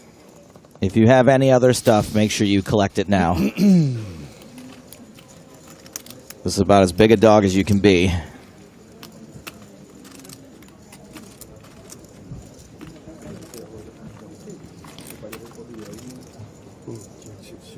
Any hope for Lakhdari? Running sixes? Diamonds? Running diamonds? Must be a 6 folded. We did not say running diamonds. And that's going to be it for Omar Lakhdari, who had some chips at one point and now just got coolered. Yeah, you do. Pretty gross spot for this stage of the tournament. Out in 32nd place for 26,350 euros. Thank you. Next pay jump is at 23. My name is Earl, Linson. Up to nearly 4 million. Yeah. Just trying to get the extra equity of going up. Yeah, I'm leaving, so I get like 10% more equity. What if we had an Erlinson-Jorgna showdown heads up for this thing? Very nice hand. Thank you. Thank you, sir. Yeah, I mean... Thor versus Odin. A little silver fox action. Erlinson way out in front with 131 big blinds. Jatton with 71. The shortest stacks being Anton Wigg with 22 bigs and Tom Middleton with 14. You can't see it. Yeah, I thought what because of the chips. Yeah. It's there, don't worry. That's a cute shirt that Barney is wearing, actually. Just noticing it now. It is, but it reminds me of that movie where the guy wakes up and the Beatles have never happened and he just steals all their music. What the hell was that? What the hell movie? even was that movie? I'm intrigued. What was that called? Imagine? Oh, I've heard of it. I just never watched it. Let It Be? Something like that. Yesterday, that was it. Yeah, I'm a pretty big Danny Boyle fan, but... I thought that got good reviews, though. No? I don't know. I couldn't bring myself to see that one. I'm not... I can't say whether it's good or bad. It's a very strange premise.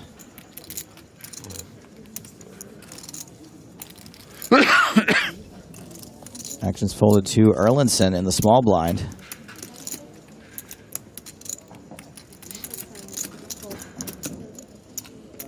Doomhammer asks, are these nerds reading chat? No, thank you for your question.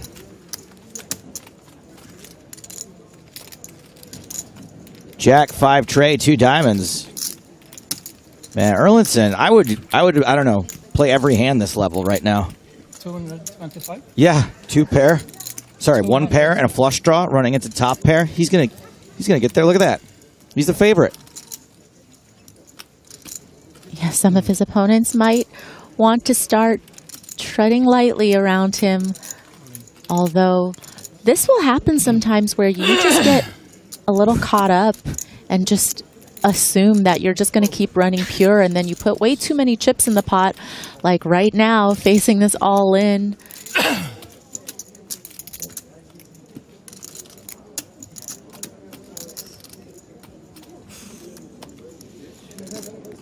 That is a lot to call. Yeah, and I mean, you might get blown off all this equity right now because of it. I call. All right. Wow. There will be blood. This pot is huge. Massive. Coin flip. Gotta win these. Erlinson is behind, but has a quarter of the deck as outs.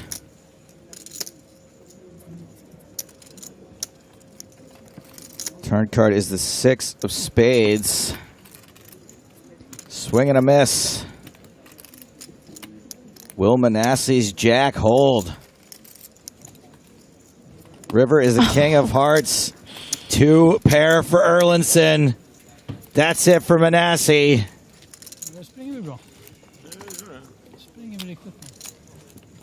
When you're hot, you're hot. When you are hot, you are hot. That is correct. Manasseh out on his Manasseh. He's saying he's running good in Sweden. 31st place. 30,000 euros. Did get a pay jump.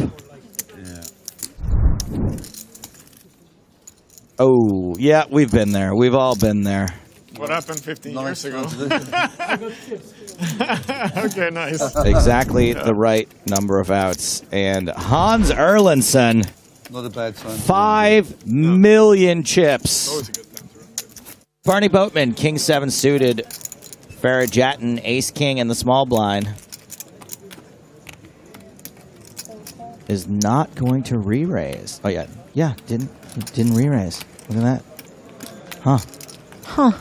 Anton Wigg says, with the Jack 6. I like to call J6 the insurrection hand. I definitely feel like you can mix in some calls with 3 bets. You know, you don't have to always be 3-betting Ace King. I think it also shows a little bit of respect for the pre-flop raiser, that maybe you feel like they're going to be opening a little bit narrower of a range. Couple of diamonds out there for Barney, who will continue for 80,000. A pretty nice flop. Definitely can turn a flush, some backdoor straight possibilities. Also has an overcard to the board, has the betting lead. Doesn't realize how strong Jatin is, but even when Jatin comes along here, of course, there's going to be a lot of turn cards that I think Barney's going to naturally fire another barrel at. That one might be tough because I do think when Jatin calls out of the small blind, he will have some of these 10x suited combos. You know, the Broadways, 10-9 suited, ace-10 offsuit.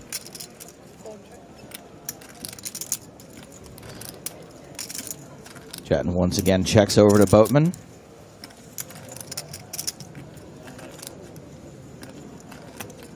Can Barney fire again? Chooses not to. River's the ace of diamonds. Yikes. Action, River.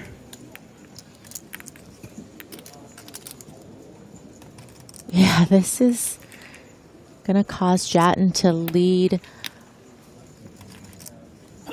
He knows that Barney doesn't have trips here and doesn't have sets. I think those are all going to be barreling on the turn. And Jatin does have the best kicker. Ooh, bet small with at least. Aces and tens. And this small bet is certainly going to get raised by Barney. And sometimes when you bet this small, you want to induce, right? You want to perhaps get somebody to raise you with worse. But in this case, Barney's going to be raising you with the goods.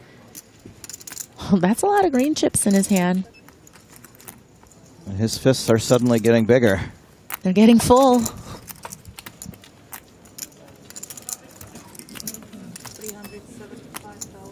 375.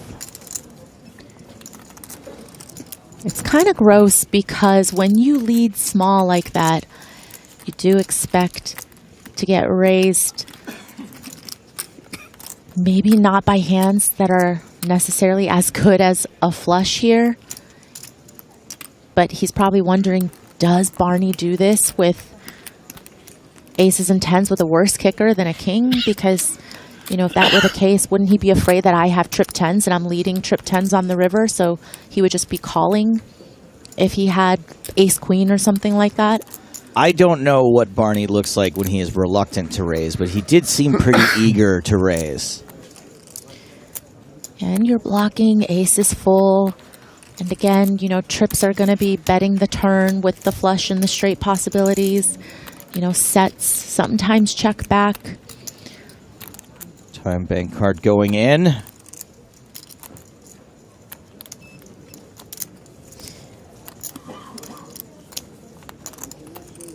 It's certainly a little bit opponent dependent, but I think in this situation, it just feels like such a strong line to take that there's not going to be very many hands that you're going to be beating here with ace-king.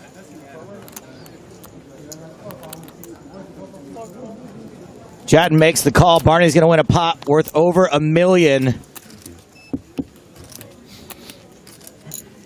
And speaking of Brits going deep in EPTs,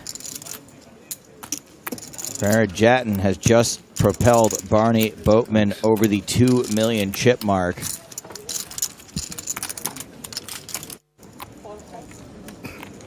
All right, who wants to squeeze? The invitation has been embossed and addressed. Who's going to open the envelope? Anyone? Seems like no. Cheap flop, 3 ways. Jack, 5-4. Top pair, top kicker for Mavericksakis. Yeah, Middleton was really hoping to get this light open through, but facing 2 callers is not going to continue. Going to relinquish the betting lead and Good timing because he is up against very strong top pair, top kicker. 90.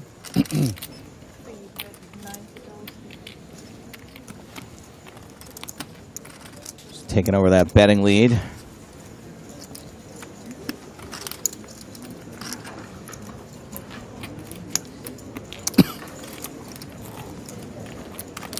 Chatton seems reluctant. Yeah, the 5 and the 4 out there keeps it interesting for him. You know, with 6s, could turn some backdoor straights. And just one overcard to his pair, so something to think about. I guess worth a time bank to him. I don't know if it's worth 2 though.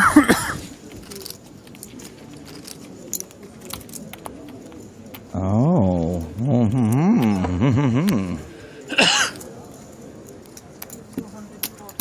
Raise. 240,000.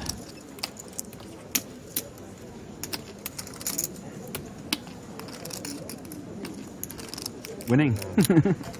Again. Pretty interesting because when you think about Chatton being the second flatter in this pot, he's not going to have any overpairs, right? Those hands, queens, kings, aces, those are going to be raising pre-flop. Those will be 3-betting. And so now it's just about, does he have a set of 5s or a set of 4s here? But you can't really fold top pair, top kicker. But no flush draws out there, so you're really trying to put your opponent on what value hands could beat right now. Things are getting kind of weird in a spruh sense right now too, right? Yeah, definitely. Just slightly over pot back. 3, 4, 5, 6 now for Chatton. Super interesting because Chatton shouldn't really have a lot of 7-6 suited, right? So you wonder when he gets called by Mavrotsakis, does he want to maybe check back and try to realize his equity? Oh, it sounds like... Okay, I thought Mavrotsakis had put chips in. Do you want to maybe bet small given the SPR situation? And then if you get there on the river, you can bet more.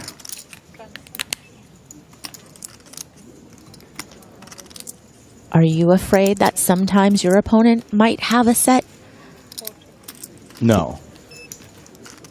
Check, check. 9 misses everybody. Upside down 6.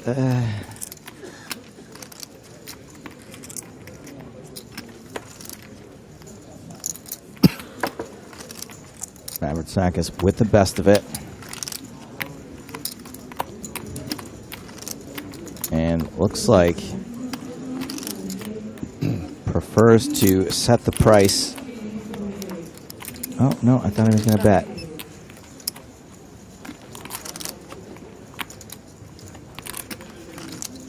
$385. Aha, is going to try to set the price himself.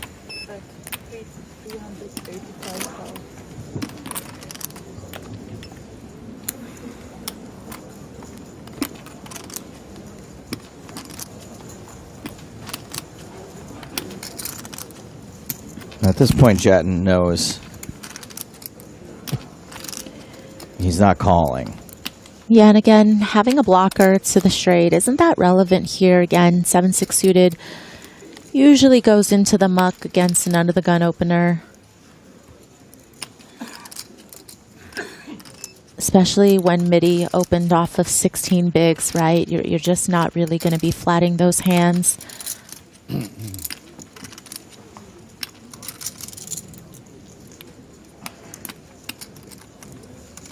I think now you're just really concerned that your opponent has ace-jack, maybe has jack sometimes that they flat their pre-flop. Ooh. Doesn't call. Shoves.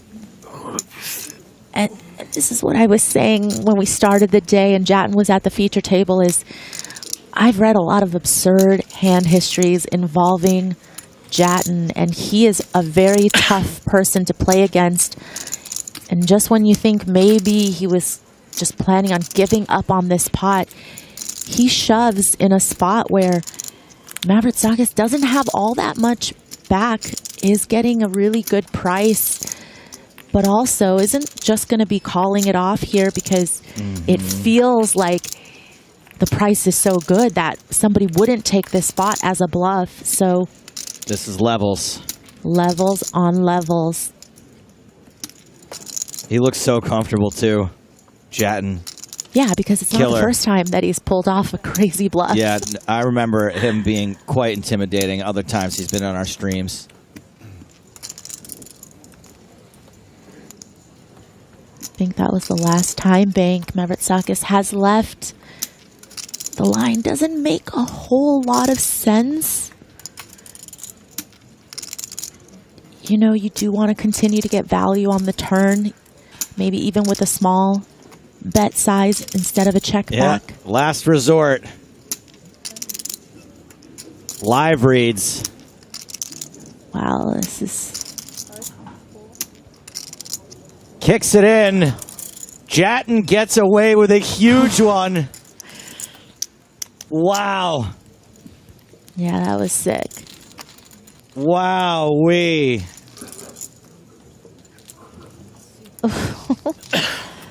Y'all are brutalizing me. Farah Jatton bluffs Panagiotis Mavrotsakis off of top pair, top kicker in a huge pot. I feel violated for Mavrotsakis there. That was just a violation. Mavrotsakis folds himself down to 16 big blinds.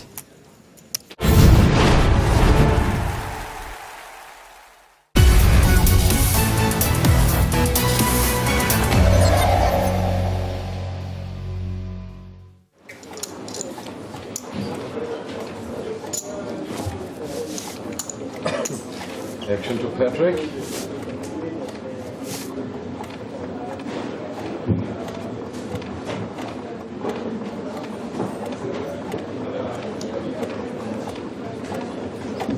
He raises to 50,000.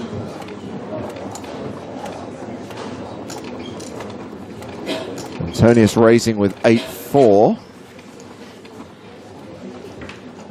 Queen 9 for Gunnar.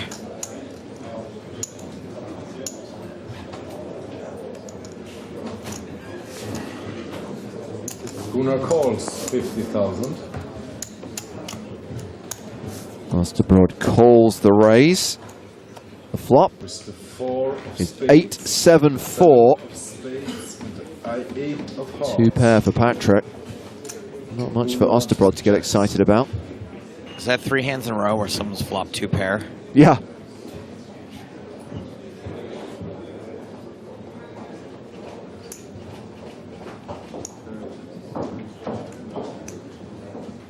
Patrick bets 60,000.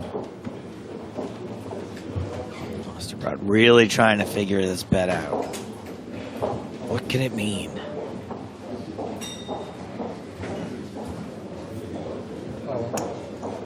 Gunnar announces all in.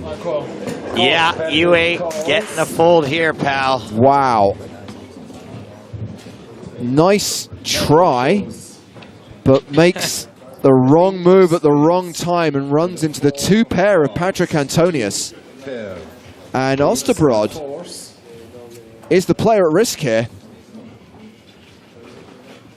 And with that card on the turn, it is all over.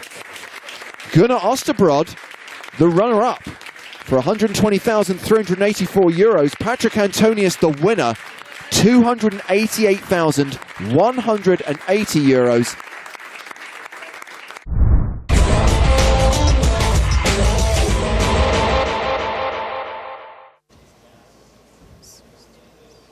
Yeah, 7. I think we should be coming in for raises here a lot, but it looks like he's going to be content to call with the 10-5 offsuit on the button. We should continually be putting pressure on our opponent when we're in position on the button. Menzel has checked his option with Jack-9 offsuit. The flop is 8-5-5. Trips for Shilko. Fortunately for Menzel, he has nothing. Right, this isn't a flop that Jack 9 can generally put himself in any trouble, but he is going to put out the one big blind here. I imagine we have a just call here for Shilko.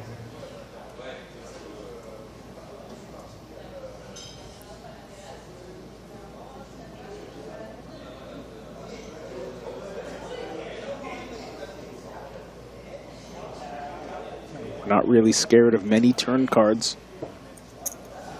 And he does just decide to call. 800K apiece. 10 on the turn. So Menzel now picks up the open-ended straight draw. Shilko, however, has a full house. So he does not want to make his straight here. It could all be over on the first hand of heads-up play.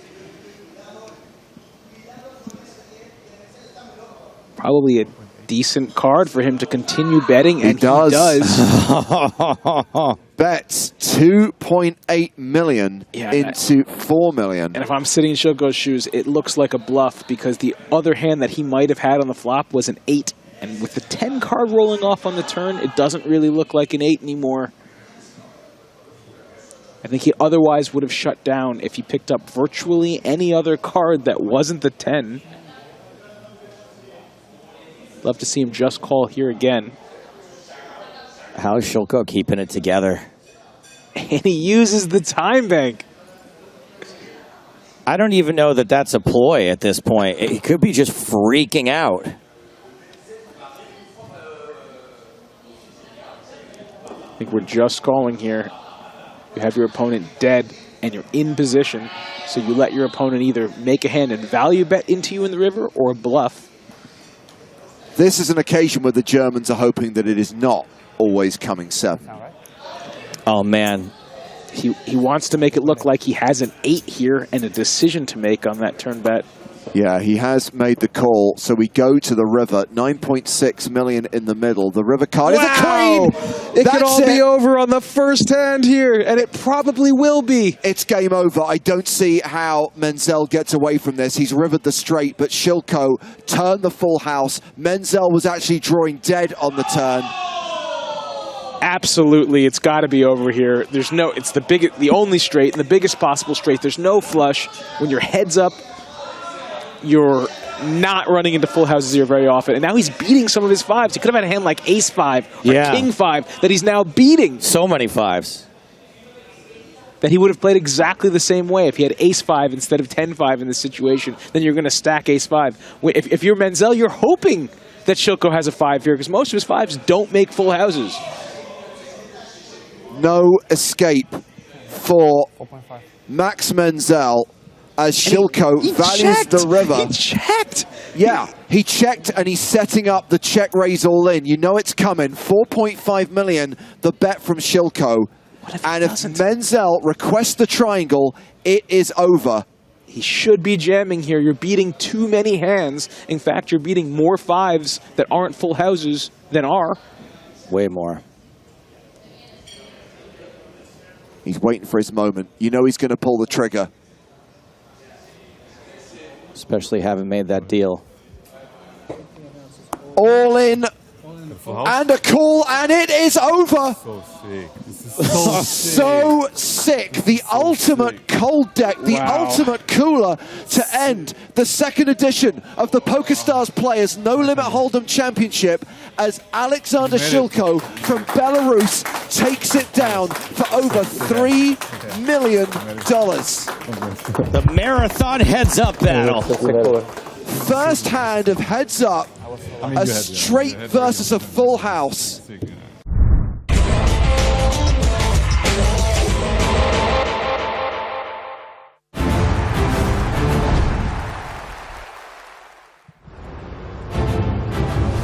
Welcome back to Paris and the PokerStars European Poker Tour. The main event in partnership with the Club Barrier is in its 4th day with 22 players remaining. We are trying to get down to 16 tonight. At the very least, we're going to play one more level, possibly a level and a half, as we look at the chip leaders coming back from dinner break. Hans Erlendsson, Eric Afriat are both at the featured table right now. They're the two biggest stacks. Peter Jorgner, last year's runner-up, is still a top 5 stack. It's James Harskin with Joe Stapleton. Hello, my babies. And Griffin Benja. Hello, everyone. So plenty of big stacks. No super short stacks. If we look at all of the players on the main stage right now, Ponokov's playing 16 bigs, Garcia 19 bigs. We're now playing level 26. Blinds are 25,000, 50,000 with a 50k big blind ante.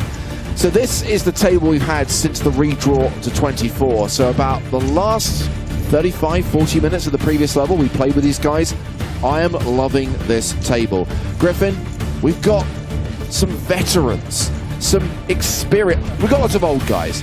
Erlandson, Afriat, Boatman, Del Foco, and I like it. Yeah, I mean, I think it was pretty obvious what table we'd want to watch based on the ones there. You know, Farid Jatin is just so fun to watch. Some of the hand histories he's made famous over the last 5-6 years on the tour. Ami Bar, I mean, this is the table to watch. And this is the money they will be playing for over the next couple of days. Everyone who makes the final table gets a 6-figure score, bar the winner who gets a 7-figure score. Current payout is 40k. Up top is more than 1.28 million. Plus, the main event trophy will be handed over to that champion as well. You can watch the final table, every single hand live on Sunday. Tomorrow we'll watch them play down to the final table. And looks like we're getting cards in the air once again at the 25k, 50k blind level. Yeah.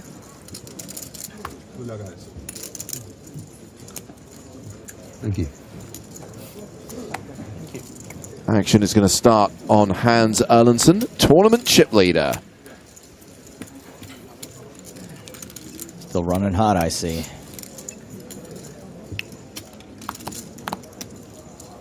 He folds. Sami Bearer is out.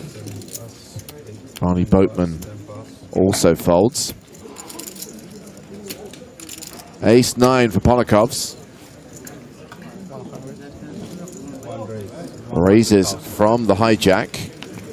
Yeah, playing around 16 bigs, you kind of just want to raise with this blocker here and get it through. Might have a little trouble getting past Del Foco here, though. Del Foco has to look into the soul of his opponent before he decides what to do, Griffin. Got lots of Del Focus. Call. Pretty quick call. Yeah, a bit tricky to do anything else here. 3-bet calling off doesn't seem very fun. And folding feels too tight, so I like this call. But it is going to allow the second chip leader, Canadian, to get in here from the big. 3-way action. An 8-deuce flop with 2 hearts. 5 tips. And tough for Ponokovs to continue here into 2 opponents. But maybe just dry enough that, you know, hope to get past Del Foco, who might have something like, you know, your king-jack of clubs that'll fold, and then the big blind having such a wide range. This might be your only opportunity to win the hand, and that's where the consideration comes from Ponokovs, and is going to go for it, but this time, yeah, happens to be up against the 2 hearts. Kickstaff says, I want to see 2 senior citizens go heads up to win EPT Paris. Me too. Del Foco v Boatman. Erlandson v Afriat. Maybe Jorgner could come back for another heads up battle. 5 seconds. Those are raising chips. It was 450, 5 pass and 1 pass. And 2 quick folds. Francesco Del Foco hovering around the 30 big blind mark right now. 3rd in chips at the feature table. It's always nice to start a level after that long dinner break. Win a pot. Andrew, watching on YouTube, asks, how much is the grand prize? The winner of EPT Paris will receive €1,287,000. Oh, and 800. Don't forget the 800. I would take the 800 if somebody wanted to leave it. 10 pass. 1 pass.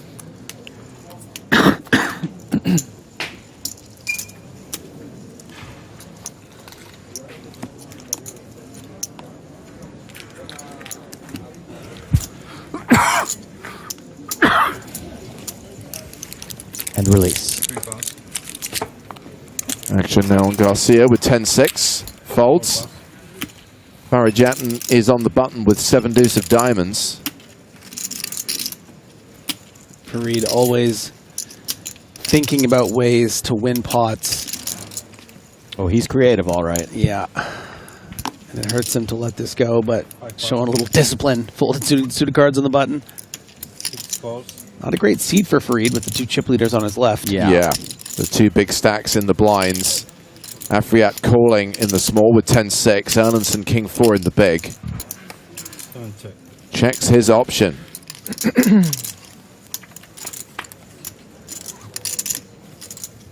King, Queen, 8. Erlandson, a huge favourite here, but it's Afriat who's betting. 6 bet, 55,000. Okay. If you insist. Afriat now drawing dead.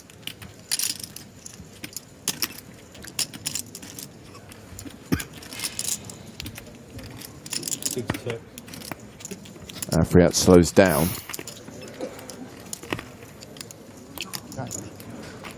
And before you can even get chips in to bet the turn, Afriat folds. There's a certain formality we don't have to go through with these sorts of players at the table, right? Yeah. You know you're going to fold. Just kick it in. Check in the dark. Fold in the light.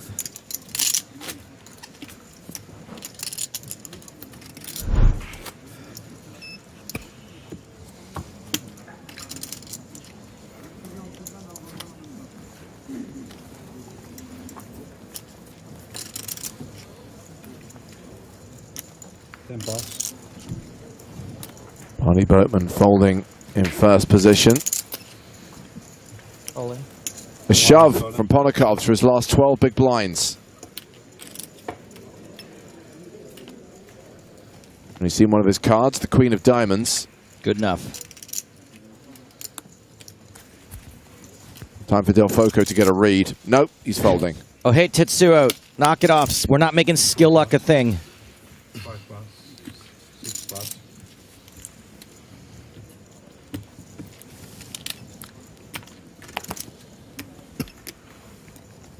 7 pass and 8 pass. Everyone folds. The shove gets through. Even me.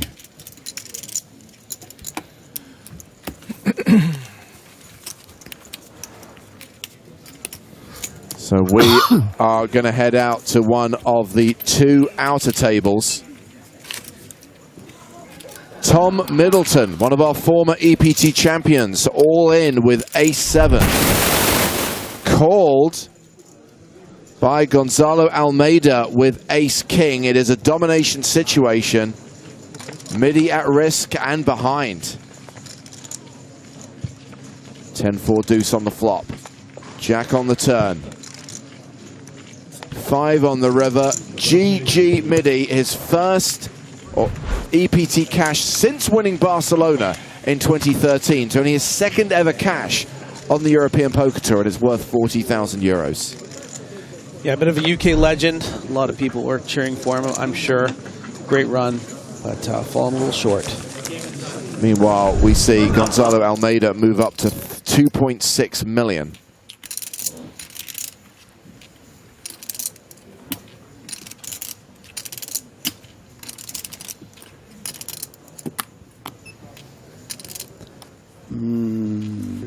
Aces. Monakov's opening under the gun. 250,000. Del Foco has re-raised with aces, made it 250k.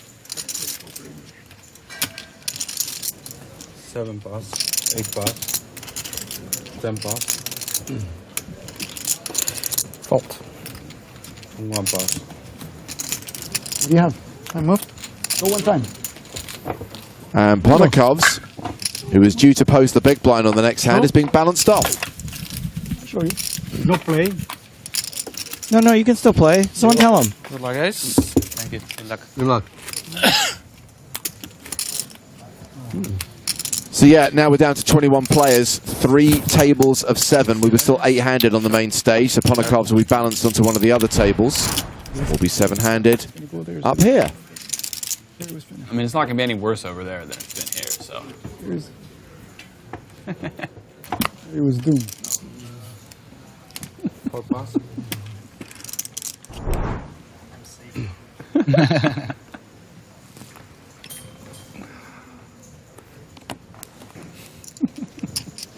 You lost your customer.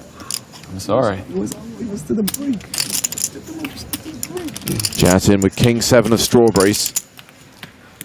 Yeah, he folded a whole hand. So. Yeah, so he was due. Well, we've already established he's more creative than Adobe's cloud. And here he comes, making it 100,000. 8 pass. 10 pass.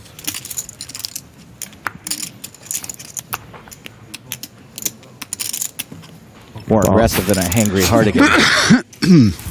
Barney folded the small blind and then coughed violently. Del Foco folds the big blind.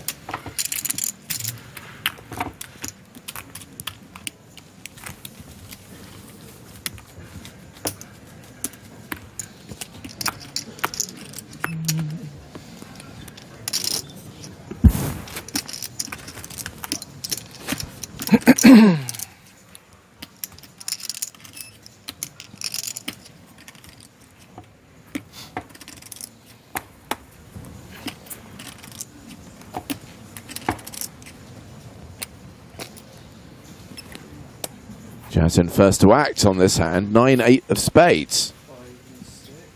Got to play the rush, right, Griff? Yeah, I mean, if this is going to be sort of the bottom of the opening range, 7-handed for your average reg, that means Farid is probably going to be opening it 100% of the time. 5 raise, 100,000. 6 pass.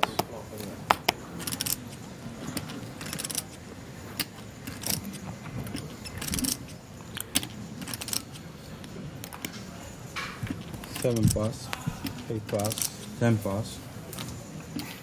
Hold it to the blinds.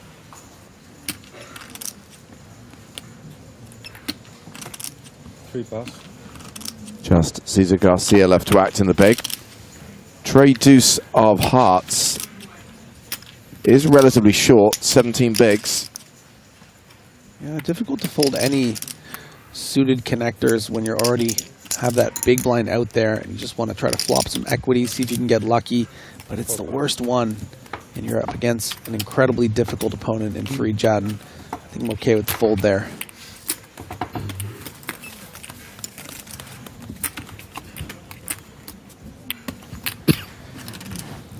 Got to know Farid a bit when he first started hitting the tour many years ago, and my friends and I started calling him the Punisher because of how punishing he is at the table.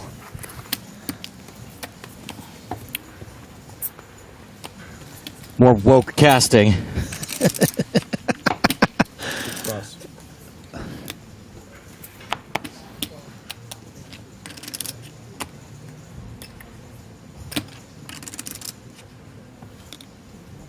Jack 9 for Erlandson.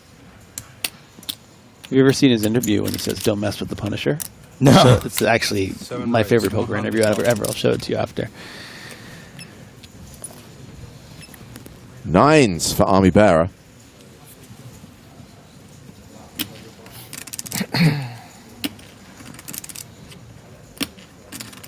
Obviously a huge hand, but this deep stacked, you're going to be wanting to play this as a call most of the time. 10 pass. Not like you're trying to get into some crazy raising war here for your 60 or so big blinds.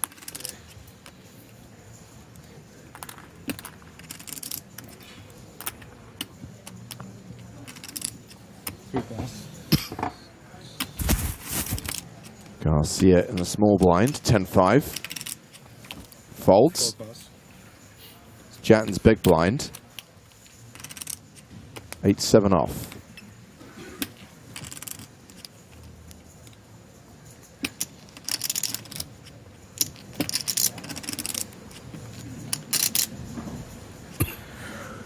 And I expect to see a call here, but Fareed is considering his options and actually is just going to fold.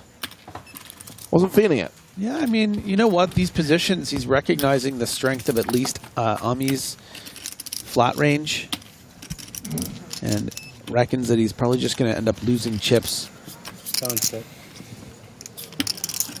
Although the Erlandson just smiles at the ace-high flop and checks. A bet, a fold, on to the next one.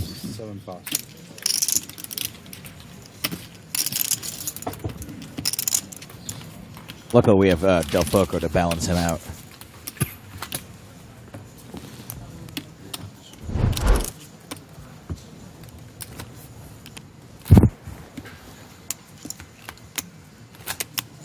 Barrett with more than 3 million chips has more than 60 bigs right now. Lasagna.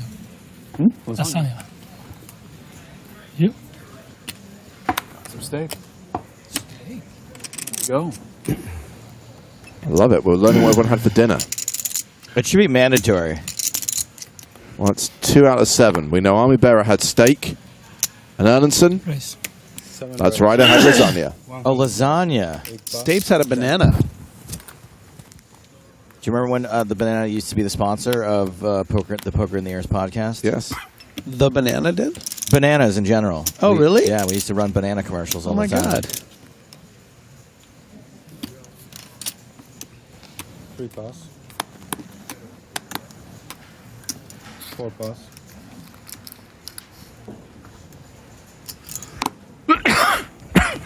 5 pass.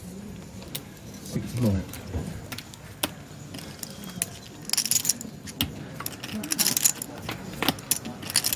Ace Jack versus King 3. Under the gun versus Big Blind. 2 biggest stacks in the tournament go to a Jack 6-3 flop. I'm pretty sure I saw Afriat in the close-up room at the Magic Castle. 75. 7 bets. 75,000. So we established during the last session that Eric Afriat has won not 1, not 2, but 3 World Poker Tour titles. What? Really? So ridiculous. All in the last 10 years. I would like to measure the length of that pocket square. 175. 7 bets. 175. Erlandson still with top. Afriat with a pair of 3s and the spade draw.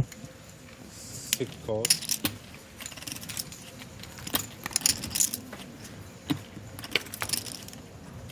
Doesn't get that. 6 checks. 300. 7 bets. 300,000.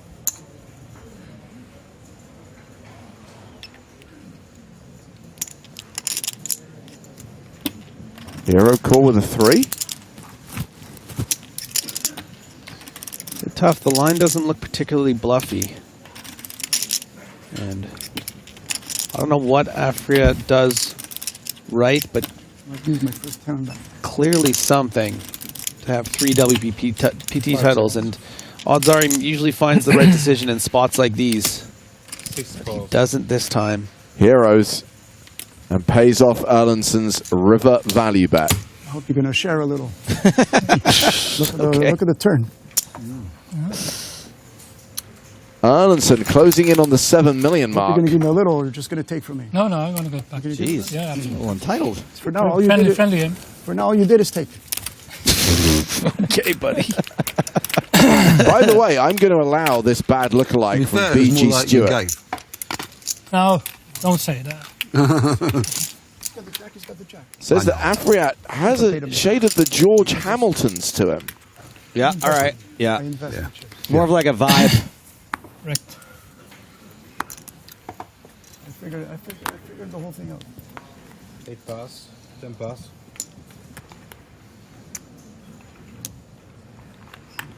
You know I don't say this lightly, guys, but check your privilege here.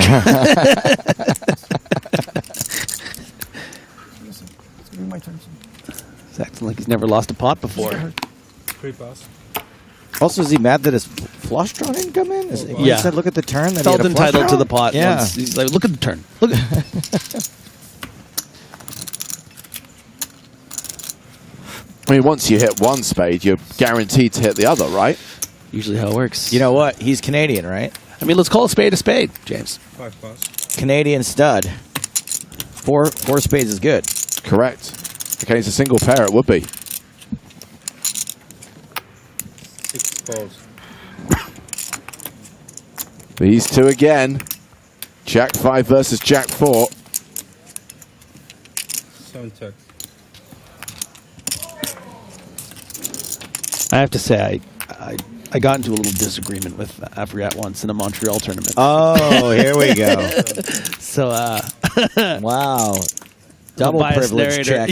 Yeah. I love how fast he plays. He does play quick. Both these guys play quick. Well, this is going to get checked to showdown. This is a chop pot. And you know what they say? Everyone loves a chop pot. With privilege.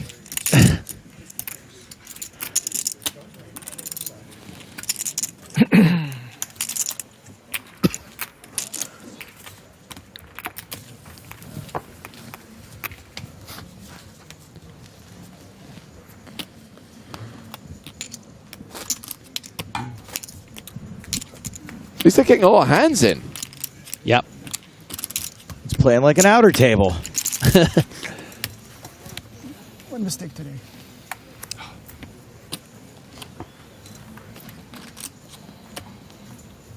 Ten pass.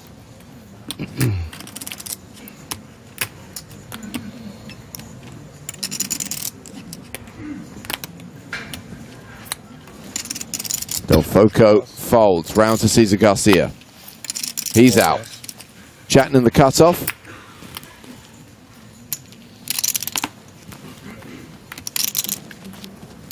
Five pass. Nope. Raise. 6 raise. 100,000. Afriat raising the button with 10-9. Erlandson in the small blind. King, Queen suited. Raise. 3 bets. 7 raise. And with Army Bearer folding the big blind, it's back on Afriat. It's these two again. This time, Eric it's wants to even fight. more personal. Yeah.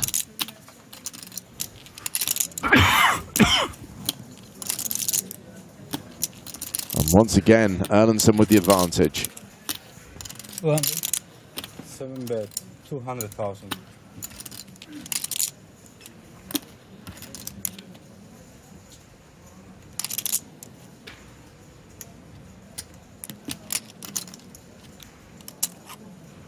Oh, those raising chips. 6 raise.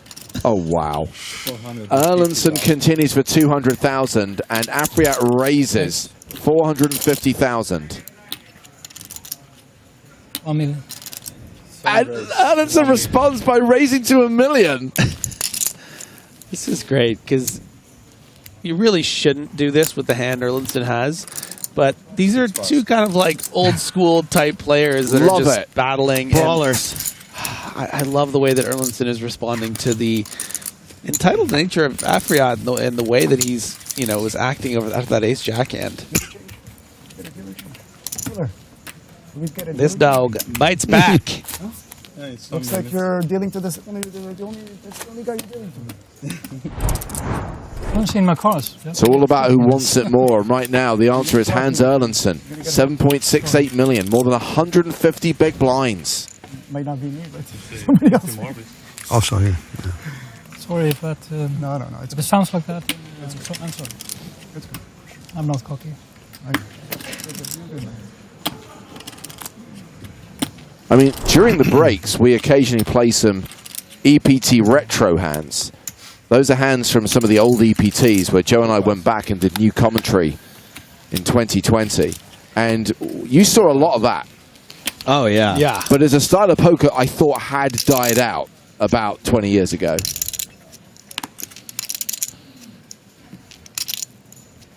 I think it's interesting to see the average age of an EPT player has risen in the last bunch of years. It's true. I mean, obviously the players we have gotten older, but that influx of, you know, young 19 to 23, 24-year-olds, we don't have those new crops as much as we used to. Yeah. I blame the hip-hop. 8 raise, 150,000. I mean, why play poker when they can spend all their time on their Game Boys? That's right. They're laser disc players. So I'm curious how Amibar would play a hand like 10-7 off against, you know, maybe sort of a younger reg. I think maybe would be limping more often, but perhaps wanting to attack sort of the old school, maybe tighter in some spots in Barney Boatman. And you can see how the King-6 does go into the muck. So something maybe to look out for. Obviously, Barney, his tight style can be very, very successful, and he's played very well from the times we've seen him on the feature, but going to have some spots where some of these guys are going to be able to take advantage, I think. And we've lost another player. Ufano is out in 21st place for 40,000 euros. So that means pay jump time. Everyone's now locked up 46,000. And there was another bad lookalike, which I will allow. Thank you to Pam de Gaulle for suggesting that Hans Erlandson looks a bit like Brett Favre.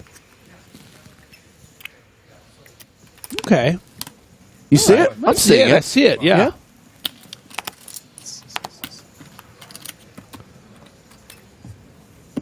Seven pass. I have to see what he looks like trying to raise money for charity.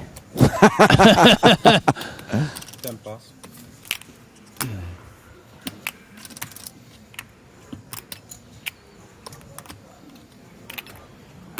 Garcia has opened to 100,000. It's round to Del Foco in the big blind.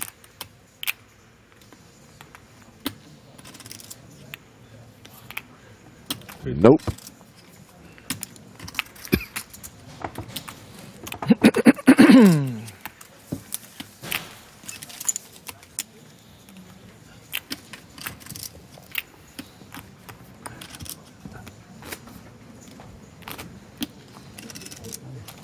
Get him. Get him. Don't let him go after him. Erlandson getting refreshments. Choke him. That's all this needs is a little booze. He's on a testosterone high. The gloves have come off, and so is the pocket square.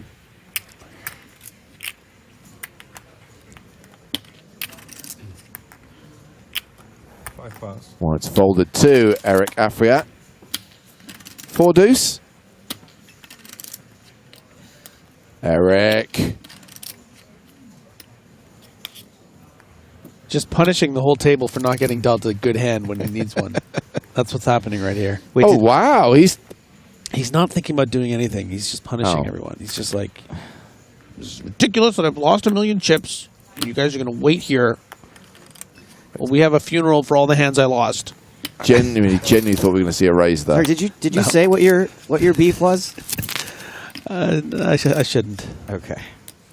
Chances are Griffin was in the wrong. No, I don't think so. I think, look, I'm not going to, we don't have to relitigate the World Series of Poker. I'll tell you I think Griffin was a freaking hero. On that occasion. Okay, this is what I'll say. 8 pass, 10 pass. What should I say? We were on a table together, and he was beside a buddy, and it was some... Your buddy or his buddy? His buddy, and it Okay. was light bubble collusion that I don't think he realized was inappropriate, and I called it out, and then he got self-righteous, and it was kind of, it's like, how dare I say anything? So it was just a little spat, These things happen. May have committed some light treason. Yeah. Very light treason. But... that's to say that it was the thing that makes it memorable is how much he was willing to get into it. He's a very proud man. Well, Erlandson has opened with King Jack of Spades. Del Foco has called out the small blind with King Queen offsuit. Heads up to the flop, which is Queen High.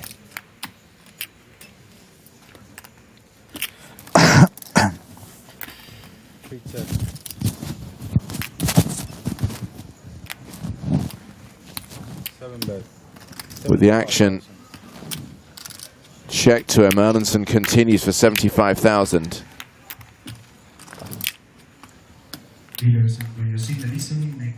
Del Foco has the chips in his hand to call. He does call. Spade on the turn would make things interesting.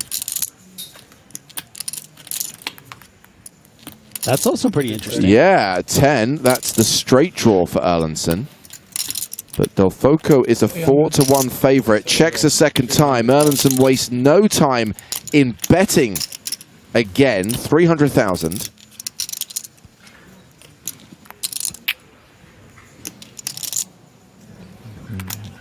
Yep.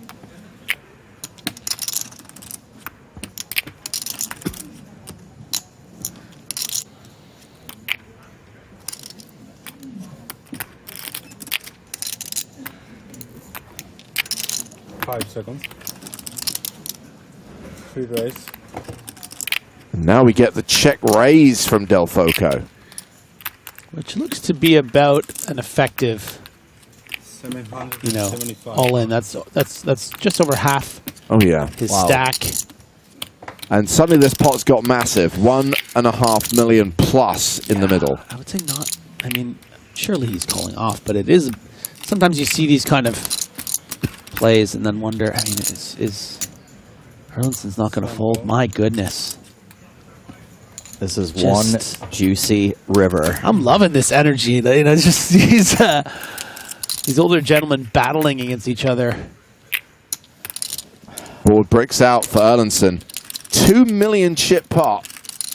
And I'll tell you what, I don't think Del Foco's going to maybe have too much reason to shove. And we do see the hands. That might be a check. Might just be a tick. But if Del Foco does check, I think Erlandson will take every opportunity. Okay, so he does just put the rest in. And that's a big pot there for Del Foco.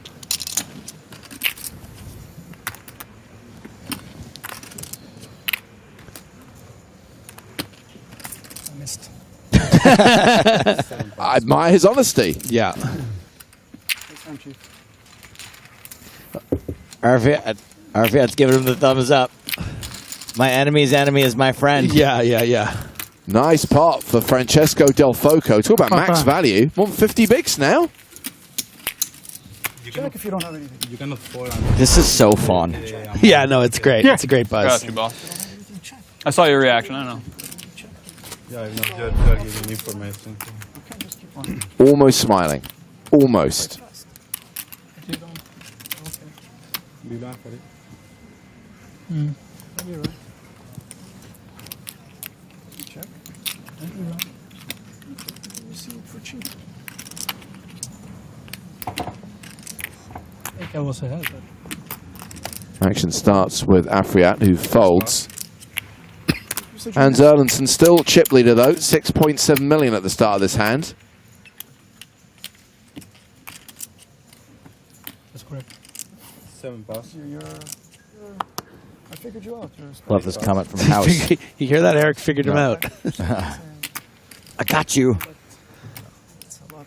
How about this comment from House, who says, check turn, then fold river in position. Lol, realize your equity, whatever that means, lol.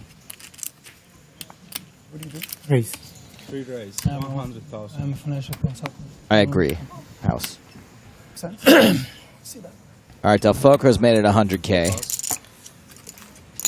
Farad in the big blind with 76.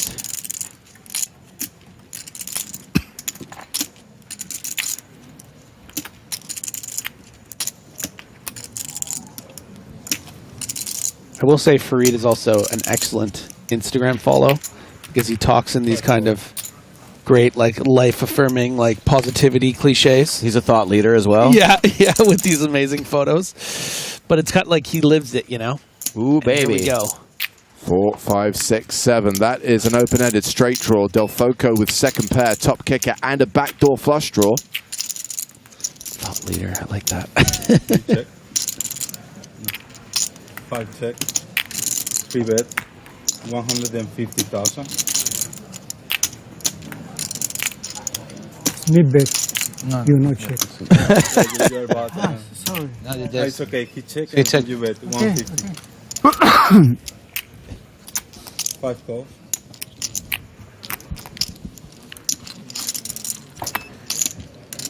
Complexion of his hand can change greatly with this turn of the card, but it's not that one. Ace high still ahead.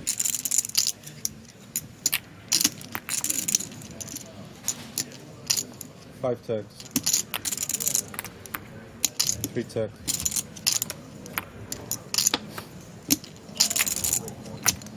Another board pair instead of a draw getting there. Yeah, and you know, Fareed is going to have to bluff here. It's just one of those spots where you just can't lose at showdown to something like I do not want to bluff Del Ace-8. Foco. You know, you expect to be up against some unpaired hands that you just can't lose to. Imagine you just check and your opponent checks back King Jack. Like you just you got to hand over your your poker card. So Fareed recognizes he needs to bet, but what sizing is he going to elect to choose? And he does decide to go quite big for those times he is up against something like a 5 or maybe even a turn 10. Is going to have to really make a big call. This is effectively an overbet.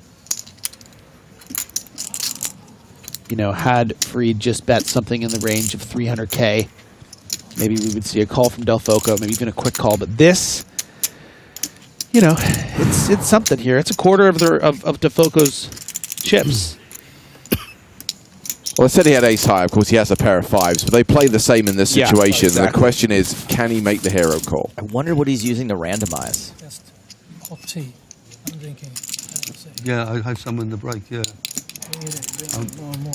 No, I'm okay at the moment. Thank you. They're hot. Yeah. And this sizing is also very polarized, right? He's saying, I have a 4 or a very strong queen, basically. Or a busted draw, of which there are several. Yeah, but the sizing is so astute. The Punisher punishes again. Nice hand from Fareed. Yeah, like the aircon and the changes in Frank temperature. Castle. Yeah. In the room is A few people have very hard to get asked the temperature right. I'm staying on here. both Twitch and YouTube. I think Fareed is probably rocking the nicest watch at the table, wearing a Patek Philippe. Meanwhile, we have Peter Jorgner with his Yachtmaster 2 at one of the outer tables. Deep in the tank in a hand against Owen Dodd. Did Owen Dodd just register? I think this might be the first we've seen of Dodd. He's bet 900K on the turn. We've seen Jorgner play a time bank, his last time bank card.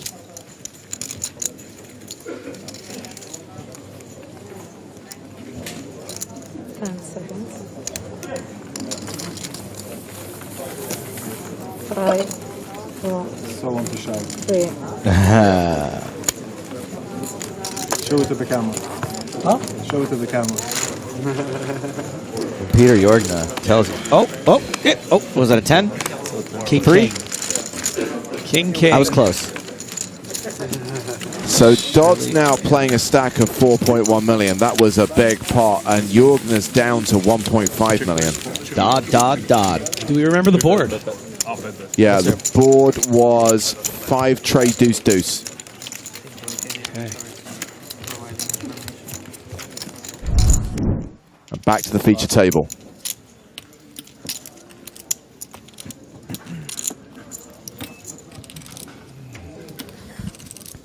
Seems like a fun table over there, too. If people are saying show it to the camera, they're doing it. I don't know. Everyone's pretty loose. Yeah, but you know, Jorgen is in his kind of like showman era. This is like his home turf, you know? Homecoming, yeah, for sure. Yeah.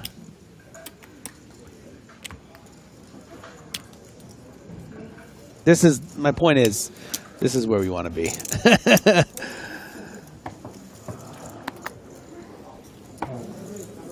8 bucks. 10 raise. 100,000.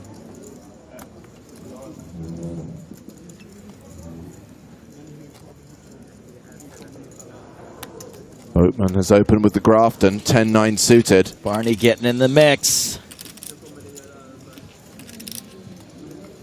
Table full of wild cards.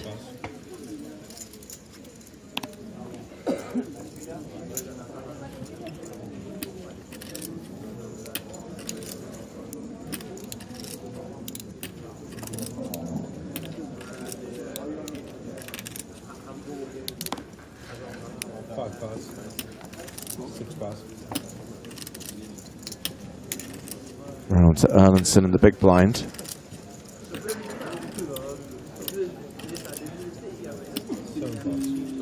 Raise and take it. Come back, Barney. Thank you. For Barney B. I thought they'd forgotten me, those cards.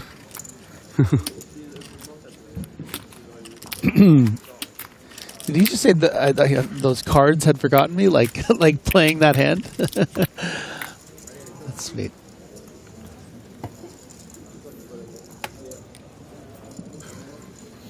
How can you not be romantic about poker seeing Barney Boatman battle it out? 20 left in the main here. True old school legend of the game.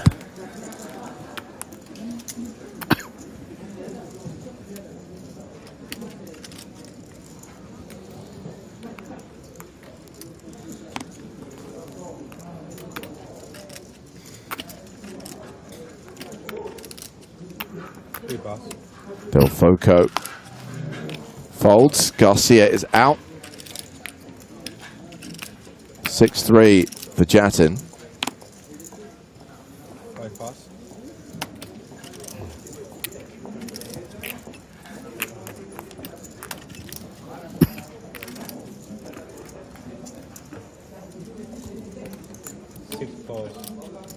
Ace deuce.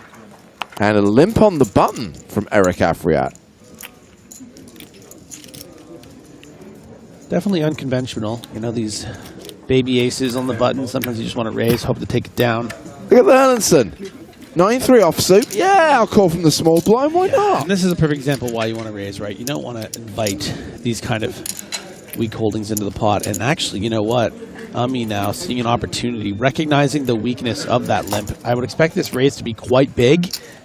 Specifically intentional to just blast out Eric's particular hand, which is going to be a lot of medium hands, like your ace deuces and your jack 10 offs. And look at that, eh? Nice little spot for Ami. Just brilliant work. I don't know if I would have done that. That's a tough gear to have, especially with a perceivably, like, you know, at least minorly tilted Eric Afriat. You worried he's just going to continue with whatever, but finds the race. Nice work. I didn't feel it. Oh, see, that's what it was. He didn't feel it. You gotta feel it. Del Foco with a suited Spraggy folds. Right move. I bet Spraggy would look good in a suit. I've never seen him in a suit.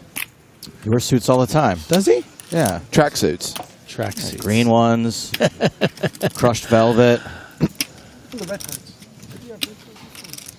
Baby blue. If I ever get married, maybe I'll invite him to my wedding just to see him in a proper suit. He did not wear a proper suit to his own wedding, Griffin. What makes you think he'd wear one to yours? Because it's a condition on upon his invite. Thanks, hope we've only got less than 30 seconds maximum of this. We got 30 seconds. I have all these. Yeah, you're not going to waste them off then, are you? You and me were the fastest players to play. Yeah. If we take our little 20 seconds just to change the rhythm a little. Round to the blinds. You know, us old guys, we have poker experience. You know, the momentum changes. Wait a minute, we buried the lead here. Are you getting married? No. One day. 125,000. Hope your in-laws aren't listening. I think my dad might be actually. Sorry, Dad. I didn't mean to imply. 10 calls. Well, now it's just awkward. Okay, I'll do it. John, if you're listening, happy birthday. It's her birthday today, actually. Happy birthday, Jean. You're a very patient woman. She's just like in absolute tears right now, but not of happiness. It's every girl's dream to be proposed to on a live stream because your friends pressured you into it. And your birthday missed every year by your boyfriend because he's in the city of love by himself. 10 calls. Boatman, what are you up to there, bud? Want to break my Jack's live? It's not. Griffin, as someone who has English heritage. Your English accent really is appalling. 8-bet. 190,000. The bearer made it 60k on the flop, 190k, sizing up significantly on the turn.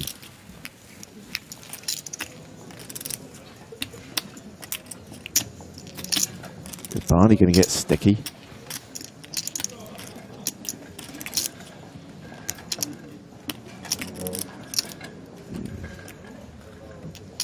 $450, $450, $450.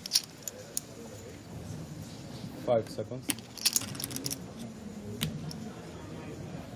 He folds. Change my mind. Seems like it. Yeah. Didn't like my hand as much as I thought. I like my hand until you started reaching for the big ones. Then you weren't sure I anymore. wasn't so sure anymore. Yeah. So 20 players remain in the EPT Paris main event, which will play to its conclusion over the next few days. Next stop, Monte Carlo. We've got 4 more EPTs in the 2024 season. Back to Monte Carlo in the spring, then on to Barcelona in the summer, our second trip to Cyprus in October, and then back to Prague just before Christmas. If you want to see the full schedule, if you want the key dates, check out the PokerStars Live app, where you'll also find information about other PokerStars tours. Those are some strong stops. Some classics and a new fan favorite. Everybody loved it in Cyprus. Yeah, it's talked about this a few times. It's exactly the same schedule as 2023, and I think that's fine. It worked very well last year. I just hope we don't go 3 in a row with the same stops. I'm hoping come EPT 2025, either one addition or one change. We've got our established You already hits. know, don't you? I don't. Honestly, I don't. It does not come from a position of inside knowledge. Why it did you comes from wink hope. at me after you said that? Is it going to be in Canada? It comes from a position of hope, because I do like variety. I like new. And hope is the most dangerous thing of all. It's the hope that kills you. Garcia has opened under the gun with King Queen.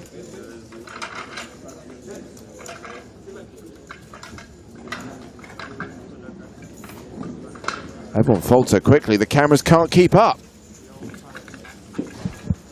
Ace-5 for Del Foco.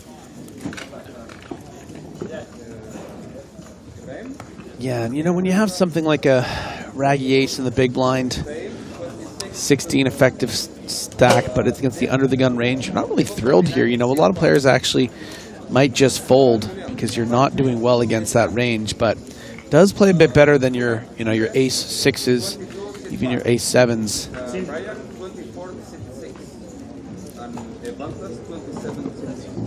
6 tray deuce. It is a pretty decent flop for ace-5. Yeah, that's why these wheel aces, just a bit more playability, a bit more reasons to stick around.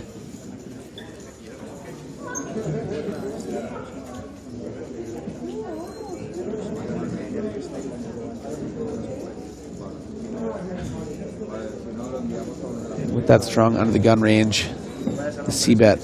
Now does Del Foco just put up the shield and get into defensive check call mode, or take out the sword, go for the raise?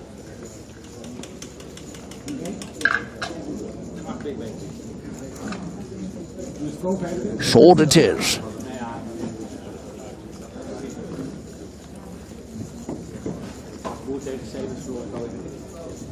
So Garcia's c-bet check raised, all into call. He folds.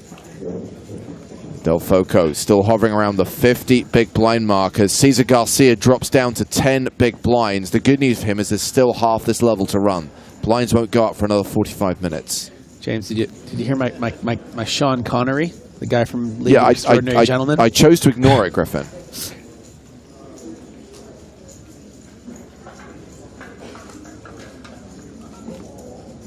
And entrapment.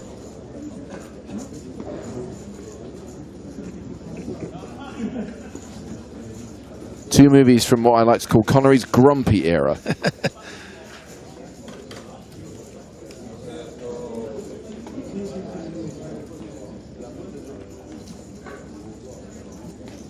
What do you make of the theory that the that The Rock is actually a sequel to. You don't like it? Such a stupid theory. What's a Bond movie? Yeah, it's such a stupid theory.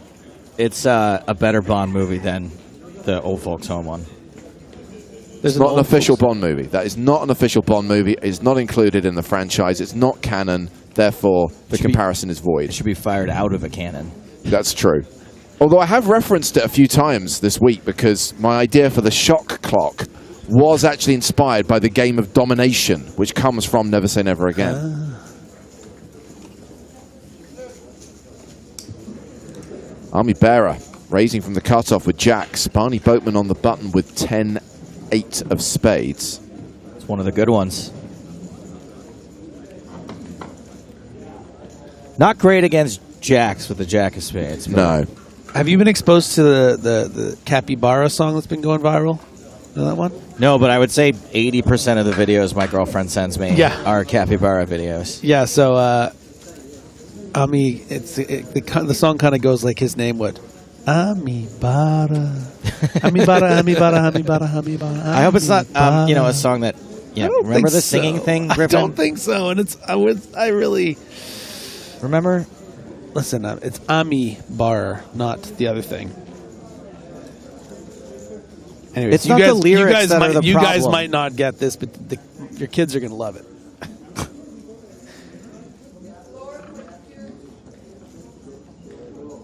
Okay, so Barney is not calling with the 10-8 suited.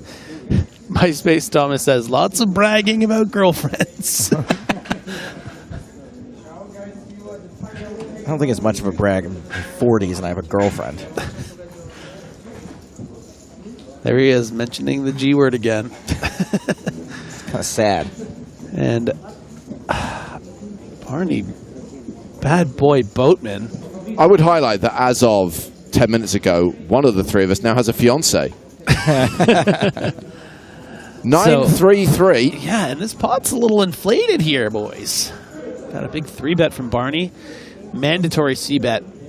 Cut off the button here. You're going to expect your opponent not to be as strong as 2 jacks. And I'm telling you, Ami really respecting the sort of tight, strong reputation of Barney Boatman, reckoning that it's not really going to be worth getting in the 30 big blinds even here. May as well just keep in the weaker hands. Take a flop.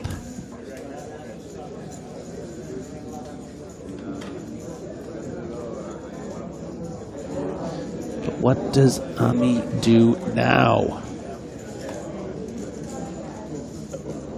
Gonna need a little more than that. Calls the bet of 275,000. Takey is to the turn, which is the 6 of diamonds. Wait. It's a straight draw. Straight draw. Pot size remaining for Barney.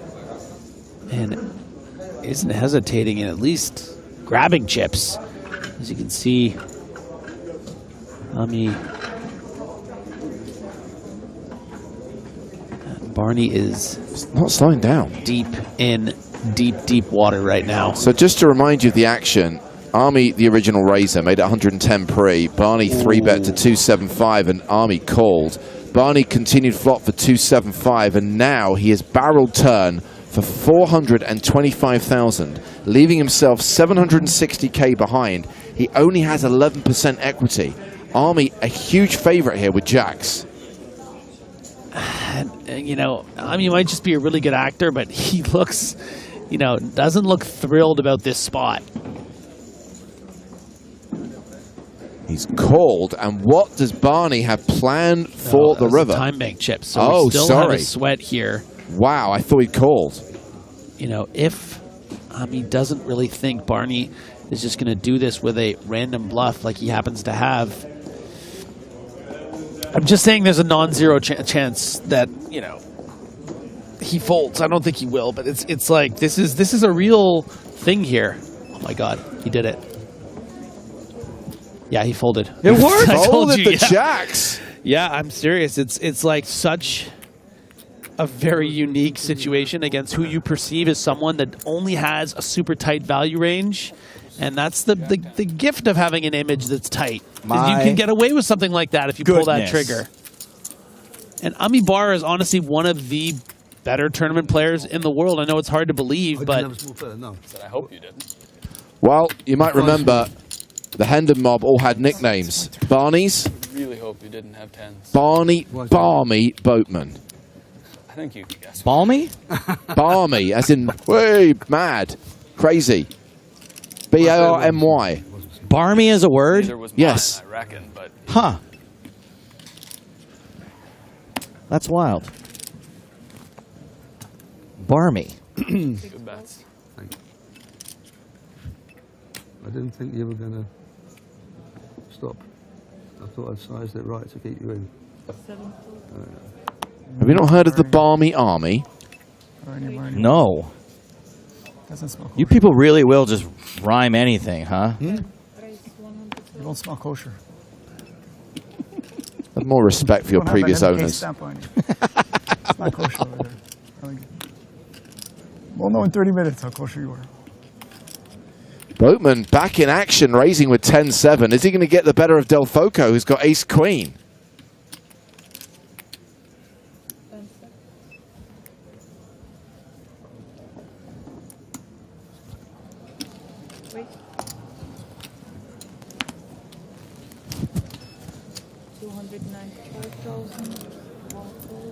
Del Foco is 3-bet to 295k. 295. 4-betting Barney. Show him who's boss. Been very well behaved up to now.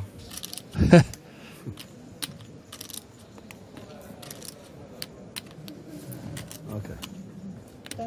I just got him, so. Say, you've been well behaved? No, he has. No, I'm always. I feel like he's fucking trampling all over everyone. Not us over here. Everyone's getting out of line with everyone, I think. Between these two. Yes. Hanging a rope. Garcia nursing a short stack, 10 big blinds. Hans Erlandson still tournament chip leader with 6.6 million. Stupid play. I agree.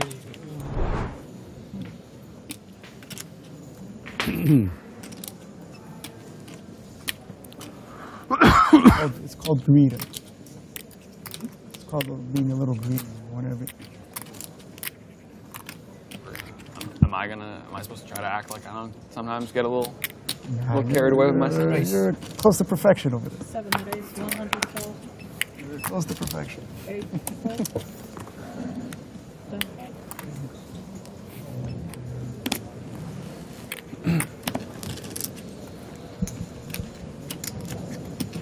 Erlandson raising with ace-9. Del Foco, king-5.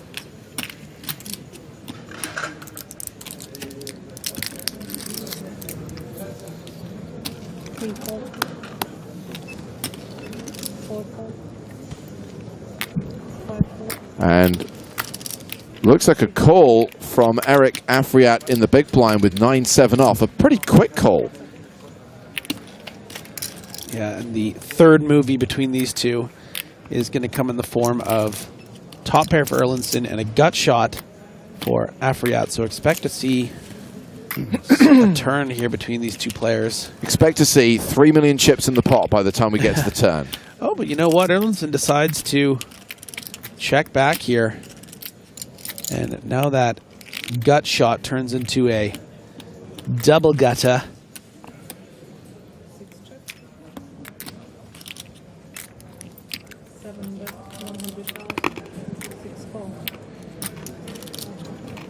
$100,000 apiece. Oh my goodness. And that is the straight for Afriat. Finally. He checks. Erlandson bets. 200,000. What am I feeling? Well, but that was a little bit stringy. Must have announced it. I think he said something, yeah. Yeah, they made it 900. Yeah, and the reason Afriat feels so comfortable making it so big here without a flush on the 3-heart board is because that check back on the flop, it shouldn't really be a lot of flush draws. And look at this. He calls. You know what? I'll tell you what, guys. You know, obviously I've expressed how I feel about Afriat, but this man having won 3 WPTs, he's doing a lot of things right. And 900. To get a snap call in that spot for almost a 5x raise, it just shows that, you know, whatever his antics are, that, you know, maybe got a little bit into the head of Erlandson here. And for sure able to make back a lot of the chips that he lost in those 2 other pots. So, you know, I think we're getting a glimpse of what makes this player so successful right there. A little gamesmanship. Yeah. So closes the gap.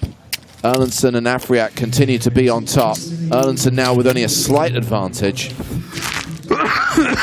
And as far as the game plan for tonight, we've got 30 minutes left on level 26.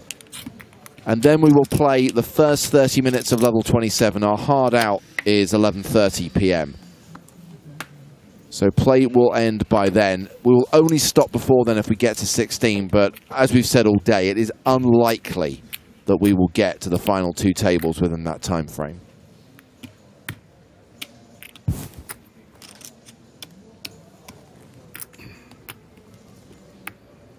Delfoco with 6s. Raises to 100,000. Ace Queen for Garcia. Finally. But not going to be enough chips, I don't reckon, to find a fold from the 6s. So we're going to have one of the most classicest of races. Ooh, now Eric.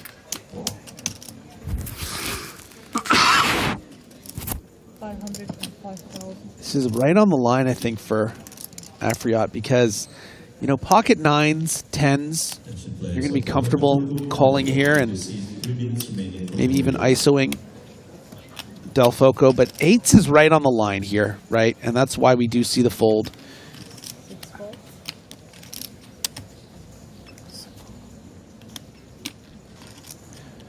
And this is just a matter of resenting that he has to fold this hand, the Swede with the King 10 suited, but it's so pretty. How much is it? What does Delfoco do is the question.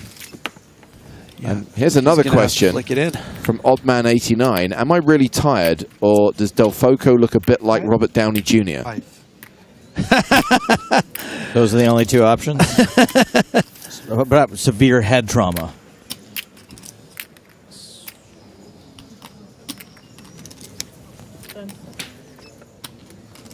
You know, completely respect having to think about a spot like this, but you know, when you're raising with pocket 6s, you need to protect those opens by calling 10 big blind shoves, right? Because you're going to be flipping so often, and I think it would be a mistake from Delfoco to fold here. You know, if it was 600 or 700K, maybe you can find a fold, especially in the, you know, higher portion of that. But 500K is not enough, and I'd really like to see a call here.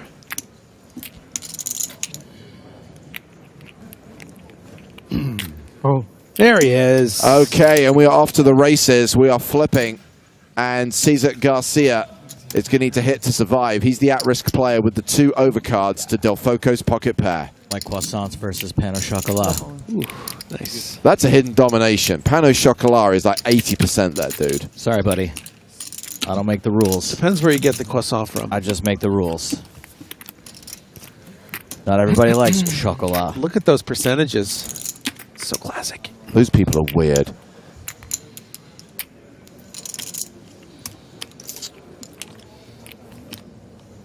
Garcia's tournament life on the line. 9, 5, 4, 6 is a holding. Garcia needs an ace or a queen. Yeah, pretty brutal flop if you think about it. No backdoor wheel draw. No backdoor anything. No spades. Nope, just 6 outs. Ace or a queen, or we're down to 19. Did you mean to make that rhyme? Thought they were on the river. Sometimes I think about what I'm saying.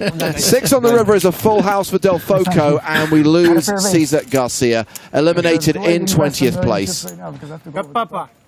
Good job. I had it with my 8. Oh, wow. But, and somehow Afriat made the hand about him. I can't just had the have to go over the top. Yeah. I should have won. Garcia cashing for 46,050 euros. And we are 3 away from being down to 2 tables. Tough day yesterday. Huh? Still got 26 minutes to play on this level. What it is? It's called bluffing. It's time champs.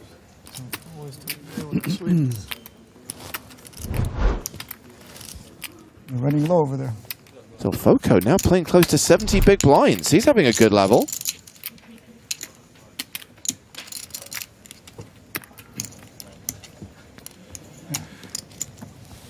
LMS Man of Steel. Delfoco, a dark horse at this table. Griffin, are you ready for a perfect storm?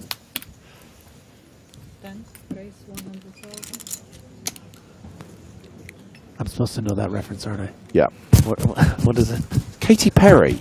Oh, okay. Oh, yeah. Did you just make a Katy Perry reference? He loves Katy Perry. Okay. I like that for you. She's a beast. I call her Karma. She'll eat your heart out like Jeffrey Dahmer. Those are real lyrics, by the way. Someone actually wrote that and recorded it in a song. It's beautiful. But you just said it. How does it sound like in the song? No. Pretty similar. Pretty similar. It's the rappy bit in the middle. Okay. Too much energy. I don't know that. How many Red Bulls did you drink? No, this is Erlandson. energized me. Just a call. Good luck, Barney. So Barney the Razor, Delfoco flatting with Jack 10, Erlandson flatting with Ace 10, 3-way to the flop. So did he have queens against you? No. 5-9. 6 tray deuce. So hard to know who has the best hand here because we haven't seen one of Barney's cards. But it is going to be advantage Boatman if you can find a bet, which unfortunately he doesn't. Because you wouldn't expect the ace-10 of spades out of position to necessarily continue here without a spade on board especially. But Barney presumably waving the white flag with that sort of king-queen range, king-jack maybe. And Delfoco, I'm telling you what a level this gentleman's been playing. Really hasn't made a mistake and has always been betting in the right spots. Pedro just confused Katy Perry with Taylor Swift, so he gets banned. Whoa. He's finished. I mean, come on, dude. Ban his kids, too. I feel like you're a Taylor Swift fan, too, though, no? Yes, but doesn't mean you're allowed to confuse the two. Have you seen her live? Katy, yes. Taylor, no.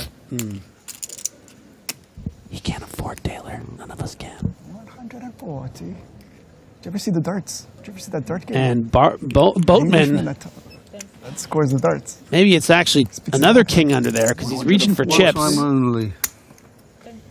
Yeah. And actually, I think it's maybe just a call.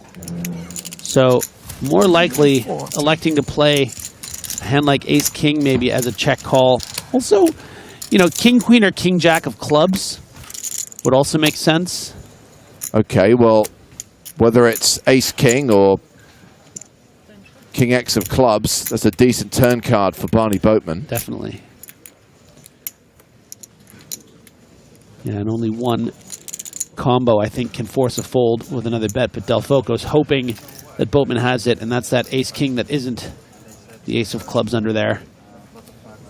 Tough continue when you have ace-king here. Oh, you really got a little set, eh?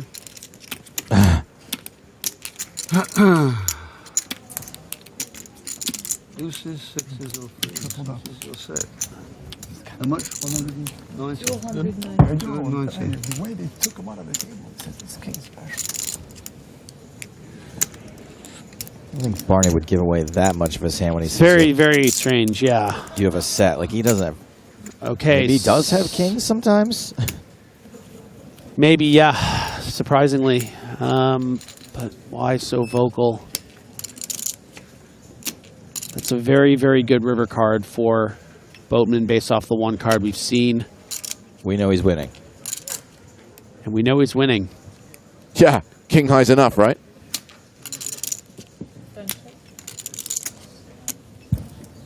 And Delfoco.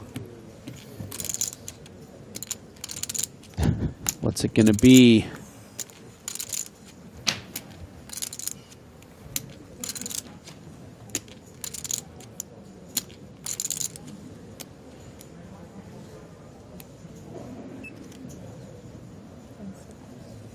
I don't think Barney, whatever his other card is, he can fold here. Well, I don't know if Barney calls again with ace-king on the turn. Maybe. But it's going to be ace-king of clubs so often, it's going to be ace-king of clubs a quarter of the time, yeah. 1 million? He hasn't snap called. I think he might have kings. Yeah, might have kings. Morning. Oh, no, it is the king queen or ace king of clubs, and what a brilliant turn of events for Barney Boatman. Come on, Barney, show him one time. We're gonna see. Delfoco folds. Are we going to see the cards? Run around the clubs. Yeah, Barney shows ace king of clubs. Aces. Turns out he can hit the broadside of a barn. Nice hand. Thank you. You smile when you win. Come on, give me that $1 million. Just What that million a pot chips. for Give me that $1 Barney million Boatman, smile. all the way up Very lucky. to 4 million chips. Tell you. Was it runner, yeah? 78 big blinds. I mean, And Delfoco drops down below the 40 big blind mark. He's officially the shortest stack at the table, but still has plenty. Blinds up in 20 minutes, by the way. Erlandson Runner and aces. Afriat remain on top. There's a I lot had of the best hand all the time. There was a lot of acting involved. Okay. I had the best hand all the time. I know he hasn't got the best. He wants me to think. I actually do find Francesco Delfoco's bluffing sort over of unrelenting aggression there quite impressive, but I think on that river card we need to shut down because Barney's probably not going to be continuing the turn with just any ace high. It's going to be a big hand by that river a lot of the time. So a misstep, but still a lot of room to work with. 40 big blinds for Delfoco.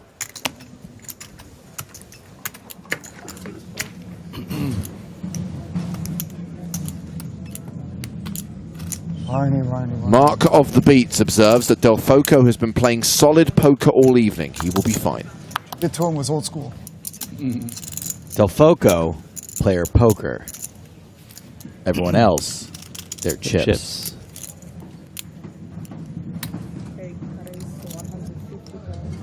Go on then. Raise and take it. The bearer from the small blind. Okay. You know the kids never raise out the small blind now, don't you? You're showing your age doing that. they link with everything. Getting hit from both sides. That's amazing. That's such a good chirp. Red deck. You know, if you want to be like the cool kids. Listen, I play with the cool kids just like you. That's it. You're supposed to imitate them. Well, they've got computers that tell them you're supposed to do that. Who am I to argue with the computers? No. Start talking like that, you make me think I fucked up holding those jacks. I don't know.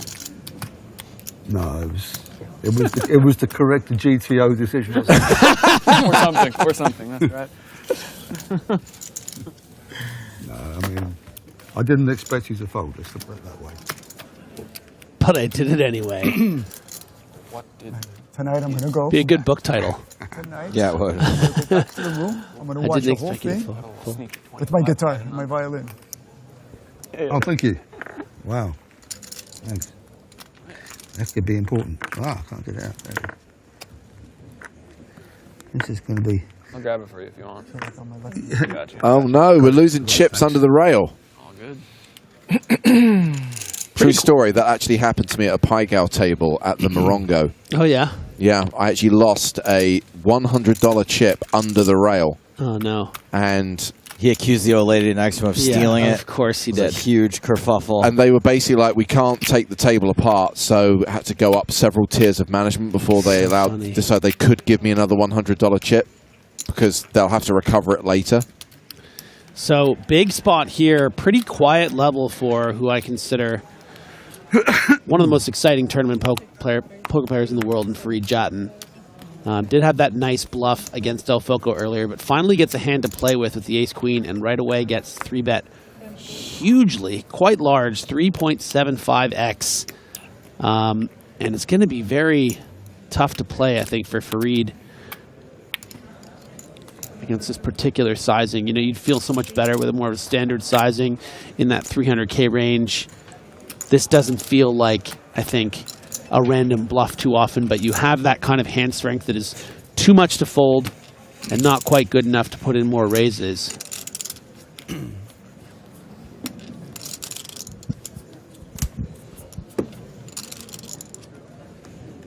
Jatton facing this 3-bet.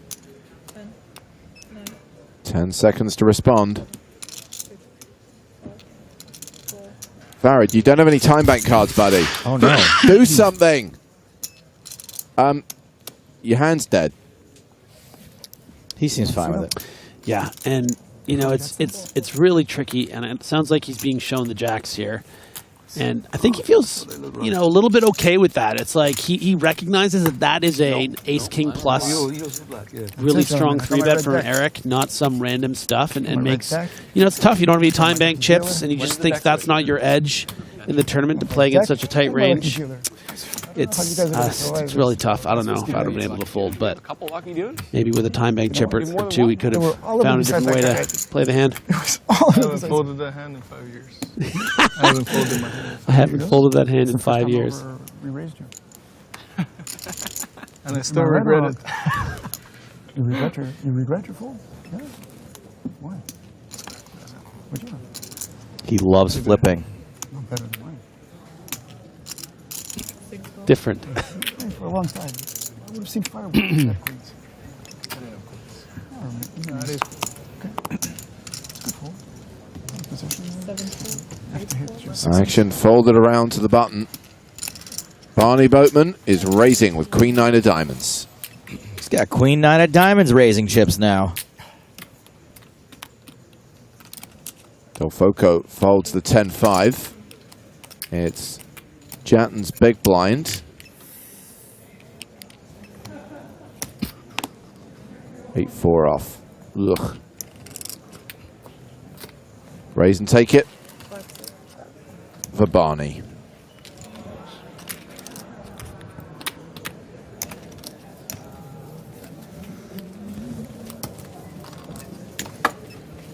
Oh. Damn. Don't lose any more chips, Barney. That's the first time I see one. Yeah. But you're not used to stacking them. You got a straggler. Appreciate it.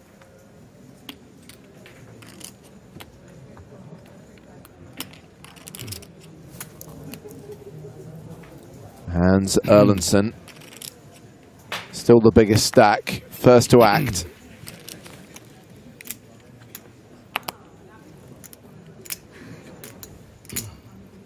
Kings.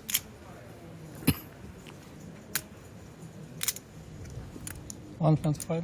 Raises to 125,000.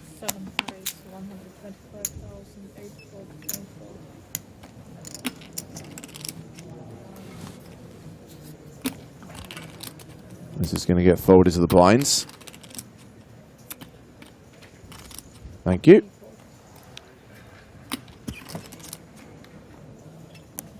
Farid Jatton in the small. Has aces. Let's go. Machi. Oh my goodness. And just after making what he described as one of the biggest folds he's made in 5 years, folding the ace-queen. I mean, this guy goes to bat with a lot of different kind of hands. The very definition of waiting for a better spot. All in and a call. Erlandson shoves on Jatton, who calls all in, giving us the biggest pot of the tournament so far. 5.3 million. Yeah. Jatton at risk, but way ahead. And I'll tell you right here and right now, this whole field is in trouble if Farid Jatton gets over 100 big blinds. It's going to be a different kind of beast you'll see on the table. Let's see what happens. Wow.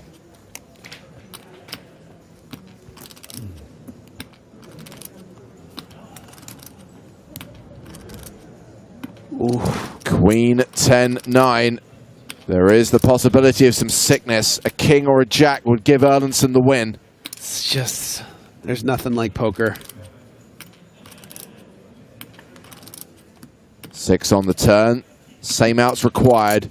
6 cards that would send Jatton to the rail in 19th place. Any other card, he doubles up and takes the chip lead. A lot of jacks and a couple of kings. The river is a queen. Farid Jatton is the new tournament boss. Doubles up to 5.3 million. Hans Erlandson down to 2.7 million. Still has 55 bigs, Show but some emotion sometimes. Jatten is now in command. Yeah, walk it off, buddy. Yeah. Knows Tough board. how huge of a spot that was. With that queen of clubs, because he needs a king of clubs. I think there's Was it jack? I mean, his body's saying he's got energy to release, but that face still nothing. Yeah, the Punisher, Nothing. man. I'm telling you. 26.15 times 2. How much is that? That's 52.30. Walk it off. Too much math for me. I like this from Dire Straits. Jatten railing himself. Wow, that's very good. It was so beautiful. I just had to go take a look from the stands. Yeah. Wow, is this what it looks like? Oh, Yeah. Gorgeous. What a view. And there he is with his 106 big blinds. That's a cool. That was a beautiful flop. Man made famous by some of those poker news hand histories that That some queen people of- don't even believe are Couldn't real. see a picture. A jack or a king. That picture came in. It's like, oh no. I mean, he ran an absolutely insane bluff earlier. Yeah, sure did. Always finds them and is usually always right. But also someone who's capable of blowing up quite spectacularly too if he gets 2 out of line. So it's always going to be fun when you see him with this amount of chips. There's been WPT final tables. He's come with the chip lead and hasn't finished in the top 3. So he's going to be just an explosive player to watch. Always willing to go the extra mile, put the pressure on, and just an absolute threat here with 19 left. D. Funnybone says, I've seen Jatten blow a lead of 45% of chips in play before. Yeah, there was a famous one, I think, WPT. Did Airfrat win that one? It's a good question. But yeah, no stranger to these situations. So, we'll definitely have learned from his mistakes. Constantly evolving, finding new ways to win.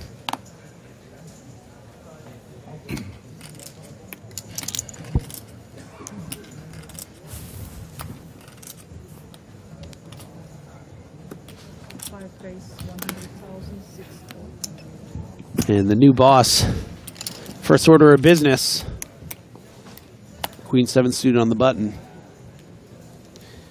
Going to be really curious to see how Erlinston reacts to, having that big chip lead, and you can see how visibly rattled he is, and entering a pot with 10-6 off is not a good way to start. It's really hard to have perspective, especially amongst one of your first runs here, but would you look at this? Just flops top 2 pair right out of the gate with the hand shaking after that brutal cooler. Let the big blind special shine a light on me. Yeah, and a board that I think, Jatten's going to feel very inclined to continue on with those backdoor clubs, backdoor straight draws.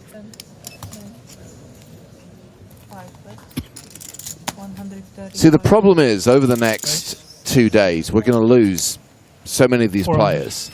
And the chances of everyone I want to see at the final table make it to the final table are thin. There aren't enough seats at the final table for everyone I want to see. Literally can't happen. But this has been a very entertaining evening of poker, and I hope it's like this tomorrow. Yeah, I mean, you think about every single character on this table. So interesting in different ways, and some in the same ways. And we don't even really... We have all those guys on the other 2 tables as well, so much to look forward to. Good discipline there, I think, from Farid, facing that check raise, thinking like, wait a minute, you're not playing by the rules? This is my table now. You don't go check raising me the first hand, but recognizing it wasn't his spot. Well, not only does Barry Jatten have a lot of chips right now, but he also has the Brom's favorite watch, the Patek Nautilus. Nice.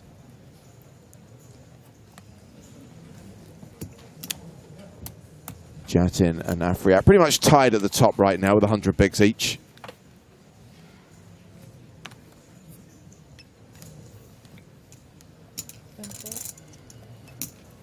Yeah, interesting that those two actually, as the chip leaders, because I think it's been made clear based on their table talk that they've played against each other a ton. These are regulars of the, WPT circuit in the U.S. Both incredible success there.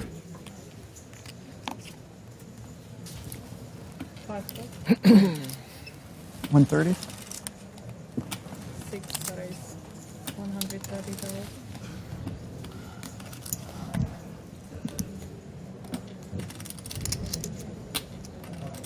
How fun is it just to be able to play this many hands? MJW says, I feel poor. I only have the date just. It's a lovely watch. And no offense to either Eric Afriat or to Peter Jorgner, but I much prefer the date just to a Daytona or a Yachtmaster 2. Which is Farid's one? He has a Patek Philippe Nautilus. Okay. Which is kind of next level. Is it expensive? Yeah. Number one, you can't get one. Why not? Well, I mean, you can walk into a store, they wouldn't look twice at you. There's a preferred client list only if you want to buy one new. So if you get one on the secondary market or on the grey market, you're going to be paying massive markup for it. Right. So what are we talking here? Like 30K? More. Ooh. I checked a long time ago. So he's let's have a look. Just for Griffin. Let's see what we can find.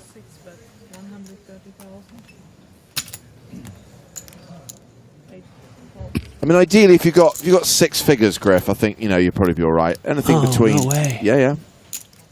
Well, it is quite nice, isn't it? Yeah, but with a discount code, you can probably get. Me here. Me with the best of it. Tell you what, I think decent chance he's going to be able to get a call from Afriat here. All the draws have missed. The hard draws, your 9-10s, your 8-9s, your 10-8s. Your king 10s, your king 9s. So just a half pot bet. I think Afriat will be like, you know what? Why not? We're both Canadian. If you had 8-9, you didn't get it. If you had king, 10 king, you didn't get it. Hey, that's my job.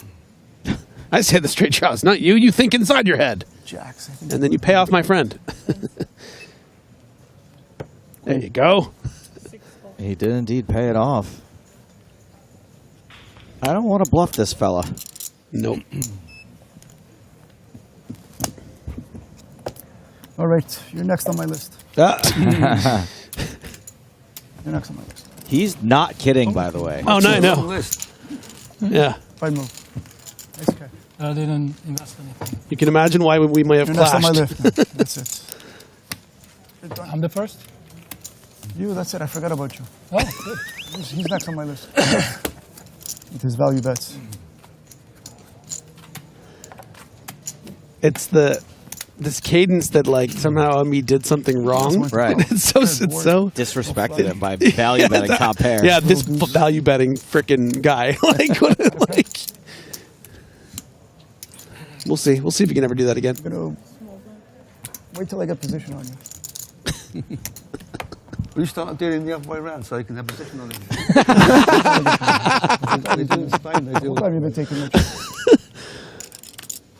Hope this table never dies. Don't tell me we're changing tables for the last half level. No, that sounds maybe we ridiculous. can lose 11 players from the other 2 tables. But yeah. You said it rings a bell. Yeah. I think. 250. 6 raise, 250. That's it. Playing small ball with you. I'm just gonna bang you now. Did he say he's going to bang him? Bang him out, yes. Oh, yeah. Bang him out, okay. Yeah, with some small ball. I'm gonna overplay every pot. That's the way to play with you. You like small little pots, little checks.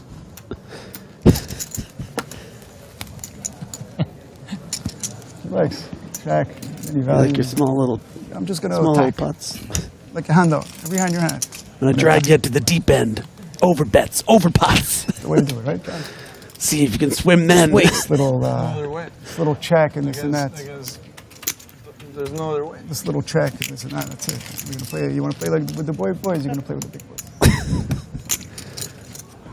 No more pot control. That's it. Just gonna attack. Afriat with the advantage. Top pair. Just gonna attack. Keep on attacking. Hello to Luca, watching on YouTube. Says, hi guys, this is my first time watching a poker tournament. We are happy to have you with us, Luca. Do you live on the second floor?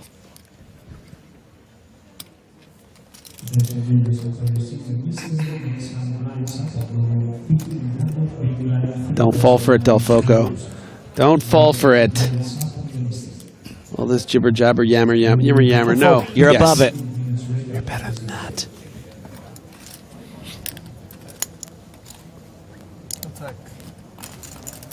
Attack. That's it. No more defense. Also with this guy for sure. Every hand is in. Every hand he's in, he's just gonna see fire. Like jiu-jitsu. Exactly. You know me when I get tough. I do jiu-jitsu. You saw me when I get tough. I don't mess around. Well, he looked at the camera for a second. I got scared. I think he was looking at me. He got word that Benja's in the booth, and he's like, "Yeah, I haven't forgotten. You're on my list." This guy's been bankrolling Kasuf for 5 years just to get back at you. Kasuf agent. It was me. It was always, it was always me. Tell Ceci.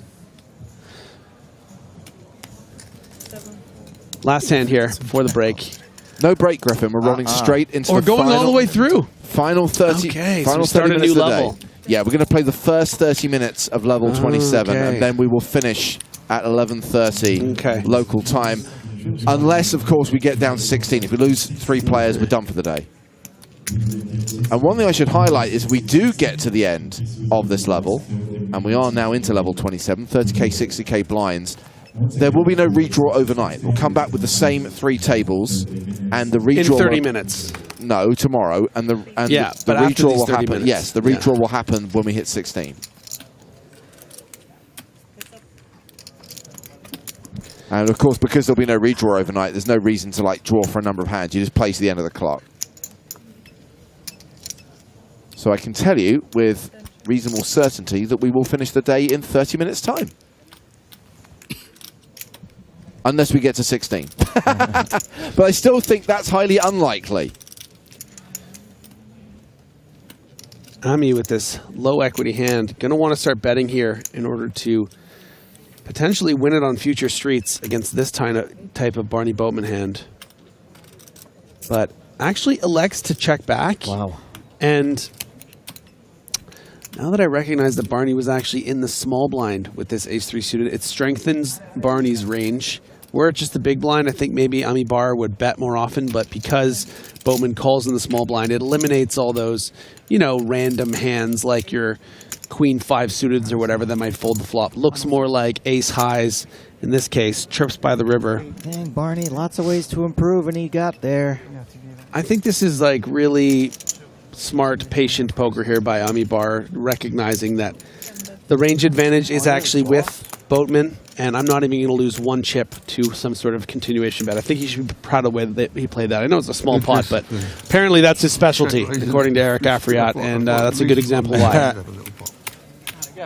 I can't believe it took this long for the best bad look-alike. Yeah, no, I for mean, Erlandson. I'm just saying, good discipline there. Should be a violinist. You're supposed to bet at some point, surely. Thank you. Thank you. I'm just letting them chat before I step on it. That's it. Well, step on it, Joe. He looks like the most interesting man in the world. Oh, as in, I don't always play poker, but when I do, I lose big pots with kings. Yeah. They gave him the red deck. They gave me the red deck. Good work, Adam Samrov. It was there all along. It was staring us in the face. Yeah. Italian? I would have got there if I wasn't so sick. Stupid brain fog. Oh, we've gone up now, yeah? From where? Where are you from? Spain. Spain. Yeah, that's right. Barney suddenly realised the blinds have gone up. Yep, 30-60. 6 bars. Just realised tomorrow is Saturday, the 24th of February, Global Poker Awards in Vegas. Chat Pro Saturday. No. Remember, Full moon. When is it? Permanent February 24th? Tomorrow. Oh, wow. 125,000. I was nominated, right? I'm up for something? Well, the EPT live stream is nominated for something, which but no personal. technically includes you.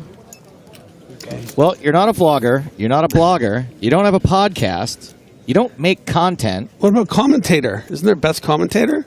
There is an award for broadcaster, yes. Yeah. And you are not nominated. Yeah, but I feel like, you're kind of supporting everyone else. Like I'm thinking 4 or 5 years from now, I'm going to get the, If somehow they run down the list and get Ali Najad, Dave Tuckman, Chris Hansen, Jesse May, AJ Benza. Remember what I've got? I think maybe like 9 to 11 years from now, we might be able to get you through. I'm just saying there could be a situation. What was it? Was it Kate Blanchett that lobbied for her friend and then she got nominated? I think we could do something like that in a few years. No. Joe is the Kate Blanchett of the Global Poker Awards. That's what I'm saying. He lobbies hard every year for someone. That's what I mean. Why couldn't I be the one who's independent? In 9 to 11 years, he'll lobby for you. Okay. Meanwhile, we have got dangerous hand. Yes, dangerous hand. Flush draw versus flush draw. Yeah, and technically advantage still Jatton, but he doesn't want to improve to a flush here, but he doesn't know it. And he's going to have every reason to continue, especially against this small sizing. I wonder if Farid ever mixes in some check raises with all this equity. Maybe try to scare off a 10, certainly, even maybe an ace, at least by the river. You would hate to just give a free card to a hand like Queen Jack with just 200K, but he's going to play it small ball, and I'm kind of into that too.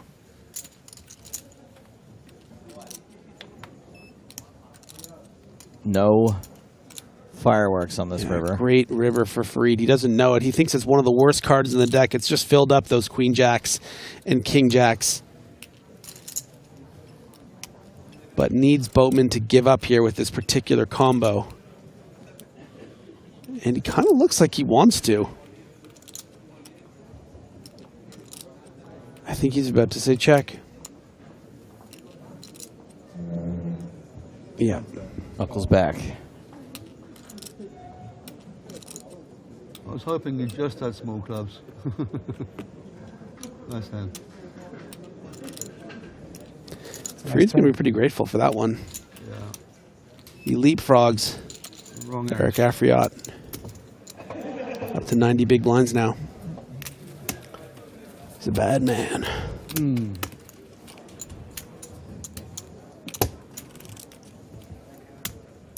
B11101001 says all in. And then B11010001 says weak move. Did I just read out a swear word in binary? I should probably have checked that first. Probably should.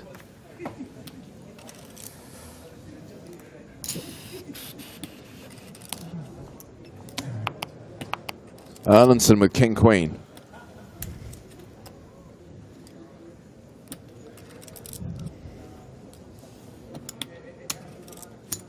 Raise 130,000. Raises to 130,000.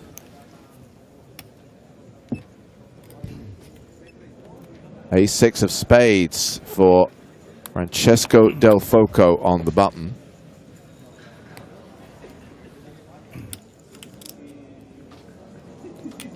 We are just playing six-handed, so a hand like this does have a good deal of value, but it plays a little difficult as a 20 big blind button flat. We'll see about that.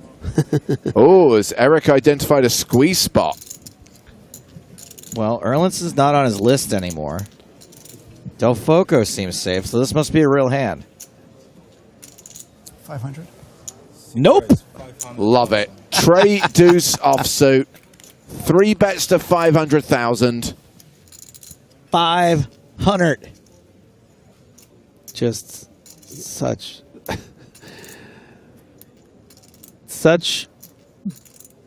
bad card selection, but such good spot reading right here. It's like it just almost doesn't matter what the two cards are here for Afriat. He just recognizes that this is just a great squeeze spot. It doesn't matter what I have. Maybe for a little flair, I can show this 3 deuce, or maybe just the fans at home will see it and know I did it. But this is just someone who has a lot of confidence and recognizes a good spot when he sees it. Is that a cravat? Or is it a dirty diaper? And I like that he doesn't show it. He doesn't need to know. He doesn't need to let people know that he's flying off those kind of handles right now. Great spot, great hand.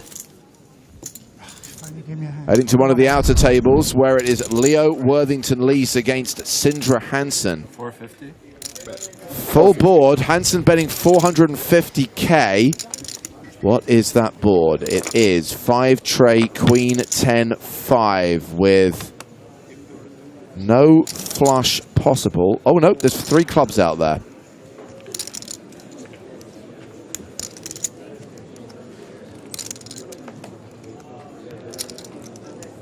Done.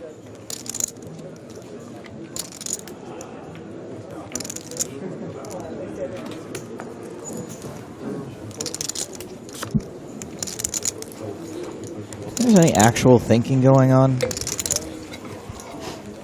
So much. I believe you. It just, it doesn't even...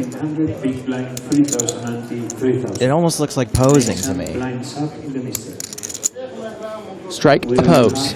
15 minutes break after this level.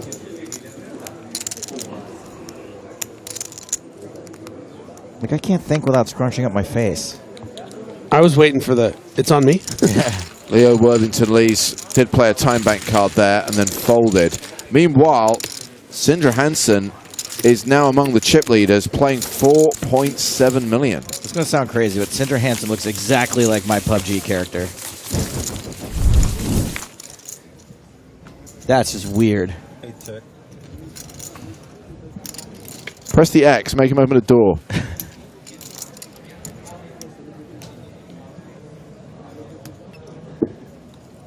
Nice little spot here for Ami for us to hop on into here. 95% equity, 3-way on the turn.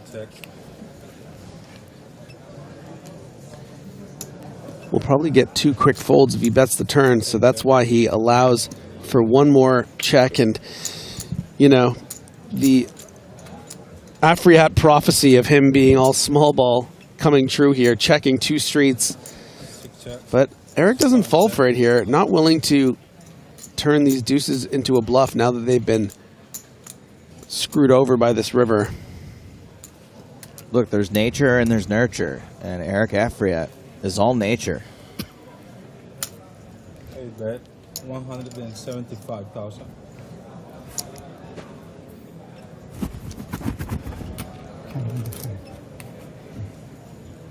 I had the best hand till the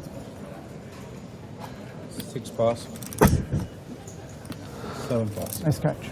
The whole world's against him. It's so funny. It's like, even if you lose the pot, he gets the zinger in. Nice catch. And a guy like Ami, it's probably been years since anyone's chirped at him like this. He's just loving it. I think so too. Took it easy on him on that one. That one was just, I had to play defense. Yeah, you had a bad feeling. I had to play defense.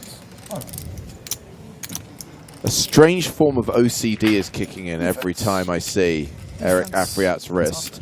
I need to go down there with my spring bar tool and my screwdriver, and I need to remove a link from that bracelet.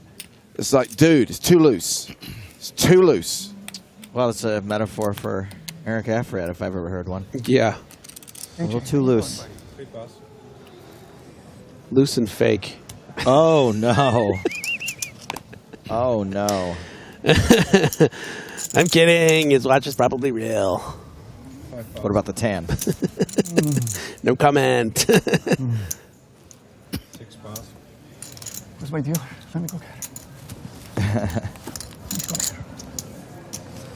Let me go get it. I mean, if he pulls this off.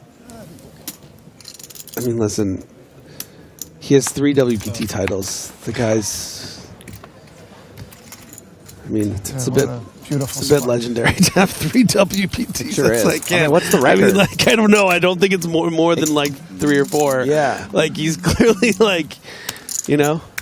The word legend gets thrown around a lot, but I mean, that's a pretty incredible accomplishment. And it's great to have guys like this on the feature table, kind of see. It's awesome. I'm having more fun than I've had in years. The mixology of it, you know. I mean, it's just This dude's so much fun. Yeah. But also, what happens to a man like that when they win 3 WPTs? You know, it's like there's so much conviction behind every. It's like palpable. I love it. I love it. I love to watch it.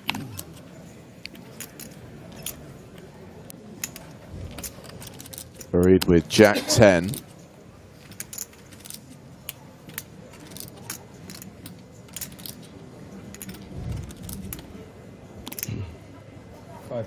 Folds it. Eric's raising 130,000 with King Queen of Diamonds. Pocket fives for Hans Erlandson. He's already getting the stare down. Calls on the button. Round 2, Barney Boatman in the big blind. 4 is the record, by the way. Oh, yeah? Yeah. Who? Darren Elias. Literally the guy we call end boss. Yeah. Barney calls as well with Jack 9 of spades in the big. Oh, fair fight. Look at these beautiful hands. Yeah, and we have a Jack 8-3 flop with 2 diamonds. So top pair for Barney. Well, I don't feel so good. The diamond draw for Afriat, who bets 250,000. 7 pass.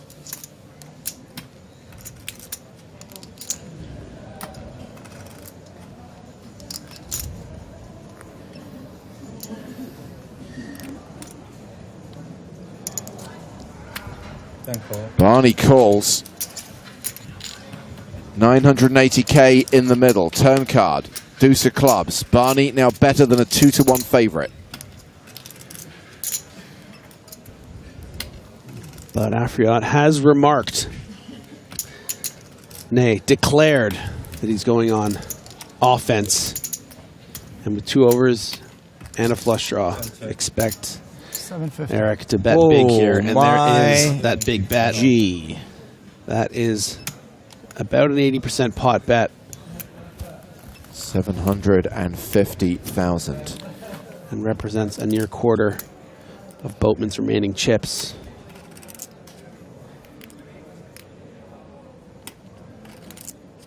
And it's a great size. I mean, it's going to fold out pretty much all the 8s and then really put jacks, pardon me, in a blender. But Barney makes the call, and we're going to a river here with 2.5 million chips in the pot. Huge pot. Huge river card, which is the deuce of spades pairing the board. Afriat does not get there. And I'm just looking forward to the blow-up if Afriat loses this pot. Should recognize that at this stage, Barney Boatman has a jack in his hand. Can I see how much you're playing? Can I see how much you're playing?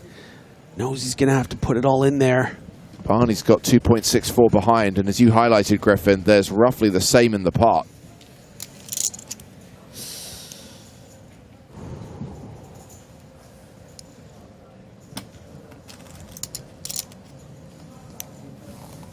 And it's not a very strong jack in the jack 9, you know.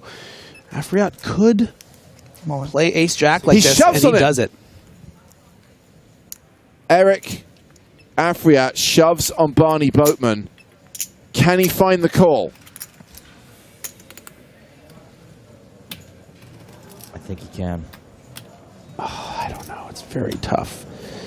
You know, with spots like this, when you feel a deep uncomfortability, it's easy to slip into old habits. And, you know, of the years he's been in situations like this, maybe more often than not, he's been shown the goods. And this is a massive stage. Do you really want to call here? Well, Barney's boasted that he hasn't used a time bank card yet. This could be all of them. This is a good time to use them, yeah. Cool. Yes! He calls! Let's go! Barney Boatman makes an incredible hero call. He is right, and he is going to double up through Eric Afriat. That is the biggest pot of the tournament so far. 7.75 million. And we have a new chip leader, UK poker legend, Barney Boatman. Let's go. Everybody get on the boat. Great call. Thank you. What a call. What a hand. What a result. What? I'm tired and want to go to bed. The level ends in 10 minutes and he's tired and wants to go to bed. How much? 25? The chat exclaims, Goatman. Goatman. Goatman. What a call. That's the most incredible call I've seen. Tournament life, big money. We're finishing in 11 minutes.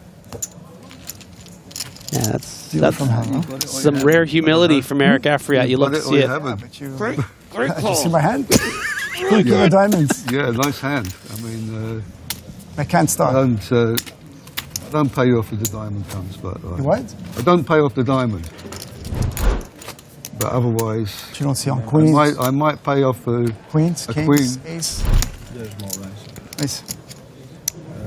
So is he on the list or not? 30. Eric Afriat down to 23 big blinds. Another glimpse of surely what makes him so successful in these big MTT fields, putting players in the blender.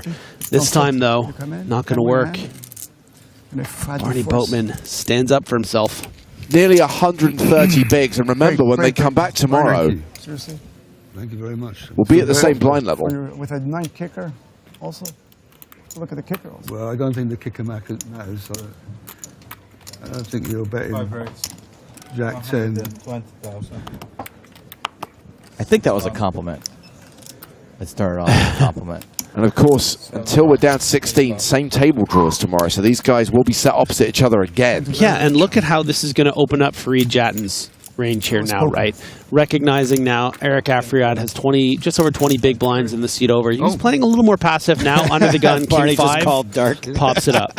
I'm so excited about it. So it's 120, is it? Didn't realize Freed opened? I don't think so. It's going to be a nasty accident for somebody. Yikes. Barney, Irish? I'd like to think I was a bit Irish. Never bluff. You guys are stubborn. You guys never bluff an Irish. Listen, I love my bluff. We've ticked down to 18, by the way. Former chip leader Gregory Fournier eliminated in 19th place. And just 9 minutes left on the day. And what is Barney forced it up to? I thought he was reaching for chips, but he has checked. He's still stacking chips, Griffin. He's got so many of them. My mistake. He is reaching for chips. I called it by mistake. I don't want to get involved. Freed will take it. Kind of reading a combination of genuine compliments from Afriat and also a heavy dose of tilt. Yeah. Given what we've seen of him thus far, I think he's taken it pretty well, to be honest. Hands up here. Good luck with that. Good luck with that, yeah. But any other guy would have folded, but this guy is like... Two good plays. Two really good plays. Hell of a call from I Barney. can't believe he just calls Jack 9. Like 10 minutes left of the night. Yeah? It's like, what a sick call. Yeah. I'm going to use all my time banks. What? Just finish those 8 minutes, I get another dealer tomorrow. Oh my God. That's the Whoa, problem. whoa. Killed me. You killed me. Never won a hand. You only won a hand, you had to steal there. Okay, this is out of line. What a curse. Number one, I told you this guy's a joke. don't blame the dealer. Number two, verbally declaring that you are playing all your time bank cards to run out the clock on the night. That's time bank abuse. Double abuse. It's verbal abuse is what it is. Yeah, dealer abuse, time bank abuse. I'm sorry, this is a case for calling the floor. He's basically said what he's doing. And let's get floor for the bracelet being too big, too. Bracelet abuse. Oh, but you guys, he missed his flush draw. Come on. Give him a break. 5 seconds.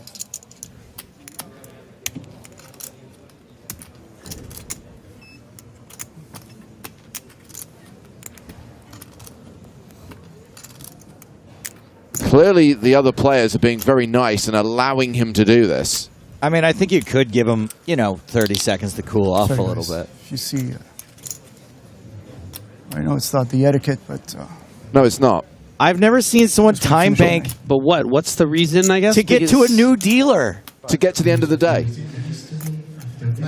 But specifically because he thinks he'll have a new dealer so tomorrow. he gets fresh things tomorrow? Fresh time bank cards. And they don't combine with the ones he has? Yes, they would. They would. So he's just burnt. Okay. He says tomorrow I get a new dealer. We're finishing the clock, or is he calling a few hands? You know? Yeah, sure. Are you calling some hands, or are you finishing the clock? We're finishing the clock because there's no redraw overnight. I'll say 300. Yeah, still 300. Does he think there's a redraw for the big blind, maybe? That must be I never used one of these. Well, you're not using it for the right reason now either, buddy. One of those and two of those. I think he might think it's a redraw Are we getting new for the cards? big blind. Are we getting new Not- tomorrow? We're getting some more tomorrow? Yeah. You might not, actually. My stacks are wrong. My stacks are wrong. I genuinely don't know what ruling the tournament staff will take on like this. mine were wrong. Yours are wrong in the right direction. But yeah. It's because the 25s are a little bigger. 5 seconds. Have like a half an inch above it. Might as well use them up. Yeah. Never gonna use them. Got a minute and a half. I got 3 minutes. I got 3.5 more minutes. Basically. Can I leave early?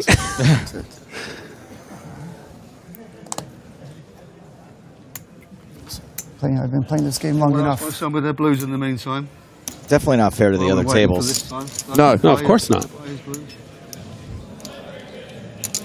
think it's better to. Oh yeah, you're right. for the streaming. You're 5 right. seconds. You're right. 100.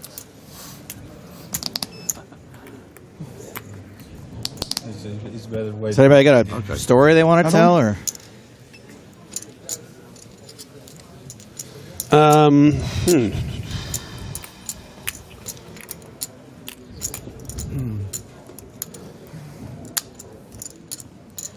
Barney. He's going to get the big blind tomorrow, too. What a call. Yeah, why would he want to pay the bigger? No, we're going to be at the same level. Correct. Gotcha. Gotcha.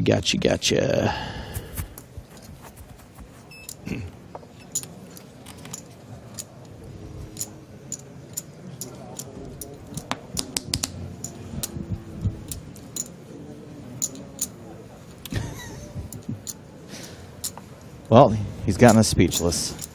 I can't help smiling. For sure. I would smile if I was in your place. Smiling for the camera. You deserve it. You did a heck of a call. Thank you. Appreciate it. Heck of a bet as well. I mean, It's just a crazy call for your tournament life. 10 minutes left. yeah, but it's my tournament life, not my actual life. There's always another tournament. It's 1.3 million. Just to be clear, I'm not unsympathetic to Afriat's position. I understand that was a very tilting moment for him, but I don't agree that this is the right way to react. Well, okay, what I would say in response, playing devil's advocate, is, You have 100 million. I think that he's recognizing that these final 10 minutes were very dangerous for him. That he was ready to blow up the last, one that he needs the reset. I think the dealer thing is a scapegoat that he's using. He's making some little quip that's completely inappropriate. I don't think he actually is superstitious with the dealer. I just think he needs to get out of there. He's trying to clinch his way through the round. He's trying to get out of there without playing any more poker because he might bust. To me, 10 minutes before the end of the night. 5 seconds. By the way, completely inappropriate, don't get me wrong. I just think, as far as what I think is going through his head, I think he needs to get the hell out of there. And he can use every way he can to play as little poker as possible. Yeah, no, you have to. You didn't make it easy on me. Still okay. Still okay for tomorrow. Did he act? He folded. Looks like, yeah. And Erlinson looked like he was taking a nap. Yeah. Rolling tomorrow. You're also taking a break. That's not a bad idea, no? Don't touch me. Let's finish the night. We don't have to go to the big blind. Oh, now he's wanting everyone else to get along with him and do it. Come on. No, mate. I'm never going to use one of these things. I mean, the only story I had for you guys was the light collusion. No, you used one, I guess. I did. I used one. Good stream. Right. Yeah, you did. Oh, I did. Yeah. Sorry for that. But he didn't take it. That was the pressure you put me under. I used one of these. That's the first time. That's it. We don't even have to go to the big blind. We? Yeah, Whoa. pay the big blind, you won't, right? Yeah, exactly. Is that yeah. light or medium? He folds, Like he'll you get, when you he's get at one him. free hand. He'll be the big blind. Friends like you when he's at him. Just mark your cards and you get a free hand. You put me on the list. I don't even have a list, so like this is on you. No choice. You beat me every hand. I have no choice to make a list. You my my motivation. fucking hand. It's my motivation list. I played my cards straightforwardly, honestly. Thank you, Ami. No, bro, that was. I did nothing. It's the only way I motivate myself. Yeah. I have to motivate myself. You know, it's All hard right, to stay motivated. That's how I motivate myself. That's all right. Sociopath. I don't mind being on the list. No, I think it was a bit out of line to bet that Well, river. you get one free hand. You bet that river with no kicker, a bit out of line. I had the jack kicker. They're talking about the Queen 6 hand. The only hand that Ami played against Afriat, value betting the I would river. have put you on the list too. Okay. I'm already on your list. I don't even blame him.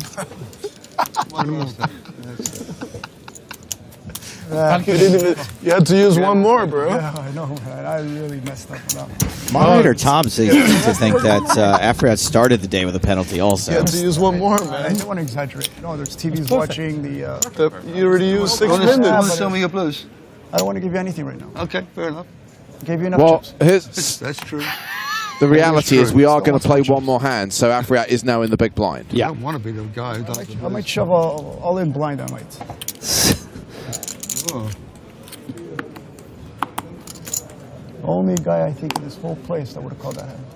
I mean, we followed the most dramatic hand of the tournament so far with one of the weirdest things I've ever seen in all the years covering the EPT. And a big hand for Erlinson. I think that sort of petulance can only be answered by one penalty. Standing on the naughty step. Just a whole orbit in the corner, on the step. 8 pass, 10 pass. You want to act like a child? I'm going to treat you like a child. Nice tight fold there by Ami, by the way, with the Jack-9 of spades. Last hand of the day, you know, you might want to decide to take a flop or put in a 3-bet. But is going to allow Afriat to get in there with the bad ace. Here's a summary of that last hand from Craigie C17. Jatin got a walk, and it took 8 minutes. Who just jammed? Afriat. No, he didn't. I just needed one of these. I would have saved 200,000 chips. Erlinson jam. Jesus. Okay. It was nice, huh? It's incredible. What did you show? Ace. Oh. Yeah, Please. just Is that amazing? Well, the good news for Eric Afriat is that is the end of the day. Wow. We pause the clock with an hour still to run on level 27. You think you'll be off tomorrow, dealer? I need to buy your blues. Leave the dealer alone, Here, give Eric. me 100. ¿Tú no trabajar la mañana? Yo mañana. ¿Trabajar? Again, yeah. Aquí? Enough He's day. going to pay you to take the day off. You killed me. Every day, every day. You killed me. He's like another player. I'm just After the working, blind? my friend. I know. I'm just I know, but I can do nothing. you know when you have this experience, you know the one that's going to give No has you. hecho ningún error. Lo has hecho perfectamente, gracias. Gracias. He must have been real nice to the three that dealt in the WPT wins. Yeah. Sí. Yeah. Yo viví en Madrid, en Lavapiés. En Madrid. Sí. Buena ciudad. Lo mejor. Favorita, la verdad. Lo mejor. Muy buena. ¿De dónde eres? Yo soy de Colombia. Ah, sí. Oh, nice. Barney probably speaks 9 Pero languages. Madrid, en Europa me encanta. Sí. Barney lived in Spain for many years. Awesome. That should be 4, yeah. And looks like Mr. Boatman will be coming into the penultimate day of the EPT Paris main event as chip leader with a stack of 7.6 million. What a great session, and what a fantastically dramatic and somewhat surreal end to the day. We did not get to 16. 18 will be coming back tomorrow. No redraw overnight. Same table assignments, same seating assignments. Still an hour to play out of level 27. There'll be a redraw when we get to 16. So yes, Barney Boatman took the chip lead in that huge hand against Eric Afriat, calling his bluff, getting himself up to 127 big blinds. Afriat still has 20 bigs, but clearly was tilted by that hand, needed to steady the ship, so just used all of his time bank cards to run out the clock. Erlington has dropped below 50 bigs. Jatin's still a contender with close to 100 bigs. Del Foco edging slightly towards the danger zone. Danger zone. Blinds continue at 30-60 when we start the action tomorrow, when we have to play down to the final table. So that's how it ended on the main stage, but we do have 18 players.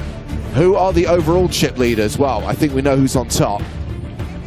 It is Barney Boatman, Jatin second in chips. Sindra Hansen, Owen Dodd, and Army Bearer make up the top 5. Erlandson and Jorgner, the two Swedes, still in the top 10. Jorgner, second place last year, in the final 18 this year. How far will he go? We will find out when we stream the action tomorrow, playing down to the final table. In the meantime, check out the PokerStars blog for updates and stories from the European Poker Tour. Our live action from this tournament continues tomorrow at 12:30 local time. That's 12:30 CET.